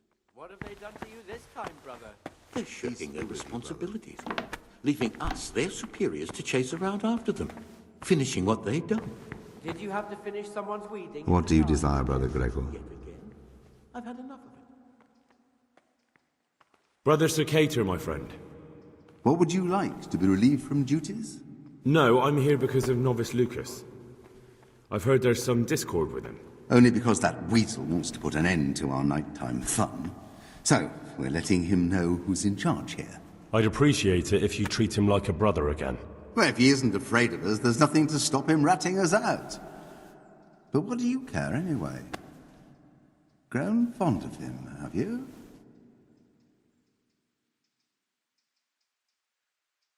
He hates you because you trample all over him and he has nothing to lose. If you show him just a bit of kindness, he'll think again about taking you on. You'll see. Fine, you've convinced me. You can tell him things have been straightened out, but he'd better be on his best behavior from now on. Beware of Lucas. He might corrupt you. What do you mean? He's a sodomite, a sinner. He might try to get you into the habit, or out of it.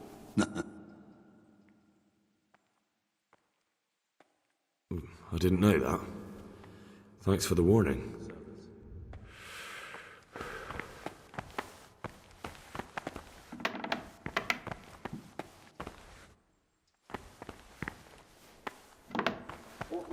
These novices, I pull those idols by the ears. What have they done to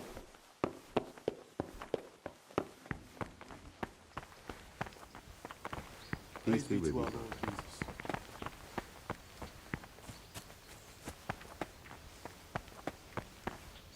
What troubles you?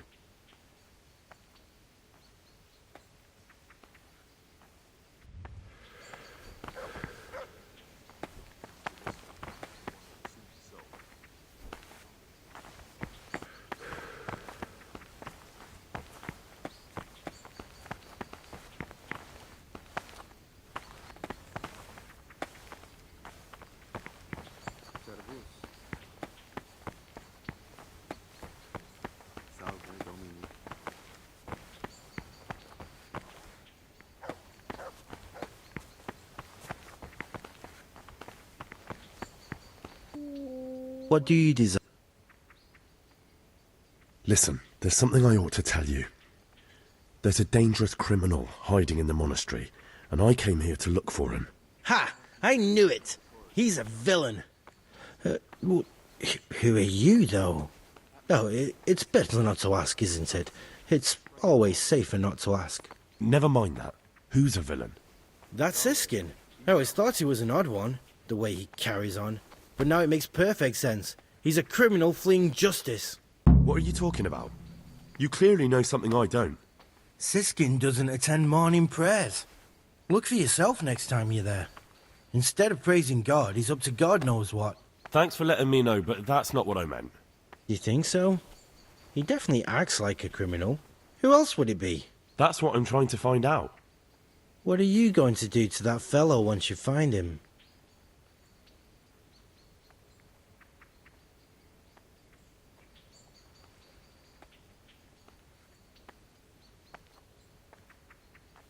I don't know yet.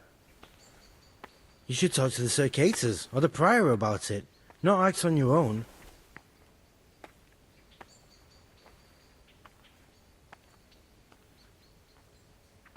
I'd like to... Well, that's all.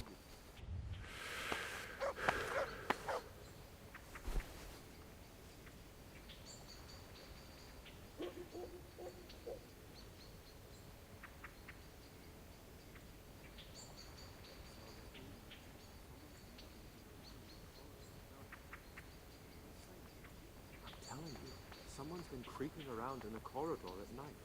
What am I saying, creeping? He was stomping about like a bear. Must have been about his cave. Can't sleep, prays longing for the night.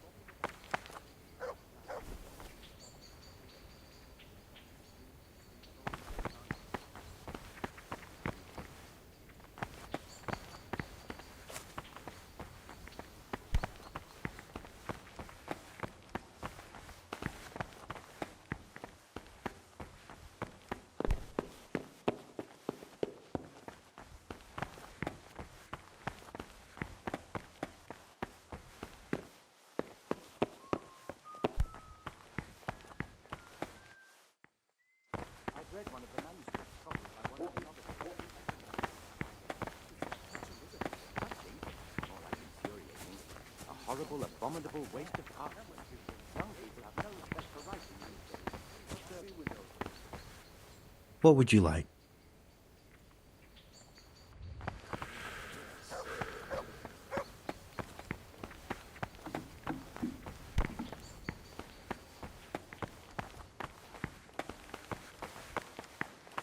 What do you desire, Brother Gregor?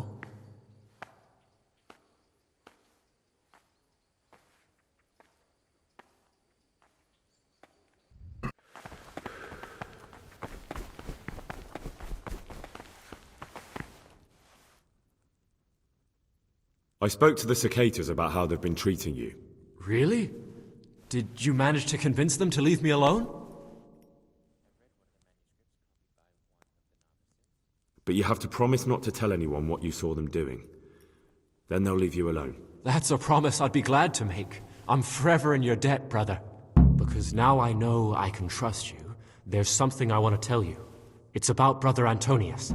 I wouldn't like to say something that isn't true. God forbid I should cause harm by my words, but this is something I'm sure of. Novice Antonius is lying to us. What makes you say that? He claims he's a merchant's son from Vlashim, and that he joined the order voluntarily. The thing is, I spent a great deal of time in Vlashim. I know it like the back of my hand, and no one even remotely like Antonius has ever lived there. Are you sure? Because this could mean that... It's true, or Canute isn't my name. That would be my secular name, by the way, but that's not important. I know Vlashim, and I know the local merchants there, and I've never seen Antonius among them. Why would he be lying if he had nothing to hide? Thank you for telling me. I'll look into it. Salve Domini. Peter's health is deteriorating. They say he won't make it to the autumn. No, no. Peter has a strong constitution. He'll still get Those were the days. You see, things will get better with the new abbot. Things will get worse. I can feel it in my joints. Ah, Gregor. Talk to me.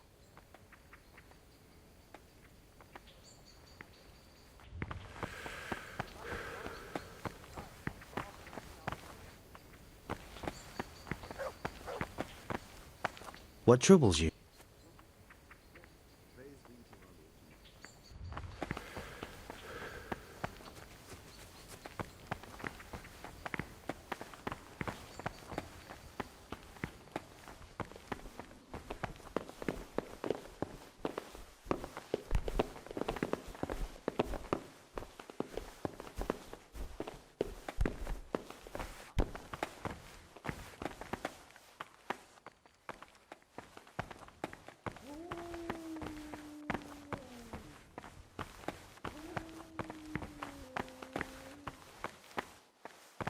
Service.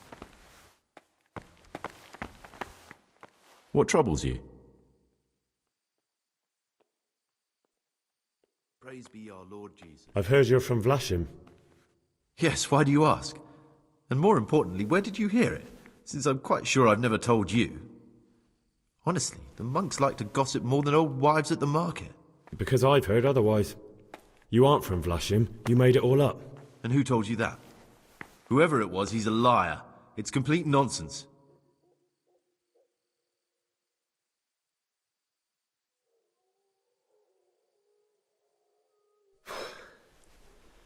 I need to make a confession. I'm no priest, but tell me what you've done. I'm here in the monastery looking for a thief. He had a hand in burning down the Neuhof stud. You don't say. And who are you to take such an interest? That's not important. Why are you telling me this anyway? What do you want from me? Perhaps you could help me find him? The missing thief?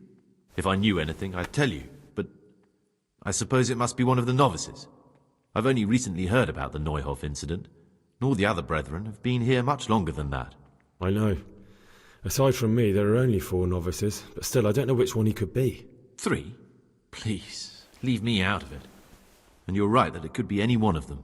No one knows anything about Lukas. Siskin might be a lot of things, but a monk isn't one of them. And Yodok is a slimy worm. It wouldn't surprise me if he was behind that massacre. Actually, the more I think about it, the less I like that Yodok. He's a treacherous rat who'd do anything to get in someone's good books. The thought of Yodok at Neuhof sends chills up my spine. I don't think it was him. But please, don't tell a soul what we've been talking about. Don't fret, my friend. Your secrets are locked inside my lips.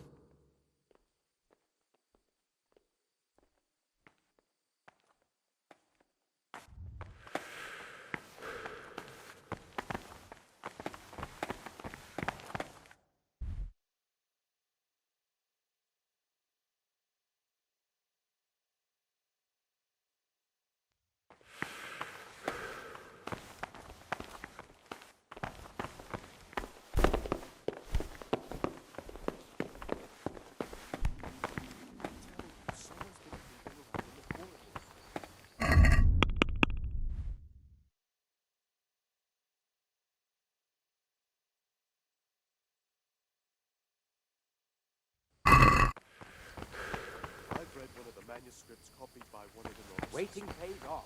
There's no hurry. What do you desire,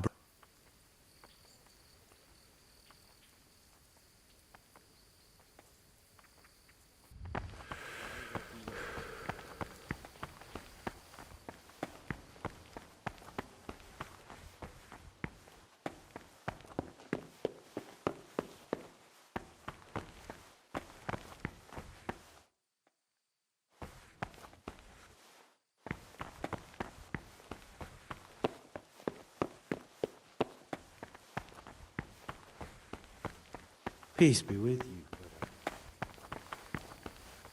Peace be with you, brother.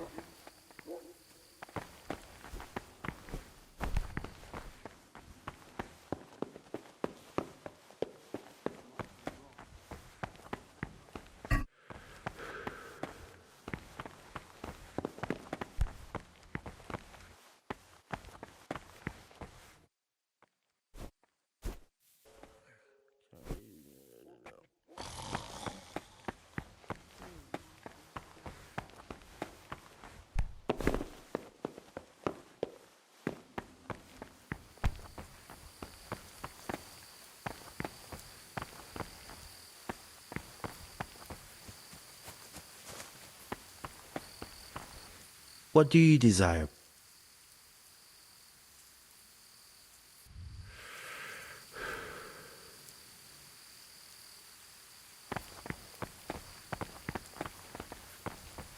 What is it? Here I am. You're late, but perhaps we can still make it. Once we're outside, we'll need to be careful and we'll need to be quick. If we're not back before sunrise, someone will realize we've gone, and there'll be hell to pay. Where exactly are we going for the wine?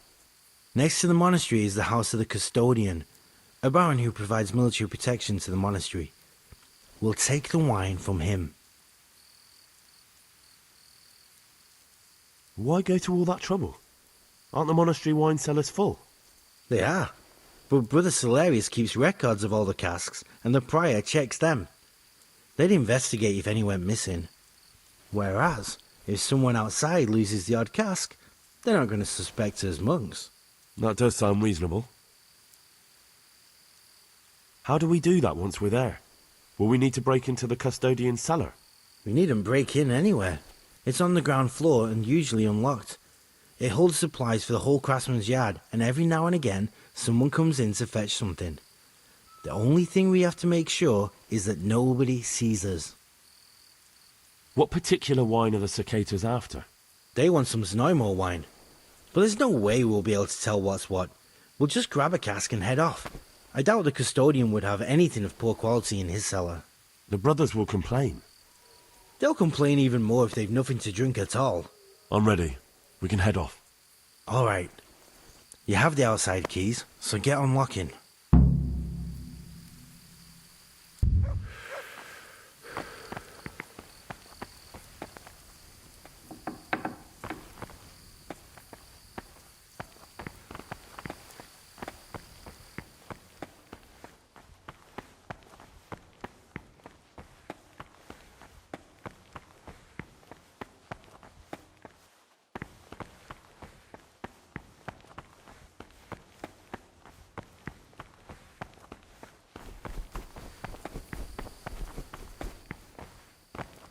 What troubles you?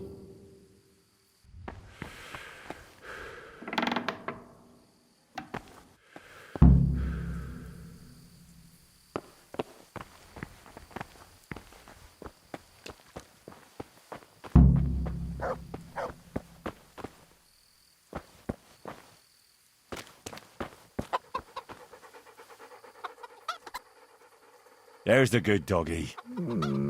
That's my boy. Look what I've got. You'll love.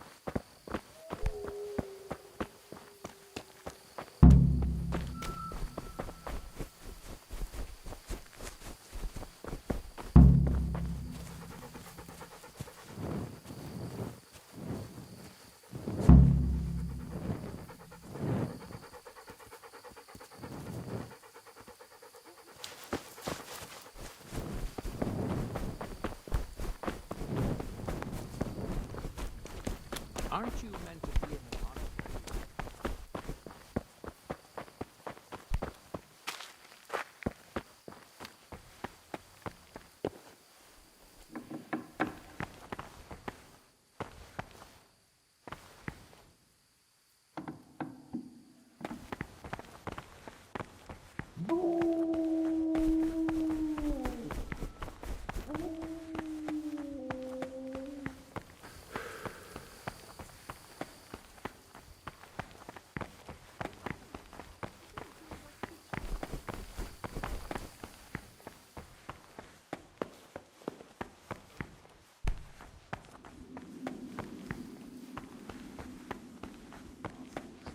Nonsense, it's perfectly drinkable. No, it isn't. It's sour. No matter. We'll get more soon, so good health. Good health. We'll have to take that Yodok to task about where he got this wine and tell him next time he'd better get propers, Neumel. Gregor, talk to me. Praise be to Christ.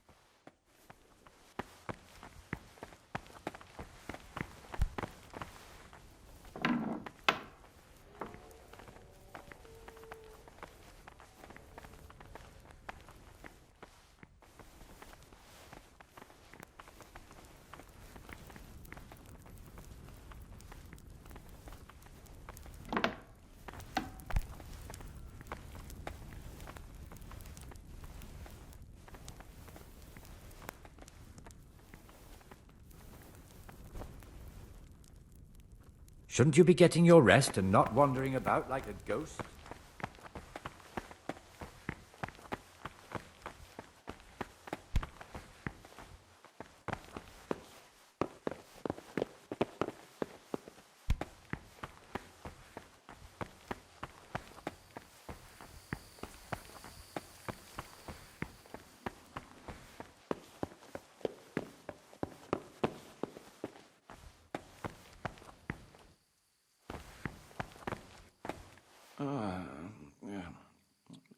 Why are you waking me? Go away. Leave me be. I want to sleep.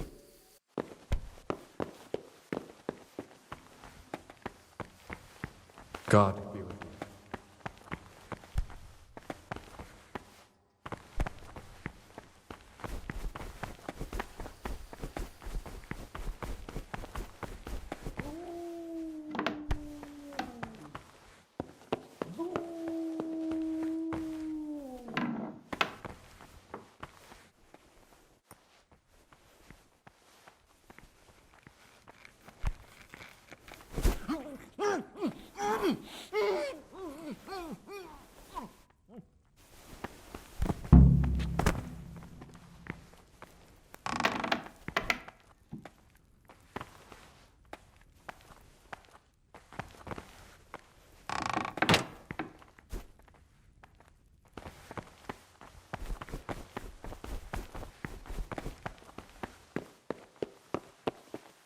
Let us do what the prophet says.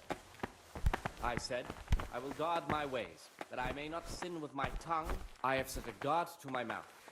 I was mute and was humbled and kept silence even from good things. Here the prophet shows that if the spirit of silence ought to lead us at times to refrain even from good speech, so much the more ought the punishment for sin make us avoid evil words. Therefore, since this spirit of silence is so important, permission to speak perfect disciples, even though it be for good, holy, edifying conversation. For it is written, in much speaking you will not escape sin. And in another place, death and life are in the power of the tongue. For speaking and teaching belong to the master. The disciples were taught to be silent and listen. For that reason, many things. You've got a strong constitution. What happened? Let me tell you a little story. Once upon a time, there was a young boy. He was lost and miserable. He had no future. He was tempted by his friends into doing some foolish things, but he wasn't truly bad, because when it came down to it, he ran away rather than keep doing foolish deeds. His former friends didn't take kindly to that, though, and wanted to punish him. So they sent a hunting dog to find him and rip his throat. The boy wasn't stupid, though, and he knew that the hound was coming. He poisoned some food, and when the hound showed up, he gave it to him. He didn't expect the beast to live, but it did. And all of a sudden the boy was sorry for what he tried to do. So he offered to make a bargain with the hound. It was you that poisoned me. Don't take it personally. Kill or be killed. You know, we're both pawns in someone else's game. They have plans for us, but we don't have to let them use us. We can just forget all about it and go our own way. I was a bandit, and I was at Nyhoff. I've robbed and stolen, but I swear to God I've never in my life slain innocent people. What I saw at Nyhoff made me realize my life was worth shit, but I still had a chance to change for the better. Here in the monastery I've had plenty of time to think things over, but then you showed up and fucked it all up. So the evildoer changes his ways and finds God. And what exactly are you proposing? Both of us can leave this place. You can go back to your people, and I can go somewhere where I can live out my life in peace, and no one will try to kill me. If we work together, we can both get what we want. You're right. But the people who sent me will find out if I don't kill you. They won't if we're clever about it. No one has to die. Before we make a run for it, We'll make it look like someone's killed me. Loads of blood, a tattered scrap of my habit, and footprints leading towards the river. No one will bother looking for my body there. There we'll split up. You go for your bounty, and I'll get as far away from here as I can. Good. Let's do it your way. Good. I'm glad that despite our initial discord, we could reach an agreement. Here, take something to calm your stomach. Now we'll need the keys to the monastery and some blood to make the tracks.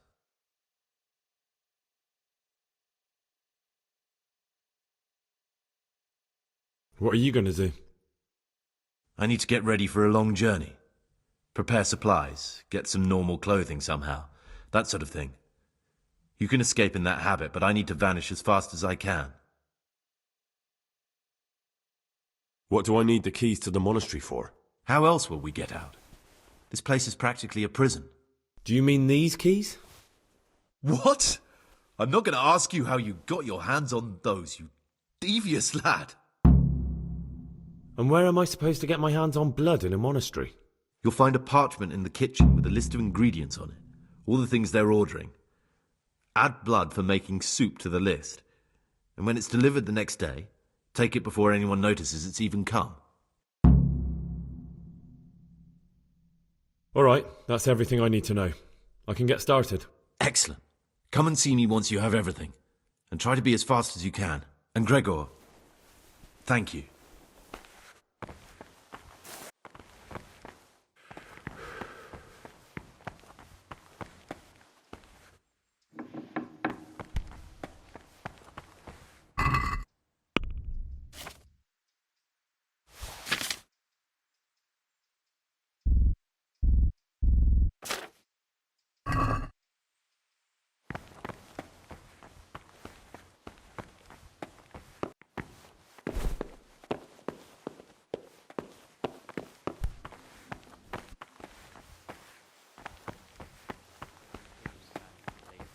Idleness is the enemy of the soul. Therefore, the brethren should be occupied at certain times in manual labor. Brother, and again at fixed is this a hours tavern? in sacred reading. Are we at a dogfight? Violence doesn't belong here. As you well know, this is unforgivable. Until the calends of October. Very well, brother. I I accept my punishment. Labor at whatever is necessary Now, until about show me what you have on you. I must...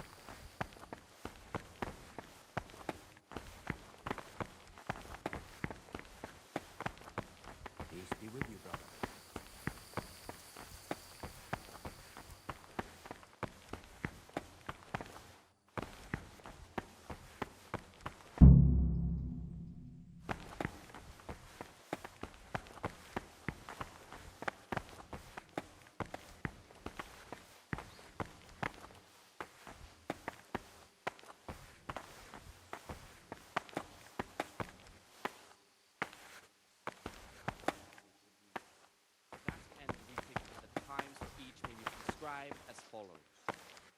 From Easter until the calends of October. When they come out from prime in the morning, let them labor at whatever is necessary until about the 4th hour. And from the 4th hour until about the 6th, let them apply themselves to reading.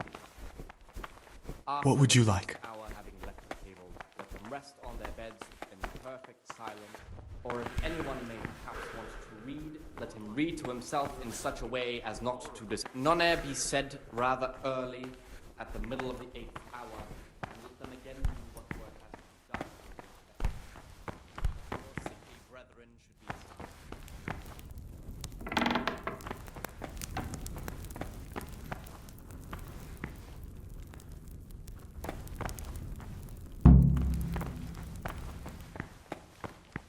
The rule of Saint Benedict. Readings on daily manual labor. Idleness is the enemy of the soul. Therefore, the brethren should be occupied at certain times in manual labor, and again at fixed hours in sacred reading. To that end, we think that the times for each may be prescribed as follows. What would you like? Until the calends of October. When they come out from prime in the morning, I've discovered something about the wrongs being committed here. I see. Tell me more. From the 4th hour until about the 6th, let them apply themselves to reading. After the 6th hour, having left the table, let them rest on The older brothers are picking on novice Lucas, punishing him when he doesn't deserve it and humiliating him. It seems that now even brothers can't avoid worldly evil. Thank you for the information, and if you can, stand up for him. The older brothers are also out to get me. Any action I take, they'll try to use against me. The Circators go into the cellar at night to drink wine. I thought so. John always reeks of it. And he wants to be abbot. Hypocrite. Perhaps if you told the prior, that would clip John's wings. Readings on the abbot. Therefore, when anyone receives Brother the name Yodok of has been abbot, stealing wine he for the ought to govern Circators so his they can drink. disciples with a twofold Yodok? teaching. Well, That is to that say, little rat's he shown should his show true them all colours. that is good and Do you know holy, where he's by stealing his it from? deeds even From the more cellar of by a his low-ranking words, vassal outside the expounding monastery Lord's walls. commandments in Clever. words to the A custodian intelligent would among never his suspect disciples, anyone in the monastery. but demonstrating And no one the here would divine suspect precepts monks by were his drinking actions secretly for when those no of harder wine's missing. hearts and ruder Thank you, brother. minds. The Could you abbot please should inform the prior? always remember what he If I is were to do and it, what he they'd is cry for, false and accusations. should know that to whom more is committed. That's all I know. From him, more is required. If you find Let out him anything make else, no come to me. distinction of persons I'd be in the interested to hear it. Let him not love one more than another, unless it be one whom he finds better in good works or in obedience. And let him not shut his eyes to the faults of offenders, but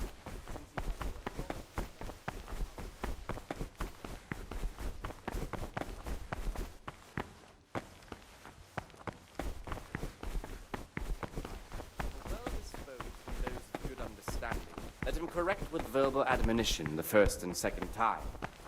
But bold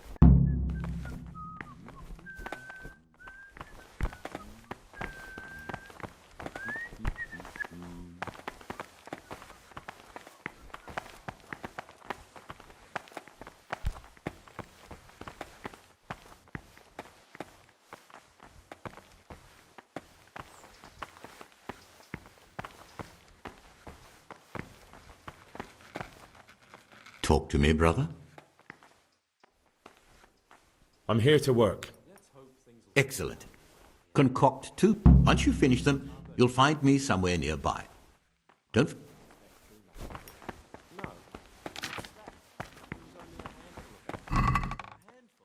There was dozens of them, and foreign heathens too.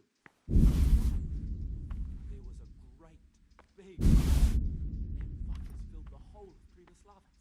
The Tarnberg garrison had to get reinforcements to beat them. There's wounded lying at Tarnberg now. Plenty new graves and Ujits, but they cleared that wasp's nest. I still reckon we haven't seen the last of them.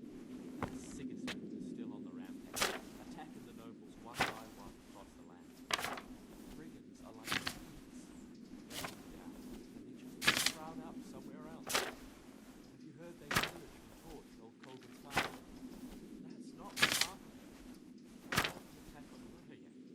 While the lords are dealing with one lot of marauders in Pribyslavas, there's another bunch somewhere else.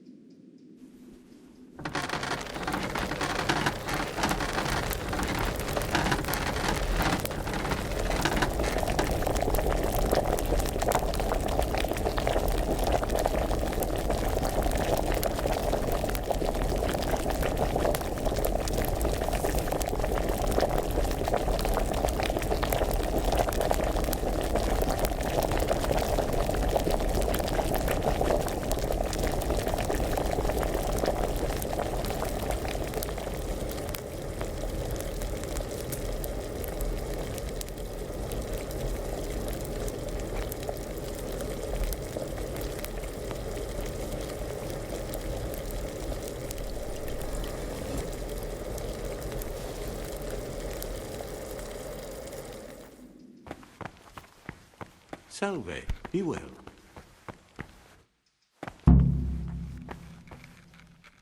What is it, brother?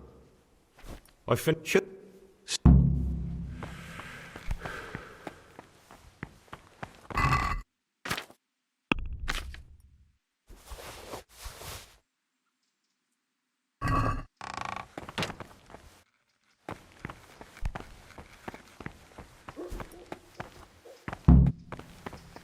Peace be with you.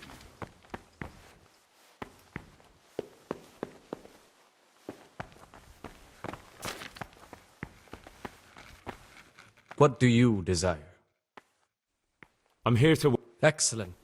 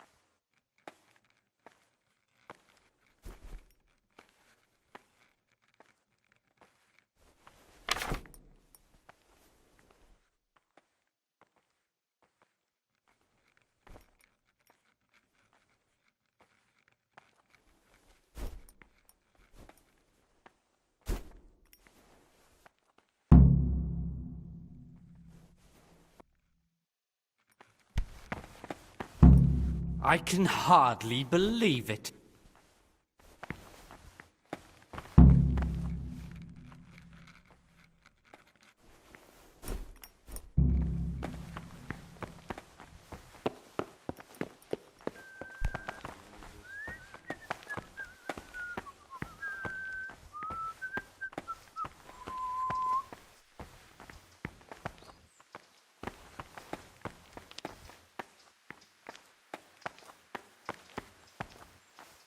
Praise be to Christ. I see. Brother Siskin is hiding treasure he owned before he became a monk. It doesn't surprise me. It's not the first time that's happened, and it won't be the last. I wouldn't punish him, but you can talk to him about it. Perhaps God will guide him, and he'll gladly give up his mammon. That's all I know. If you find out anything else, come to me. I'd be interested to hear it.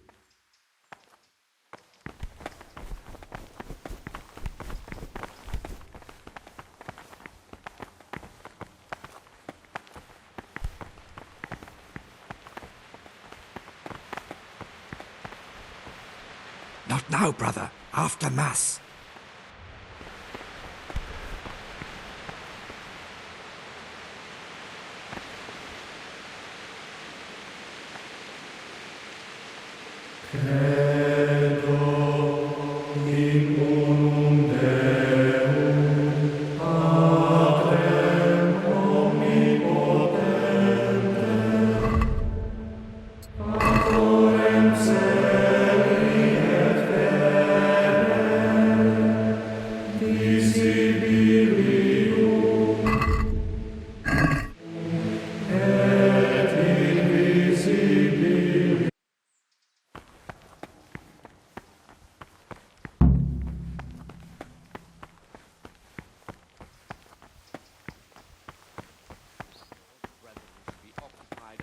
Times in manual labor, and again at fixed hours in sacred reading.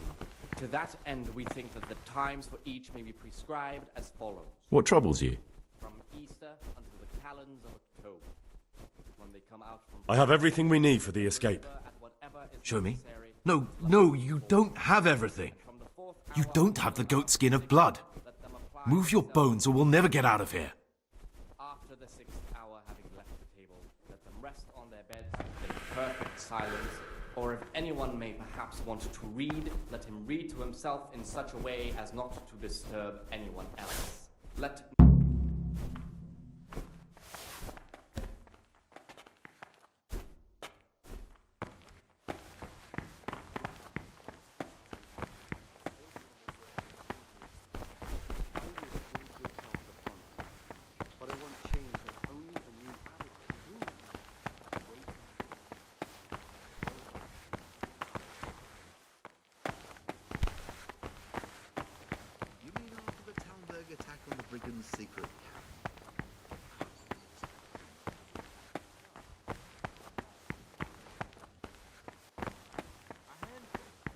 dozens of them. Or indeed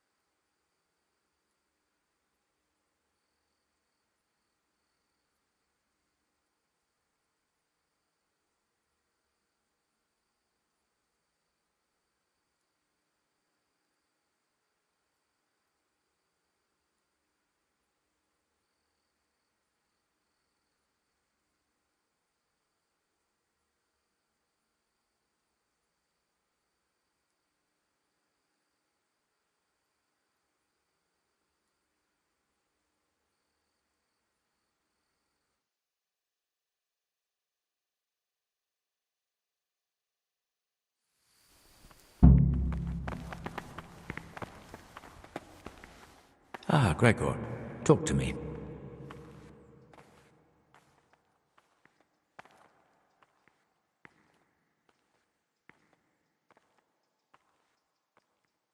I'd like to ask you...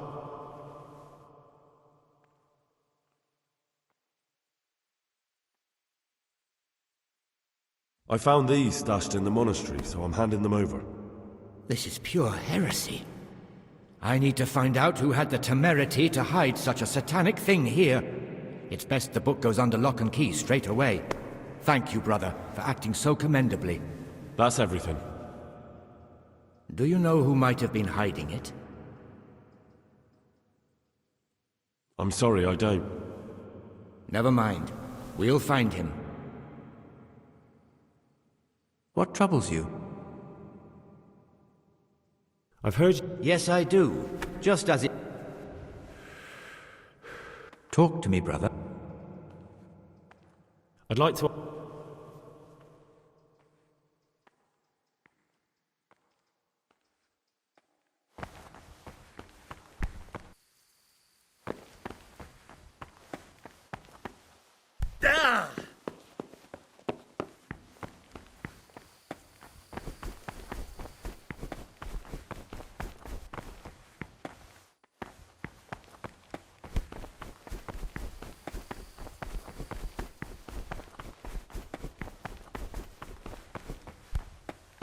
Salve. Be well.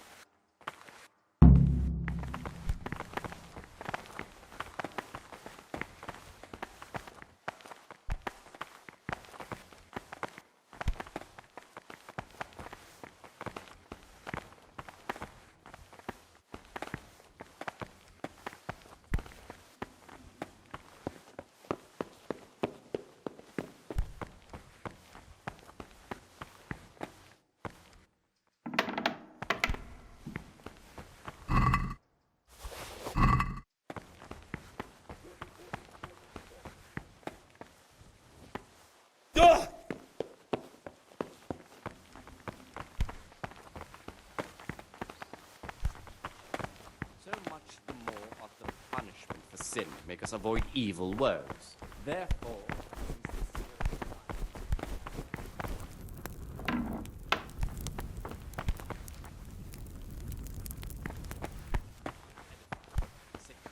for it is written, in much speaking you will not escape sin, and life are in the power of the tongue. For speaking and teaching belong to the master. The disciple's part is to be silent and to listen.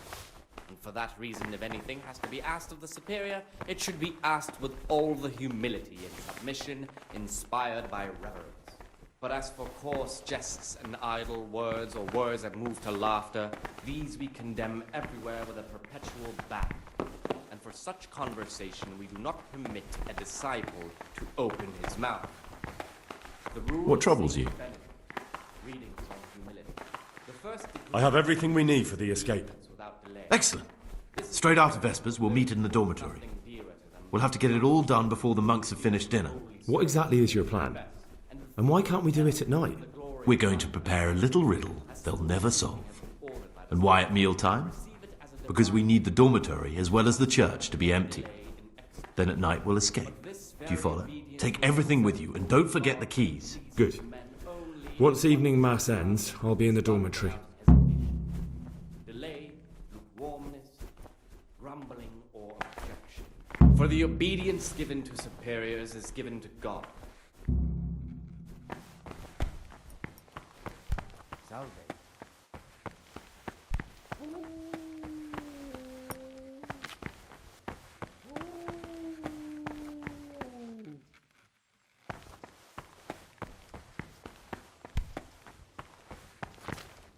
What do you desire, Brother Gregor?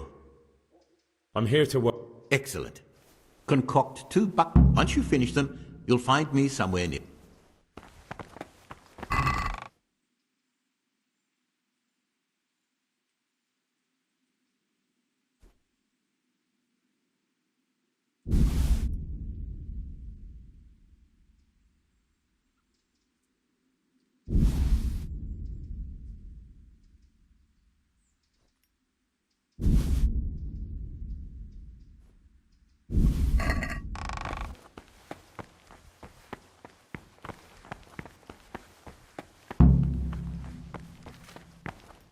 Praise be to Christ, brother.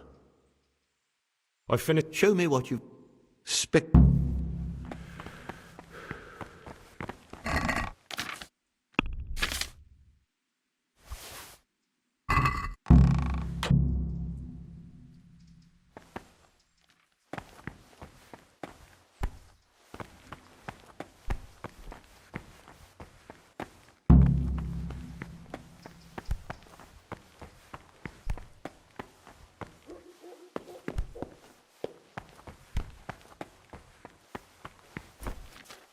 Ah, Gregor, talk to me. I'm here to... Excellent.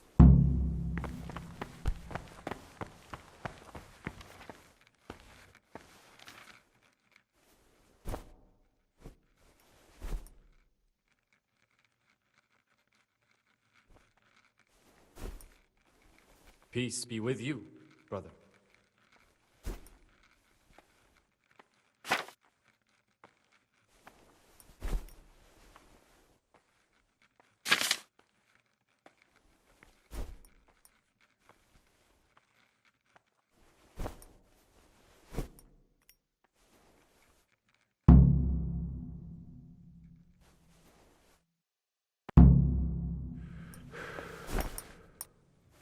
Can you read at all?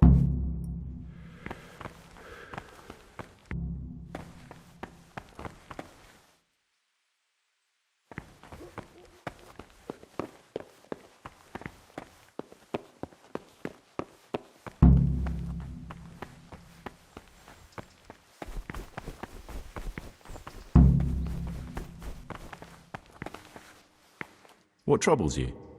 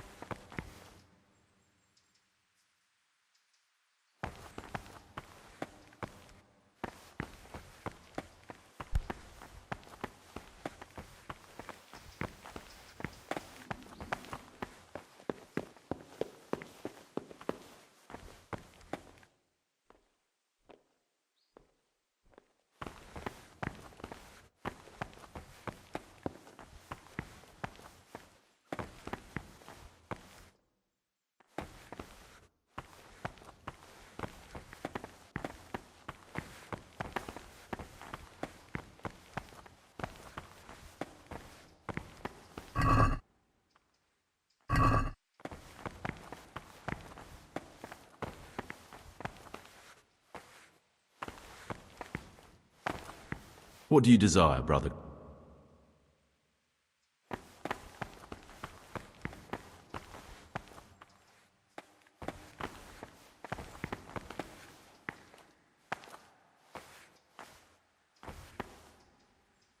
Praise be to God. For a moment there I was worried you weren't coming. Give me that blood. This is the exact spot where you pushed me off the gallery.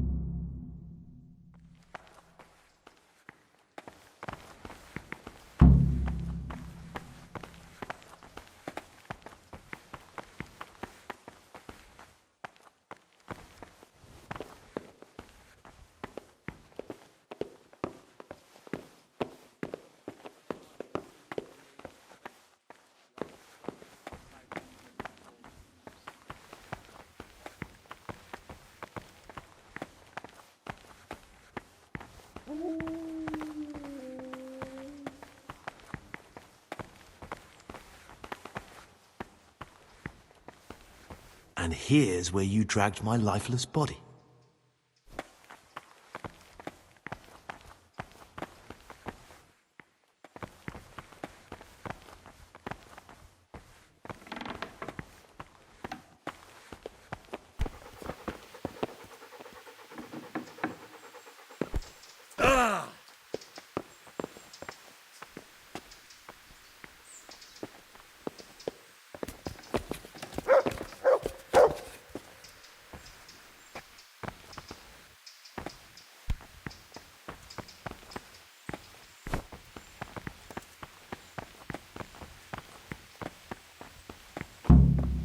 Thank you for helping me out.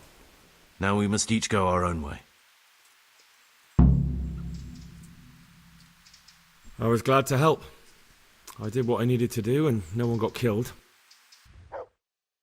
What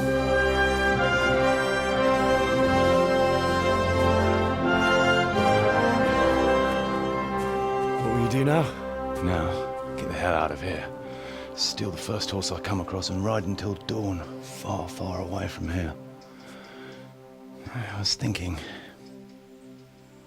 Here, take this. Show it to those cutthroat bastards and tell them you found it on me. That should convince them. Especially when they hear about the outcry here after the fires found out we've gone. Your lucky die? In a manner of speaking. Hope it brings you more luck than it brought me. Thank you. Thank you for letting me live, Brother Gregor. My name's Henry. All right, Brother Henry. May God be with you.